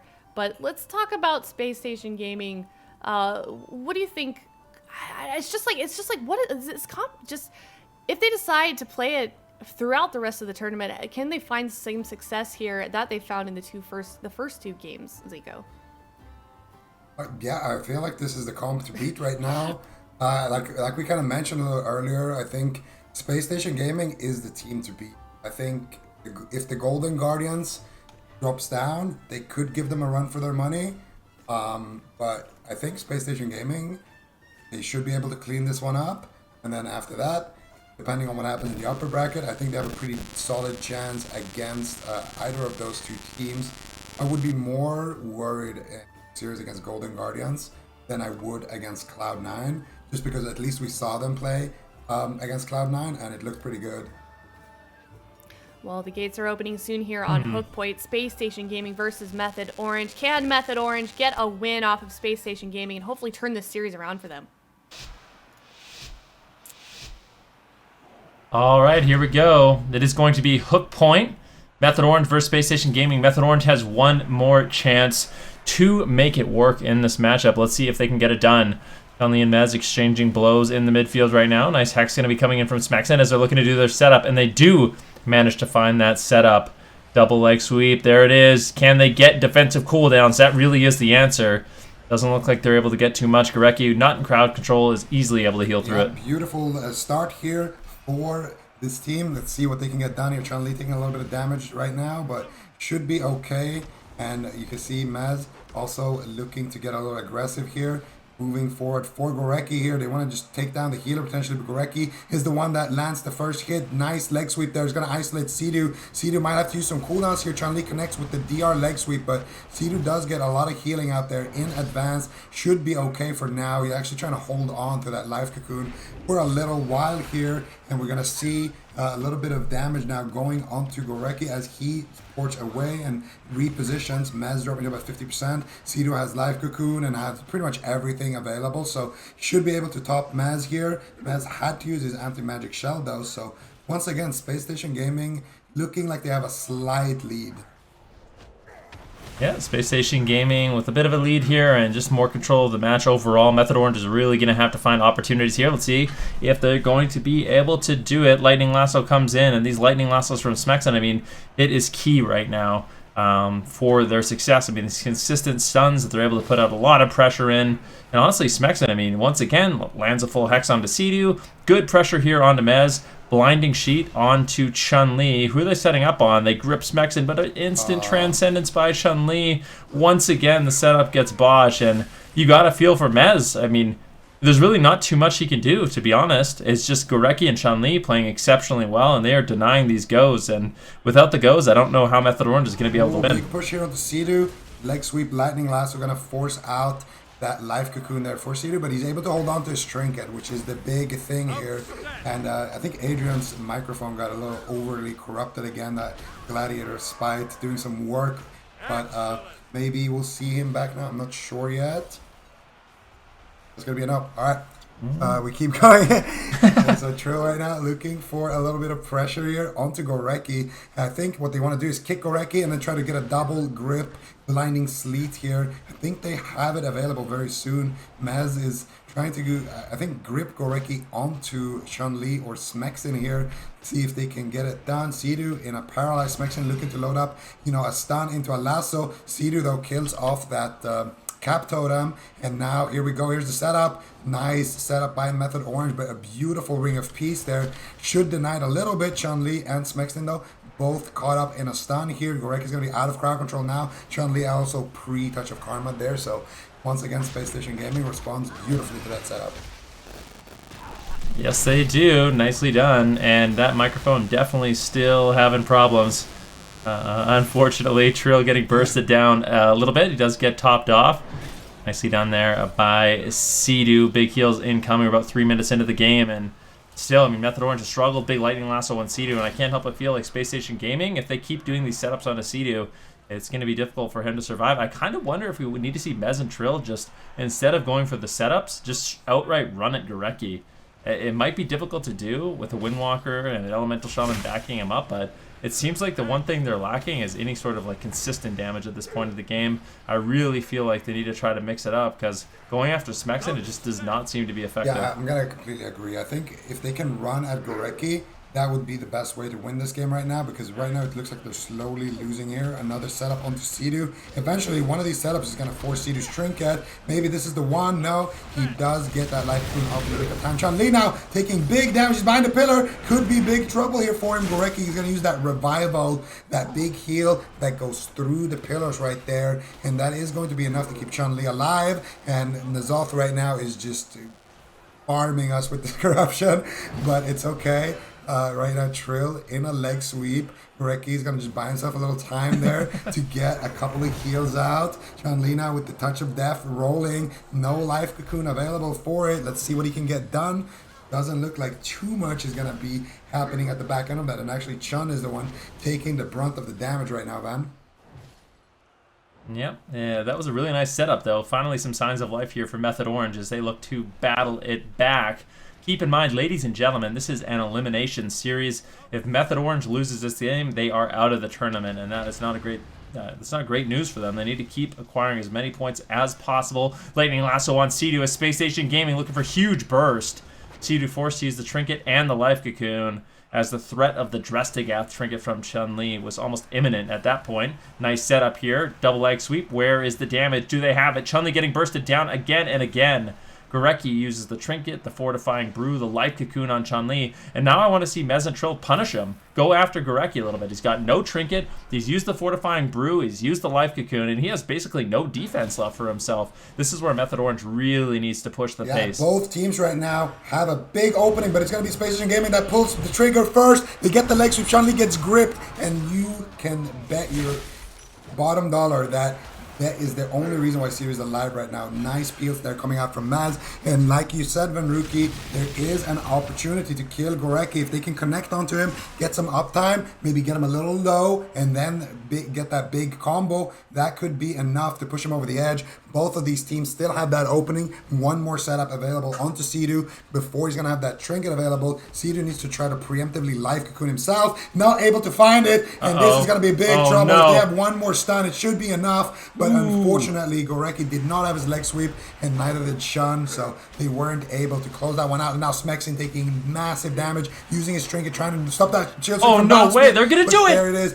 Beautiful Life Cocoon coming out from Gorecki at the very last second. This game is so close. Oh, so nicely done there by Method Orange, and you can tell they're really starting to heat up here. Smexin almost going down, but at the same time, I mean, Smexin, he almost single-handedly took down Sidu in that last exchange. 11% dampening. You get the feeling that either one of these teams could win at any moment. Mez and Trill, they're going to be focusing on to Smexin, continuing their damage. Paralyze on Trill. Actually, a drink coming in from Gorecki. This is a beautiful paralyze. Chun-Li just trying to peel the best he can. And as a result, Gorecki is actually going to drink to full. He managed to get out of combat, and with beautiful peels from Chun-Li, Method Orange was completely unable to shut it down. And that actually gives Space Station Gaming a little bit of a lead. And this is basically the perfect moment in the match to reset your mana. 10% dampening. Definitely a great spot here for Gorecki. Cedar needs to be careful as Chun-Li and Smexen are really looking to pressure him as much as possible. And I think for Mez and Trill, so much of Space Station Gaming's offense comes from the Lightning Lasso. They need to basically shut down the Lightning Lasso as a priority. Another big setup here from Method Orange. Nicely done. Tidu's actually just going to push forward and continue the chain with a leg sweep, but it seems like Gorecki is just easily able to heal through it. They actually force the Karma and break through it in addition to forcing it and get the Life Cocoon. That's big for the team of Method Orange. And now Sidu, if he gets caught up in a paralyze into a stun, no, that's not going to happen. He's going to cross the map, get himself back to full HP. Smexen is the one that could be in a little bit of trouble here. Chun-Li as well, both of them exposed target here, but they want to go after Sidu. They want to land a Lightning Lasso onto him. They want to get a leg sweep combo. Smexen looking for a Hex here, potentially onto Mez. No, he's going to get it onto Sidu, and they're going to go after Trill right now. Trill has no trinket, so if they stun him, they could 100-0 him. Trill's not using his touch of Karma. He gets it off at the very, very last second right there, and Sidu trying to juke out the wind chair of Smexen, able to find it. Nice Ring of Peace though. If they have anything more for Sidu, that could be big. No, Sidu is going to be able to stabilize Trill, and now counter setup happening here. Mez and Trill trying to take down Smexen Gorecki in a paralyzed leg sweep. He's going to trinket, use that Life Cocoon. That was the motorbike trinket as well coming through, coming crashing, and Smexen is not out of the woods yet. Chan had to get that Life Cocoon. That means they're turning onto Smexen, but Gorecki is able to power through with those kills. His mana is not looking great, and that drink from earlier could be what helps Space Station Gaming later on to win this match.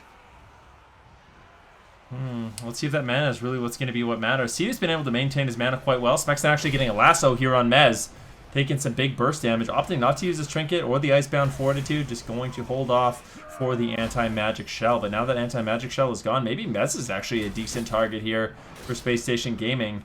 Let's see what they decide to do. Smexen just playing at range, going to be poking Sidu, poking Mez, just trying to generate as much pressure as possible. Did see Smexen create massive pressure for his team in the last game, and as dampening rises, that's when it becomes more and more difficult for Sidu. Here it is. Nice grip setup from Method Orange once again. Chun-Li portals away, and they didn't even get the stun on him. He didn't have to commit his trinket. It was just, unfortunately, a bit of a misstep there for Method Orange, and Chun-Li manages to just use the Transcendence. And now, once again, Method Orange, they kind of have to wait to get their damage rolling. Yeah, and while they're waiting, Smexen is going to look for an opportunity to take down somebody on the side of Method Orange right now. Smexen still taking decent pressure here. Ring of Peace coming through. Beautiful peels here from Chun-Li, that Ghost Wolf as well, suppressing the snare from that Chains of Ice. It's going to allow Smexen to get a little bit of distance here. Trill now looking to set up some crowd control here potentially. Sidu gets wind sheared. Mez with Touch of Death on him could be in big trouble. Smexen trying to run away, trying to spread out, but they could get caught in a double blinding sleep. Trill has his leg sweep still available, so if they want to pull the trigger, they could. They're potentially just waiting for the shield streak here. Trill in a Lightning Lasso, gonna drop to about 50% HP, gonna port back. Chun-Li immediately using his Touch of Karma right there, trying to pre-Karma before he gets stunned. They capitalize on it though offensively by getting a crowd control onto Sidu. Mez could be in trouble here, might need to use his Icebound Fortitude. He's holding onto it for very long, and Sidu instead is gonna trade out the cooldown. Trinket, Life Cocoon coming out. Gorecki actually drank through that push as well, so not only does Space Station Gaming have the mana lead, but they also have an opening at killing Sidu, and as dampening is ramping up, Mez is becoming a juicier and a juicier target here. Yep, I mean, Method Orange, this is definitely a scary situation for them, but we have seen signs of life. They almost killed Smexen earlier in the match, but look at how defensive Smexen's playing. You can see he's just sitting at the pillar. Max range, does not want to tangle with Mez and Trill, and he's perfectly happy to just dispel Renewing Mist, put out Flame Shock, look for burst when he can, actually pushing forward, getting an interrupt on Sidu, looking like he wants to try to actually take down Sidu. If he can get a lasso, that could be devastating, but the thing is, with Mez in range for a Mind Freeze, definitely doesn't want to just immediately get interrupted on that cooldown. Chun-Li taking quite a bit of damage as well. With no Touch of Karma, Chun-Li could be a little bit vulnerable. They get the double stun. Nice setup here. Life Cocoon from Gorecki will keep Chun-Li alive, but can Trill and Mez continue this punish? Smexen now in a bit of trouble. The Ride the Wind comes down as Chun-Li trying to give a little bit of freedom for his team. But you can see Method Orange with this offensive push, it's put them on the back foot just a little bit. Sidu really struggling to keep his team alive as all three members are hovering around 50% health. Touch of Death rolling on Smexen, but look at how far away he is. He gets the Lightning Lasso onto Sidu. Can he take him down? Do they have the Earth Shock? Is there any additional damage for Sea-Doo? He barely holds on. Transcendence behind the pillar. And it looks like he will live to fight another day. But his mana's not doing too hot. Sea-Doo, what are you gonna do? Mez is in big trouble. He gets the life cocoon in the nick of time, but now Sea-Doo could be a target. He's gonna be off stun there very, very shortly. Gorecki looking to get the final killing blow here. Everyone is chasing Sea-Doo around the pillar. He's barely keeping himself alive, and that crackling Jade Lightning from Gorecki is gonna channel through the pillar and take Method Orange out of this tournament at 48% dampening. Method Orange really just was not able to find an answer for Space Station Gaming, and now they are moving forward in the bracket, and unfortunately Method Orange is knocked out of the tournament. And I don't know, it's just, what do you even do in that situation, Healing Stat? The boys seem unstoppable. Yeah, I mean, that entire game I was basically speechless. I couldn't think of anything to say. Like, it just seemed so unwinnable. But nah, I hope everything's good now. But Sounds okay. It's a tough one, right? Like, Method Orange, clearly this matchup isn't favored. They gave it a really good shot, I think, in Game 3. It was their best game by far. Good attempts, almost killed Chun-Li. There was that one time where they got his Karma, and I think the Karma went off on like the second chill streak, and they had to use the monk bubble and everything on him just to keep him up. But it was a good game. Method Orange, though, this is what I said about them in the start. It's like they have their good days and their bad days, and I think a lot of it comes down to just they play way less different compositions than other teams. Like they have a lot of different cleave options, but that's about it. Like other than cleaves, it's just Samayam playing like Moonkin and Mage, which isn't always adequate. Like we're seeing Elementals, we're seeing Destros. They just don't have these options, and I think it does hurt them in this meta. Maybe when Unholy becomes a bit more viable next week, it could be good for them, but for now, they are struggling with these top teams. Is that a comp, though? Let's disregard the changes that are coming next week, though. Let's say that Method Orange had more chances with that comp against Space Station Gaming. Then, do you think that they could eventually make that comp work, or is that still not a solution to Space Station? I don't believe in the Frost Death Knight, to be honest. I don't think the Frost Death Knight is the greatest answer. It seems like it's too easy to avoid the brunt of the damage. That being said, I think Method Orange next week, I think it's extremely unlikely, it is extremely likely we do see Mez once again playing the Unholy Death Knight. I think that's his preference. And I think into this particular matchup, it's going to be significantly better. Well, looking forward to seeing Method Orange hopefully get a second chance against Space Station Gaming next week once we can put Mez back on Unholy Death Knight. But let's take a look at the bracket. Before we talk about that, though, I do want to give a shout out to production. We do have a lot of mic issues and headset issues going on today, but again, this is a remote stream. We're all working from home, including everybody working behind the scenes. So we do appreciate your guys' patience for those of you watching from home as we deal with some of the issues from our own personal equipment. And yeah, look at the bracket from A and A. We're going to be jumping up to that Cloud9 versus Golden Guardians series. This is a rematch from the finals of Cup number 2. Healing Stat or Zico or Ven, really. It doesn't matter. What do you guys think about this series? What can we expect from these two teams? I lose track of who I answer. I don't want to like favor who one has the most person. points this week? I think that person should choose who answers or something. I think we should get one of those red buttons that they have on game shows. Whoever buzzes it first gets to answer the question. That'd be great. It's really and then we random get points in my based brain. on how good our answer was. There's what no if the rhyme or answer's wrong? reason. All right, well, just question, answer, one of you guys. Go. I don't even remember. I think about game shows and the Price is Right. We have the Cloud9 versus Golden Guardians series, and I just wanted to see your expert opinion on that matchup. Hashtag C9 win 3-1. 3-1. Ooh. 3-1. I think it's going to be 3-1. That's generous. That's generous? You think it's 3-0? Dude, I want to see MSK Destro. That's what I want to see. I know it feels bad to say because I would, 99% of times, I would say Shadow Priest, but I feel like they're, yeah. You know how that ends. Firstly, I tanked a lot on my Shadow Priest this week, so my personal faith has gone down a little bit. And secondly, I feel like RLS actually could be a reasonable answer. maybe the Shaman gets a bit exposed, but I would like to at least see that matchup play out a couple of times. Well, we will find out shortly enough. We're going to go to a quick break, and then after that, do stick around. We're going to come to that Cloud9 versus Golden Guardians series.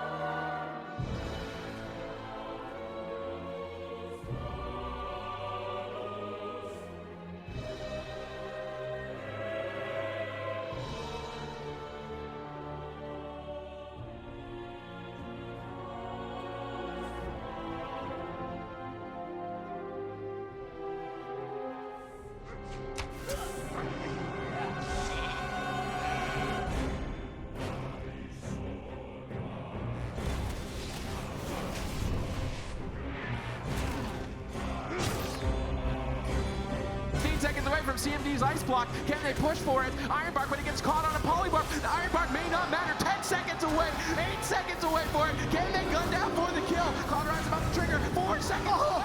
3 seconds away. 2 seconds. 1 second. Oh my goodness! Oh my god! My heart is still racing from that ice block.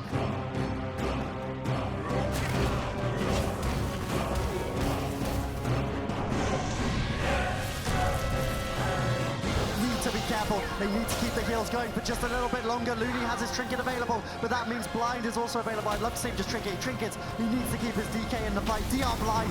Waz is pushing for the kill. Does he have enough banish? Growth. Do they have the polymorph? It doesn't look like it just yet. Even the Vivify is coming in, but it will not be enough. Method Black go through to the grand final.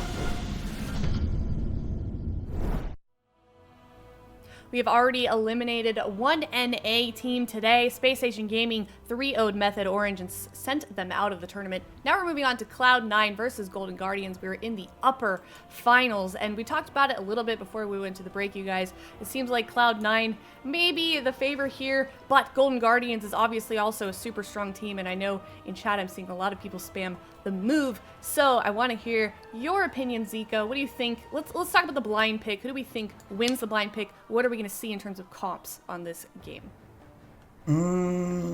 I think bold prediction here. We're gonna see Snuts come off the bench. So You really think so? Wildcard Destro? No. Oh, I guess that's possible. That's what they did run Yeah, last that's what week, they right? beat them with when they played RPS. I think Dang. maybe if we see Whiskey come out on the Destro and we see that matchup with the Windwalker Destro, maybe Golden Guardians wins game number 1 and then 3 back-to-back for C9, 3-1, Leaky Faucet, another point on the board. Maybe. I do feel like, as a Shadow Priest, the worst comp you can ever play against is Windwalker Destro. That comp is just so difficult to do anything against on SP. Why is that such a difficult matchup, Healing Set? Well, it's just like, the way you beat Destros as Shadow Priest is you line of sight them, and you hug a pillar for dear life and really hope that he never gets in your line of sight for anything ever. But then when you also have a Windwalker, he can rock the pillar during key moments, so he can force you to be in line of sight of the Destruction Warlock. But then also, if you're stacking behind a pillar with your healer, he'll double stun, he'll double Fist of Fury, he'll do a lot of damage. It's not an ideal situation for an immobile priest to deal with. Definitely not. Well, the teams are going to be grouping up here soon. This is a blind pick here. Neither of these teams know what the other team is going to play. Then you made a prediction earlier. What was the prediction that you gave this matchup? Oh, I said. Well, Zico said it was going to be a 3-1, and I said that was generous. That's kind of being cheeky. Okay. As if like Cloud9 was going to 3-0 them. But I think Golden Guardians definitely has a shot in the matchup. They showed signs of life last week. Yeah, I mean, it was a close series, a lot of close games. I think Golden Guardians are looking like they're really stepping up here, early on in the tournament. Or in these cups, it seemed like they were really just focused on that RPS, but they're showing a lot more flexibility. We've seen Ad Surge on the Paladin. We've seen Wiz-K on the Destruction Warlock, and it's looked really, really solid. So it seems like they're practicing, they're preparing, and they definitely got a few tricks. And we'll have to see if any of those tricks will be implemented here on the Grand Arena, but I definitely wouldn't count the Golden Guardians out. No, I wouldn't as well. We've seen this team do amazing things, even when the meta doesn't favor them. It seems like they always find a solution to sort of put them back in the running. And as we've seen with quite a bit of teams today, yesterday and on Friday as well, people are really, sort of finding their footing, shaping up together as a team, and I don't think there's anything this team can't do, Zico. No, absolutely not. I mean, this is one of those teams, when they're hot, they look extremely hot, and when they're cold, they look good. They're still kind of hot. Kind of. Okay, so we're going to see Rogue Lock versus Mage Lock. Okay. Well, I'm Alright. happy to see this. Thoughts on Right. that, Healing Set? Yeah, I wanted to see how this plays out. I'm not necessarily certain that this is the Omega MLM counter. In fact, far from it. But I feel like Golden Guardians impressed me so much on this composition last week. But that they have to try it into Cloud9, right? Like, maybe it's really good. In the past, RPS has been a comp that they've literally beaten Cloud9 with last year. So WizK, you know, kind of taking that upgrade to the Destruction Warlock, I think this could actually be something really, really good for Golden Guardians, just because uniquely they're so good at these style of compositions. Peekaboo moves forward. Here we go. Let's see what he can get done. I would expect Chanimal, Wealthy Man, and Cubsy to all be playing Conflict and Strife. So when we see those kidney shots, the damage won't be super high, but we'll see. Peekaboo gets the full blind. Does he get the sap? Unfortunately, no. I don't know what actually kept him in combat there and why he couldn't get the sap. That's super unfortunate for Peekaboo. He committed not only the blind, but also the vanish, and didn't get basically a single defensive cooldown from Cloud9 in that exchange. They were able to, I don't know what kept them in combat, but something did, and they weren't able to get much there. Peekaboo was going to have pretty much nothing right now. He's just trying to try to get some bleeds up on Chanimal, get some bleeds up on the Wealthy Man, and then maybe look to pressure Cubsy as well on that Mistweaver when he has his kidney shot. He hasn't used it yet on either the Lock or the Mage, so I'm expecting him to use it very soon on somebody. He gets disarmed right there. Nicely done by Cubsy, just trying to slow him down a little bit. Chanimal looking to get a Chaos Bolt off, gets kidney shot, does get the Chaos Bolt off though in time, and you can see Chanimal gaining HP in that kidney shot right now. Vitality Conduit and Conflict combo. Pretty deadly, but I'm not sure running Vitality Conduit against this comp. There is some rot pressure on the side of the Golden Guardians. Could backfire later, but for now it just looks like Cloud9 are owning. Yeah, they're doing pretty good. WizK is definitely taking G-Pies to the face and Chaos Bots and all of that good stuff from the Mage Lock, but regardless, Peekaboo has to go out, he has to get aggressive. He uses this in his off trinket to mitigate the incoming Greater Pyroblast from Wealthy Man, those big pies in the sky that can be ever so devastating from the Fire Mage. It looks like he's kind of swapping between threats right now. That's a focus Greater Pyroblast going out onto WizK. They can use the Earthen Wall Totem, but I'm not sure how much mitigation Earthen Wall Totem is going to provide against literally Chaos Bot and Greater Pyroblast, the hardest hitting abilities in the game right now. That's a full count spell over onto Absterge, and this could be the weakness of not running that Shadow Priest. They lack the hybrid healing. It's going to force out the trinket from WizK, and the early stages of this game not looking so good for the Guardians. Definitely not. I mean, this is something we've seen before with Space Station Gaming versus Cloud9. It just feels like the Destruction Warlock, he gets bullied. He's forced to basically sit at the pillar. He's susceptible to not only Counterspell, but Spell Lock. And if he does poke out for an extended period of time, Wealthy Man and Chanimal are able to just swat him back to the pillar. And then that just leaves Peekaboo basically trying to create pressure by himself. I mean, if he can do it, great, but more often than not, he just eats crowd control, eats damage. I mean, Cloud9, they're just looking so dominant with this composition. WizK getting bursted down a little bit, forced to run away to the pillar once again. Wealthy Man has that big, devastating combustion coming in around 40 seconds. But I mean, I think Golden Guardians are just trying to make the best out of a bad situation. We'll see what they can do. Quite often, the Golden Guardians, you know, they kind of just hold on, and then they can make a big offensive power play in dampening when Cubsy doesn't have nearly as much healing to really work with. And I think if Golden Guardians are going to find a win, it's going to be, you know, at a much later stage of the game. Peekaboo actually has his blind finally back, has his Vendetta rotating back up, so now we could expect maybe a nice little kidney shot blind attempt here. Polymorph onto Absterge. WizK in a spell lock right now. Gonna be taking a little bit of damage there. Absterge gets repolled. No more crowd control for him though. WizK is gonna feel confident, go out in the open. And now Peekaboo, I'm looking at his blind here. Cubsy is aware of it as well. Cubsy is gonna try to preemptively life cocoon that blind and then try to sit through it. If he has to trinket, he could be an exposed target. You can see Cubsy right now trying to play a little bit around it, and he's gonna go in, actually stun Peekaboo here. Big damage though from WizK. Chaos Bolt connect. Wealthy Man activating his Temporal Shield, gets a Polymorph as well, and now Greater Pyroblast. This could be big trouble. Nice vanish by Peekaboo. He's going to cancel that Greater Pyroblast. He gets a nice Garrote as well. WizK though, not out of the woods just yet. Absterge has to pick him up with that Vitality Conduit, and they should stabilize for now. The blind was used in that exchange, and Cubsy did trinket out of that one. So right now, not too bad for the Golden Guardians, all things considered. Yeah, it's not too bad. I mean, they get the trinket for the blind, right? Which means they could either do a big swap to Cubsy, they have the unending resolve available, so they could maybe, use unending resolve aggressively to get some chaos balls on Cubsy, do an all-in, or they can just kind of get some momentum, get a feel on him, and go for it that way. Either way, I think the thing is for Cubsy, he's so far away, like, WizK and Cubsy are taking social distancing to some extreme limb measures. Like, they're at least 100 yards away from each other at all times. And if WizK even attempts to cross map and get crowd control on Cubsy, you bet he's going to get a face full of greater pyroblasts and chaos bolts. He's getting that already. He's sitting on his own pillar. So it's definitely a rough situation. Absurge actually cheekily sitting down for a drink there. You saw Ring of Peace denying that. But I think that's going to be the story for Golden Guardians. If WizK does just hug the pillar the entire time, and then Peekaboo, his passive damage on Wealthy Man might actually amount to something at enough dampening. Absurge, though, he needs to make sure his mana is still good, because if Absurge is running low on mana at about 20-30% dampening, that's going to be the real problem. But we've seen Resto Shamans take teams to really, really deep dampening, especially Golden Guardians, so I'm still holding out hope in this one for them. Ooh, they do get the life cocoon. That was a little bit scary there for Wealthy Man. If Cauterized proc, that would have been definitely not the best situation for Cloud9. 7% dampening at this point. Absurge is holding on with his mana.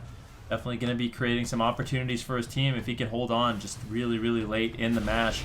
Peekaboo being attacked, though, in the midfield. Poker Shadow's available, Feint as well if he needs it. So Peekaboo running very defensive gearing. He's got versatility, I believe. Yep, versatility. He's got the lingering psychic shell, and then of course all his defensives he can rotate through. So what he needs to do is basically hold on to all of those, try to make a big offensive push, and use all those defensive utilities to extend, his presence in the midfield, so he can continue a big power play. Cubsy sits the full blind comfortably, and it's got to be so frustrating. They just cannot force Cubsy's trinket.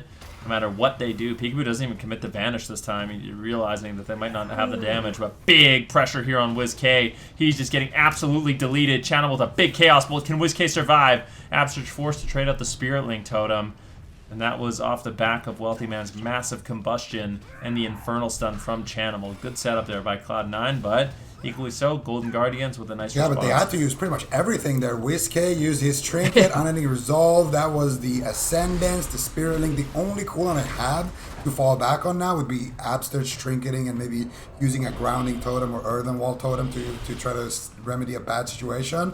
So now Peekaboo really needs to put the team on his back here, get some pressure going somehow. WizK looking for some Cataclysm, looking to get some damage rolling. Wealthy Man almost getting another greater Pyroblast off right there. Could have been extremely dangerous. Absurge actually did use his grounding totem there, so Wealthy Man now gonna go through that Reflect. The next one is gonna just stick if he can get that greater Pyroblast off. So Wealthy Man's gonna be a big problem here now for Golden Guardians moving forward. Peekaboo, though, is getting decent pressure onto Channel, and I wonder if maybe they can do like a Purge all-in at 40 or so % dampening and just try to win that way. Right now, Wealthy Man, another greater Pyroblast and a Chaos Bolt. Big damage. Absurge, though, with the Vitality Conduit, is able to split up that damage on him and his team, and that way WizK didn't just get 100 owed right there. He's able to pick him up. Absurge also has great mana right now, so all things considered, Golden Guardian not in a bad situation at all. Yeah, the mana on Absurge especially, because he's been doing a lot of healing single target in this game, and we know that to be a weakness for the rest of Shaman. WizK has his cooldowns up right now. That's a double coil coming through. He's trying to juke out some of the spell locks, but Channel isn't buying. Now he does actually use his spell lock before the Chaos Bolt, so a couple of those will come crashing through with the Dark Soul. It's good damage, but WizK doesn't get enough. He's forced to retreat, uses his Reflect, and now Peekaboo is once again left out in the open, going on a solo mission to try get pressure on Cloud9. It's been a pretty good game still for Golden Guardians, as you say, Zika. Absurge, you can see how much mana he has to expend when he does have to single target heal, because he went from 90 to about 60% in about a minute there. It really is tough for the Resto Shaman to keep his team topped off in these games, but when he's able to get these drinks, and the fact he has so much mana in this deep dampening still gives me faith that they can go for those pushes, and that's what they're going to need to do to actually win this game. Yeah, WizK finding some Chaos Bolts. One hits him, though. Every single one of these Chaos Bolts that land at this point become really difficult for Absurge to actually heal through. Here's the Smoke Bomb attempt. WizK, can he find the damage? Unfortunately, he cannot. Wealthy Man gets a nice polymorph. Now WizK looking for a second Chaos Bolt, does find it, but Cubsy, nice response with the Life Cocoon, and now it's going to be Peekaboo, who is going to be a little bit scared here. Big combustion coming in from Wealthy Man with the polymorph on Absurge, and WizK could just fall right here, right now. Cubsy moves forward, looking for the damage, the double stun, and they close it out. And this is what I've been talking about for Cloud9. They just know their win conditions. They know when to push in. They find these moments, and outside of those moments, it just seems like you just can't kill them. You just can't. And eventually they will find that one shot, and that's why we're seeing them be so absolutely dominant. dominating on game 1 here of Cloud9 versus Golden Guardians series, and it just looks like these guys are unstoppable on Mage Lock. Zigo, is this a comp that you think expect them to try again, or is they're going to be looking to do something different here on game 2? Well, I feel like the only things that the Golden Guardians really have is Rogue Lock, Hunter Rogue, Shadow Priest Rogue. I feel like all of those comps are not going to have a great time against 9. And I don't know. I think a smaller map is always going to be, you know, favorable when you're playing against the Mage Lock. But we've seen C9 dismantle so many teams on small maps that I'm not even sold that that's going to be enough. And even if it is enough, how do you win that one game on a large map that you have to win the series? Yeah, it's definitely a difficult decision and place for Golden Guardians to be in. What do you think about that, Subatiz? What would you do in this situation? Or nothing. He would do nothing. No. Ben, sorry about that. You would play tank. Play tank. Oh, What would I do if I was Subatiz? Probably lock in the Frost Death Knight, Guardian Druid, and Resto Shaman and just let it rip. But yeah, in all seriousness, I mean, for the Golden Guardians, what do? Their only hope in my mind is to go to a small map.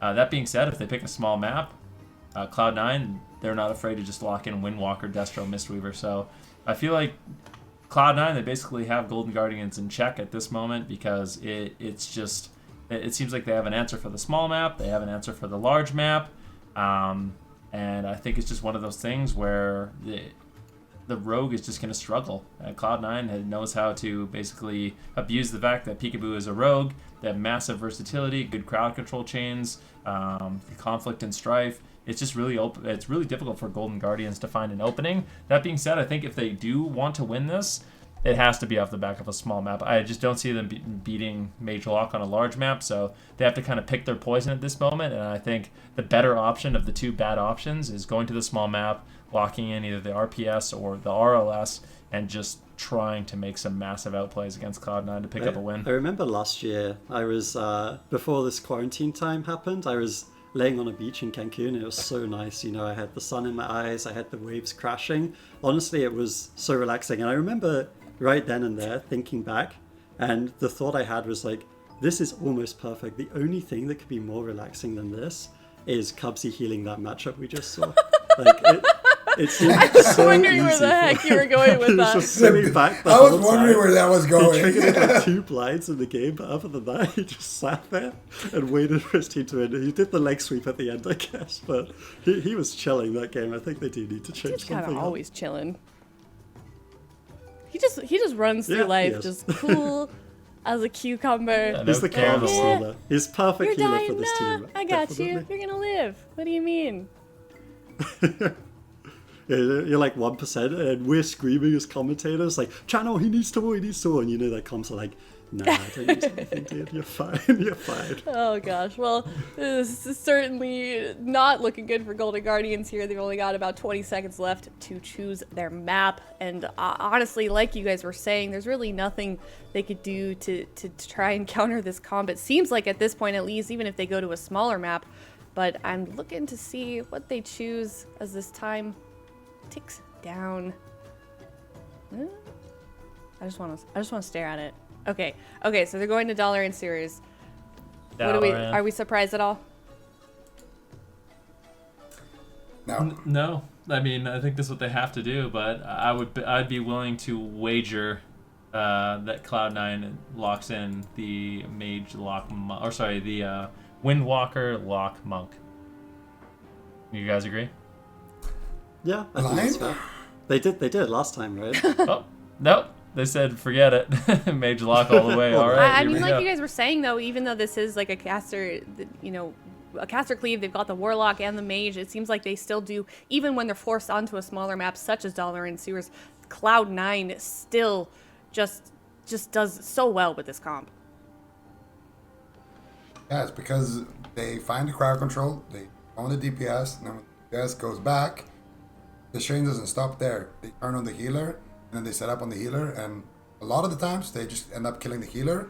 I've seen them do it with, Frost Mage, Destro against, healers that really shouldn't die before dampening. I've seen it happen so many times, and it's just because of their lockdown. It's always so clean. They always get that, leg sweep into the Mortal Coil, into the Infernal Stun, and they always barely kill at the end of it, just having exactly the amount of damage that they need. And at the start you're like, okay, well that was kind of lucky, but now it's like kind of expected.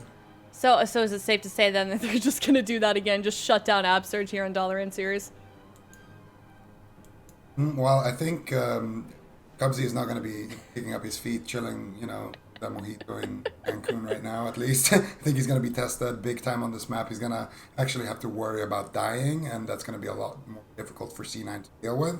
But with that said, I don't think it's a bad idea to lock in your Mage Lock if you're C9. Well, Golden Guardians looking to respond to this comp here from Cloud9, looking to find an answer for this Mage Lock, already down 1-0 against them, and it's really not looking good for them. But we were talking about it before this series even started. Golden Guardians, anything is really possible from this team. I certainly wouldn't count them out just yet. They may just find a solution, and we'll see what it is here in a couple of seconds, see if they've got an answer for this team. And it looks like we've got WizK back on that Shadow Priest, Absurge on the Resto Shaman, and Peekaboo back on his rogue. Guys, any comment on this here on Dollar and Sewers? Well, I have a grin on my face. I don't know if they're going to win, but I'm happy. I think they have to. I wanted to see Destro one game just to see how the matchup was, because you get that feeling that maybe, with the Rogue and the Destro, they can get good single target pressure and cause Cubsy issues. Certainly on the bigger map, that didn't seem to be the case. I think Zico and Ben were right, where they were just saying, like, hey, the Destro's going to get bullied, and that would happen on any map. So I'm happy they would go back to this. I mean, this is the Golden Guardians we know and love. They're in upper bracket. They've got a second chance if they do lose this series. And yeah, they did win one game, I think, last week in this matchup. So it's a small map. Anything's possible for them. And with this counter comp, it's kind of a place that we're used to seeing them. What are the advantages of this comp here that we're going to be seeing on Dollar and Sewers? How are they going to look to find an opening to get a kill here on Cloud9? Well, Golden Guardians are going to be looking for extended crowd control chains. They have also double offensive dispel, which is nice. So if they go after Wealthy Man, they're going to have both Absturge and WizK that can use their offensive dispels to remove Blazing Barrier, Temporal Shield, Enveloping Mist, Renewing Mist, basically all the positive magic buffs you have. So that's the one thing Golden Guardians has going for them. In addition, on the small map, WizK is going to be looking to find Fears. If they can get Fears onto Cubsy, and they can get these crowd control chains rolling, there is possible that Golden Guardians does find a win here, but with this particular matchup, I feel like the Golden Guardians are going to have to play it extremely cautious, extremely safe, and then if Absturge can hold on to his mana at around 50-60% dampening, that's when they really make their offensive push and keep Cloud9 on the back So if foot. Golden Guardians are looking to get into that deep dampening spot to try and get a win here on Cloud9 for this game 2 here, what can Cloud9 do to sort of mitigate that threat from Golden Guardians? This, like we've said before, this is a smaller map for them, Zico. What can they do to try and shut down a kill early before Golden Guardians has that opportunity? Well, they're going to have to do a good job protecting Cubsy, because Peekaboo will be trying to gun for him, and they're going to have to do a good job just doing a lot of damage behind the pillar, because I think the biggest advantage that they have is that they are in a situation where they might be able to drink, and even if they don't drink, they should win on mana, whereas Absturge is going to be spending his mana very quickly. So if they can try to get Absturge mana low by just spamming out damage, by poking, by not having to heal inefficiently because Cubsy is getting pressured too much, then that's just kind of a clear win for them. And I think also whenever the Golden Guardian pushes forward and tries to do like a big CC chain, if they can get a crowd control on Absturge, better, get some pressure on one of the DPS and then turn on Absturge. I think those kind of situations are really big for C9. That's when they can force multiple cooldowns at once. Yeah, we'll see here shortly if this answer works for Golden Guardians. Definitely great to see WizK back on that Shadow Priest. And I feel like it's also a class Ven that we don't often see, but of course WizK's name is just synonymous with this class. What is it about him in particular that makes him so good? And what are they going to be using with this class, with the utility, to hopefully get out a win here? Well, I think one of the reasons why WizK and Shadow Priest, they go hand in hand is because even when Shadow Priests aren't really considered meta and a lot of people aren't playing them, he somehow makes it work. He just has he's got a great game knowledge, his balance of defense and offense, his synergy with Absturge as well, always, gripping him into meteors, for example, to break crowd control, rotating through the defensives perfectly. If they need to extend it just a little bit longer to get fade, he's always, line of sighting, getting out of position. It just seems like he has great synergy with his team. He knows how to, generate offensive pressure, but also just really annoying with the mind controls, with the master spells, in order to keep his team in the fight for as long as possible. And I think it's that balance of defense and offense, and just his overall synergy with his team that allows him to kind of make it work when it isn't necessarily so apparently the best. There's a bit of a desync issue coming on. So if it sounds like we're interrupting each other, we're not. It's it just comes with the territory of working from home, unfortunately. But one thing I do want to say, it seems like, correct me if I'm wrong, you guys, I feel like Shadow Priest, the people that play Shadow Priest, like Shadow Priest mains, that's like always how it is. Like when their class isn't on meta, whether or not it's PvE or PvE, they're just like die-hard Shadow Priest players. Is that just me? Healing stats? I think it's fair to say, I mean, definitely, whenever I watch Sturgy stream, the thing he always says is WizK isn't multi-classing enough. That's like his comment about the Golden Guardians in general, and I'll let chat open that to their own interpretations. But I mean, the coolest thing about seeing WizK on Shadow Priest, and I think it does span to other Shadow Priests in PvE, PvP too, is that this guy's just so good at it, right? Like he really is like capable of those MVP game-changing plays. Ven talked about it a little bit. Like there's so many things you can do with Shadow Priest in terms of like damage, getting your burst right, choosing the perfect times to mind control, whether it's mind controlling someone low or to peel. And WizK really is the best in the world at that. And that's the thing. I can definitely say that right now because it's late enough in Europe that Villai's asleep, so he's not going to I was going to say, but man. WizK is just playing so insane on that Shadow Priest. Like, I don't remember which series it was. We were watching, I think it was like an open bracket series against Windwalker Mage or something like that. And he made plays. Oh no, it's against Sea-Doo, where he mind controlled him at like 1% health. Like, who isn't mind playing in that situation or doing some sort of damage to finish the kill? He's casting mind control to make sure they get the kill 100%, These sorts of plays are just insane, and WizK is just... That's the thing, when you put him on a Shadow Priest, you're not putting a Shadow Priest in the game, you're putting like a god in the game almost. So if anyone can do it on SP, I definitely think WizK can. Poor Villai. You're just breaking his hype. I mean, Villai's a legend too, but he's in Who was it? We big up WizK. I don't remember when it was. And that has changed you, Adrian. It has? And now that he lives over on this side of the world, Getting your priorities here, bro. his loyalty has changed. I like that. Is Adrian now considered is he considered a European or a North American now? I mean, am I allowed to be statements like that? He's definitely considered less European each day. Well, okay, I don't remember who it was. It was either WizK tweeting about Villai or Villai tweeting about WizK. I don't even remember what match it was, but one or the other tweeted at the other one like, "Oh, please teach me how to Shadow Priest," because they were just doing so insanely well in their series on that class. Maybe I remember. Maybe it was way back, because there was a period where like everyone was like, "Whoa, RPS isn't very good," and then Villai and Acrolos started playing RPP and just crushing everyone in Europe, and then they were like, "Oh, maybe Shadow Priest is good after all." And Absuch like started finally multi-classing after like 3 years of playing just Shaman into Windwalker DK and stuff like that. So. Oh yeah, that's when they played with Pally, right? Yeah, they started playing with Pally. Yeah. Yeah. Yeah. That's a good Yeah, it was point. Quake on Pala. That's probably why they thought it was.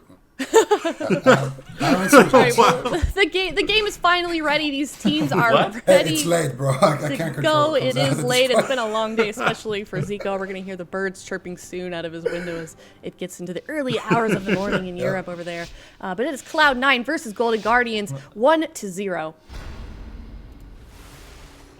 Yeah, it is. It's getting late. It's been a long day, but we are just getting started here. Cloud9, Golden Guardians. Right now, Cloud9 up 1-0 in this series. Keep in mind, this is not an elimination series, so the loser of this will be going down to the lower bracket to battle it off against Space Station Gaming. So we'll see who can do it. Can the Golden Guardians pull it off? Can they put a point on the board on Dalaran Sewers against Cloud9? Yeah, I mean, this would be the time to do it. They've got the perfect map. They've got their main composition, the patented RPS of the Golden Guardians. Let's see what they can get done. They use the blind. That is the Vendetta as well from Peekaboo, so it's a lot of commitment, but they do get the trinket from Cubsy, so fair trade on both sides. They're not going to get the life cocoon just yet, but in the early stages of the game, priority is staying alive, of course, as the Vitality Conduit comes through, but they will be happy to force out that trinket. Yep, not a bad start at all, and there it is, Kidney into silence. They're going for Wealthy Man. Whiskey looking for a fear potentially here. Not going to be able to find it. Channel stops that setup in its tracks. Wealthy Man still taking decent damage here. It could be the life cocoon coming out from Cubsy. Channel trying to stop the situation by counter pressuring, summoning those Infernals now. Double Mortal Coil comes out, gets Mass Dispel there onto Peekaboo. Pre-MD, triple fear. Whiskey really making a case for himself here on that Shadow Priest once again. Beautiful setup there. Not going to be forcing out too much though, but Cubsy is forced to burn through some of that mana. That rock pressure is starting to kind of amount here for the Golden Guardians, and it's not a bad sign at all this early on into the game, Ben. Dude, I love it. Wealthy Man, he's so funny, man. Like, he is so willing to just build his character as a tank. Not only does he have full versatility, conflict, and strife, he also picked up Netherwind armor and dampened magic. So he's playing all the defensive, basically, talents you could possibly run so they can extend this game for as long as possible and try to just be invulnerable to the Golden Guardians. Definitely not going to be easy. In addition to that, Cloud9 has also made one key adaptation, and they actually went Horde. So playing against the RPS, Cubsy doesn't want to have to pick between, Relentless or Trinket as a human, so he's just going to play Orc. Big setup now on Peekaboo as well, as they find some massive pressure. Peekaboo does survive off the back of that Vitality Conduit, but being Orc is great. It's going to provide Cubsy the ability to Trinket out of the blinds, but also he's no longer susceptible to those all-ins if he does Trinket because of the Orc racial. Yeah, it's definitely, it's smart adaptations from Cloud9. I'm definitely taking notes for when Magic Sat really starts to hit the ladder in a couple of weeks' time. That is the build that I will be playing, just Greater Pyroblast and full tank. Sounds fantastic to me. But actually, pretty interesting situation here. They got the sap over onto Chanimal. Not exactly sure what that came out of, but they get the Groot as well. So Peekaboo doing Peekaboo things, I suppose, as he's trying to get a bit of damage over onto Cubsy. The one downside of playing Orc is that since the stuns won't last as long, I guess the conflict and strife benefit will be a little bit less long on Pokemon as well. But I think he'll take that trade to break out of those stuns a little bit faster. The Master Spell coming through on the Sheep, covered by that kidney shot. Nice defensive plays on both sides, as both the teams sitting pretty on mana right now. Yeah, and once again, Cubsy's going to have that trinket rotating back up. Peekaboo does have his blind, so we could see that exchange happening once again. Peekaboo looking for a read, not going to be able to find it. He's going to go and pull the trigger here onto Wealthy Man. Nice setup coming out of Cloud9 though. Double Infernals and double Mortal Coil Chanimal, looking to see what he can create here. He gets feared though. Whiskey once again breaking up the setup. Chanimal now getting kidney shot. Peekaboo pulling back here to help his team in that situation. Just trying to stabilize, trying to not spend too much mana. And once again, we're about a minute away from dampening. Absturge on full mana, Cubsy on full mana. Both teams have pretty much all of their defense, and I would say that that situation favors the Golden Guardians right now. Wealthy Man still just getting some poke damage here as Peekaboo and WizK, they're going to be trying to just extend the game for as long as possible. Peekaboo doesn't have his defensive cooldown, so you can bet he's going to be running and hiding behind the pillar. It's just a fact. I mean, for the Golden Guardians, they need dampening to win this game. There's no other way around it. Like, they need dampening to push through the defense of Cloud9, and to try to make an all-in push. And that's what we're going to see. We're about 30 seconds away from dampening, but I would still expect, honestly, Golden Guardians to wait until 50% dampening, maybe even higher, to try to make like an all-in push and start getting defensive cooldowns from Wealthy Man. Yeah, I mean, I think Wealthy Man has to be the kill target before dampening, but maybe in dampening it open up Channel as well. I mean, Wealthy Man, he does lose a little bit of offense for running those two super defensive honor talents. He's obviously also got Conflict and Strife, so doesn't have any other aggressive talents coming, or essences coming from that either. So maybe he's a little bit less of a threat with the rest of Shaman. That's one of the nice things for Golden Guardians. They have the grounding and the wind shear to kind of shut down the off target, whilst they do get aggressive onto Channel or Wealthy Man. I actually think this game, the way it's playing out right now in terms of mana and everything, could be one of the dampest we've seen too, because this is the first time Cloud9 haven't been really getting aggressive to Flame Strike and do all those spells, Cataclysm behind the pillar, which shows they actually have a good amount of respect for Golden Guardians the way they play this comp. They know that Peekaboo can get really scary, I guess, in the early stages of dampening, and Peekaboo just has no interest in the game. He's literally sitting in stealth, waiting for Cloud9 to come in. He doesn't want to kind of expose himself to what could be a potential throw with the Resto Shaman. I think he knows that in deep dampening, they can burst through Life Cocoon, they can actually go for a kill on Chanimal, so why risk it? Just kind of wait for that win condition, and that might be their best shot in this one. Yeah, sometimes the hardest thing to do is to do nothing. Oh, nice fade there by Whiskey. Getting a beautiful fade there on that leg sweep. Gonna completely shut down that attempt, and that's gonna allow the Golden Guardians here to just keep on staying behind that pillar, keep on being defensive. Look at Peekaboo. he's sitting at the bottom part, lining everyone, just trying to get a few dots up, and then he's going to probably return to that pillar with his team after he used his kick, his kidney shot, and applied his bleed. Now he's going to do the same to Wealthy Man, and then he just wants to re-stealth again, looking for that dampening timer to tick up a little bit. But with Chanimal and Wealthy Man realizing what's going on here, pulls the trigger, Cubsy in a full blind, and that's going to force Peekaboo to actually get aggressive here. Cubsy trying to sit through it. Triple stun into triple AoE stun. Chanimal takes control over the game, denying the sap of Cubsy, and he's gonna have that Infernal Stun lining up with the blind of Peekaboo as well. So very nice situation here for C9. They can get completely aggressive here. Cubsy still on diminishing returns as well for that fear, so that's why he's able to sit there. Wealthy Man now activating his combustion, looking to get big damage, but not too many Pyroblasts at the end of that one. Unfortunately, because of that Conflict and Strife, doesn't have that memory of Lucid Dreams, he's not going to be able to spam out as much damage as we typically see from these Fire Mages. Once again, Golden Guardians just trying to pull back, trying to find an opening. Yeah, and I mean, can they find that opening is the question, and I think if there is a moment for them to find that opening, it's going to be off the back of the Dark Soul. But look at this, Chanimal taking some damage, Garrote into Cheap Shot onto Cubsy, Chanimal getting lower.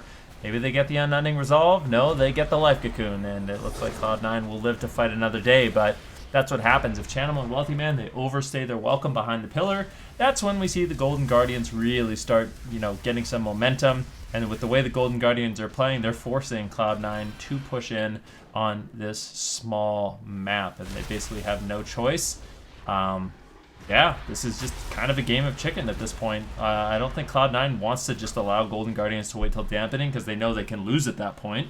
But at the same time, Golden Guardians, there's no real initiative or incentive for them to try to make an offensive play at this point in the game. I actually think this is really smart from Golden Guardians. Like, what I said before is that the reason Golden Guardians often lose games is because they go into dampening with Absolute having like 60-50% mana maybe. By opting to kind of keep Peekaboo in stealth throughout the start of this one, Absolute has 100% mana. We know that Golden Guardians can win in deep dampening, so Cloud9 are forced to play very, very aggressively on the pillar to stop that, and that's actually the perfect situation for the Rogue, right? Like, the Rogue wants to play on the pillar so he can line of sight, get re-stealths, but also get those kind of triple Garrotes and cheap shots and all those things. So this is, it's not the flashiest to look at, let's be honest, but it is a very smart strategy from Golden Guardians, and they're taking this seriously. They want to find a way of beating Cloud9 just like everyone else in North America. Yeah, and we're going to see if they can do it right now. There's a full polymorph onto Absterge. He's going to break, though, from Chanimal. Massive Spell comes out from Whiskey, grounding on the Greater Pyroblast. Every single step of that assault has been deflected here by the Golden Guardians. And once again, Wealthy Man has to pull back. Peekaboo looking for a restuff, gets dispelled by Absterge. Let's see if he's going to be able to find it. He is able to find it. Now he moves away from the pillar so he doesn't get randomly AoE'd out by a Cataclysm or a Flame Strike. And Peekaboo's positioning is very clever here. Nice counterspell by Wealthy Man onto Absterge, looking to follow it up with a Polymorph. Not going to be able to find it.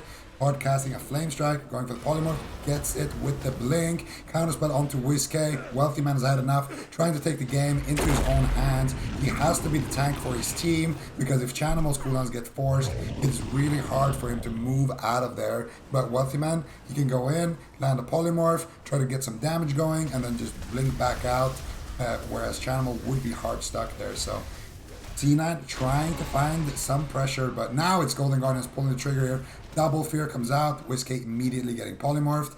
Cubsy out of the fear now. Gonna just use his life cocoon there to respond to the vendetta. And I think Golden Guardians are reaching that point in dampening where they're starting to feel a little comfortable to wither down to some of those cooldowns from C9. I think it's just when they have their offensive cooldowns, they're willing to push in off the back of that Infernal and now the Combustion. When they have those cooldowns, Cloud9 knows that their aggression is going to overwhelm Golden Guardians. So Golden Guardians, they have to be very careful during the Dark Soul, during the Infernals, during their Combustion. But after that, then maybe they aren't so afraid to make a push. And this is maybe the moment of the game where they try to go for it. Cubsy trinkets out of the blind. They do get the trinket. Chanimal actually rotting down, 38% dampening. The question is this damp enough for the Golden Guardians to really take down Channel? I mean, getting the trinket was a great start. Maybe they can wait for their next aggressive go, but I fear for Absterge right now. Wealthy Man does get silenced. Good backup there by Wiz-K, and that will ultimately keep Absterge alive as the Golden Guardians are looking to recover behind the pillar. That is one thing I will say about the strategy. I think actually when the Infernal and everything is down, Combust, I would like to have seen Golden Guardians push a little bit, even though it's kind of early dampening stages in the well, we've seen games going 60-70%. Like maybe they want to wait a little bit longer. I think they've got the life cocoon down, they've got the trinket down now. Life cocoon's rotated back up, but they have to start pushing, because if everything's still up for Cloud9 when they do their big push, as you say, they're just going to get completely overwhelmed by Infernals and Dark Soul and everything. They won't be able to tank it. It's a scary situation, but they have to go for it. Full Fear connects. Beautiful plays by Whiskey. Difficult to land that on the Monk, but Peekaboo is the one in trouble. Doesn't want to trade out the Cloak of Shadows, but he's going to have to. Now they're committing a lot of damage here. Life Cocoon answers. They have to crack through that and really get going here, Golden Guardians. They need to find aggressive stance, because I think this is the perfect time for them. 45% dampening, no Life Cocoon, no trinket. They've got to force big cooldowns here. Yeah, and that was Absterge Ascendance now as well, so they have big heals in their back pocket. They need to try to make it count. Chanimal actually taking a decent amount of damage. 30 seconds still on that life cone. Absterge in a full poly, trinkets out. And Cubsy in a silence right now. Should be okay for now, though he's channeling out that Soothing Mist, but it's not doing too much here on the Chanimal. Double Morticle comes out. Peekaboo needs to be careful. Doesn't have his Cloak of Shadows anymore. Does use his Vanish there. Actually, no, he used his Shadow Meld. He got dispelled by Absterge and used his Shadow Meld to get a restuff right there. Beautiful synergy between the Rogue and the Shaman. Coordinating that. Still, Chanimal taking a little bit of damage. Very offensively positioned right now, and it could cost his team. He's trying to move out, realizing he needs to try to get out of range so he can cast out those Cataclysms. Now a silence onto Cubsy. He's going to spam out that Life Cocoon with the Fort Brew, and even at 51% dampening, Cubsy's Life Cocoon still is a full HP bar, so Chanimal is going to be completely fine in that situation. But now they've chopped through it. Chanimal trinketing out of a kidney shot, gets a fear on the Peekaboo, trying to get some counter pressure. Still about a minute left on that Cloak of Shadows, and Wealthy Man still rotting down here as well. Everybody on the side of the Golden Guardians are starting to get a big pressure here. Everyone on the side of C9 just rotting down to the pressure. If they can get a CC onto Absterge, though, there is a kill window onto Peekaboo for about 25 more seconds. Ooh, Golden Guardians, they really are looking to make a push here. Cubsy's mana, he's burning through it quickly. Can he sit down for a drink is the question. Wealthy Man, he's left all alone in the open. Cubsy trying to get into his line of sight. Full Polymorph now secured onto Absterge, but it breaks. Super unfortunate. Now Golden Guardians, they got to be feeling confident to make an offensive push here. Cloak of Shadows rotating back up for Peekaboo. Wealthy Man, what's he going to do? Cubsy, look at him. He's far away. Can he actually get a drink? If he gets a drink, this is going to be massive. No. Peekaboo is trying desperately to stop him, but unfortunately Cubsy does recover some mana. And now Golden Guardians, they're in a lot of trouble. There's a fear on Upsurge. Peekaboo, he gets caught into a stun. It's going to be Trinket. It's going to be Cloak of Shadows. And Cloud9, despite Golden Guardians making such a great push, Cloud9 is getting that counter pressure they need to force Golden Guardians back to the pillar. The big thing here is that this is the Infernal push, right? Like that was Combustion a short while ago. This is everything from Cloud9. If Cubsy doesn't manage to drink here, and Golden Guardians survive, obviously, then this could just be the perfect situation for them. They might actually be able to tie it up here on Dalaran, which is an incredible feat against Cloud9, who just looks so good in the current meta. We see Disarm on Peekaboo, but this is huge damage. Drestigath doesn't care about Disarm. It's going to be massive damage coming through onto Chanimal. He's low on health. He does have the Unending Resolve, and this is the Dark Soul, so they need to be careful. You can see that Absurge has positioned his totem very aggressively on top of Chanimal. They're trying to stay aggro here. They know they can win the game. Here's the smoke bomb. This is a big play. Cubsy's going to come forward, and he does get the life cocoon off just before the stun, but it's still trouble on both sides here. Void Shift is available for Golden Guardians as the last line of defense, and they are really cracking Chanimal at this point. Cubsy's completely out of mana, Zico. Oh, great Power Blast connects on the Peekaboo. It's gonna land. Big damage here. Abster's gonna have to try to heal through that one. Whiskey as well. No dispersion for a couple of seconds here. Full sap on the trinket. On the drink. Oh, that's on the trinket too. This is big here. He's a full blind. That's it. That's gonna be the game. Peekaboo with the game-winning sap trinket into blind, but there was a Vitality Conduit, I do believe. No, that's on the side of Absterge. How is C9 still alive at this point? Peekaboo in a disarm. Cubsy coming through with big heals. Chanimal, though, has nothing left here. Venuki could just go down in the next couple of seconds.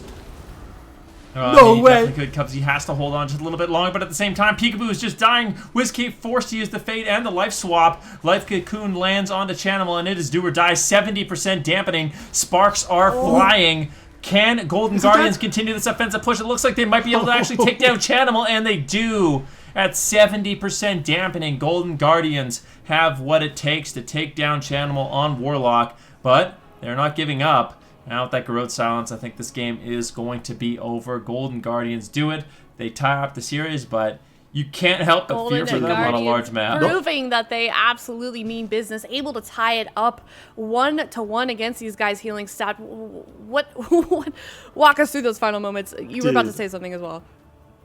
Not only does he sap the drink, he saps the trinket on the sap on the drink. That literally, even with that play, they almost didn't get the kill. They had to use Dispersion, Void Shift, every single cooldown. But you have to give it up to Peekaboo because that is legendary. He read that perfectly, got the play, didn't get much mana back either, the full blind, followed up by everything. And I think the only thing that kept Chanimal in the fight there was he had his Unending Resolve up for a little bit of that, but it was so much crowd control, so much dampening, about 70%.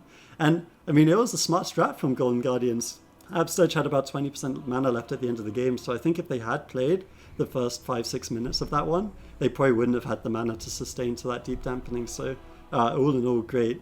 But, you know, as you said, bigger map, probably a bit harder to do that. Well, Cloud9 has lost their lead. They're now tied up with Golden Guardians. It's now their map choice. You guys were saying you were a little bit worried how that strategy works from Golden Guardians on a smaller map. And now it's Cloud9's choice. What do they do here, Zico? Overon, Mage Lock. Yeah. We all know where we're going. What does Golden Guardians do here? Everyone buckle up. All right. The same thing, except wait for 85% They damage. need to wait at least until 95% damp if they want to win. Okay, so we think we're going to see the same counts from both teams here. Dude. Yeah. I Shadow Priest just seems to counter Mage Lock. It seems to be like that every single season. It's always the answer. Okay, well, they have picked Tolveron. Nicely done, guys. You're really the experts we're here. Really smart. Really smart. I'll award all three of you with a point on that one. And then if they pick the same comps, both teams will award you with 2 more points each. Oh. There we go. Okay, RPS for the Golden Guardians and for Cloud9, Magelock Monk. I'm Alright. quoting you now, man. Do you think I think I Frost got or it. Fire? Yeah, Frost or Fire. Oh, We could see some Frost. ooh. I actually wonder. I actually think Frost Yeah, could be but better. Peekaboo wouldn't be able to to move be his honest. character against Frost. That could be a big plus for Cloud9 on this map.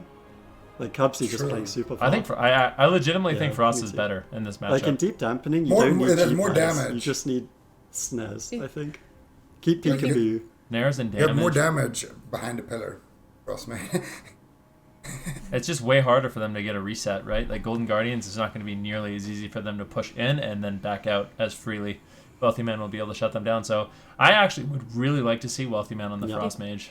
And as a European through and through, I would love to see it as well. Will they play that though? Or, I mean, is that a good trade-off? Do you think? I mean, Yeah, I think it's told Veer I anyway. think Just so. play Fire Mage and then worry about the Frost Mage on a smaller map. yeah, I think that's fine. I mean, the thing is, the reason Golden Guardians won that one is because Peekaboo moved, and he like made a huge play, and they managed to get the kill off of it. I feel like, Cloak of Shadows has to be used defensively in this matchup. So if they get the Cloak of Shadows down and they're playing Frost, it's not like Peekaboo has, a monk on his team giving him Tiger's Lust and he has 2 charges and all of that, which we were talking about with the Warrior in a previous series today. I think he has his one Shadow Step, which he has to use to get on the Warlock, but other than that, he's not going to do anything to Cubsy in the game, basically, if they're Frost. There was one at the very, very end there when Whiskey dispersed. Wealthy Man tried to time a Greater Pyroblast out of his dispersion, but he mistimed it by like millisecond, and it went off when Whiskey still had the dispersion buff, and by the time it connected, it did like 2% damage or whatever because of that. I feel like I don't know if he actually could have gotten it a little bit later, but if he could have somehow have timed it a little bit better, I still, despite that sap play, I still think C9 would have won. They'd had the 2v2 at least, right? No, they would have killed Peekaboo before Chanimal died. Ah, Or sorry, they would have killed Whiskey before Chanimal died. He died like a couple of seconds after that. All right. Well, So I don't know. Even with that play, it was still like insanely close. Cloud9, they have locked in Warlock, Fire Mage with Wealthy Man on that Fire Mage. And what are some of the things, like we saw that setup from Golden Guardians onto Chanimal in that last game, shutting him down and giving them a tie with Cloud9. What are some of the things they're going to be looking to do to control that setup coming from Golden Guardians, now that we can see their comp and the map from both teams as well, those comps? Well, I think the biggest thing is just the fact that they have more space, right? Like the map is going to play a huge factor for Cloud9. They have a lot more open space where all of a sudden, if Absurge and WizK, they want to make a push, they want to get aggressive, they really have to come far off the pillar. And when they do that, that's when they can get caught. That's when they're susceptible to burst. And I think for Cloud9, they're actually going to be looking to go after Absurge a lot more in this match. If he runs in the open and he's trying to support Peekaboo and WizK with Wind Shear and Grounding Totem, that's when you really punish the Shaman and make it difficult for him to make that choice to make an offensive push. So that's why Golden Guardians, I feel like they really have to pick the right moment to make that all in. If they mistime it or they overstay their welcome, I guarantee you Cloud9 is going to be able to Mana's going to capitalize be an on issue it. for Absurge on this game. Yes. Not if they hide. it depends how successfully Not if they they can just hide. take no yeah. damage. How good Ziga, they are you had an hiding. immediate Yeah. yes. Why do you think so? Because I think they're gonna get poked. Like I think this map, the pillars are larger, but you can also stay further away and still poke. On Dalaran, that's the problem. You can't. You're in. You want to see World in Flames? No. I don't want to see where. I like where you're going, but no. We got that nerfed in the beta, man. I like No World in Flames, Yeah, I no know. Flame Patch, none of that craziness. that dream's dead a long time ago. You could. The match is starting soon. The countdown is going to go live here in just a couple of seconds. Remember, guys, last time these teams played against each other, Cloud9 was the victor 3-1. This is a bit of a rematch here. They are all tied up, so Golden Guardians certainly sitting in a good position here, getting that game to victory. It is 1-1, Cloud9 versus Golden Guardians. I gotta say, like this has been the big story in North America, right? It's like Cloud9 just beats everyone. No one has an answer. Everyone's trying to figure it out. And Space Station Gaming have gone one route. They're like full in, burst, windwalk, elemental, explosive action gameplay, almost taking the series. Golden Guardian, like, I'm looking at WizK's talents. He's playing like Mind Trauma to steal haste from the casters. And then on the flip side, we got Wealthy Man going full damp honor talents as well. Like, these games are very, very different to what Space Station Gaming's approach is. But nonetheless, you got to say that I mean, it's working, right? Like, they won the last game. It was definitely close.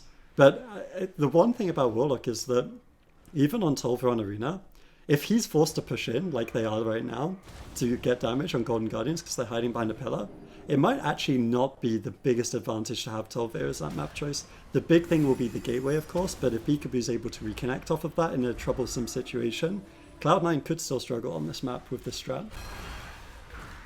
Ooh, I noticed WizK is actually playing Night Elf, so you know it feels like all these players are trying to build their character around just surviving in the later stages of dampening.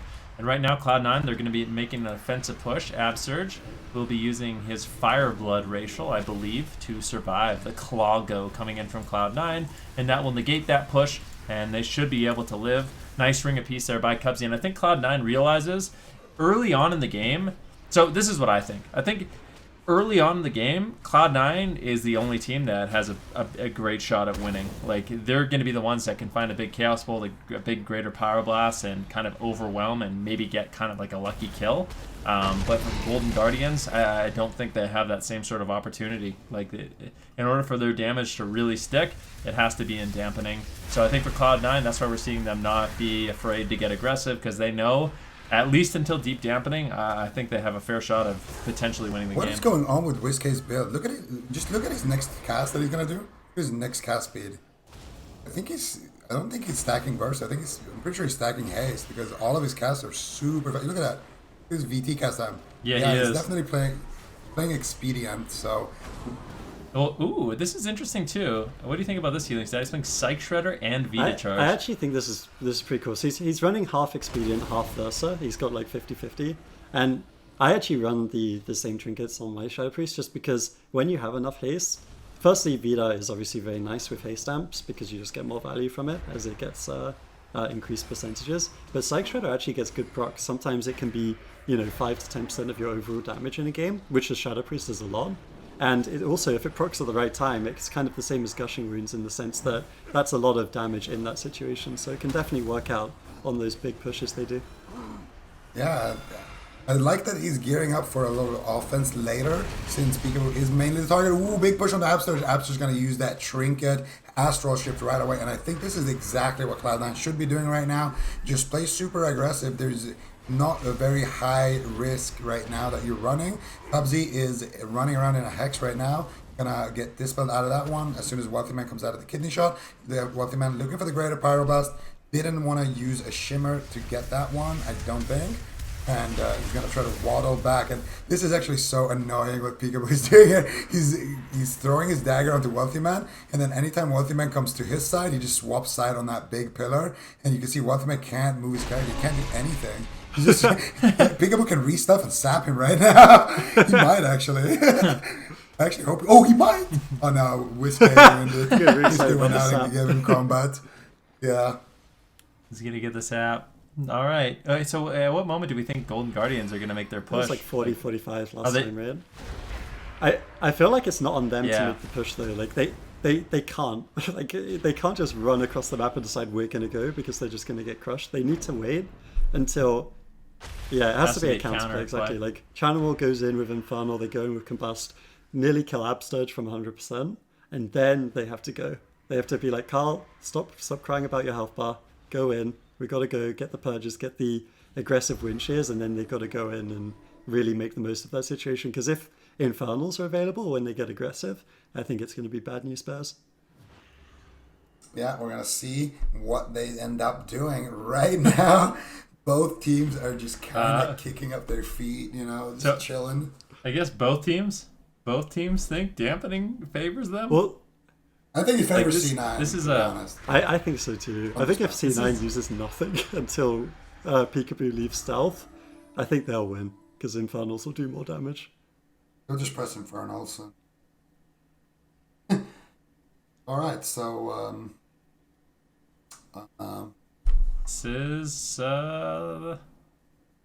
if you guys are wondering what's going on, we'll just be honest. I mean, for Cloud9, they don't want to push behind the pillar. And Golden Guardians, they don't want to push in the open. It's going to be exceptionally difficult for Golden Guardians to get any sort of pressure until dampening. That's why they're waiting. And Cloud9 has decided, you know what? You want to wait for dampening? Be my guest. We'll do just fine as well. So we have kind of a stalemate here. This is definitely a stalemate. As someone who plays a lot of chess, I definitely see that. Although hopefully there'll be some end to the stalemate at some point. Is that where it comes from? Yeah, it's a chess term. Expert. Checkmate, stalemate, check. You're an expert of these terms, CK. Come on. What? I'm so bad at chess. I've never had a stalemate. Can you believe that? I haven't played chess. I could actually play you at a quick game right now if you want. you want to have a little chess 1v1 right now? Play 1 minute Oh, chess? Wealthy Man got a greater power. Wow. I think I got grounded. Oh no, I think he just faded it or something. This is a pretty interesting though. Wealthy Man's really aggressive. They could maybe they got spell locked. I was thinking he could MC him behind the pillar, get something going, but seems like Peekaboo has no interest in that anyways. I'm so jealous of WizK right now. His cast is so fast. I want that on my priest. Yeah, I can bring it to Mythic Raid next week. And if you didn't know, I'm really? 12 out of 12 these days. So yeah. Is that hard? Yeah, of course. Dude, yeah, I need that. I'm taking you up on that offer for sure. We'll discuss it later. Do you play on EU, Aya?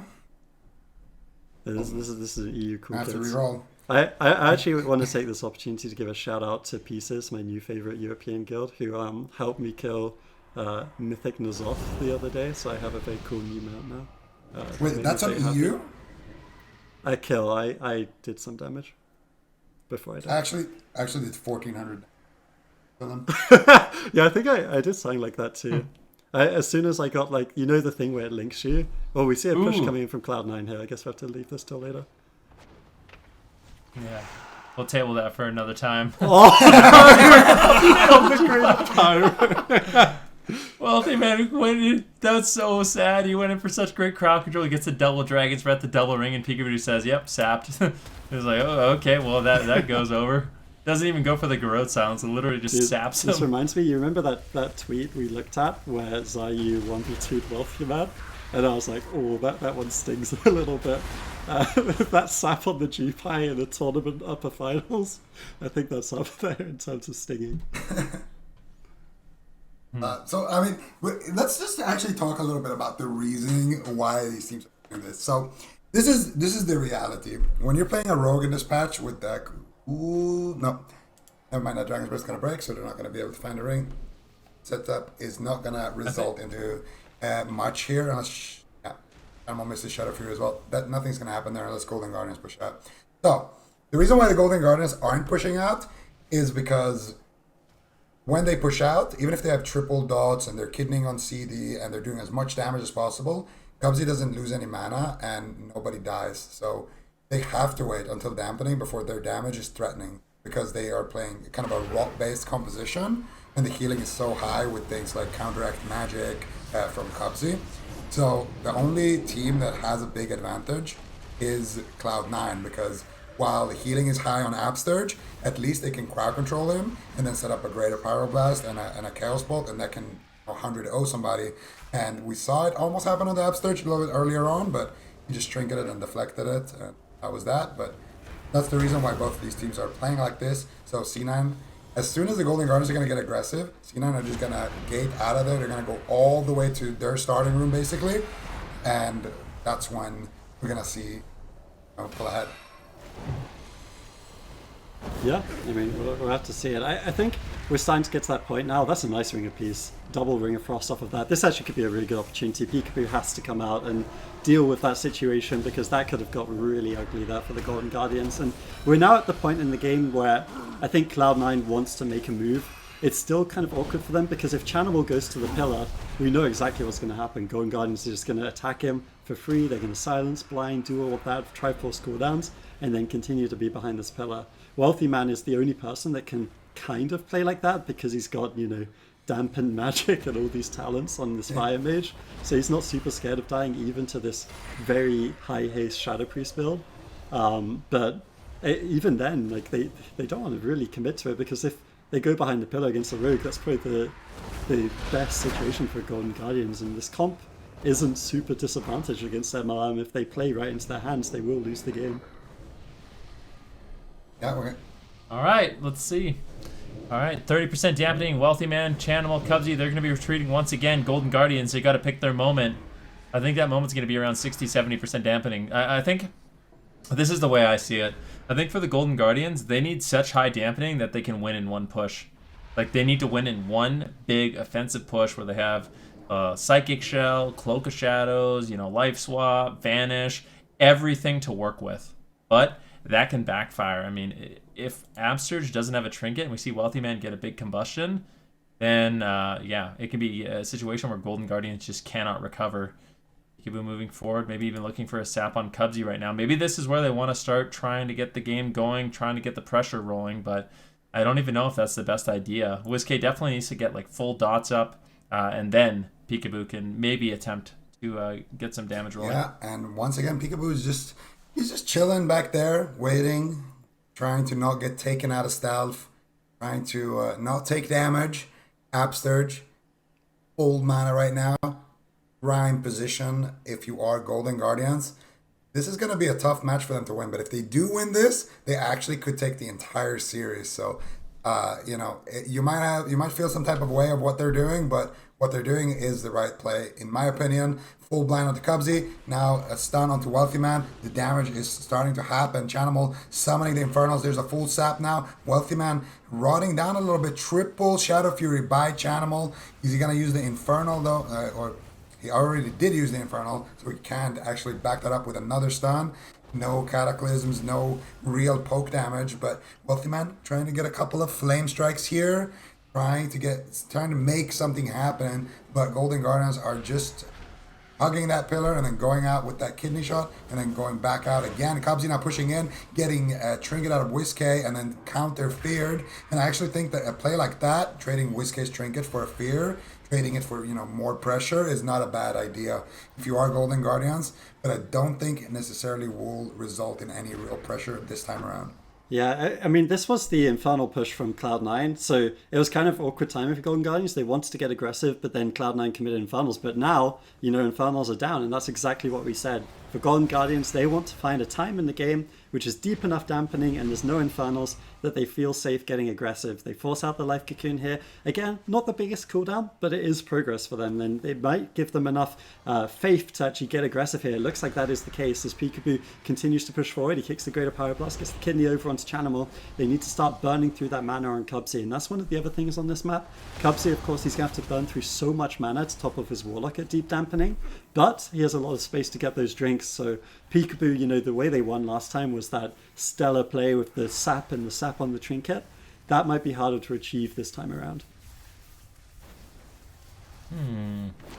Look at this. I mean, Peekaboo, they made a push, but now he's got nothing. Peekaboo's really vulnerable. He does have the trinket, but now caught into a stun. They might just force it out. Peekaboo gets gripped to safety, and that is the danger for the Golden Guardians. If they stay in the open and Wealthy Man can find a polymorph onto Absturge, just one setup, it forces everything. Peekaboo doesn't have any defensive cooldowns now. He's going to have to play it safe. But if they wait too long, then Chanimal is just going to have Infernals, Mortal Coil, Combustion's going to be available, and making that push is just going to be far too difficult. The Golden Guardians, they've waited to deep dampening, but it is exceptionally difficult to actually make a play at this point because, I mean, they just can't sustain themselves. They're in the open, and they're immediately going to be forced to use basically all their defensive cooldowns. And I just don't know if they have enough time to push through all the defense of Cloud9 before they just fall over. Yeah, that's the thing. I think the map is going to make it extremely difficult to do what they were able to do on Dalaran Arena. Peekaboo needs to try to find a re-stealth. Not going to be... gets knocked out by that Ring of Peace. See, Cloud9 are just doing a great job right now, making sure Peekaboo doesn't get a re-stealth. If he can't get a re-stealth, he can't cross the map without actually, getting farmed on the way. And it's a big thing, so as long as they keep interrupting him with Ring of Peace, with Cataclysm, with Flame Strikes, that could be big for Cloud9. Cubsy gonna trigger it out of the blind, leg sweep onto Absturge, no follow-up crowd control just yet, Wealthy Man getting kicked there, and now the Rain of Fire is coming down, Master Spell comes out, WizK just trying to make it easy on his teammates. Peekaboo actually is going to get dispelled there with the mass spell and then vanish. And now he reopened. I'm not sure if that's a mistake or if his team has to kind of go now, pull the trigger, 59% dampening. Wealthy Man now in a kidney shot. Whiskey looking to get some pressure. There's the silence onto Cubsy. No trinket available since he did use it on that blind. But once again, Wealthy Man is going to recover beautifully. And once again, it's going to be Golden Guardian having to go back to the pillar, having to go back and duck for cover. Tank Trinket comes out for Peekaboo. Now he's looking for a kidney shot onto Chanimal, and I think this is it, gentlemen. Has to be the full push. This has to be the aggression coming out of Golden Guardians. If they go back now, I don't see them recovering ever again. Yeah, I think it's perfect time too, because Chanimal he did a very interesting coil. He just coiled when he was 100% with single target, so I don't think he achieved much, and now he did have They just might kill He's in him! a lot of trouble. The Unending Resolve is available. That's going to be the Life Cocoon, and this is exactly what Golden Guardians want. This is the perfect situation. Peekaboo has Trinket and Cloak of Shadows, so he's totally fine. You can see once again that Urban Wall Totem is going to be used aggressively onto Chanimal, keeping Peekaboo in the fight, because as you said, Zico, it's all or nothing here. They will not recover if they don't get the They're just gonna kill. win. Chanimal's down to 10% health. The Golden Guardians are looking to win the swing match here against Cloud9. Do they have enough damage? The silence comes in. Surely it's going to be enough. The incap on the Trinket. Absturge is 1 health as well. They have the Void Shift. Chanimal is so low. Is he going to die here? I don't know. Peekaboo's disarmed, and he does fall. The Golden Guardians in their stall strategy. They now have Cloud9 on match point. Beautifully done. I mean, they could not find an answer, but apparently waiting to deep dampening was exactly what they needed to make that all-in push. And now Cloud9, they have to go back to the drawing board because it does not seem safe or stable for them to wait till 60% dampening. They need a composition. Basically, I think they need Snuts at this point. They have to bring Golden in Guardians Snuts. taking Cloud9 to match point. They are now up 2-1, only 1 game away from continuing on in the bracket. We saw them get to deep dampening. That was their strategy going into it. It clearly paid off for them, Zico. But is that a reliable strategy, do you think, to win a Game 3 again, now that Cloud9 has seen it done? I feel like there wasn't that much that they could have done about it, honestly. I think Cloud9 has always been good at playing against teams that are, hugging the pillar. But the thing about the Rogue is that you can just sit in stealth. If you sit in stealth, the typical, weakness of the melee is that, if he's a warrior, for example, once you are at that pillar and you're rotting down, at some point you have to charge back out. And while you're charging back out and you're trying to reach your target, you're just getting snared and you're tanking greater pyroblast and things like that. And you have to use a lot of your defense. And a rogue can get to his target and then use his defense when he's already on the target, buying him more uptime. And in dampening, that's all you need. If you have enough uptime on Chan, he dies. Well, Cloud9, they've locked in their map. They're going to be going to Ashmane's Fall. It's now Golden Guardians' comp choice. Is this something that we're going to expect to see them repeat, Ben? 100%. Absolutely, no question about it. I mean, this is what's winning them the games. They're absolutely going to do it again. I don't think it's up to them. I think it's up to Cloud9 to make a switch. I think we need to see Snuts come in on the Windwalker Monk. And that's really their only option. I don't think Cloud9 can play the stall-based strategy. Like I said, it's just way too unstable. Golden Guardians clearly are willing to wait. We've seen it. that last game was picture proof. They're willing to wait. They're willing to just bring it to the edges of dampening. Or Cloud9, it just becomes one big offensive push becomes so unstable for them. So I think on this big map, Golden Guardians, they'll be locking in the RPS again. And if Cloud9 locks in the Mage Lock Monk, actually the one other change we could see from Cloud9 is if they play Frost. I actually think Frost is just significantly better than Fire. The way these games are going, yeah. Much better than Or Fire. Arcane, even. Or Maledict I think as well. Arcane Yeah. would save the world. Maledict Mage. Like, Just Frost Mage, I think... I really want Frost Mage. I think if there's any time for Wealthy Man to try to implement that, it's going to be right now. I can't believe this is working. I keep thinking that, like, Really? how It's the Yeah, Colo actually. strat. We've seen this before. Who do you think decided on, like, if you were to guess who on Golden Guardians was the person who said, all right, we're just gonna sit there and wait, and then we're gonna It's gotta be Carr. 60%. Well, It has to Well, be Carl. There's no way it think was so? anyone else. You guys, he's like, never leave this pillar, guys. We're just gonna play here the whole game. well, I actually had... The last week of the season, I played a bit with Absurge and WizK, and when we fought against Mage Locks, that's what they wanted to do. Just, all right, we're just gonna sit here, 50% dampening, you make an all-in push. I mean, they know what they need to do to win the comp.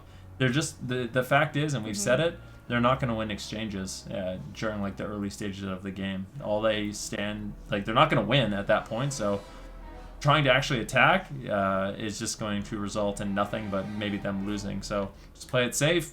Cloud9 kind of realizing if they're going to do that, we have to make a change. And they are going to be bringing in Snuts on that Windwalker Monk. And I think this is a much better composition for Cloud9, a lot more reliable, and it's going to basically force the Golden Guardians' hand. They're no longer going to be able to just stall out the game.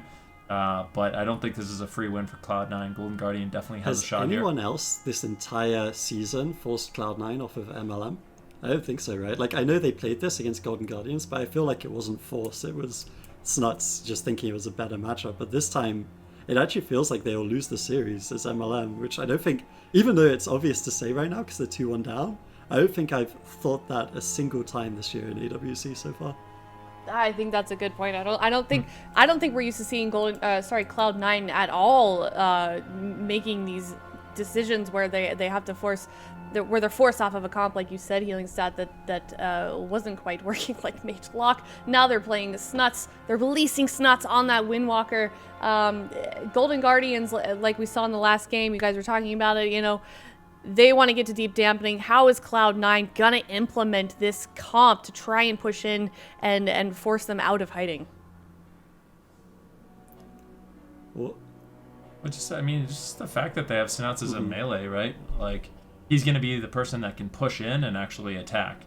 Whereas Wealthy Man on his mage, it's a lot more difficult because he's not really going to be generating that same kind of pressure. If he pushes in behind the pillar, he's going to get caught in a kidney shot. You know, sure, he can throw in some Fire Blast and Pyroblast, but that's not even close to the amount of damage that a Windwalker Monk is going to be able to generate. And I think if Golden Guardians group up and they run behind the pillar, Snuts is just going to go Leg Sweep and Fist of Fury and completely own them. So Golden Guardians, they can't do that same strategy whatsoever. What do we think? Do we want to take guesses on where this game is going to go for dampening percentage? I think this is actually going to be a pretty fast-paced game. I think it's so going to too. be less than what we've seen in the previous game. WizK won't get away with like 50% haste this game, I think. All right. I just feel like it's pretty much what Ben said. If you stay out in the open, Animal is going to one-shot you, stack up at the pillar. You're going to be basically Mythic Plus trash, to quote Sympathies. So no matter what you do, you're either getting AoE'd or you're getting one-shotted. And Healing Stat, didn't you say that this is the worst matchup Shadow Priest that you hate? I can't stand playing Shadow Priest into this matchup. It's like the monk can even run. He can run Vision of Perfection to like RNG remove your darts all the time.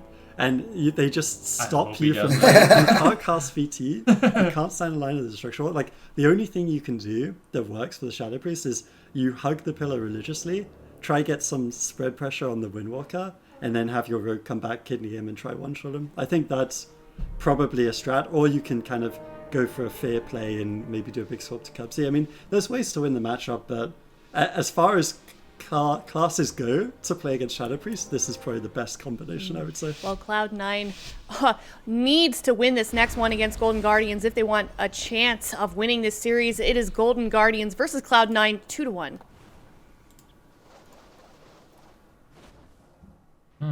All right, let's see what the Golden Guardians do. Are they going to go after Snuts, get the sap into the Hex? Looks like WizK is looking to get the VT up, and maybe they're going to make a play on Snuts, going after the Windwalker Monk. Let's see what they do. Potentially even looking for rot strategies here. I'm curious to see what build WizK is going to be running. Adrian, you didn't think he was going to be able to get away with all that haste, but it seems like he's still going to be implementing a little bit of haste into his build, unless it hasn't updated. And that's going to allow him to get out, you know, some significant pressure, but also super susceptible to Snuts just completely owning him, which is what we're seeing right now. And on the side of C9, they are rocking the triple Conflict and Strife, so in those stun locks, we shouldn't expect too much damage to be happening, too much burst. Instead, I think if they can get an extended CC chain, that's an opportunity for the Golden Guardians to maybe win. But for now, Peekaboo forcing out Cubsy's Trinket with that blind a little bit earlier, now going for Kidney Shot. didn't do too much, but it is slowing down Cubs' healing. Snuts is behind the pillar with Touch of Death rolling here. There's the Paralyzed. Whiskey taking a big risk there, honestly, casting at this point. And there's the Dressed. There it is. Touch of Death's going to explode as well. And Whiskey being extremely greedy right there with his Dispersion, but he is going to have to use it right there. So Snuts pretty much solo forcing that one for his team. And right now, C9 with a lead. Yeah, this is kind of what I was talking about. So the way Golden Guardians will want to play this is WizK has to line of sight the Industrial Warlock, so he's going to be playing at the pillar. Hence, Absurge has to play a little bit off the pillar so they don't get caught up in, the AoE damage or the AoE stuns from Snuts. And then Peekaboo, the way he generates pressure is he can hit a Destruction Warlock by himself. That's mostly for peels since they were in trouble and they had to use Dispersion. What he really wants to be doing is making swaps to the monks. So he made a kidney on Cubsy, they got a bit of damage going, and then WizK is behind the pillar trying to solo Snuts, and then they'll look for an opportunity to either blind up Cubsy, hopefully dispelling all the hots from Snuts, or step back and try to get damage on him. They step back, but unfortunately Snuts is all over the play, preemptively getting that leg sweep and shutting down any onslaught here from Golden Guardians. Ooh, WizK, you could actually just fall. This might be the Void Shift. That would be massive. Fear and Void Shift and Trinket. Oh my goodness gracious, that overlap from the Golden Guardians. That is an absolute nightmare. And now WizK, I mean, healing stat, you gotta be on this, watching this game. Yeah, I like I said, I'm perfectly happy not being the Shadow Priest in this matchup right now. Yeah, I don't know how they're going to survive. Well, they do have the Dispersion still available, so they could potentially survive another setup with that and maybe get Absturge's Trinket Spirit Link back. But if Cloud9 goes for Absturge, there is no defense whatsoever. Peekaboo is the only player on the whole side of Golden Guardians. I guess WizK could Trinket and maybe Life Grip Absturge as well, but it's not a great situation. Oh, double leg sweep. This could be big. Here's Snuts getting Trinket feared right there. So that's one of the kind of get out of jail free cards used right there on the side of Golden Guardians. But that was Snuts' leg sweep. So if Cubsy can wait about another 10-15 seconds and then get another leg sweep, that could be big. But now Snuts in big trouble here. Gonna have to take a little caution there as he was dropping low with that silence onto his healer. But now I'm expecting Cubs to roll in, and there it is. Beautiful leg sweep, but once again, it doesn't actually connect onto WizK. WizK also has his Dispersion. Could be forced here. Absurge is in a full fear. Touch of Death is rolling, and WizK is going to respect that Dressed Touch of Death combo from Snuts. And now, once again, Absurge should have his Trinket rotating back up, but Golden Guardians are using a lot of their defense. Yeah, they certainly are. They certainly are. We said the same thing. That's cool. Wow. Okay. Jinx. Alright, my turn. Peekaboo, he gets interrupted, or not interrupted, he gets attacked and forced back to the pillar.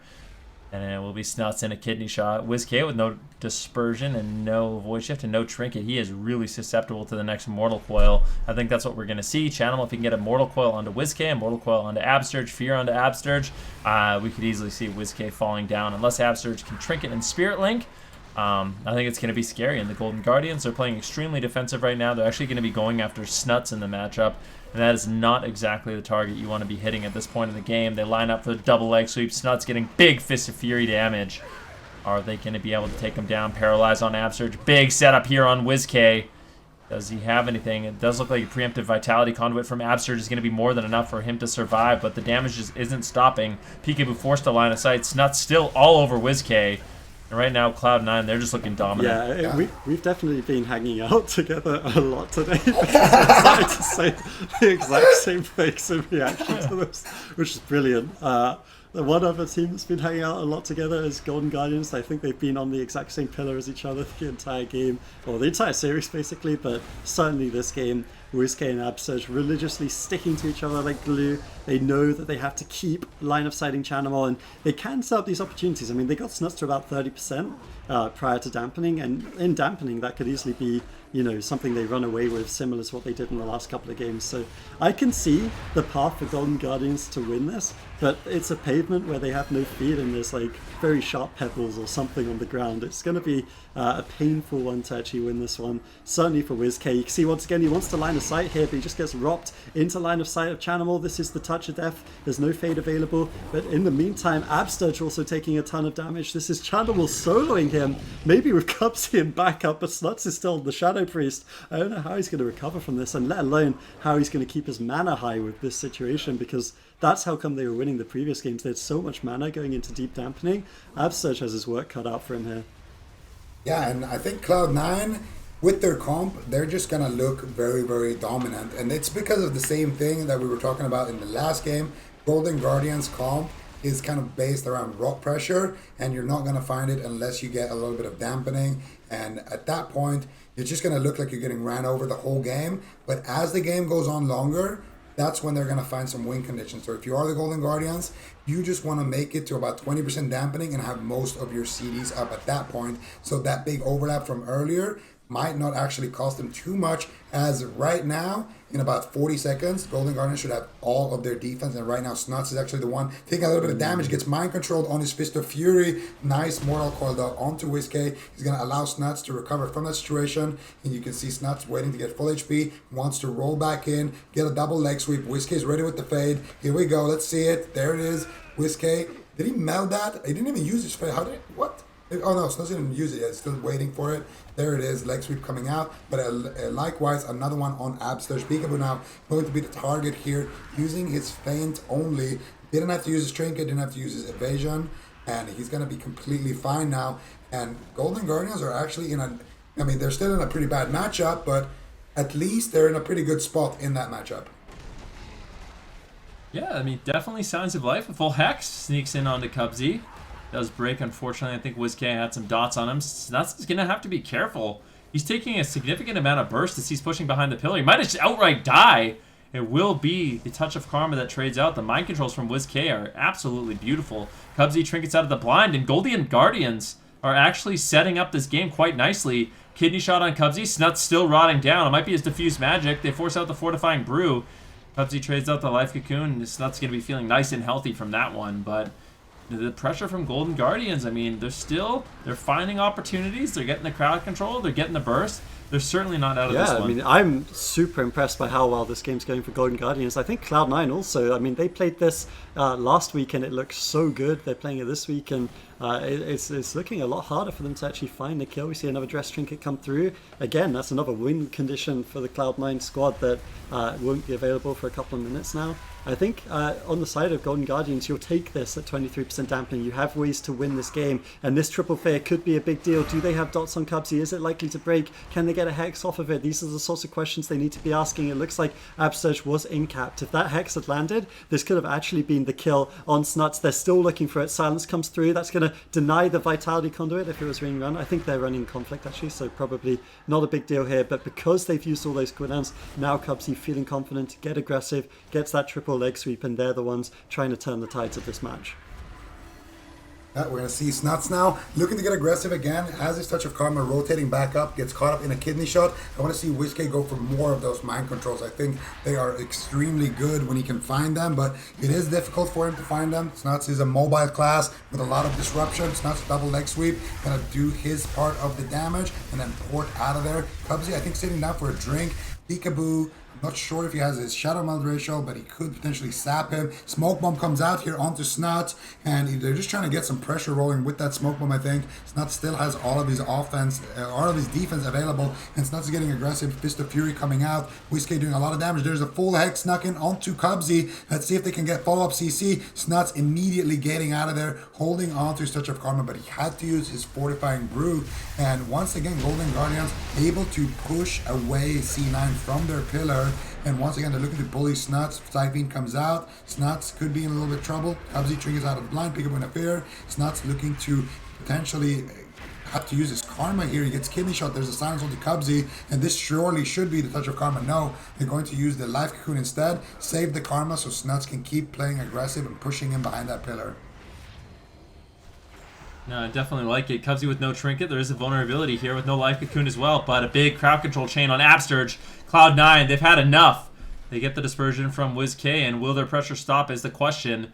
Peekaboo forces the kidney shot onto Chanimal. Not the best target to take down, but it was needed. He had a lot of damage ready and available and waiting to go. But keep in mind, I mean, the Golden Guardians, they're on the back foot. Look at Cloud9. They've got Infernals. They've got basically every offensive cooldown to try to close out this game. And I think Golden Guardians are really going to be feeling that heat here shortly. They certainly are. You can see mana. I mean, this is the difference, right? In the last games, they were starting the game at about 40% dampening with 100% mana. And this is why they were turtling in the other games, is because Absturge inevitably will have to use way more mana. He's going to have 0 drink opportunities than Cubsy. And now they're going into those deeper stages with nothing on the cards. On the flip side, without Wealthy Man's threat of Greater Pyroblasts, I think Peekaboo can afford to be a little bit more aggressive in this one. He's looking for it. Cubsy actually rolls in, tries to get us double stun, but instead gets feared. That could be a big momentum swing in this one. The sap off of that as well. Beautiful plays coming in from the Golden Guardians. They need to find rewards from this, and they already get one. That's the Touch of Karma used. Now, Chanimal actually becoming the target of choice. So much damage coming through. Life Cocoon to answer, but the Void Shift in the process. There's so many cooldowns being traded out on both sides. Absturge is so low on health. Mind Control's desperately coming in, and the Ascendant heals Snuts, but it heals Absturge. They force the cooldowns, they survive. They have one last chance of this one. Golden Guardians still on match point.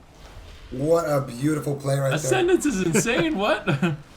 That was insane. Whiskey almost killed Absturge with that Void Shift, and then Absturge got rooted on the Leap of Faith as well. But that Mind Control onto Snuts was what allowed Absturge to get that big health stone, or get that big Ascendance heal off, and it allowed them to actually get a lot of offensive pressure, which is exactly what they needed here. Chanimal still has his unending resolve though. Snuts does not have his Touch of Karma though, was used in that exchange, so they can go for Snuts here potentially. That could be big. Absturge getting kicked here. Snuts behind the pillar. Needs to be careful. Has his diffuse magic and his trinket and his Fort Brew. And Whiskey is actually the one who could fall here, Van. Yeah, that is going to be the Vitality Conduit and the Dispersion. Big surprise go. Now a double stun. Once again, Snuts setting up the team. Mind Control, though. Whiskey denies. Nicely done, that Mind Control. Shadow Fear coming in from Chanimal. Kidney Shot from Peekaboo. Looking to develop some pressure and some momentum, but I mean, Cubsy, he's almost full mana. Well, his mana's quite healthy. Whiskey's almost as dead. The Infernals drop down. Chanimal has had absolutely enough. Spiritling Totem as well. Snuts getting mind controlled, but he's going to be feeling nice and healthy to just continue this push. There's no defense left whatsoever. Snuts, if he can just stay on target, I think Cloud9 is going to win this game. Touch of Death also. WizK, what could you possibly do in this situation? The triple leg sweep, and ultimately he will fall. Lots of signs of life in the game for Golden Guardians, but Cloud9, I mean, they just had the right composition. They played it incredibly well, and they didn't leave a lot of openings for the Golden Guardians. And eventually, they secured that advantage. Cloud9 managing to tie it up against Golden Guardians, putting both of them on match point. This is a best of 5 series, so the winner of this next game will be moving forward in the bracket, and the loser will be bumping down to the lower bracket. And you know, Cloud9, they were forced off of that mage lock composition there, Venriki, and then they answered beautifully, I think, and they, you know, Golden Guardians, they needed that deep dampening, but it just wasn't quite enough in the end. Yeah, the Golden Guardians, they needed the deep dampening to try to get any pressure. It's kind of the story of their comp right now. I mean, conflict and strife, versatility. We've talked about the reasons endlessly why it's difficult for the Golden Guardians. But for Cloud9, I mean, this composition, it just means that they can push in, right? Like, they can have Snuts push in on the Windwalker Monk. Wealthy Men can't really do the same, and slowly but surely they get through the defense of the Golden Guardians. That being said, I mean, what do we think the Golden Guardians can do? Is RLS really I don't even know. I don't think RLS is really an option here. It has to be RLS. What can they run? Oh, I mean, certainly has to. Yeah, I guess this isn't going to work. Or with Pally. I don't think this They is could going to go work. Rogue Shadow Priest Pally, right? They play. I remember they played against Windwalker Destro as RLS and they won against some other team, but I don't remember which team it was. Are you sure it was another team? It might have been this team. Maybe it was. I feel like it was a Holy Pala version though. I think it was Drake. They I fought think it was M2KC. Drake and Burn, maybe. They fought Yes. M2KC and then they fought Turtle. There's no way Cloud9 locks in a mage lock again, right? No. I don't think so. Yeah, I think we might actually see Destro Mirror again. We're gonna see Destro Windwalker versus What Destro map? Rogue. Or we could see What's the map?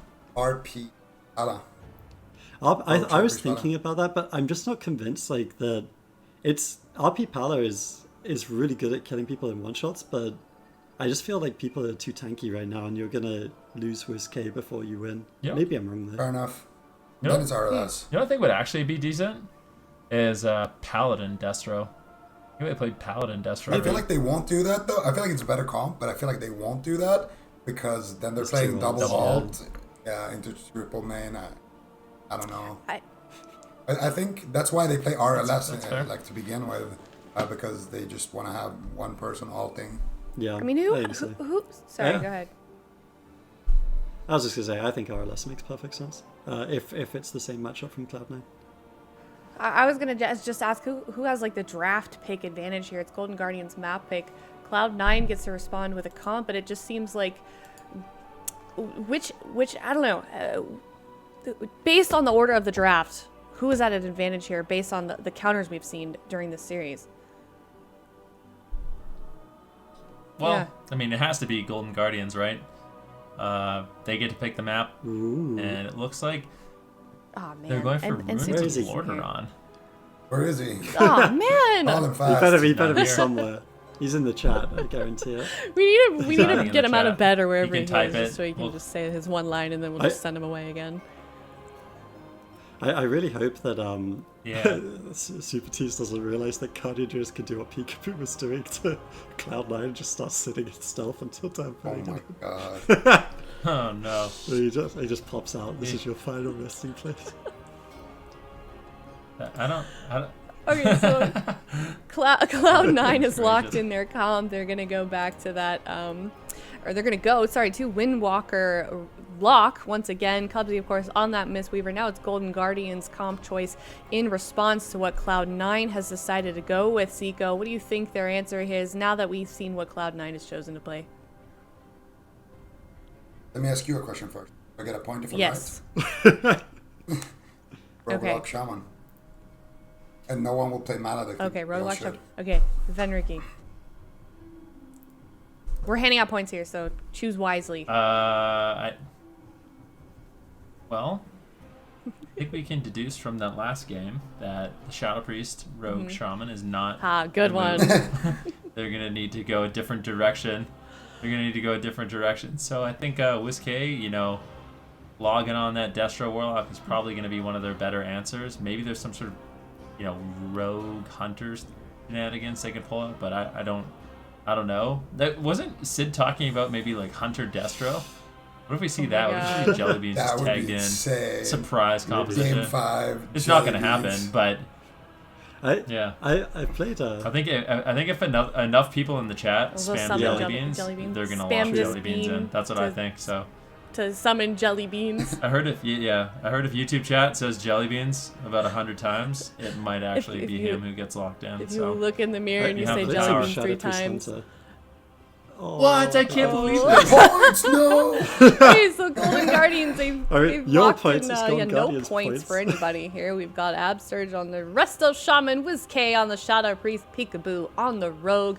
What do we think about this? It sounds like you guys don't think this is a good idea. I actually, the more we were the more I was thinking about what Zico said about the Rig Priest Paladin, the more I was starting to like it on Ruins of Lordaeron. I also was totally down for RLS. I really like Hunter SP right now as well, but I'm not suggesting they play it. But I think it's pretty sound. Maybe Absurge would have to flex to another healer like Mistweaver. I actually think that's pretty decent, but probably not against Destro Warlock. But yeah, I mean, it's going to be brutal. They're going to need some big plays. Peekaboo's basically going to have to make some MVP plays, some beautiful mind controls from WizK. Maybe short hex on Absturge and they can do something. But it's going to be a tough game for sure. Who's their focus target? That's a really good question. Windwalker, Mistweaver. Yeah, it's got to be the Chanimal massive one. when the dampening is in the game. Before then, Anyone. maybe they just go on him to slow him down a little bit. But like for kills, I would say the Yeah. Well, you know, the other thing we should talk about too, you know, if Cloud9 loses this series, they're bumped down to the lower bracket. They have to face off against Space Station Gaming, another team that they sort of struggled with. And I wonder if Space Station Gaming is going to be just as prepared for Cloud9 as we've seen Golden Guardians today. But we'll find out shortly enough. The gates are opening here soon. It is 2v2, Cloud9 versus Golden Guardians. Winner of this series moves on to the grand final. Loser of this series jumps down in the lower bracket to face off against Space Station Gaming. All right, well, I Yeah, I can was see looking at chat that kind too. of catch up to the broadcast. They're all spamming Jelly, and they're all going to be so disappointed. I'm sorry, I lied to Maybe you they all. have to spam Okay, it's peanut not my butter fault. next time so that the ultimate synergy comes in.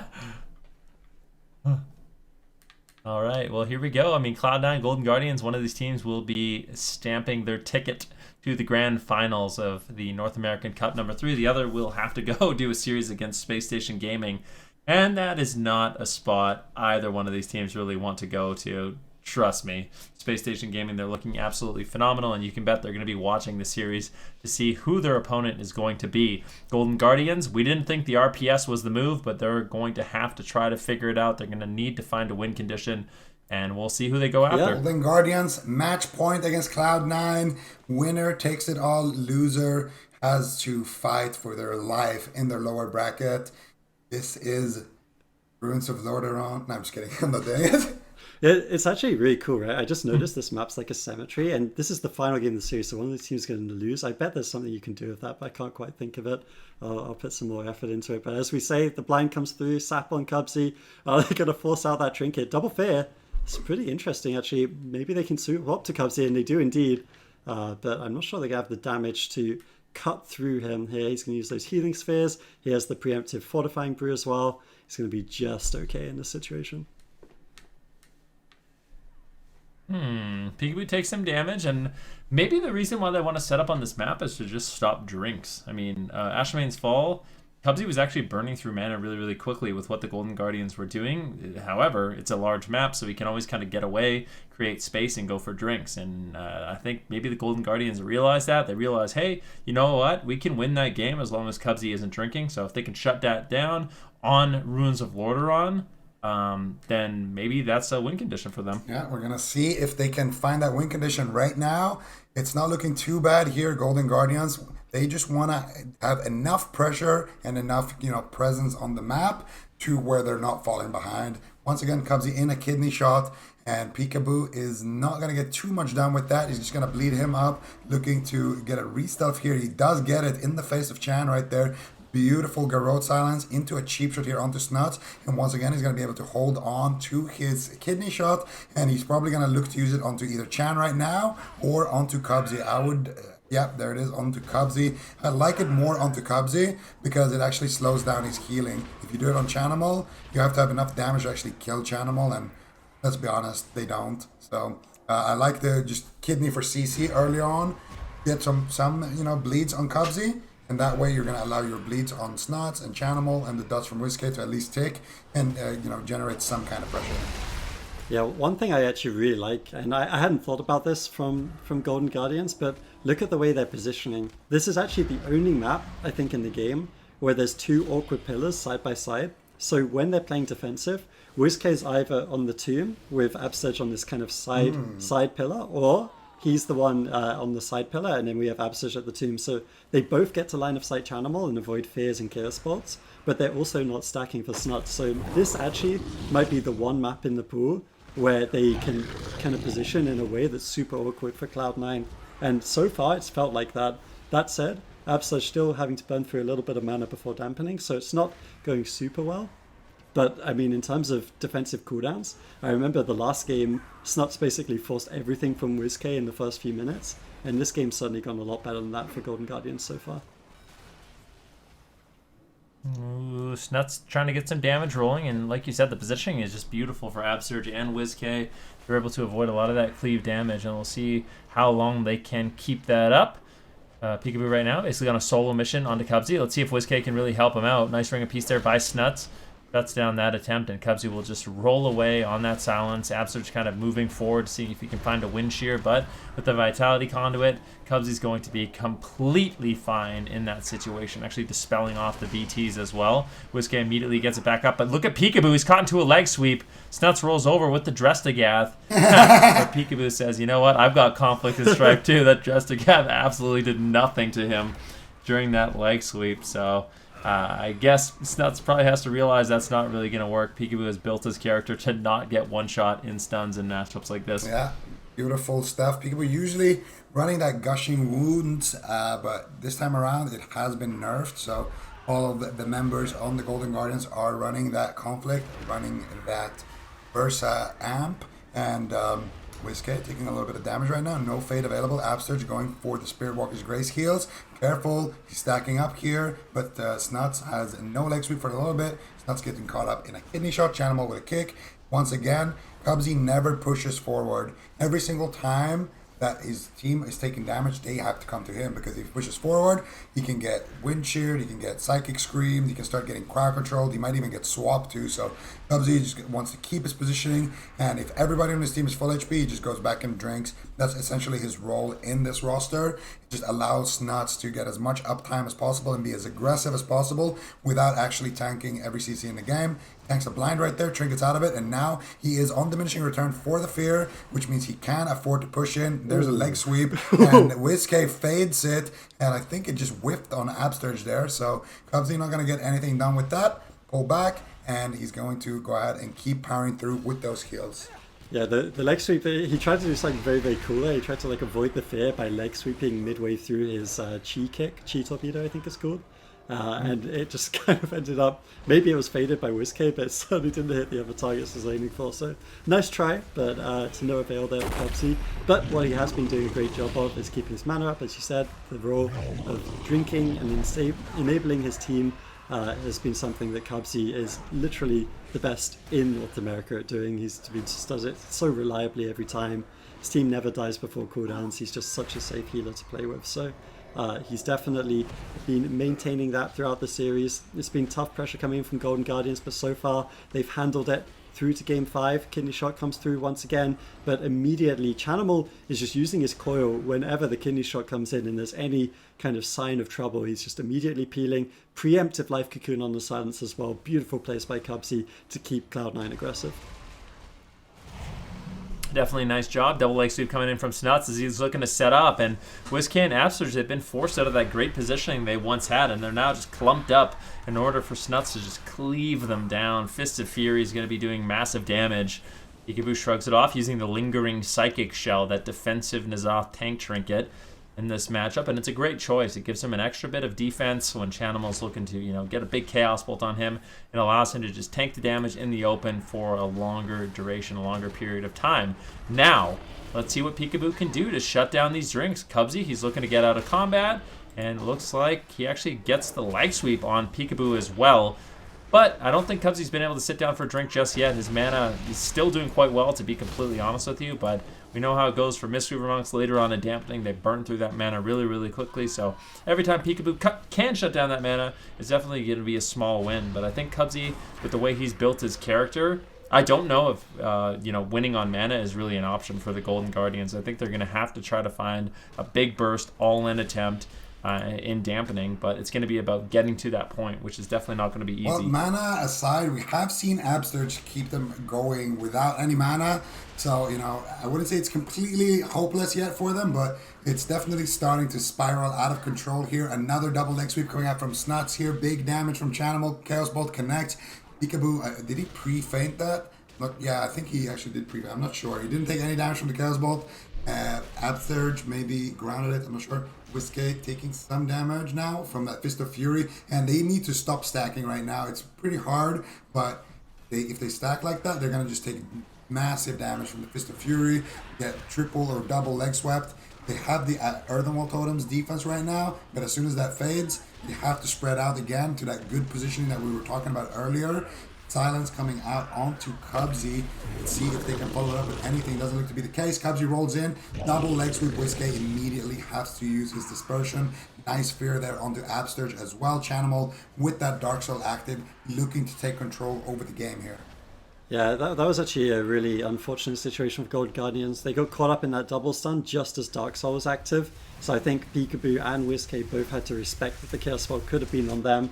That was Trinket Cloak and the Dispersion, so major cooldowns coming through from the Golden Guardians. They basically need to find their way back into this game in the next couple of minutes, or they're probably going to find themselves in the lower side of the bracket. It's a tough situation to be in, but this is the team that has clutched it out throughout this series. They've taken Cloud9 to Game 5, the second team to do that this season. Will they be the first team to actually beat them in a series? That's what's on the line here on Ruins of Lordaeron. Game 5 between the two squads. Beautiful fade preemptively on the double Mortal Coil. Nice plays coming in from WizK, shutting down Chanimal a bit here. Cubsy's mana is probably the worst we've seen it at this stage in dampening, and they are getting a lot of pressure over onto Snuts. They're going to force out the Life Cocoon. Love to see them throw damage over onto Chanimal because he's starting to rot down with this dampening pressure. This is amazing, man. Are the Golden Guardians really going to be the first team in North America this season to beat Cloud9 in a series? I mean, look at Chanimal. He could just die. Big damage coming in for the Golden Guardians. And Cubsy, his mana's not looking good. But he's burning through it really rapidly at this point in the game. You can bet Whiskey and Absurge are just mashing the Purge on Renewing Mist, Enveloping Mist. Cubsy actually potentially looking for a drink. Chanimal wants to keep them all away from him for as long as he possibly can. And I think Cubsy's going straight to full mana. This is an absolute disaster for the Golden Guardians. Cubsy now with completely reset. It's like the gates have just opened for him. And it's looking good for Cloud9. But still, these pushes from Golden Guardians are looking strong. They still have time. But man, what a story it would be if Golden Guardians could be the first team to take down Cloud9 and send them to the lower bracket for the first time this entire AWC season. Yeah, that would be a feat of strength, but with Cubsy just resetting his mana pool, it's not looking too good. They couldn't force out the Karma. They didn't really force out any major defensives, at least for that drink. So they got that drink pretty much for free here. Cubsy really picking a great moment to go for it. Whiskey now, Infernal Stun into double Shadow Fury, into double Leg Sweep right there. Big damage here onto Whiskey. He's going to have to Trinket out of one stun and then get stunned again and uses Dispersion, so they get 2 cooldowns there from Whiskey, and now Absturge as well, healing himself up with that Ghost Wolf, using that Ascendance here, trying to respond to those Infernals with that Ascendance. But that means when Chanimal activates his Dark Soul, they're not going to have anything for it. No Dispersion, no Ascendance. They're going to have to use that Spirit Link Totem most likely. And for Golden Guardians right now, offense is the only way that they're going to survive. It's the only defense they have. They need to find pressure. They need to get a silence on the Cubsy or something. Hex coming out from Absturge. This could be exactly what they need. Snuts now needs to be careful here. Peekaboo could go for a DR Sap here, potentially, or a Smoke Bomb maybe. He's going for the DR Sap, vanishes, not able to find it. Something kept Cubsy in combat. He's going to go ahead and Garrote Cheap Shot him instead. Gets disarmed on his way back. And once again, that small moment of pressure for the Golden Guardians is completely gone, as Whiskey could potentially have to use his Void Shift here. Yeah, it was a really nice play there by Absturge. He preemptively got the Vitality Conduit down before he got caught up in crowd control. But nice plays coming out on both sides. This really is do or die for the Golden Guardians. Game 5, they get the Trinket from Cubsy. They silence the Trinket. They're actually going after Chanimal. 43% healing reduction. That Mastery is going to be doing very little for the Destruction Warlock, but he has his Dark Soul active. Any Chaos Bolts could be scary, and Peekaboo, he recognizes that. This Smoke Bomb is both defensive and offensive. Absturge getting Hexes out as well. Really nice Hexes coming in. He got one onto Cubsy, then one onto Snuts to keep his team aggro. Mana is a problem. Cooldowns is a problem. There's so many problems, but the only problem they don't have is hope. I think Golden Guardians, they're the team that kind of pulls it out of the hat more times than any other. Not exactly sure what tricks they've got left, but we'll have to see. Chanimal looks like he is the likely target in dampening. Yeah, I mean, he's definitely going to be the likely target in dampening. Then they're finding the burst windows. I mean, this isn't that bad. Look at Cubsy's mana. He reset it, but so once again, just burning through it as fast as he can possibly gain it. 48% dampening. Peekaboo really sinking his teeth into Channel right now, trying to get that damage rolling.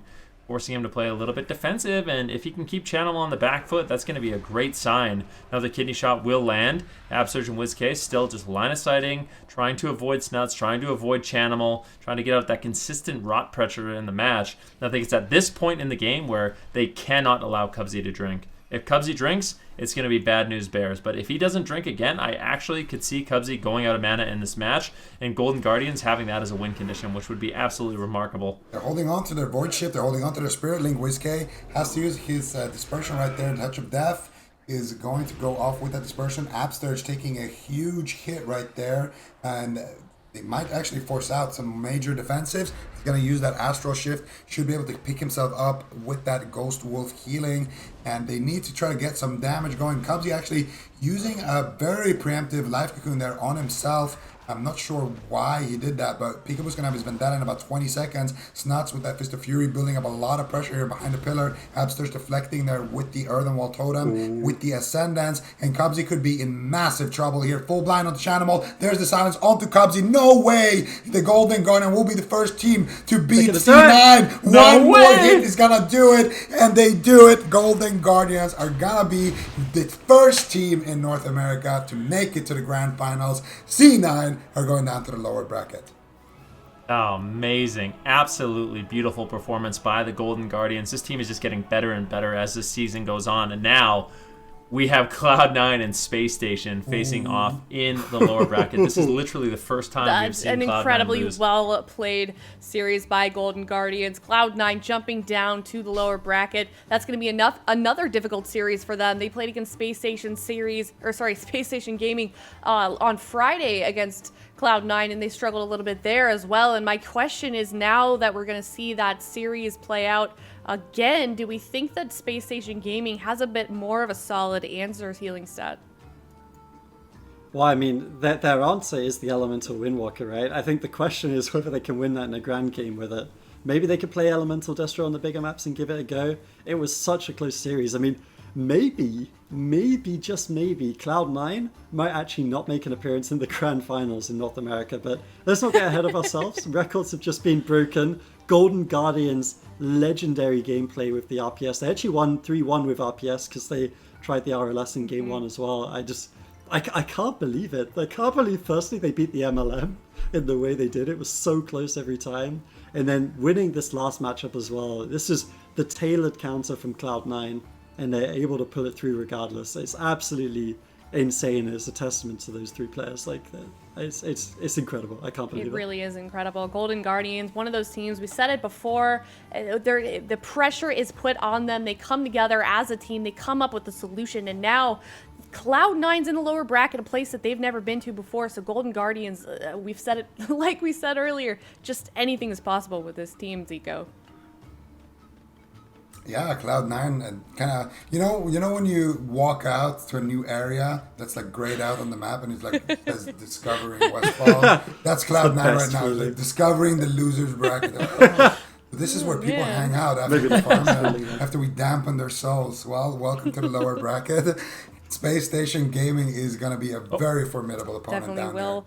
And we're going to come to that series. We're going to jump down to that Space Station Gaming versus Cloud9 game after this break, and we'll see you guys soon. Be right back.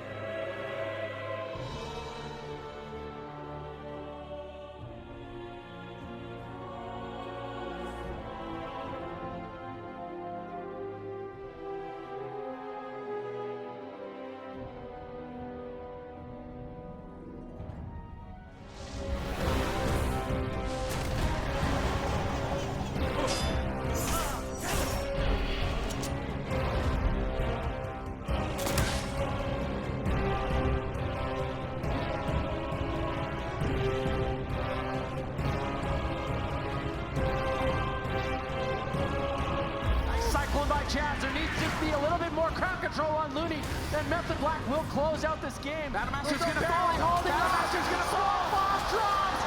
Kidney shot on Blinzo. Massive damage, and Method Black does it.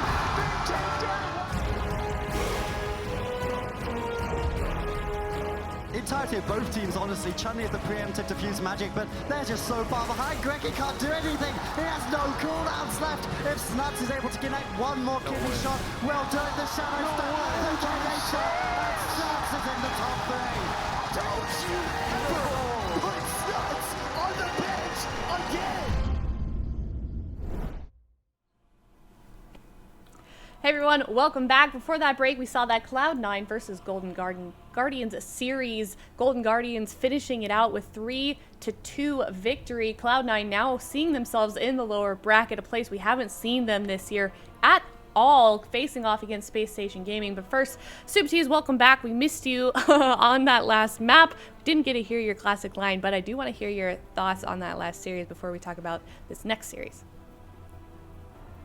I didn't think it was possible to beat Cloud9 in general right now for North America, but I thought it would never happen. Like, beat them on Tolvaron Arena as Mage Lock.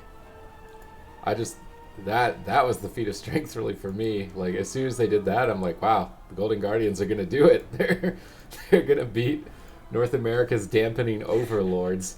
And the thing is Cloud9 don't really have an easy road back. I say road, it's one team. It's an easy block back up to the upper bracket because Smexon's Elemental Shaman could be a roadblock. Well, also, I just wanted to touch on the fact that mental fatigue is a real thing. Yes. I mean, Cloud9 just played an exhausting series against Golden Guardians. There's no doubt about it in my mind. And now they got to get back in the ring and do another maybe 5-round match against Space Station Gaming, and they were long games the last time these two teams met. So they're gonna have to really focus up, and they're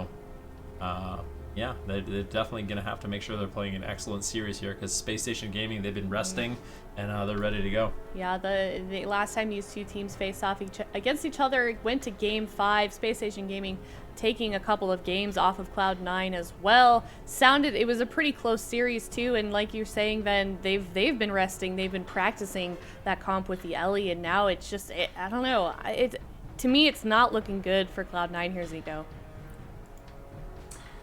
I think we're going to have a new champion here in the region, and I think their name is Golden. I'm just kidding. Space Station. Yeah, Space Station Gaming probably. But I feel like Space Station Gaming right now they're in a prime position right now. If they can just win that Nagrand game, there's so many things that they can do. If I was in Space Station Gaming, this is what I would do. Windwalker Lock. I would play Windwalker Ellie Sweeper on Nagrand, and if I did lose that game, I would lock a small map, win with the same comp on the small map. Then when we go to a big map, I would go Destro Ellie, try to get a win that way against Mage Lock, and then on a small map, Windwalker Ellie, big map, Destro Ellie. Bam. What do you think about Zico's idea? Any comment on that? Do you think they should do that? I'm going to be honest with you, I was a little spaced out with what he just said. If you're fatigued, man, I don't know. Any of us that weren't paying attention, Sid, do you have anything you want to... I know he was talking about the comps and like what comps should go where, and I know that part of it. We need some coffee. I agree. I agree too. I was going to say, aren't we in the point in our relationship where we can just blindly agree with each other? And whatever Zico said is probably right. It almost always is. They should play Prop Paladin with Twilight Devastation on every piece of gear. No. I thought we were agreeing with everything we said. Not with you. I said everything. That was my one chance to get you to I agree with you. No, I don't. Yes. Sorry. Thank you. Listen, even I know that. I know that that's a bad idea, Sid. It's not. I'm telling you. Okay. It's not a bad idea. All right, well, as these teams are locking in their blind picks, let's make predictions about this first round. Space Station Gaming, fresh off of that win against Method Orange, sending them down or out of the tournament 3-0, and they've really been obviously sharpening up their skills here on the comp that is possibly going to defeat Cloud9, having just lost to Golden Guardians. Who do we think is going to win this next game? blind pick could be important. I feel like Windwalker Ellie stands an okay chance on the Grand into the Mage Lock. So maybe Snuts starts off in round 1. But I feel like Smexon, no matter what, is playing Ellie. Having seen Wildcard Gaming's success, his most recent success, Smexon's own personal success as well with the Elemental, I feel like it would be odd that they don't utilize him. We're zoning in right now. Frost so Mage. Here we go. Okay. All right. Well, Exciting. game 1 here of Cloud9 versus Space Station Gaming. We're in the lower bracket. Loser of this series knocked out of the tournament. Winner of this series goes on to the grand finals. And this first round here in this series is going to be super important for both of these teams. Yeah, here we go. I mean, this is the thing about the Frost Mage, which is nice, is you can keep people in the open for a lot longer. So when Space Station Gaming, they're looking to make those offensive pushes, you can kind of keep someone locked down. It's much more difficult for them to actually run and retreat. And in addition to that, if they're just sitting at the pillar, Wealthy Man's going to be able to harass them and poke them a lot more with the Frozen Orb, with the Comet Storm, with the Blizzard. I think this is a nice pick from Wealthy Man, honestly, even against the RPS. I think if they had played this composition with the Frost Mage, it would have looked a lot better. And they could have even won against the Golden Guardian. So, Wealthy Man playing the Frost Mage, I think is going to be their ticket if they want to actually win this tournament. He still has Netherwind armor. he doesn't want Drestagath to crit. Like, Wealthy Man is absolutely not going to die to a crit with that build. Which, I mean, could be a major win condition for the Windwalker and Ellie. Both Windwalkers and Ellies like to crit on their attacks with Earthshock and that Drestagath, so can't blame Wealthy Man for going for it. I'm curious to see how it plays out this time around with him being Frost. I feel like it's been so long since we've seen Wealthy Man on Frost. Hopefully he's got it warmed up after that long series that he just played as Fire. I don't think you want to be warmed up when you're playing a Frost Mage. I think you want to be ice cold here. Are we that fried right now? Well, I mean, kind of the opposites here. But Wealthy Man on that Frost Mage, it is what he was playing pretty much the entire year. So Wealthy Man is definitely going to be comfortable on that Frost Mage. He's one of the absolute best Frost Mages here. And I think, I agree with Van, I think it's a nice little curveball here that Cloud9 are coming in. It shows that, you know, they don't really care about what happened earlier against the Golden Guardians. They're focusing up on this particular match, and they're just trying to make sure that they win this Nagaran game because it's going to be the most important game in the series. Wealthy Man looking to get a polymorph there, didn't use that double blink for it. Instead, he's just going to zone off Smexin. Smexin going to get that life cocoon. Now Chun going to take some damage here. Chun looking to potentially use his karma aggressively. They're trying to get big damage. Dress comes out, and that was not the life. Was that a safeguard? Yeah, it was. He's actually playing Safeguard and Battle I like Masters. That's perfect. You should play it against the Windwalker Fury as well. You should play Safeguard, in my opinion. Well, there it is. He now has Cauterize as a Frost Mage, right? Bringing in that trinket, definitely that extra little bit of defense is going to be something that now Space Station Gaming, they're going to have to consider when they make these offensive pushes. 9, they've had great poke damage on Smexon so far. When he does push into the midfield, the Wealthy Man looking for some crowd control, just trying to slow down Chun-Li a little bit in the match. Ooh, and a nice double shimmer polymorph. This is a big setup. They're looking to go for it. There's no Icy Veins available, unfortunately. Chun-Li with a really quick spear hand strike shuts down the follow-up polymorph by Wealthy Man. Really nicely done there by Chun-Li. Great setup, but no real damage. I mean, not even a life cocoon on that push. Oh, maybe they can keep it up here. Chanimal's getting a lot of Chaos Bolts on Smexon. He's out in midfield. Chun-Li gonna double stun Chanimal on Wealthy Man. Hex on Cubsy, Lightning Lasso. Good combo, but not enough of a duration to really build anything of any substance. 3 minutes in, 2 minutes away from dampening. Likely a necessity for these teams here. We see a Frozen Orb behind the pillar here by Wealthy Man, just focusing all of their fire on Smexon. Polymorphs on Chun during his Storm, Earth, and Fire and Touch of Death. Good idea to crowd control the Windwalker Monk during that time. Totally negating all of his pressure. Gorecki posted up defensively. He's got Conflict and Strife, so he's removed that as a main win condition. Now, when Space Station Gaming beat Cloud9 in their games, they did kill Cubsy. And Cubsy, I believe, is not running Conflict, so that is still an option for them. if they want to try and wait until dampening where they have a lot of mana, push in for an all-in on Cubsy, Hex Wealthy Man, maybe paralyze Chanimal, and then just go straight for Cubsy. I think that's a good option. Yeah, I think if they can set that up, it's going to be nice, but I think it has to be Cubsy pushing forward and then getting caught in the middle. If they try to cross the map to paralyze him and paralyze Wealthy Man and Channel, I feel like it's too telegraphed, too easy to respond to, but definitely an option if Cubsy mispositions or tries to get aggressive himself. Definitely going to have to be careful for that possibility.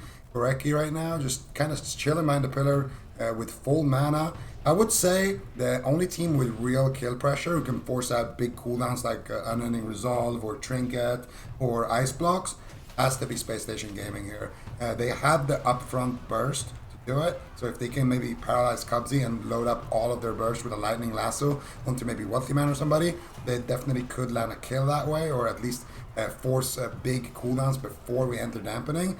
But right now, it's actually Chun who has to use his Karma, Smexin, taking a decent amount of damage. Gorecki in a counter spell, but Gorecki should be able to keep Smexin alive. Chun, I think, just shoves his Karma at this point just to stay in a little bit longer, to do a little bit more damage, and transcends out of there if he ever gets caught up in a situation where he doesn't have it and he needs it. So, I think Chun is just trying to be as efficient as possible. Yeah, and he will be finding that damage onto Wealthy Man. And he's keeping Wealthy Man and Chanimal at bay. I mean, Gorecki, he's been able to avoid essentially all the crowd control at this point in the game. And any crowd control that has landed, there just hasn't been enough damage for them to really push them over. But still, the Frost Mage, I really feel like it's looking good. Wealthy Man's just able to get out a lot more consistent damage in the match. Gorecki actually now pushing in as they get some massive damage onto Chanimal, almost pushing him over. Cubsy with the Life Cocoon will be able to deflect that attack for now as we do enter dampening. We're about 5% right now, 5 minutes into the game. Nice Shadow Fury Polymorph. Good setup there by Cloud9. But with a Lightning Lasso, Smexin completely denies Wealthy Man, and it's looking like he will be able to pressure him away also. I'm actually pretty impressed with Cloud9's damage overall. I was anticipating the Elemental Shaman team to be able to bully them around before dampening, but it does seem like Space Station Gaming are consistently forced back, and if they are the entire game and they can never make a push, I'm worried about them deep in dampening. Cubsy gets paralyzed out in midfield. They're going after Chanimal. Nice Capacitator Totem out of the paralyze. Definitely a crowd control chain that will be more lethal later on in the fight.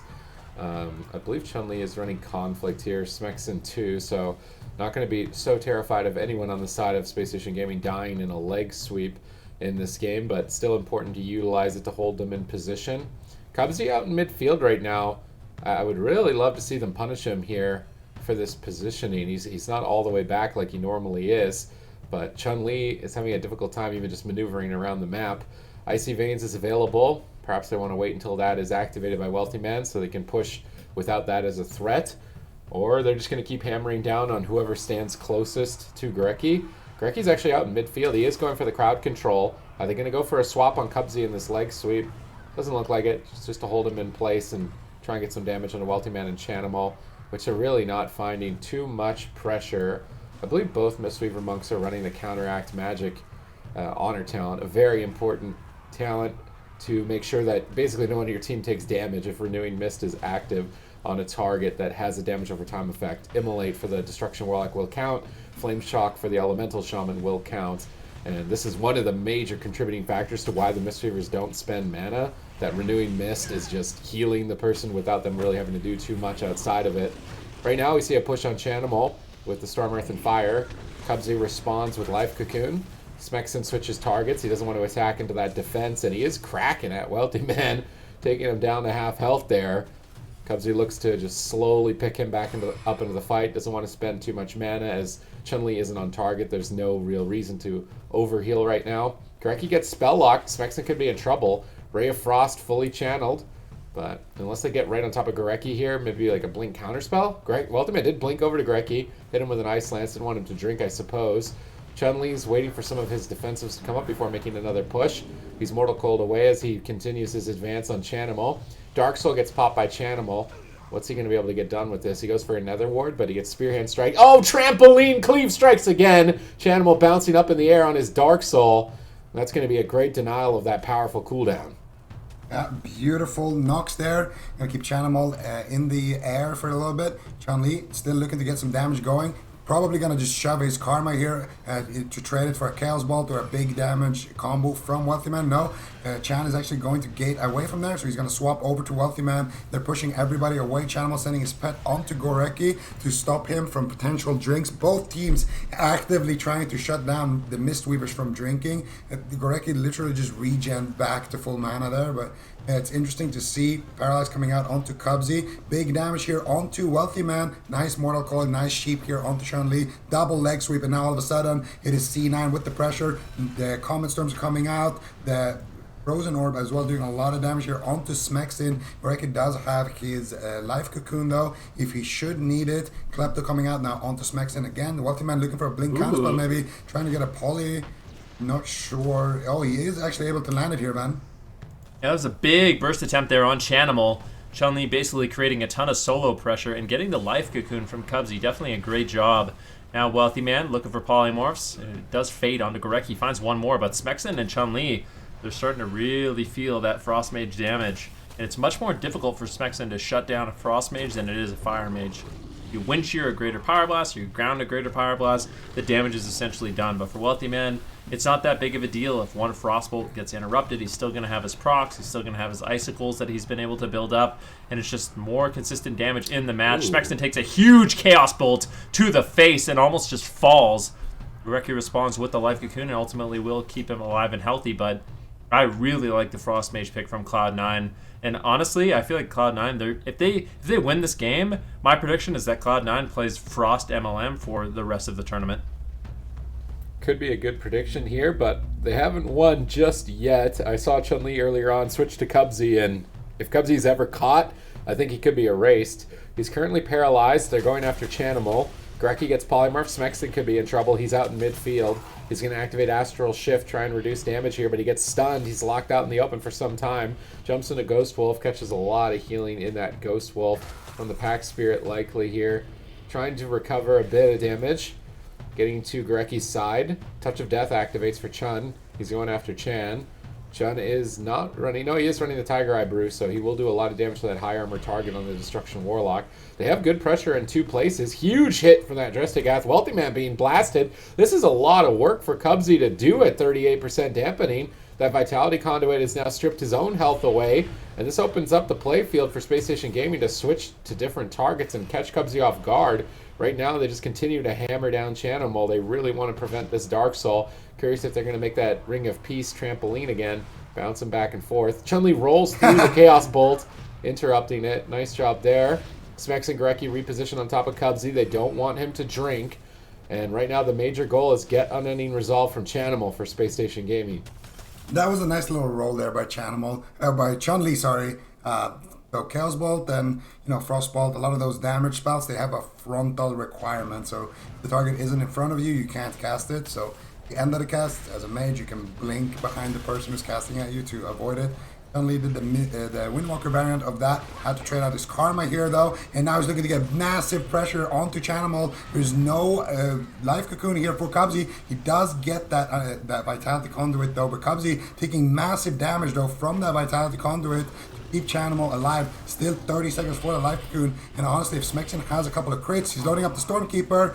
Big damage here with the Sky Fury as well. A couple of crits could just take Chanimal and push him over the edge. Maybe force him to use that Unending Resolve. You see Gorecki giving his Windwalker that big shield right there after he's already used his Touch of Karma just to buy him more time in the open. But finally Chun is forced off of that Warlock. He's gonna go ahead and try to target Wealthy Man. Cubsy with a beautiful leg sweep should slow him down for now, as Space Station Gaming are looking to take control over this game. Cubsy's basically out of mana here. Yep, Cubsy with no mana. It's going to be difficult for him to keep his team alive at 50% dampening. Polymorph onto Gorecki. But it looks like there will be a Paralyze on Wealthy Man to slow it down, as well as a Paralyze onto Cubsy, as they're looking to continue this offensive push here onto Chanimal. He gets interrupted. Do they have the damage? Chun-Li has to be a little bit careful, though. He's got no Touch of Karma for another 15 seconds.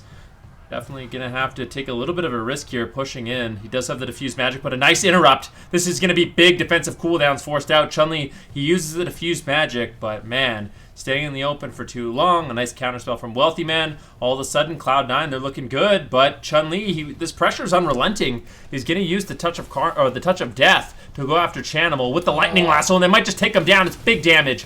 Cubsy with the life cocoon saves the day. Chun-Li will transcend its away, but this is where the Frost Mage kind of excels.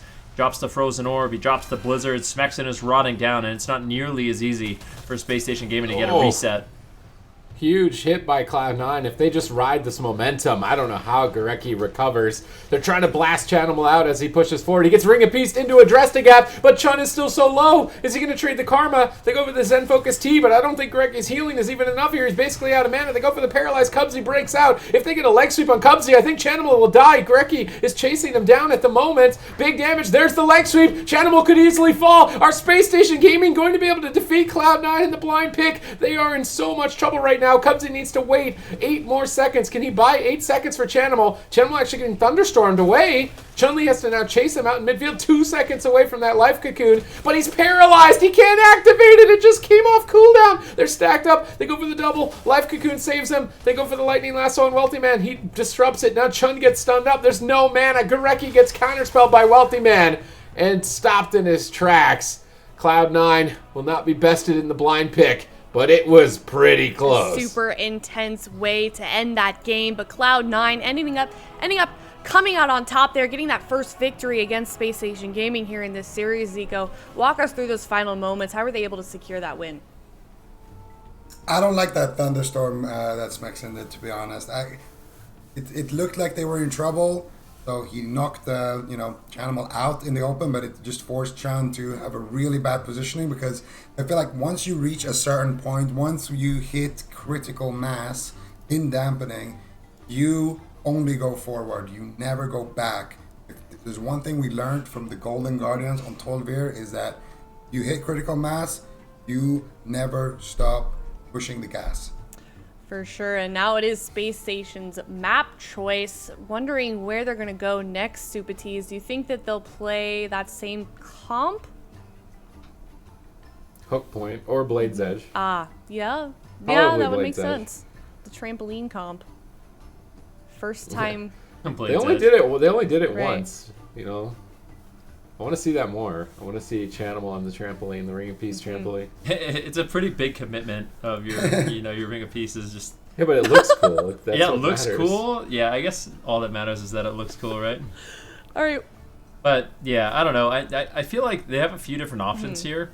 Early on the day, we did see Diablos kind of demonstrate that Elemental Shaman Destruction Warlock can work really well into Mage Lock Monk, especially on the smaller maps. So if they go Dalaran Sewers, I actually wouldn't mind if they experimented with that. I think they could pull it off, but equally so, just a smaller map is all they need, honestly. Even just locking in the Windwalker Monk Elemental Shaman, you go to a small map, you go to Hook Point, you go to Dalaran Sewers, then it's a lot more difficult for Cloud9 to create that space that they need. Even just, seeing Cubsy sneak away and go for drinks is going to be a lot more unlikely.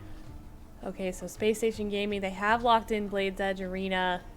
Cloud9 needs to respond, Zico. Do you think that they're going to try and force Space Station Gaming off of that comp? What's their move here? Could you even do that? They could play like Windwalker, Warlock again, but I want to see them play the Frost Mage again. Do what you did on Nagrand, and see if it works out. If it doesn't work out, you can always just pick Tolvir on and do it again. And if they do play, if Cloud9 does choose to play that comp again, what are their options against Space Station Gaming? How are they going to try and mitigate that utility we'd be potentially seeing from that comp if Space Station decides to go with the trampoline comp?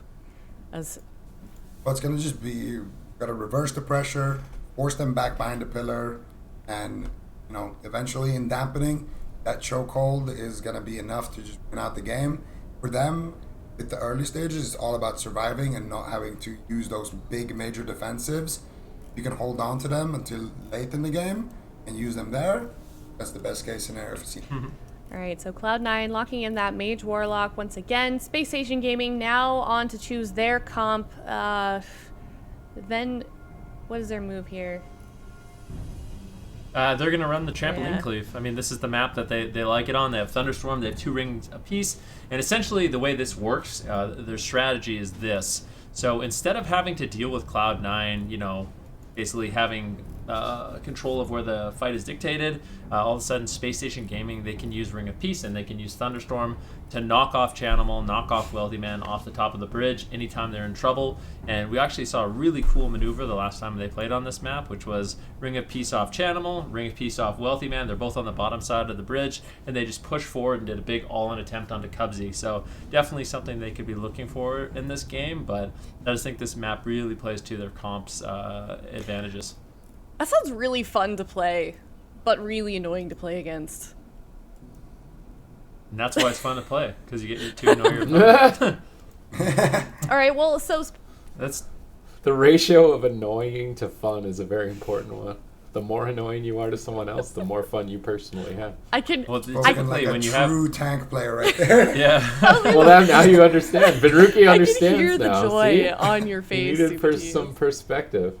He just has a giant smile on his face right Yeah, now. just drag the game on to dampening. Know they have no hope, and they're just playing for 15 minutes. It's a great feeling. You're like sitting there grinning Alright. in the darkness, rubbing your hands together like, yes, Space Station Gaming, knock them off that bridge. But we are going to be opening the gates here soon on Blade's Edge Arena. Cloud9 versus Space Station Gaming. We'll see if this composition is an answer to Cloud9 on Blade's Edge Arena. We'll see if they can get some cheeky knockbacks off of the bridge here. This is Cloud9 versus Space Station Gaming. Okay, they were able to beat Cloud9 on Blade's Edge Arena before. I'm wondering if Cubsy's going to change his build at all, as he was the main focus target with this map. They were able to just knock Chanimal and Wealthy Man out of the way with Ring of Peace and go straight for Cubsy. If he's not running Conflict, I guess he can't really run Conflict. I mean, Lightning Lasso is going to go through it anyway. So running Vitality Conduit just for the efficiency on other targets, and maybe even pre-Vitality Conduit onto himself, I guess are really his only options. When those changes come in on Tuesday, the reductions to the versatility corruption, I'm assuming, are to make the games faster, but I feel like making Conflict apply to every stun is actually going to make the game even slower. I mean, I don't know if Ellie is going to work the same way when those changes come in. I mean, there's only one way to find out. We just gotta wait and see. Right now, we are gonna see Space Station Gaming push forward, and it's gonna be a Ring of Peace from Cubsy. He's trying to get in his shots early on because he knows this is gonna be a nightmare for his team. If Wealthy Man and Chanimal ever start getting pressure, it is going to be the Ring of Peace, the Thunderstorm, that you knock them off and reposition them to the lower side of the map. Wealthy Man, a great target early on, and that's another thing. Even if they don't decide to knock Wealthy Man off, this is the worst map to be a mage and kite on. If you're playing on the upper side of the bridge, it is by far the worst map for trying to create space against a melee. So I think Chun-Li is going to have massive uptime on a Wealthy Man on this map if Wealthy Man continues to play in the middle of the map. Yeah, and we can see him getting some of that pressure right there with that touch of that big hit here onto Gorecki. He will use his Fortifying Brew right there. Should keep him nice and safe for now. Nice Lightning Lasso here. Smexon actually lassoing Wealthyman and just dropping down just to be able to channel it fully and line of sight that pet of Chanimal. I like the adaptation there from Smexon, and I think it's going to be a place like that that can net them wins a little bit later on. Last time when we saw these two teams fight this matchup, but with the Fire Mage, the team of Space Station Gaming were able to secure the win by killing Cubsy. So potentially they can get, you know, a leg sweep into a leg sweep or a lightning lasso into a leg sweep or something onto Cubsy and try to close out the game like that. Or they could maybe try to win on attrition, try to win on mana by just going for the DPS. Chun-Li's back up, big hit there, connects, no touch of karma. Gorecki actually had to use his trinket and life cocoon to save his Windwalker right there. Big pressure from C9. The Frost Mage, I feel like, is working out a lot better. Even just the snares, it looks like it's very difficult for Chun and Smexon to even just navigate around in these little close, narrow pathways on the ramp and the top side of the bridge when they're snared by Frost Mage. I don't really like the positioning of Chanimal and Wealthy Man right now, stacked up on a Windwalker Monk. I think they need to start to spread out, but as soon as they do, they get Ring of Peace. Smexon gets Ring. Chanimal's actually running Demonic Circle. He does not want to get knocked off, so he can use a portal to get back upstairs. Chun-Li at about half health has the Fort Brew active. Greki's not in crowd control, so I don't anticipate this to result in too much. Drestigath power play with that whirling dragon punch towards Wealthy Man. Cubsy's chilling though, he's just soothing misting through that, doesn't even have to life cocoon it. Greki's jumped off the side. Bit curious what he's doing down there. I think he's gonna come back upstairs, but Chun's in trouble. He walks into a paralyze. Are they gonna be able to close this out? They don't have the leg sweep, life cocoon. Ain't no way you're killing through that before dampening. Wealthy Man targeted down by Earthshock of Smexen. Cubsy immediately pulls him back up to full health. No mana really spent on either side. I think the mana efficiency of the Mistweaver is kind of just like the real topping there, because man, it seems very difficult to run them out of mana before dampening, if not impossible. Chun-Li now trading Touch of Karma to stabilize. He jumps off the bridge for a moment, but the trampoline cleave, it's not working out too good this second time around against Cloud9. Yeah, I just think Cloud9 going back to the Frost Mage, it is looking really, really good. Wealthy Man's actually going to be able to get out some damage instead of just being stopped on literally everything he does with just G-Pie. I mean, that's the thing about the Fire Mage is you have greater Power Blast, you have the big combustion, but outside of that, it's difficult. And I mean, if Smexen can just purge off your combustion and then they have so many stops for your greater Power Blast, it just makes sense that a different spec is going to be better for them than the Fire Mage, and so far it's looking pretty good. Wealthy Man gets the Temporal Shield off on this leg sweep. He's going to be going to full health, and I'm curious to see if Wealthy Man is once again going to be playing those really, really defensive gearing and talent choices. I think he just wants to avoid being one-shot at all costs, and he is going to be playing, that Battle Master's Trinket, the Safeguard, the Netherwind Armor, as the Frost Mage is very susceptible to being burst down, so just maximizing your defense so that one-shot can't happen. I think it's an intelligent decision, and it seems like something Cloud9 really likes doing, just maximum defense, just minimize the chance of you getting randomly one-shot, and then try to just play it out and win in the late game. Yeah, just play it controlled. That is the C9 way with this Mage Warlock. It's been working for them for such a long time. No one has really been able to best them. And now Wealthy Man back on the Frost Mage, looking to set up some damage here, but he's actually the one taking a lot of damage there, and that is going to be the Gladiator Safeguard there, I do believe, proccing for Wealthy Man, so he's not going to have that for another 3 minutes there, and now he's going to get knocked off the side. Chanimal actually gets to stay up top, but I'm not sure if that's a good thing. He calls out the Infernals. There's the Frozen Orb, big damage here. Chanimal looking to get a Chaos Bolt onto Smexen, actually does snipe it there, and then he ports back up. Chanimal really min-maxing everything, but he ports into Chun-Li, connects a Fist of Fury, Full Fear onto Goreki. Chanimal might have to use something here. Actually, Chun is going to use the Touch of Karma here, just trying to get a little bit of extra damage, but Wealthy Man is going to be the one who takes the damage here instead by Smexen. A double leg sweep coming out. Smexen is going to come out of that one, and he's going to get feared, go behind the pillar, drop the Lightning Lasso. Chanimal once again going to require big heals here, but Cubsy should be able to deflect it with that Vitality Conduit, no problem. And Wealthy Man is just stacking up his damage, spreading out the blizzards, making sure that nobody can move at full speed, and it's looking pretty good so far for C9. Oh, the trampoline again. Wealthy Man gets bounced off. Chun-Li looking to go straight down the middle, chasing Chanimal at the moment. Dampening has been about a minute in at this point. No real significant cooldowns forced from either side. The Diffuse Magic Chun can still sit back on. As I say that, they could be getting Astral Shift from Smexen. He drops grounding. They're going after Cubsy. Chun-Li going on a solo mission, but he left Wealthy Man and Chanimal open to cast on Smexen. That's going to cost them the Astral Shift. Smep's not looking nearly as good the second time around for Space Station Gaming. Switching to Cubsy and a Miracle one-hit wonder might be their only shot. They did catch Cubsy out in midfield. They got him in a leg sweep. They could go together. They've got a full Maelstrom bar. Do they have the Lightning Lasso? They do! Oh, the Lightning Lasso got spell locked. Chanimal saves Cubsy. He's going to walk away from that one, still with his life, only costing his life Cocoon. Let's see, 11% dampening, both Mistweaver Monks almost full mana at this point. I don't think they're really going to need to go for drinks, but the way this matchup is playing out, nice grounding totem there by Smexen, soaking up that Chaos Bolt from Chanimal.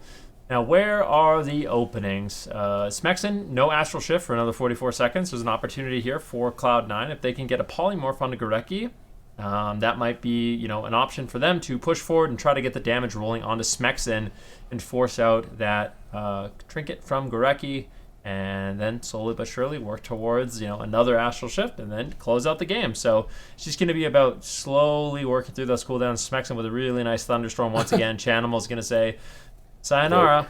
But he just ports back up immediately, and I think the portal decision is great. And I think that adaptation from Chanimal, that alone is just making the matchup just look so much better. No longer do Chun-Li and Smexen have complete control of the map. Chanimal and Wealthy Man are going to be able to use their Shimmer, use their Demonic Circle to re-enter the fight right away. Yeah, and it seems to be working out for them. They do lose the Mortal Coil, but the Mortal Coil is on the same DR as the Polymorph, so Wealthy Man just going to have to spam out a couple more polys to make sure that Chanimal stays alive, and it should be, all in all, a pretty good situation here for C9, learning a lot from their previous mistakes. Once again, Wealthy Man looking to build up some damage here onto Chun. Chun doesn't have his Touch of Karma. He's going to get that Life Cocoon to have more uptime. He's actually going to be the one getting knocked off. Chun doesn't have his port. Oh, there we go. He rolls in range of his portal. He's going to be back on target. Smexen, though, taking a pretty big, beefy hit right there.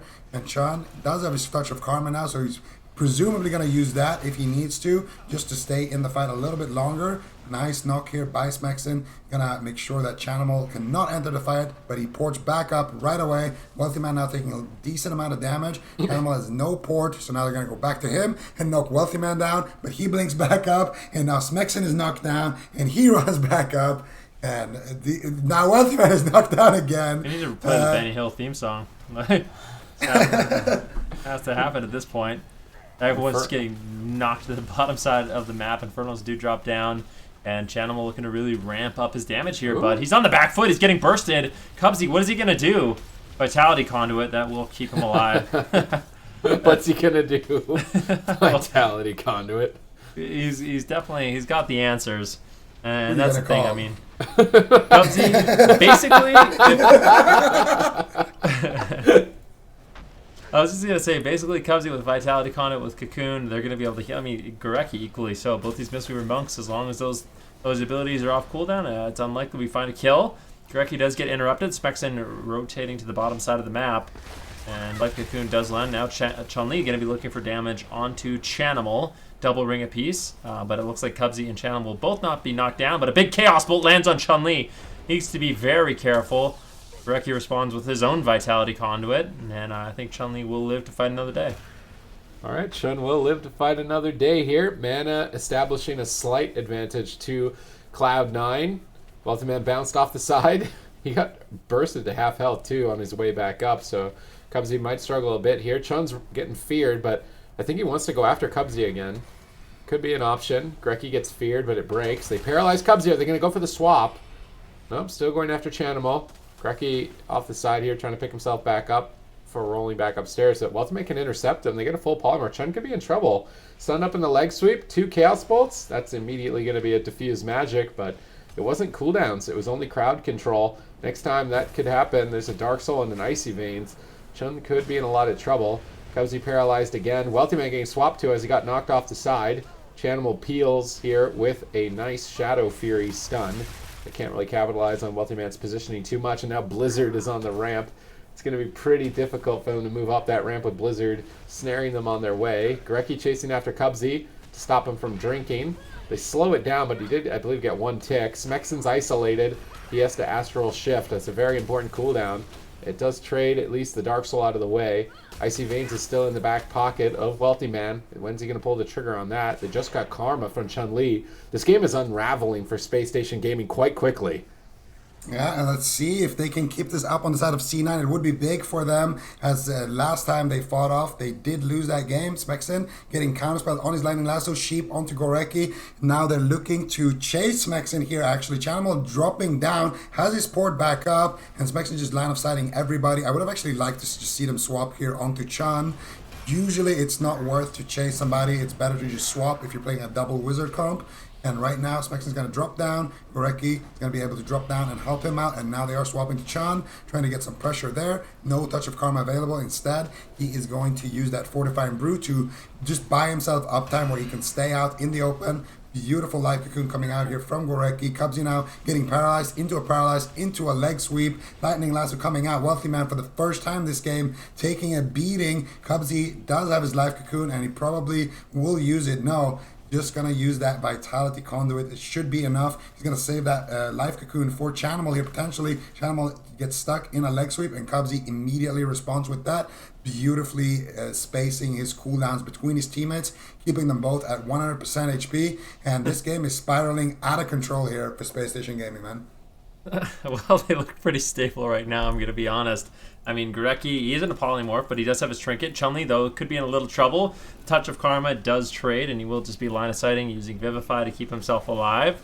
Fear now onto Gorecki as we enter 47% dampening. Smexen, Astral Shift, and you are right, things actually are spiraling out of control here. Wealthy Man and Chanimal have developed a ton of pressure, and I don't know if they're going to be able to recover. Chun-Li's in so much trouble. Beautiful Ring of Peace by Cubsy, keeping Chun-Li in the fight, and the Ray of Frost by Wealthy Man. Nice backup there by Smexen. That was a really nice Ray of Frost.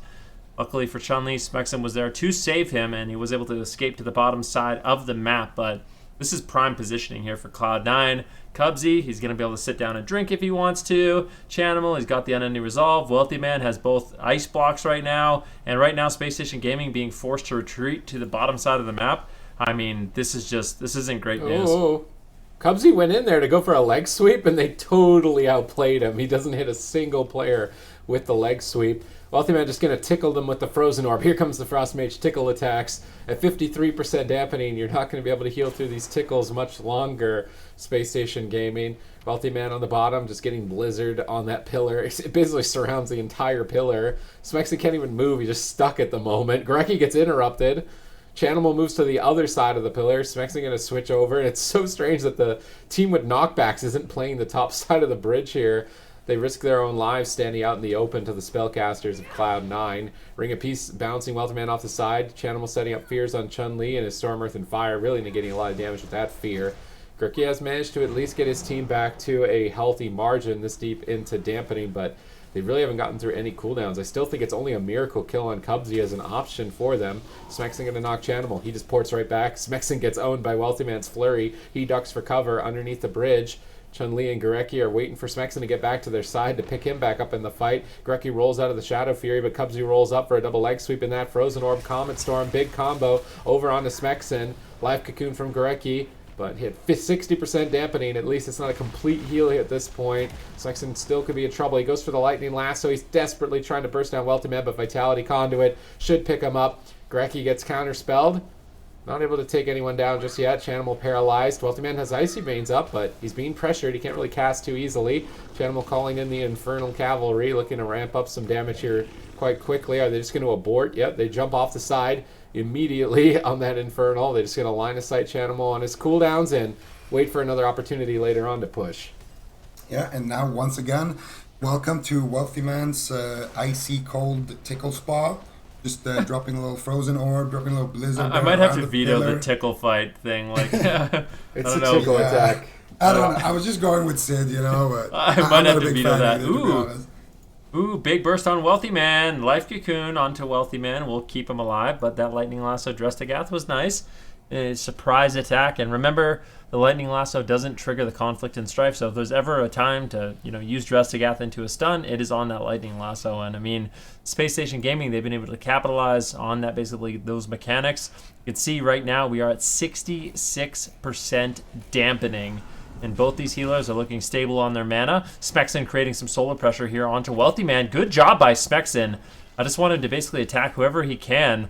Chun-Li getting some damage rolling onto Chanimal as well as he jumps to the bottom side of the map, likely to use that Demonic Circle to come back up. But if he gets Ring of Peace down, all of a sudden things become really, really difficult. Look at Smexen on the top side of the map as well. If he gets caught, could be absolutely horrifying for him and his team. 69% dampening, Smexen forced to retreat. Chun-Li all alone up top, chasing after Wealthy Man now. Wealthy Man definitely has overstayed his welcome and needs to retreat just a little bit. Anybody who takes damage right now could end up costing their team the game. Wealthyman gets kicked on Frost. If they burst him with a Dressed, he might just go down without even being able to block. But Cubsy is powering through with a lot of healing. Life Cocoon comes through. That was not with the Fortified Brew right there, empowering it. They force out the touch of Karma there from Chun-Li. And once again, they're getting them behind that pillar in that chokehold position. Wealthyman with the Frost Mage going to be able to apply AoE snares. Ray of Frost comes out as well. Drain life from Channel as well. Just any little damage that you can add in will be enough at this point. 74% dampening. Smexin, I don't think he's going to be able to survive this one, Sid. There it is. The Blizzard, the Frozen Orb, they start adding up, and now Cloud9, they are up 2-0 in this series. What was that, 74% dampening? Definitely a well-fought game by Space Station Gaming, but it's just a slow chokehold that Cloud9 has them in right now. Where's the Destro? Destro Ellie. They need to play Destro Ellie. Like, there's no question about it. I saw that win. They already saw it win. Like, they need to try it. What do you think about that, Zico? Should they go Destro Ellie? I wanted to see it on Nagrand. It's about time. All right. Okay. What map do we think we're going to go into then next? Destro Ellie? You kind of want a smaller map. I feel like you don't want a massive map for that. You just want to say your line. You just want to say your missed little it catchphrase. last time. Wow. Why are you calling me out? Like, because you missed a couple. You missed quite a bit of just trying to time. have a I got to good make up for time. last time here, Supatees. I'm just trying to have a good time. Call me out. That's what you get for using Tickle Fight or whatever. It was. He booped him at the end. He literally just walked up like Sombra, in that one cinematic for Overwatch, and just booped Smexin. That's how he took him out at the end of the game. A little boop to the nose. Okay, well. What? Yeah. No idea. Oh, so Cloud9 up 2-0 versus Space Station Gaming. Last time we saw them play, Space Station Gaming play that comp on Blade's Edge, then, they obviously had, it was definitely a bit different of a game than the one that we just saw. Where did we see them struggle here this time around? Well, Chanimal decided, I'm going to play Demonic Circle, and then they couldn't just knock him off and have him be completely useless. So just a talent choice, really, for Chanimal. And it was at the point of the game where we saw Space Station Gaming run to the lower side of the bridge where you kind of knew it was over. It's just really hard to recover. 60% dampening. In order to really cause pressure, you have to run through the gauntlet of Blizzard and Frozen Orb and Ice Nova and Pet Nova. But by the time you even get to your target, you're already 50% health, which is danger zone at that level of dampening. So it's just a difficult map, and I just don't know if this composition is going to work. And quite frankly, a lot of the compositions we've seen these teams come up with for Cloud9, I don't know if those comps are going to work as well if Wealthy Man just plays Frost. I think Frost Mage and if you can play both Frost and Fire at a high level for Mage Lock Monk, I think it's like a solid answer into pretty much everything. Space Station Gaming locking in hook point. It's now Cloud9's choice to pick their composition in response to that. They have locked in Wealthy Man on that Frost Mage, Chanimal, of course, on that lock, Cubsy on the Mistweaver. Supatees, what do you think? Space Station Gaming doesn't really feel like they can play this comp again. It seems like Cloud9 has kind of figured it out. Where does Space Station Gaming go from here? They could do something that I was testing because I'm a scumbag and I was trying Guardian Druid with Twilight Dev. Thugbear could make a comeback. No, Thugbear. I'm just gonna stop. Could run Twilight Dev Guardian Druid and just like. I want to see it.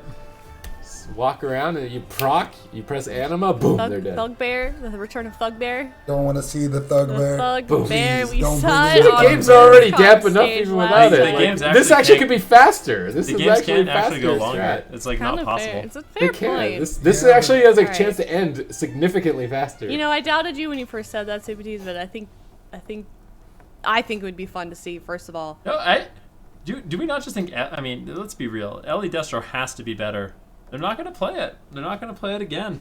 All right, going with the Windwalker Ellie. No. Clearly, to play this comp again, they only need one more loss to lose this series against Cloud9, and it just seems like they're obviously confident in this composition. Yeah, I mean, I don't mind this composition on the smaller map, but it just doesn't look like it's that good into the Frost Mage. So, personally, I would have liked to see Destro Alley, but I don't mind if they lock this in, try to win one game on a small map, then G9 probably picks a big map, and then you pick Destro Alley, and you obviously pick Maledict, and then you win, reverse sweep, and then you fight off against the Golden Guardian. There you go. That should hopefully work out for them. Then we will see. Again, this is. Didn't sound convinced at all. No, I'm just a little. I'm sorry. I'm just a little fried. Space Station Gaming playing Windwalker. Ellie, definitely believe in these guys. Cloud9 versus Space Station Gaming. They only need one more loss to lose this series. How does that go? Is that better? That's I good. appreciate that. Thank you. Good Yeah, stuff. you're welcome. I'm just waking up my neighbors in the process. It's all good. Yeah, this game is going to be starting pretty soon here. But let's talk about the differences between the last map that we saw, Blaze Edge. It's kind of a map that we don't really see very often, and now we're going to be moving to Hook Point. The composition that these two teams picked. Let's talk about how they're going to position themselves in this map to hopefully get an edge over the competition here, Supertees. Sorry, Oh my God, you're spacing out. I had a Ben Rookie. No, I got you. I had a Ben Rookie moment. Well, Super T's, that was a great point. But for me, honestly, what I'd like to see from Thank Cloud9 is that they are going to be playing in the open. So they want to play in the open space. They want to bait Chun-Li off the pillar so they can maximize their damage on him. And also potentially even force Goreki and Smexen to get off the pillar so they're susceptible to fear, to polymorph, and to potential swaps. So Cloud9, they want open space. Space Station Gaming, they want pillars, and that's basically summarizing this matchup the best I possibly can. And that's one of the reasons why Hook Point is nice, is because Chun-Li will pretty much always, no matter where he's positioned on the map, he'll always be in range of his Transcendence, or at least just a roll Transcendence away to the safety of that pillar. But I think still, even on this map, it's a lot more difficult to maneuver when you are playing against the Frost Mage. And Wealthy Man, he definitely does a great job of trying to utilize his Pet Nova, his Ice Nova, to slow down Chun-Li's mobility and kind of keep him locked down in place. Do you agree, Supertees? Yeah. All right. See, I feel like that sounds like the same thing we say every time. I mean, It's Cloud9 okay. wants the big You're map, tuning in and then just everybody now. else against Cloud9 wants the small map. yeah, it's all good. Well, so let's talk about Wealthy Man on the Frost Mage. We kind of talked about quite a few times today the differences that we're seeing when teams decide to go with either the Frost Mage or the Fire Mage. Why do we think Wealthy's chosen this spec here against Space Station Gaming? What are the advantages of the Frost Mage over Fire or even WoW? Arcane. Jeez. Are you asking? Jeez. It's been a long day. Well, the biggest differences is, I mean, obviously, I'm always going to say that they should be playing Arcane, but, it just, it's fine. Let's not talk about Arcane. Let's talk about Frost and Fire, because that's what they have been playing. So for Fire, you got the big hit with the Lucid Dreams Combustion. So the game goes into late dampening. Just pop that combustion. You can swing the momentum in your team's favor and set yourself up for a winning situation with just instant, unavoidable, insane damage. The other thing about the Fire Mage is it's a constant threat. If you leave a Fire Mage open for too long, he's going to kill your whole team. So you have to constantly be aware of the greater Pyroblasts. The weakness of the Fire Mage is, number one, you don't have any snares. And number two, well, you have a Flame Strike snare. 20%, so it doesn't count. Not a real snare. Yeah, you don't have real snares. and number two, when people are pillaring against you, the only thing you can do is blink in Dragon's Breath and try to ring them and then set up a big one-shot. You can't actually just poke them from a safe distance with meaningful damage, because Flame Strike is like a 4-second cast and it doesn't do very much. Whereas with the Frost Mage, that's where you shine. When people come out, you're not going to be as threatening, but you're going to be harder to shut down because your casts aren't, super long like Greater Pyro. And you're going to have that extra poke damage. When people are pillaring against you, you're going to be able to snare them. You're going to be able to poke them with the Frozen Orb. When people go out and they're trying to retreat, you can keep them out in the open longer. So those are the biggest differences. All right. Well, Wealthy Man on that Frost Mage. 2-0. Cloud9 versus Space Station Gaming. Cloud9 only one win away from moving back up to that grand final spot. Yep. Okay, let's see what they can get done here on the small map. You okay? Cubsy that's just going to be, yep. Cubsy's playing really far away in the starting room this time around, so they're going to try and utilize the open space there in the corner where Chanimal and Wealthy Man are currently standing. I like that Wealthy Man and Chanimal split up. They don't want to get double leg swept there. Chun-Li, though, knocks Chanimal back into the open so he doesn't get pulled too far away. Grecky going to paralyze Wealthy Man. Now, they definitely can switch to Cubsy on this map. I would be really disappointed if they don't at least try. You'd be disappointed in them. Let's see actually what he's playing. Is he playing Conflict and Strife? Let's see. He is going to be playing Vitality Conduit, so yeah, they could make pushes onto Cubsy. Definitely the problem with that one is really the fact that Wealthy Man and Chanimal have spammable crowd control, and if Chanimal realizes Cubsy's in danger, he's just going to sit on Infernal, he's going to sit on his Mortal Coil, and then making a swap is going to be essentially impossible. But maybe they could pull it off. I think if Cubsy missteps, Space Station Gaming definitely would be one of those teams that could punish that. Yeah, we're going to see if they can do that. Right? It wasn't. I didn't start the game with that. At least, whatever. Yep. So we're gonna see Wealthy Man here looking for some polys. Not gonna be able to find it just yet. Touch of Death coming through from Chun-Li. Not doing too much damage there. Grecky in a leg sweep. Wealthy Man could be in a little trouble here. Safeguard is gonna trigger. Cubsy powering through with big heals. Touch of Karma was used in that exchange as well from Chan. So trading Karma for Safeguard, not the worst, I would say, if you are Space Station Gaming, but also not a real victory here in terms of... All right. Let's see if they can build some momentum here. Cubsy still repositioning out of range of the team.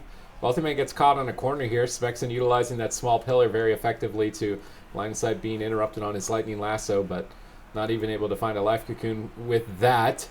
Chun-Li's making a push. He lands a double ring apiece into a double sweep, but they take no damage. That's unfortunate. Good setup, but no damage. Looks like it's going to be one of those games where we're going to need dampening, a little friend to help out with making the damage stick here as the Mistweavers are dealing tons of healing. Chanimal finally feeling some pain here, but Vitality Conduit is immediately going to remedy that pain. They do swap off the redirected health from Wealthy Man. I like that. Pistol Fury Lightning Lasso. Cubsy switching his attention to Wealthy Man, aiding him. They drop a Frozen Orb on top of Smexon and Gorecki, getting some double damage out there, but with no crowd control, both sides will stabilize quite easily. I'm still just waiting for that Cubsy swap. I'm going to be really disappointed if this whole game they don't ever target Cubsy. I feel like selecting Hook Point and he's not playing Conflict and Strife, it's just a missed opportunity. Do you guys want to hear a joke? I mean, yep. Right. Yeah, sure. Cocoon is like laundry. It will always be there for you. It's like laundry. Wait, what? Why is that funny? I don't know. I heard it from Chad. I'm totally stealing it. I don't get that at all. Okay. That was a horrible joke. That was laundry I'll always just mute there. myself again. Okay, bye. Okay. Farewell. All right. Well, let's see. That was definitely. Here's the swap you're talking about. Can they push through? Are they going to be able to get the life cocoon? Cubsy actually preemptively life cocoons Wealthy Man and then just fortifying Bruise. Can they keep the push going? Cubsy's always putting himself in a position where we can see Wealthy Man and Chanimal basically defend him and also just get significant damage. I mean, it's going to be really difficult for Chun-Li to continue a push like that just because he's going to be taking big Frost Bolts and big Chaos Bolts, and it's only a matter of time before he is forced to run away. And at the early stages of dampening, or before dampening is in the game, we're only really going to see a kill if we see a big one-shot with the Demon Soul Chaos Bolt or a big Drestagath trinket from Chun-Li. Other than that, we're going to have to wait for the dampening to kind of ramp up, as both these teams are just looking to avoid those big one-shots. That being said, the double spell lock, this could be it! They might be able to take down Specs, and he trinkets. He uses the Astral Shift. Gorecki does have his trinket as well and can trade out the Cocoon if he needs to. But that was a great push there by Cloud9. They get an interrupt on Smexon and Gorecki. Definitely a little bit of a close call. Yeah, that was a beautiful setup there. Double kick, not the most reliable situation to be in, but if you can make that happen, it's definitely going to net you some big cooldowns. Smexon did use his trinket Astral Shift, but the big thing is Gorecki was able to hold on to his trinket, and now I think maybe a setup is happening here onto Cubsy. No, they're just going to keep going for Wealthy Man. Gorecki not going to be able to get too much CC going here with that situation, but Wealthy Man should also be able to recover right now. Chun-Li looking to get Chanimal off of his pillar right now, and he will not be able to. No, what? Chanimal actually ported into. Oh, I don't think Chanimal wanted to do that. I'm not sure. He ported to the opposite side of that pillar. Now he's caught in a situation where he doesn't actually have his port, and he's gonna have to waddle away. Shando doesn't have a snare on him, so Chanimal does kind of reposition a little bit for free. And now we can see Spear and Strike coming out. Big damage potentially with that Fist of Fury, but Cubs is just going to brush that off easily. And Chan is actually setting up a new gateway here. So he's going to play here, and he's going to be able to gate to the opposite side and then port back on top of Gorecki. So potentially setting up some big plays for later on. Okay, Demonic Gateway used here. Cubsy rolls away, doesn't want to stack up for a double leg sweep from Chun-Li. Good reaction by Cubsy. Wealthy Man just one-on-oneing Smexen, blinking on top of Gorecki, stopping him from drinking, I would imagine. Big Drestigath hit from Chun, trying to catch Cubsy off guard, but not enough. Gorecki rolls up, going for the paralyzed leg sweep. They're pushing for damage. Temporal Shield from Wealthy Man should soak all of the damage and heal him back up momentarily. Chanimal looking for a Chaos Bolt here. Smexen ducking for cover, but Ring of Peace back into the open. Nice play by Cubsy. Cubsy rolling up, lands a double. Gorecki ports out of it just in the nick of time. Good reactions from both these Mistweavers. Despite these games going on for 15 minutes pretty much every time, they're still on point with these ports instantly to avoid being stunned. Smexen interrupted, but he's at a corner. They have to go after Chun. He's actually by himself over here. Gorecki's rolling up. I think Cubsy wants to drink. Even though he's only 10% mana behind here, he wants to make sure he's in the lead at all costs. Chun-Li trades Diffuse Magic there as Gorecki tried to reposition to heal him. And Icy Veins is available. There's no Karma. Chun could be in trouble here. Wealthy Man's getting that Frozen Orb in 4 seconds. Smexen laying into Chanimal with those Tickle Lightning Bolts. Waiting for his Maelstrom to fill up before he can go for a beefy Earth Shock. Where is he going to go with that? He's got a full Maelstrom bar right now. He's getting ready to load out with that Sky Fury Totem as well. Still holding it. And now Cubsy is constantly running away from Smexen. Gorecki actually getting caught here in a Polymorph. Chun's going to Fort Brew as Gorecki can't heal him right now. That will reduce damage while his healer can't heal. Chanimal's still the target, but Chun is falling behind. His defense is going to fall shortly. He needs to get out of the fight or have Gorecki use Life Cocoon. That'll be more than enough. Cubsy repositioning here. Gets caught and paralyzed by Gorecki. Good catch. Nice find, but Chanimal intercepts with a fear. Denied of the leg sweep. Now Smexen's in trouble. He tremors, but it's out of range. Smexen dips dangerously low here on match point. Activating the Fire Blood. Spell locked on his heal. Gorecki's in a full Polymorph. Smexen has to Astral Shift. He might just die through it here at 20% dampening. Are Cloud9 going to close this out 3-0? Vitality Conduit says nope. Yep, the Trinket and Vitality Conduit from Gorecki are far too powerful for Cloud9, but that was a really, really nice setup there by Cloud9. You can see what happens. I mean, Smexen, if he gets left alone, definitely scary moments there for himself. It's difficult for him to actually top himself as well, just because he has to deal with the spell locks and the counterspell incoming from Cloud9. Frozen Orb drops down from Wealthy Man. Big Comet Storm as well. Chanimal looking for a Chaos Bolt, manages to find one onto Smexen, managing to find a second one, in fact. And an interrupt on Gorecki. If Wealthy Man can sneak in a Polymorph, they might be able to capitalize on this. Beautiful counterspell also. Gorecki just needs a few seconds so he can get the Life Cocoon. Will he have to trade it out? Paralyzed from Cubsy, breaks immediately, and as a result, the Life Cocoon saves the day. Beautiful stuff here coming out of Cloud9, though. If they can get one more CC chain onto Gorecki, that could be the game. They have a 30-second window here onto Smexen where he doesn't have his Astral Shift. I doubt that he will not have it by the time they land more CC. So if I was C9, I would try to set up a push onto Gorecki. 50 seconds left before he has a trinket. Maybe they can get something going there. Safeguard and Life Cocoon, I think, was used there for C9. That Frozen Orb completely whiffs here for Wealthy Man. Unfortunately, they're trying to get some cleave damage. Cubsy is going to get out of that paralyzed. Should be able to stabilize Smexen here. And Gorecki, sorry, porting out of there. Should be completely fine here on the side of Space Station Gaming as we reach about 30% dampening. Wealthy Man takes a big hit there. Immediate cancel there on that Lightning Lasso. Chanimal with a beautiful Shadow Fury. He's going to get Smexen when he's trying to Lightning Lasso and duck around the corner. Multiman repositioning. Gorecki using that life cocoon there onto Chun. Chun is going to have that touch of karma. Going to buy him more uptime, and that's going to be Space Station's Gaming's kind of win condition for a push. I want to see them go after Chanimal a little bit more, though. I don't think Wealthy Man is the better target if you are on Space Station Gaming, just because he has those 2 ice blocks. He has a lot of defense, and he also is building his character with 2 defensive trinkets. Okay, let's see if they get back on channel anytime soon. Right now they're having a hard time hitting anything. Do you remember Space Station Gaming face elimination in this game? They have to reverse sweep 3 games in a row if they want a chance at the Golden Guardians in the grand finals. Cubsy stunned up, Chanimal isolated, Lightning Lasso on Wealthy Man. They activate the Karma as well to continue to push through the pain, but Wealthy Man's going to punish his Icy Veins activated. He's going to be a big threat here in the near future. Building up some icicles, getting ready to get a flurry proc. Chanimal pinned at the pillar. He can't really back Wealthy Man up, unfortunately. Wealthy Man blinking away from the fight, and his Icy Veins got stripped off by Smexon, so he didn't find any damage. Cubsy interrupted on his drink with that Ring of Peace in the fence, but he's already basically at full mana. I don't think it's going to be of too much consequence later on in this game, and it's around that 15-minute point, really, I think, where these teams are going to be really stressed out and taxed. At the moment, Blizzard is hitting Smexon and Chun-Li. That's not a great place. They want to split up, definitely limit the value that Wealthy Man gets from that spell.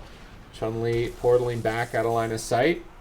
Gorecki holding strong, but his mana is starting to hurt a bit. Healing up Smexon through that hit. And almost at 50% mana, a massive advantage to Cloud9. And they are supposed to be winning on mana on hook point. This is devastating for Space Station Gaming. Well, I mean, that's the problem, is they're going to be the team that is pinned down at the pillar, right? So, I mean, as long as Wealthy Man and Chanimal can keep up the pressure and make sure Gorecki never drinks, then, I mean, Cubsy ultimately will have the mana lead, but I'm not sure. I'm convinced this one really does come down to mana. Chun-Li is forced to use the Diffuse Magic. He has the Touch of Karma, so he's going to be willing to push forward onto Wealthy Man. He's getting the damage rolling. There's a full stun coming in from Cubsy, as Chun-Li has maybe overstayed his welcome. Beautiful grounding totem by Smexon, trying to back up Chun-Li as he was kind of stuck into the open. That's going to be the lingering Psychic Shell as well. So, I mean, Cloud9, they're starting to get through those defensive cooldowns of Chun-Li, and at 45% dampening, this is when things really start heating up for both these teams. And also Chanimal, I mean, he has greatly overstayed his welcome. Luckily for him, Cubsy's there to back him up with the Life Cocoon. And it's just that Life Cocoon that will keep Chanimal nice and healthy, nice and safe for Cloud9 to continue their offensive push. Yeah, and both of these healers still have most of their cooldowns and most of their mana. We are reaching that critical mass, though, soon. They need to make something happen here on the side of Space Station Gaming if they don't want to be in that C9 chokehold and just slowly but surely lose. You need to try to force some big cooldowns, unending resolve, ice blocks, trinket from Cubsy. They need something. Right now, there's just no openings whatsoever, and they're just slowly but surely just dying. Now, Chun-Li looking to make a push here. Touch of Death gets activated, uses that tank trinket from Resolve, immediately gets shredded through. Chan takes a decent amount of damage here. Gorecki is going to go ahead and activate that Vitality Conduit, keeping Chun alive. Chun now using Fort Brew offensively here, just to have a little bit of uptime, but no touch of Karma. He does have that Diffuse Magic to work with. Smexon gets immediately counterspelled on that Lightning Lasso. And Chun-Li using that Diffuse Magic on the last second is going to be enough. Gorecki powering through with the heals, and they should be alive for now, but for how much longer? Oh, that was a close call for Space Station Gaming. How are they going to hold out here? They haven't gotten on any resolve the entire game. They haven't got Cubsy below, 80% mana, no ice blocks. They're all being whittled down now. Gorecki gets spell locked. I mean, Wealthy Man could blink in with that and maybe go for a play if he wants, but without Frozen Orb being up, it's not really worth it. Shadow Fury cast interrupted by Smexon. He's caught in a blizzard, though, and that blizzard damage is going to start to stick. He's actually Ring of Peace, and he's stuck in it. Wealthy Man really going to get a lot of value out of that. Crackling Jade Lightning even from Cubsy, just adding whatever points of damage they can to put Space Station Gaming down and out of the competition. They want that rematch with the Golden Guardians. They want to prove that it was just a fluke. Will they be able to? Wealthy Man getting crushed now by a Drustigath Lightning Lasso combo. Cubsy denies the kill with Life Cocoon, and like you're saying, Wealthy Man is the target. He's still got 2 immunities to work through, whereas Chanimal could be overwhelmed through his Unending Resolve this deep into dampening. 60%. Smexon recovering with the Vitality Conduit. Wealthy Man blinking away, waiting for that defense to fade. Chun-Li bounces him back into his face to eat a Rising Sun kick. Space Station Gaming look like they're mounting an assault. Smexon's taking Chanimal Pillar. Greki taking it as well. But Chun actually has to run away, so that's a little bit not in the game plan, and that's the difficulty when you're trying to push on top of a spell cleave. Greki gets spell locked. He Fort Brews to try and not take too much damage from Wealthy Man. Looks like he wants to leg sweep him too, but he's not able to. Instead deciding to get back to Smexon's side. Cubsy and Paralyzed, what are they going to do with this? They go for the 100-0 on Cubsy. They are living on a prayer right now. Cubsy's going to die to that. Chun-Li gets totally peeled off of that assault, and that miracle is long gone. This is looking like an agonizing defeat in the future for Space Station Gaming. I mean, it usually is against Cloud9. You were just slowly getting the life force sucked out of you. There's a little bit of damage on Wealthy Man, but once again, the Vitality Conduit. Look at Cubsy's mana. He's got full mana at this point of the game. Absolutely remarkable. I mean, Chanimal. He might actually fall. Mana really doesn't matter. If there's no Cocoon, there's no Conduit, then someone could die. But that's the problem.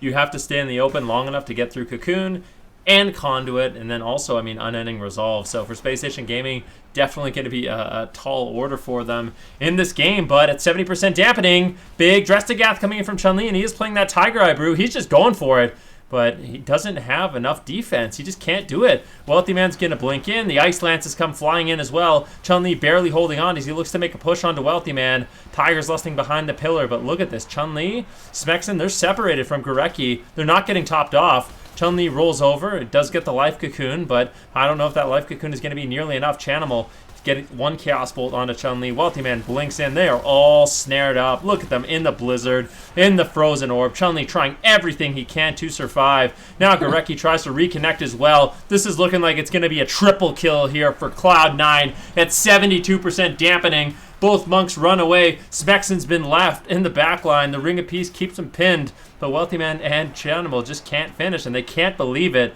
But I just don't think this is a situation where Space Station Gaming can ever recover. Touch of Death is rolling. They're going all in onto Chanimal. Immediate Life Cocoon. Good job by Chun-Li trying to create some pressure, but look at Smexon. How is he going to live? He's not. Cloud9 3-0. Space Station Gaming. They're going to blast off to the moon. Meanwhile, Cloud9, they're looking for that rematch against the Golden Guardians. Space Station Gaming putting some pretty good pressure on Cloud9 at the end there, but it just wasn't enough. Cloud9 sending Space Station Gaming, what did you say, to the moon, Ben? Yeah. Sending Space Station Gaming to the moon. Way to follow up on that one. Thank you. In a 3-0 series, and now they're going to be moving up to the grand finals to have their rematch against Golden Guardians. They lost to them 3-2 earlier today, and so let's talk about the finishing, the end of that last series, though, before we move on to our grand finals, talking about that.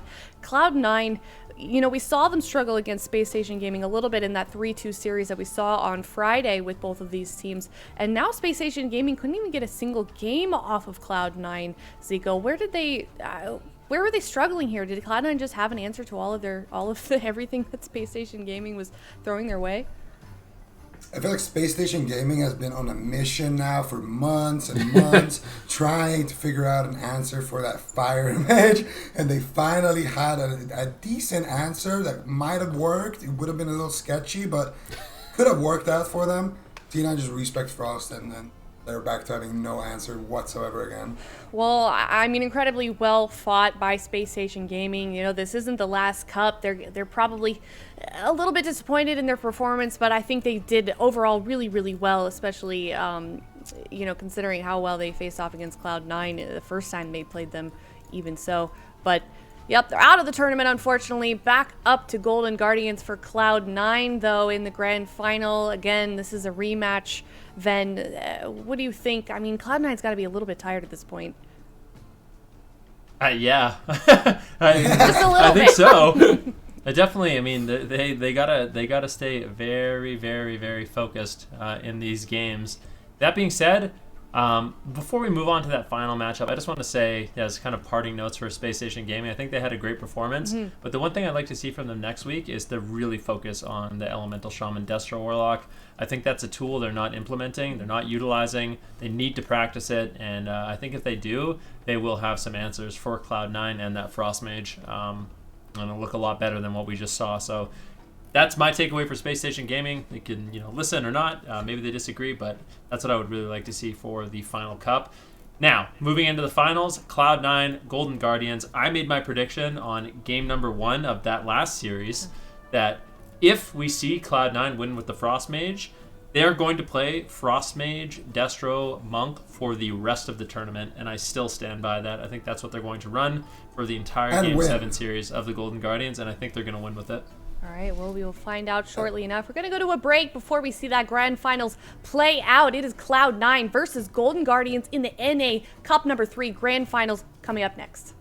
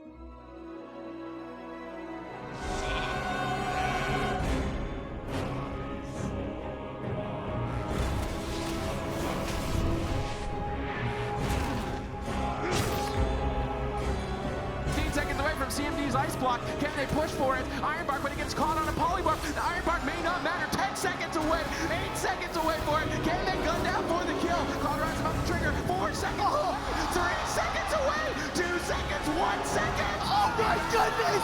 Oh my god! My heart is still racing from that ice block.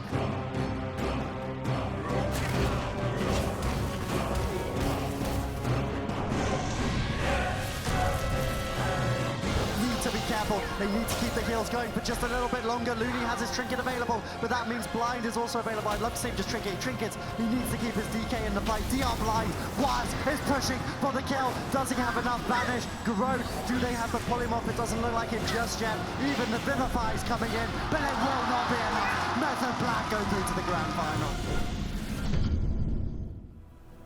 Welcome back, everyone. We are about to crown our North American Championships for Cup number 3 within this series pretty soon here. We just saw Cloud9 beat Space Station Gaming 3-0. Now they're going to face off against Golden Guardians.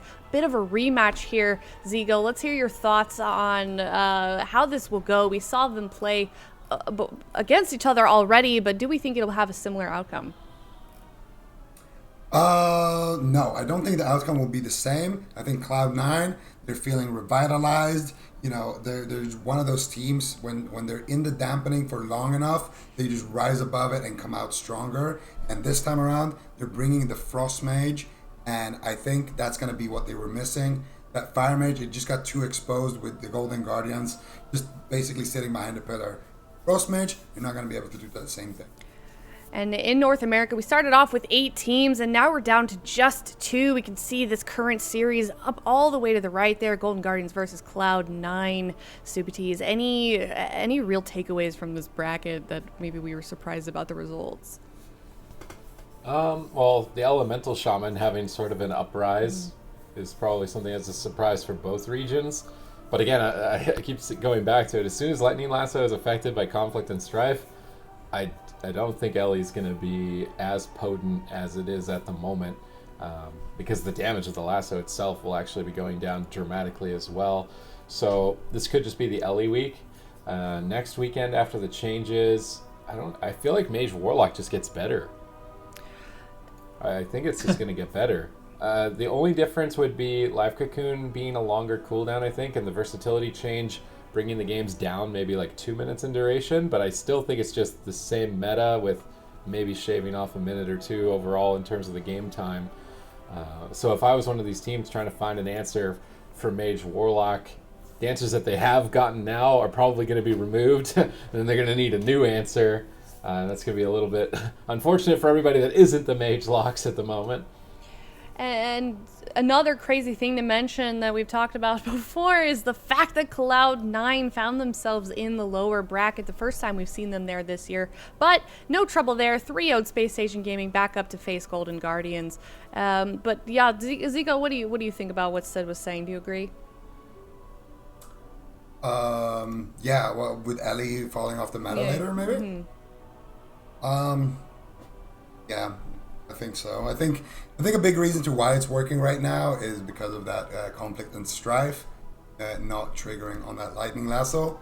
And I think I saw Zeepai tweet after they won in Europe saying that hey, it was nice playing Ellie, for the first and last time or something along those lines. So I feel like the Ellie Shaman community are kind of feeling that same way, but we'll never really know until people start experimenting with it and we see that change take place. So we'll see.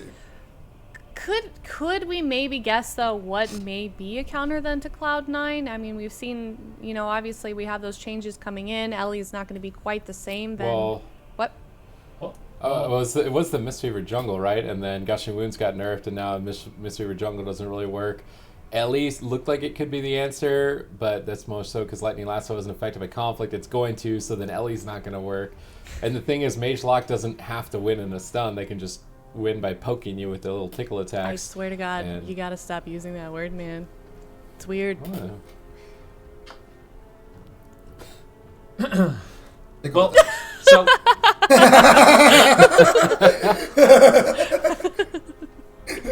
Yes, Ben? Well, I was going to say, so for Mage Lock, I think there's some validity to what Subatiz is saying, that I think this composition stands to be even stronger after some of the changes we see on Tuesday. With that said, I really liked Diabolus playing the Elemental Shaman Destro. I really believe, especially against the Frost Mage, that is a decent answer, especially if you're playing on a smaller map. I would say you probably even have the edge. On a larger map, maybe not, but that's something I want to see teams trying to implement. But yeah, Mage Lock is looking good, Cloud9 is looking good, and they're probably feeling pretty good about some of the upcoming changes, because I don't think it's really going to impact them and their playstyle, and they might just be more bulletproof than ever. Man, it's getting dark in there. Yeah, man, what's going on there, bud? In my room, why, you guys can't see when you guys watching the broadcast. Maybe. The sun went down, I man. have a WhatsApp call still open. I just want to point out the sun is starting to rise again in Zico's room. Oh, it is. So At- late at for the be- him. Yeah, at the beginning of the Actually, broadcast, We watched a complete solar cycle between Yeah, we all of actually our did. channels. it was morning where I lived when we started, and then the sun has gone down, and for Zico, the sun has actually risen. The birds are gonna start chirping.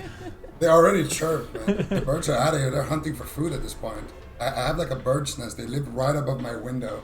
The mom right now, he's out there, looking for, I don't know, animal. What? Wait, why? He wants the biggest prize. Oh, jeez. Okay. Yep. Yup. Yep. Word of the day. All right. Well, Golden Guardians and Cloud9 are both getting their teams ready to get to go here. The gates will be opening soon, and this is honestly, it's been such a long day of really incredible gameplay, some super close series, and now there's only 2 teams left. Cloud9 facing off against Golden Guardians once again for this rematch on game number 1 of the Grand Finals. All right, game number 1, the Grand Arena, best of 7. They're going to start with Shadow Priest Rogue Shaman, so Snuts is going to start off as well. This game looked terrifying on Ashamane's fall, but they were actually able to pull off a victory on Runes of Lordaeron. Golden Guardians are just relying on that patented Rogue Shadow Priest Shaman. It worked for them, so I can't take it away from them. They made it work. They had to take it to the deepest, darkest caverns of dampening to pull it off, but they made it work. They made their comp work. They made it work, and they could do it again. So Snuts is going to be tagged in here, and that Rich quote in the hype video, never take Snuts off the bench. Well, he's going to be starting things off here for Cloud9. Yeah, and Vanna is going to be starting off things here with a wrong prediction. Okay, yeah, I got the prediction wrong. What do you want from me? All right, I'm literally just following We the both footsteps did, to of be my honest. domestic partner, the leaky faucet himself. So, Drip, drip. yeah. All Yep. right. Yep. Anyways, here we are in this game. Snut's going to be pushing forward, looking to generate some pressure here onto WizK in the match. I mean, that's what we saw in the last series. Golden Guardians, by some miracle, actually won this setup, like this matchup. We didn't think it was going to be possible, but they managed to do it, which is why I kind of predicted that we'd see Wealthy Man on the Frost Mage, the counter WizK and Peekaboo just sitting at the pillar, but they're not going to be going with that one, so that's going to be feeling confident to push in. Beautiful setup here, the double leg sweep with Chaos Bolts, but Peekaboo shrugs that one off thanks to Conflict and Strife, the lingering Psychic Shell, and now looking to make an offensive push. All right, let's see what they can get done here. And right now there's a big push happening. Peekaboo actually just trying to get some bleeds onto Chanimal, not trying to get too aggressive here on the side of the Golden Guardians. And they're just trying to do basically what we saw earlier. Extend the game, try to play for the late game, and try to be in a favorable position when we get to that late game. If we can, then it's going to be great for them. They just want to hold on to all of those major defensives. If Absolutist expend a little bit of mana, I don't think it's the end of the world. If Cubsy goes away and gets a drink, it's also not going to be the end of the world. It's just later in dampening, they need to hold on to at least 40-50% of Absolutist mana and all of those major defensives. And speaking of that, right now Snuts looking to force one right here. WizK is going to use his fade right there, and that's because he had the touch of death rolling on him, and I'm pretty sure he actually faded the leg sweep. So when you do the touch of death as a Windwalker, if you leg sweep right away, the touch of death doesn't explode in your stun. So usually Windwalkers will paralyze, touch of death, and then leg sweep, and then get that big timing with the explosion and the dressed. But Snuts not able to find it with the Paralyze, and that allows Whiskey a chance to preemptively fade like that, and it's a great job by Whiskey. Those are the kind of small plays that they need to be making that's going to allow them to hold on to dispersion and things like that for a longer period of time. Golden Guardians posted up at the pillar, looking to take Cloud9's dampening strategy and use it against them. And I can't blame them. Cloud9 has been dampening the entire North American region, so they're getting a taste of their own medicine here against the Golden Guardians. It worked in their previous series. They're looking to make it work again. Can they pull it off, though, in a best of 7?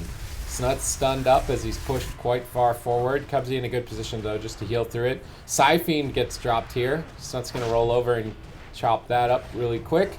Remove that healing reduction. Double stun for Snuts. Really good value here.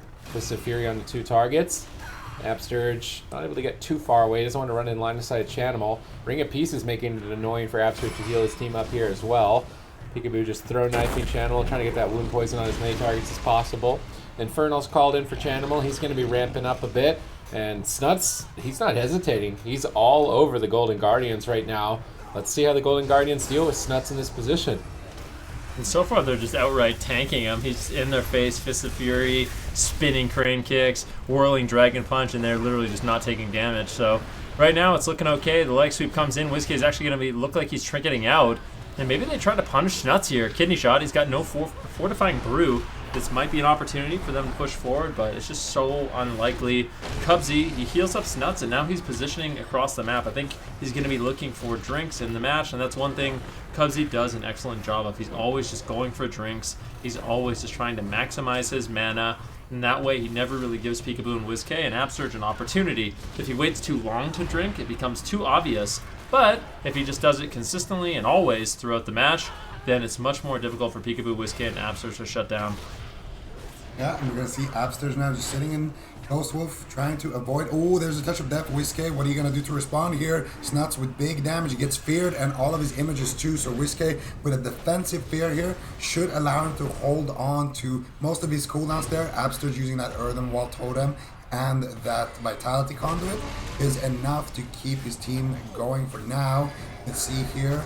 Another triple Shadow Fury coming out, triple Fist of Fury, Chanimal, and Snuts just trying to do as much damage as possible, trying to force out as many cooldowns as possible, trying to tax Absturge mana as much as possible, and put themselves ahead as we enter Dampening, gentlemen.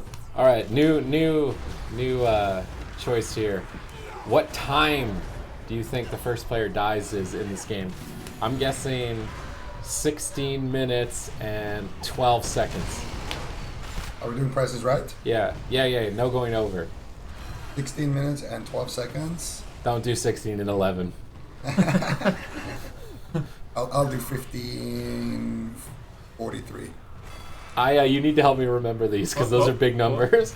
What was yours? 16:12? 16:13. Wow, okay. You're just trying to get back at me, aren't you? I definitely am. All right. Now here we are. We'll have to see how long this one really goes for. This is the thing for Golden Guardians. They normally just look like they're losing, right? It just seems not so good for them. They're forced defensive. They're forced to run away for the earlier stages of the game. But as dampening gets higher and Cubsy has to expend more mana, that's when, you know, their pressure really starts adding up, and that's when they can try to start developing some momentum in the match. It's just going to be one of those things where it takes a little while for Golden Guardians to kind of heat up, or for dampening to kind of stack up, to be honest. And Cloud9, they're going to try to develop and maintain that lead by getting Cubsy to drink, by not overextending, and not really giving Golden Guardians an inch in this match. Yeah, we can see another push here. Snuts getting a leg sweep there onto Absturge. Absturge, though, still holding on to his Ascendance, trying to hold on to his cooldowns for as long as possible. And he's going to use that Spirit Walker's Grace, making him immune to interrupts. Cast out a couple of chain heals. Peekaboo now with a kidney shot. Beautiful life cocoon there from Cubsy. Just going to use that for efficiency. You see Absturge has his Earth Elemental on Cubsy, trying to shut him down from drinking. But to be honest, it's not like Cubsy needs to drink right now. And the Paralyze coming out onto Absturge. Unfortunately breaks, though, to the AoE damage there of Chanimal, I think. And again, Snuts just kind of poking in and out the pillar. Still has all of his cooldowns. He gets kidney shot, but he is in Cubsy's line of sight. So Cubsy's going to have no problem keeping his team alive. And once again, it's the same thing here from the Golden Guardians. They're just trying to kidney Snuts, trying to just avoid Chanimal. You can see what Peekaboo's doing here. It's so annoying. He's just going out, using a throw knife on Chanimal right there, and then he goes behind the pillar, and they all line of sight him, and he can't move because of that crippling poison. You can see him, and they're just going for Snuts. You see, every time Chanimal goes to one side, the whole team of Golden Guardian goes to the other side. Peekaboo goes out, reapplies his slow with the crippling poison, and then he goes back in. But there's a big push here. He has to trinket out of that leg sweep. Unfortunately, he got caught on the side of the pillar there. Had to use his trinket and his Cloak of Shadows. Not the worst exchange. They didn't overlap anything like in that previous game, so still not ideal for the Golden Guardians, but that is something that they could afford to. They also just got to the halfway point before they're going to make their move based on the results of their games previously against Cloud9, so Absterge really needs to hold his mana strong. That Ring of Peace is in the sky on the pillar. That's not going to be doing too much up there. Double Shadow Fury, good damage from Snuts. He's definitely maxed out his pressure while Chanimal is just doing a walking simulator on the other side of the box. He's like, I want to play too. I'm over here. All right, now he's rooted into a Hex. Oh, it broke early. It broke early for him. All right, we still rooted. All right, Chanimal. We're laughing at Chanimal. What's wrong with you? Peekaboo's hitting him. Chanimal can play. Dude, this is how Sid is when he's queuing Guardian Druid. That's the kind of like attitude he has, just laughing at people he's playing against. Ooh, big hit on Peekaboo. Double leg sweep coming in from Snuts. They're looking to make a big setup. They might be able to take him down. It's a power play. K almost gets smoked as well. That is going to be the Void Shift and the Dispersion. Snuts and Chanimal are not messing around, and they want to maintain this lead for as much as they can. Snuts now in a kidney shot. Let's see what they can get done in that regard, but it just seems like Cloud9, they're going to keep riding this lead, this momentum. Cubsy consistently going for those drinks as well. You mean he's at full mana. Interrupt now on Absurge. Just Snuts is just not afraid to push in. Yeah, that was exactly the push that Cloud9 needed. They forced out those big cooldowns before the Golden Guardians. Could extend the game to the point where they have that advantage, and that's what happens when you laugh at Chanimal. Also, I think the word you were looking for, man, is Schadenfreude. I don't know how you pronounce it in English, but in Swedish it's called Glädje, which you're happy, making others miserable. Basically, you're happy playing Guardian Druid. It's the best way to explain it.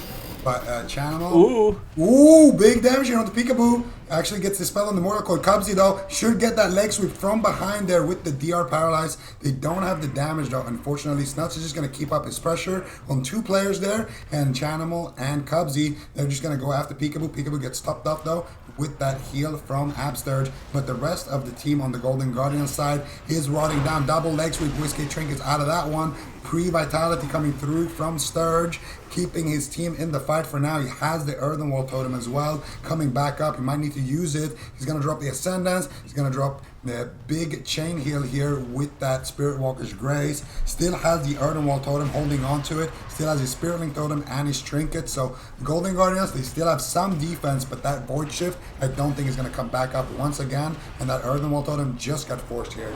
Oh, Peekaboo's going after Cubsy, but his entire team is being destroyed while he does it. Is he going to be able to take out Cubsy, carry the team? WizK backs him up with a silence. Big Drestigath hit as well. Cubsy's just going to go for a revival, remove all those vampiric touches. Stun up Peekaboo out in midfield. Chanimal could turn around and just slap him. Absterge moves out into midfield for Vitality Conduit, but the whole team is dying at this point. Where are the openings? They need a miracle. They need Peekaboo to just do an ungodly amount of damage on Cubsy right here and right now. Will he find the kill? Oh my goodness, is this the Golden Guardian's miracle? Life Cocoon comes from Cubsy. Peekaboo's going in. It's all or nothing here, chasing Cubsy around out midfield. They blind Chanimal. They take him out of the fight. There's not going to be a vanish. They need a Hex. Absterge goes for the Hex. He doesn't find it. Peekaboo gets stunned up. He trinkets. He's trying to power down Cubsy. Snuts moves back to push Peekaboo off. He evasions. He trades. He's going to stay alive. Cubsy needs to get away from Peekaboo. He's rolling across the map. Absterge just got to his side. Now he's going to have to go all the way back. Mind controls on Chanimal. It's basically crowd control Chanimal. Make this as annoying as possible for him and hope to God that Peekaboo kills Cubsy before Chanimal gets out of crowd control. They drop the smoke bomb in desperation. They're trying to go all out. They got basically no mana left. Cloak of Shadow's the last line for Peekaboo. A Spirit Link in Absturge's back pocket. Cubsy silenced up. WizK tearing in. Peekaboo waddling his way over desperately to kill Cubsy. Is he going to fall here? 44% dampening? Is that high enough to kill Cubsy on that Mistweaver Monk? Breaks out of the stun. Reverses it with a leg sweep. Peekaboo's pinned at the pillar. Is he going to be able to stabilize? Looks like he will. He's line of sighting with Absturge. They're holding out here with 10% mana, close to that 50% dampening mark. The Golden Guardians are going to need to live on a prayer at this point if they want to win. I mean, there's Spirit Link Totem, so there's definitely some defense available for the Golden Guardians. And if they can hold on to the Precious Vitality Conduit, they might be able to top off. So we'll see what Absturge can get done here, but definitely Cloud9 looking favored. Cubsy could even potentially sit down for a drink, but he's just going to support Snuts in this all-out push. Snuts is going in. He wants to end it. I don't know if he's going to be able to, though. Playing a little bit cautious and careful. Doesn't want to have to trade out the Touch of Karma. Cubsy gets the heals on him, and Peekaboo actually going for it. Nice ring of peace there by Snuts to defend Cubsy. And now we're seeing that when Peekaboo wants to go after Cubsy, Snuts is going to punish it. Peekaboo gets out of the stun at 2% health. Vanish, Cloak of Shadows, and look at him. He's just marching forward. He's going for it. He wants to take Cubsy down, but now, I mean, he might have to go for a re-stealth. Cubsy immediately retreating to the safety of Snuts, and as long as Snuts is there, he will protect Cubsy from Peekaboo. Snuts just needs to make sure he's focused, shut down WizK, and also if he needs to make a swap over on a Peekaboo. Big Infernal Stuns coming out from Chanimal now. One Chaos Bolt gets cast out. Gets grounded. Peekaboo still going down. Absturge with the Ascendance, his last little bit of mana, the last little bit of gas in the tank. Can they make it count? I mean, Peekaboo, he's got the blind. WizK, he's in a dispersion. They need to do an all-in onto Chanimal. They need to do something. They need to utilize this blind, or the Golden Guardians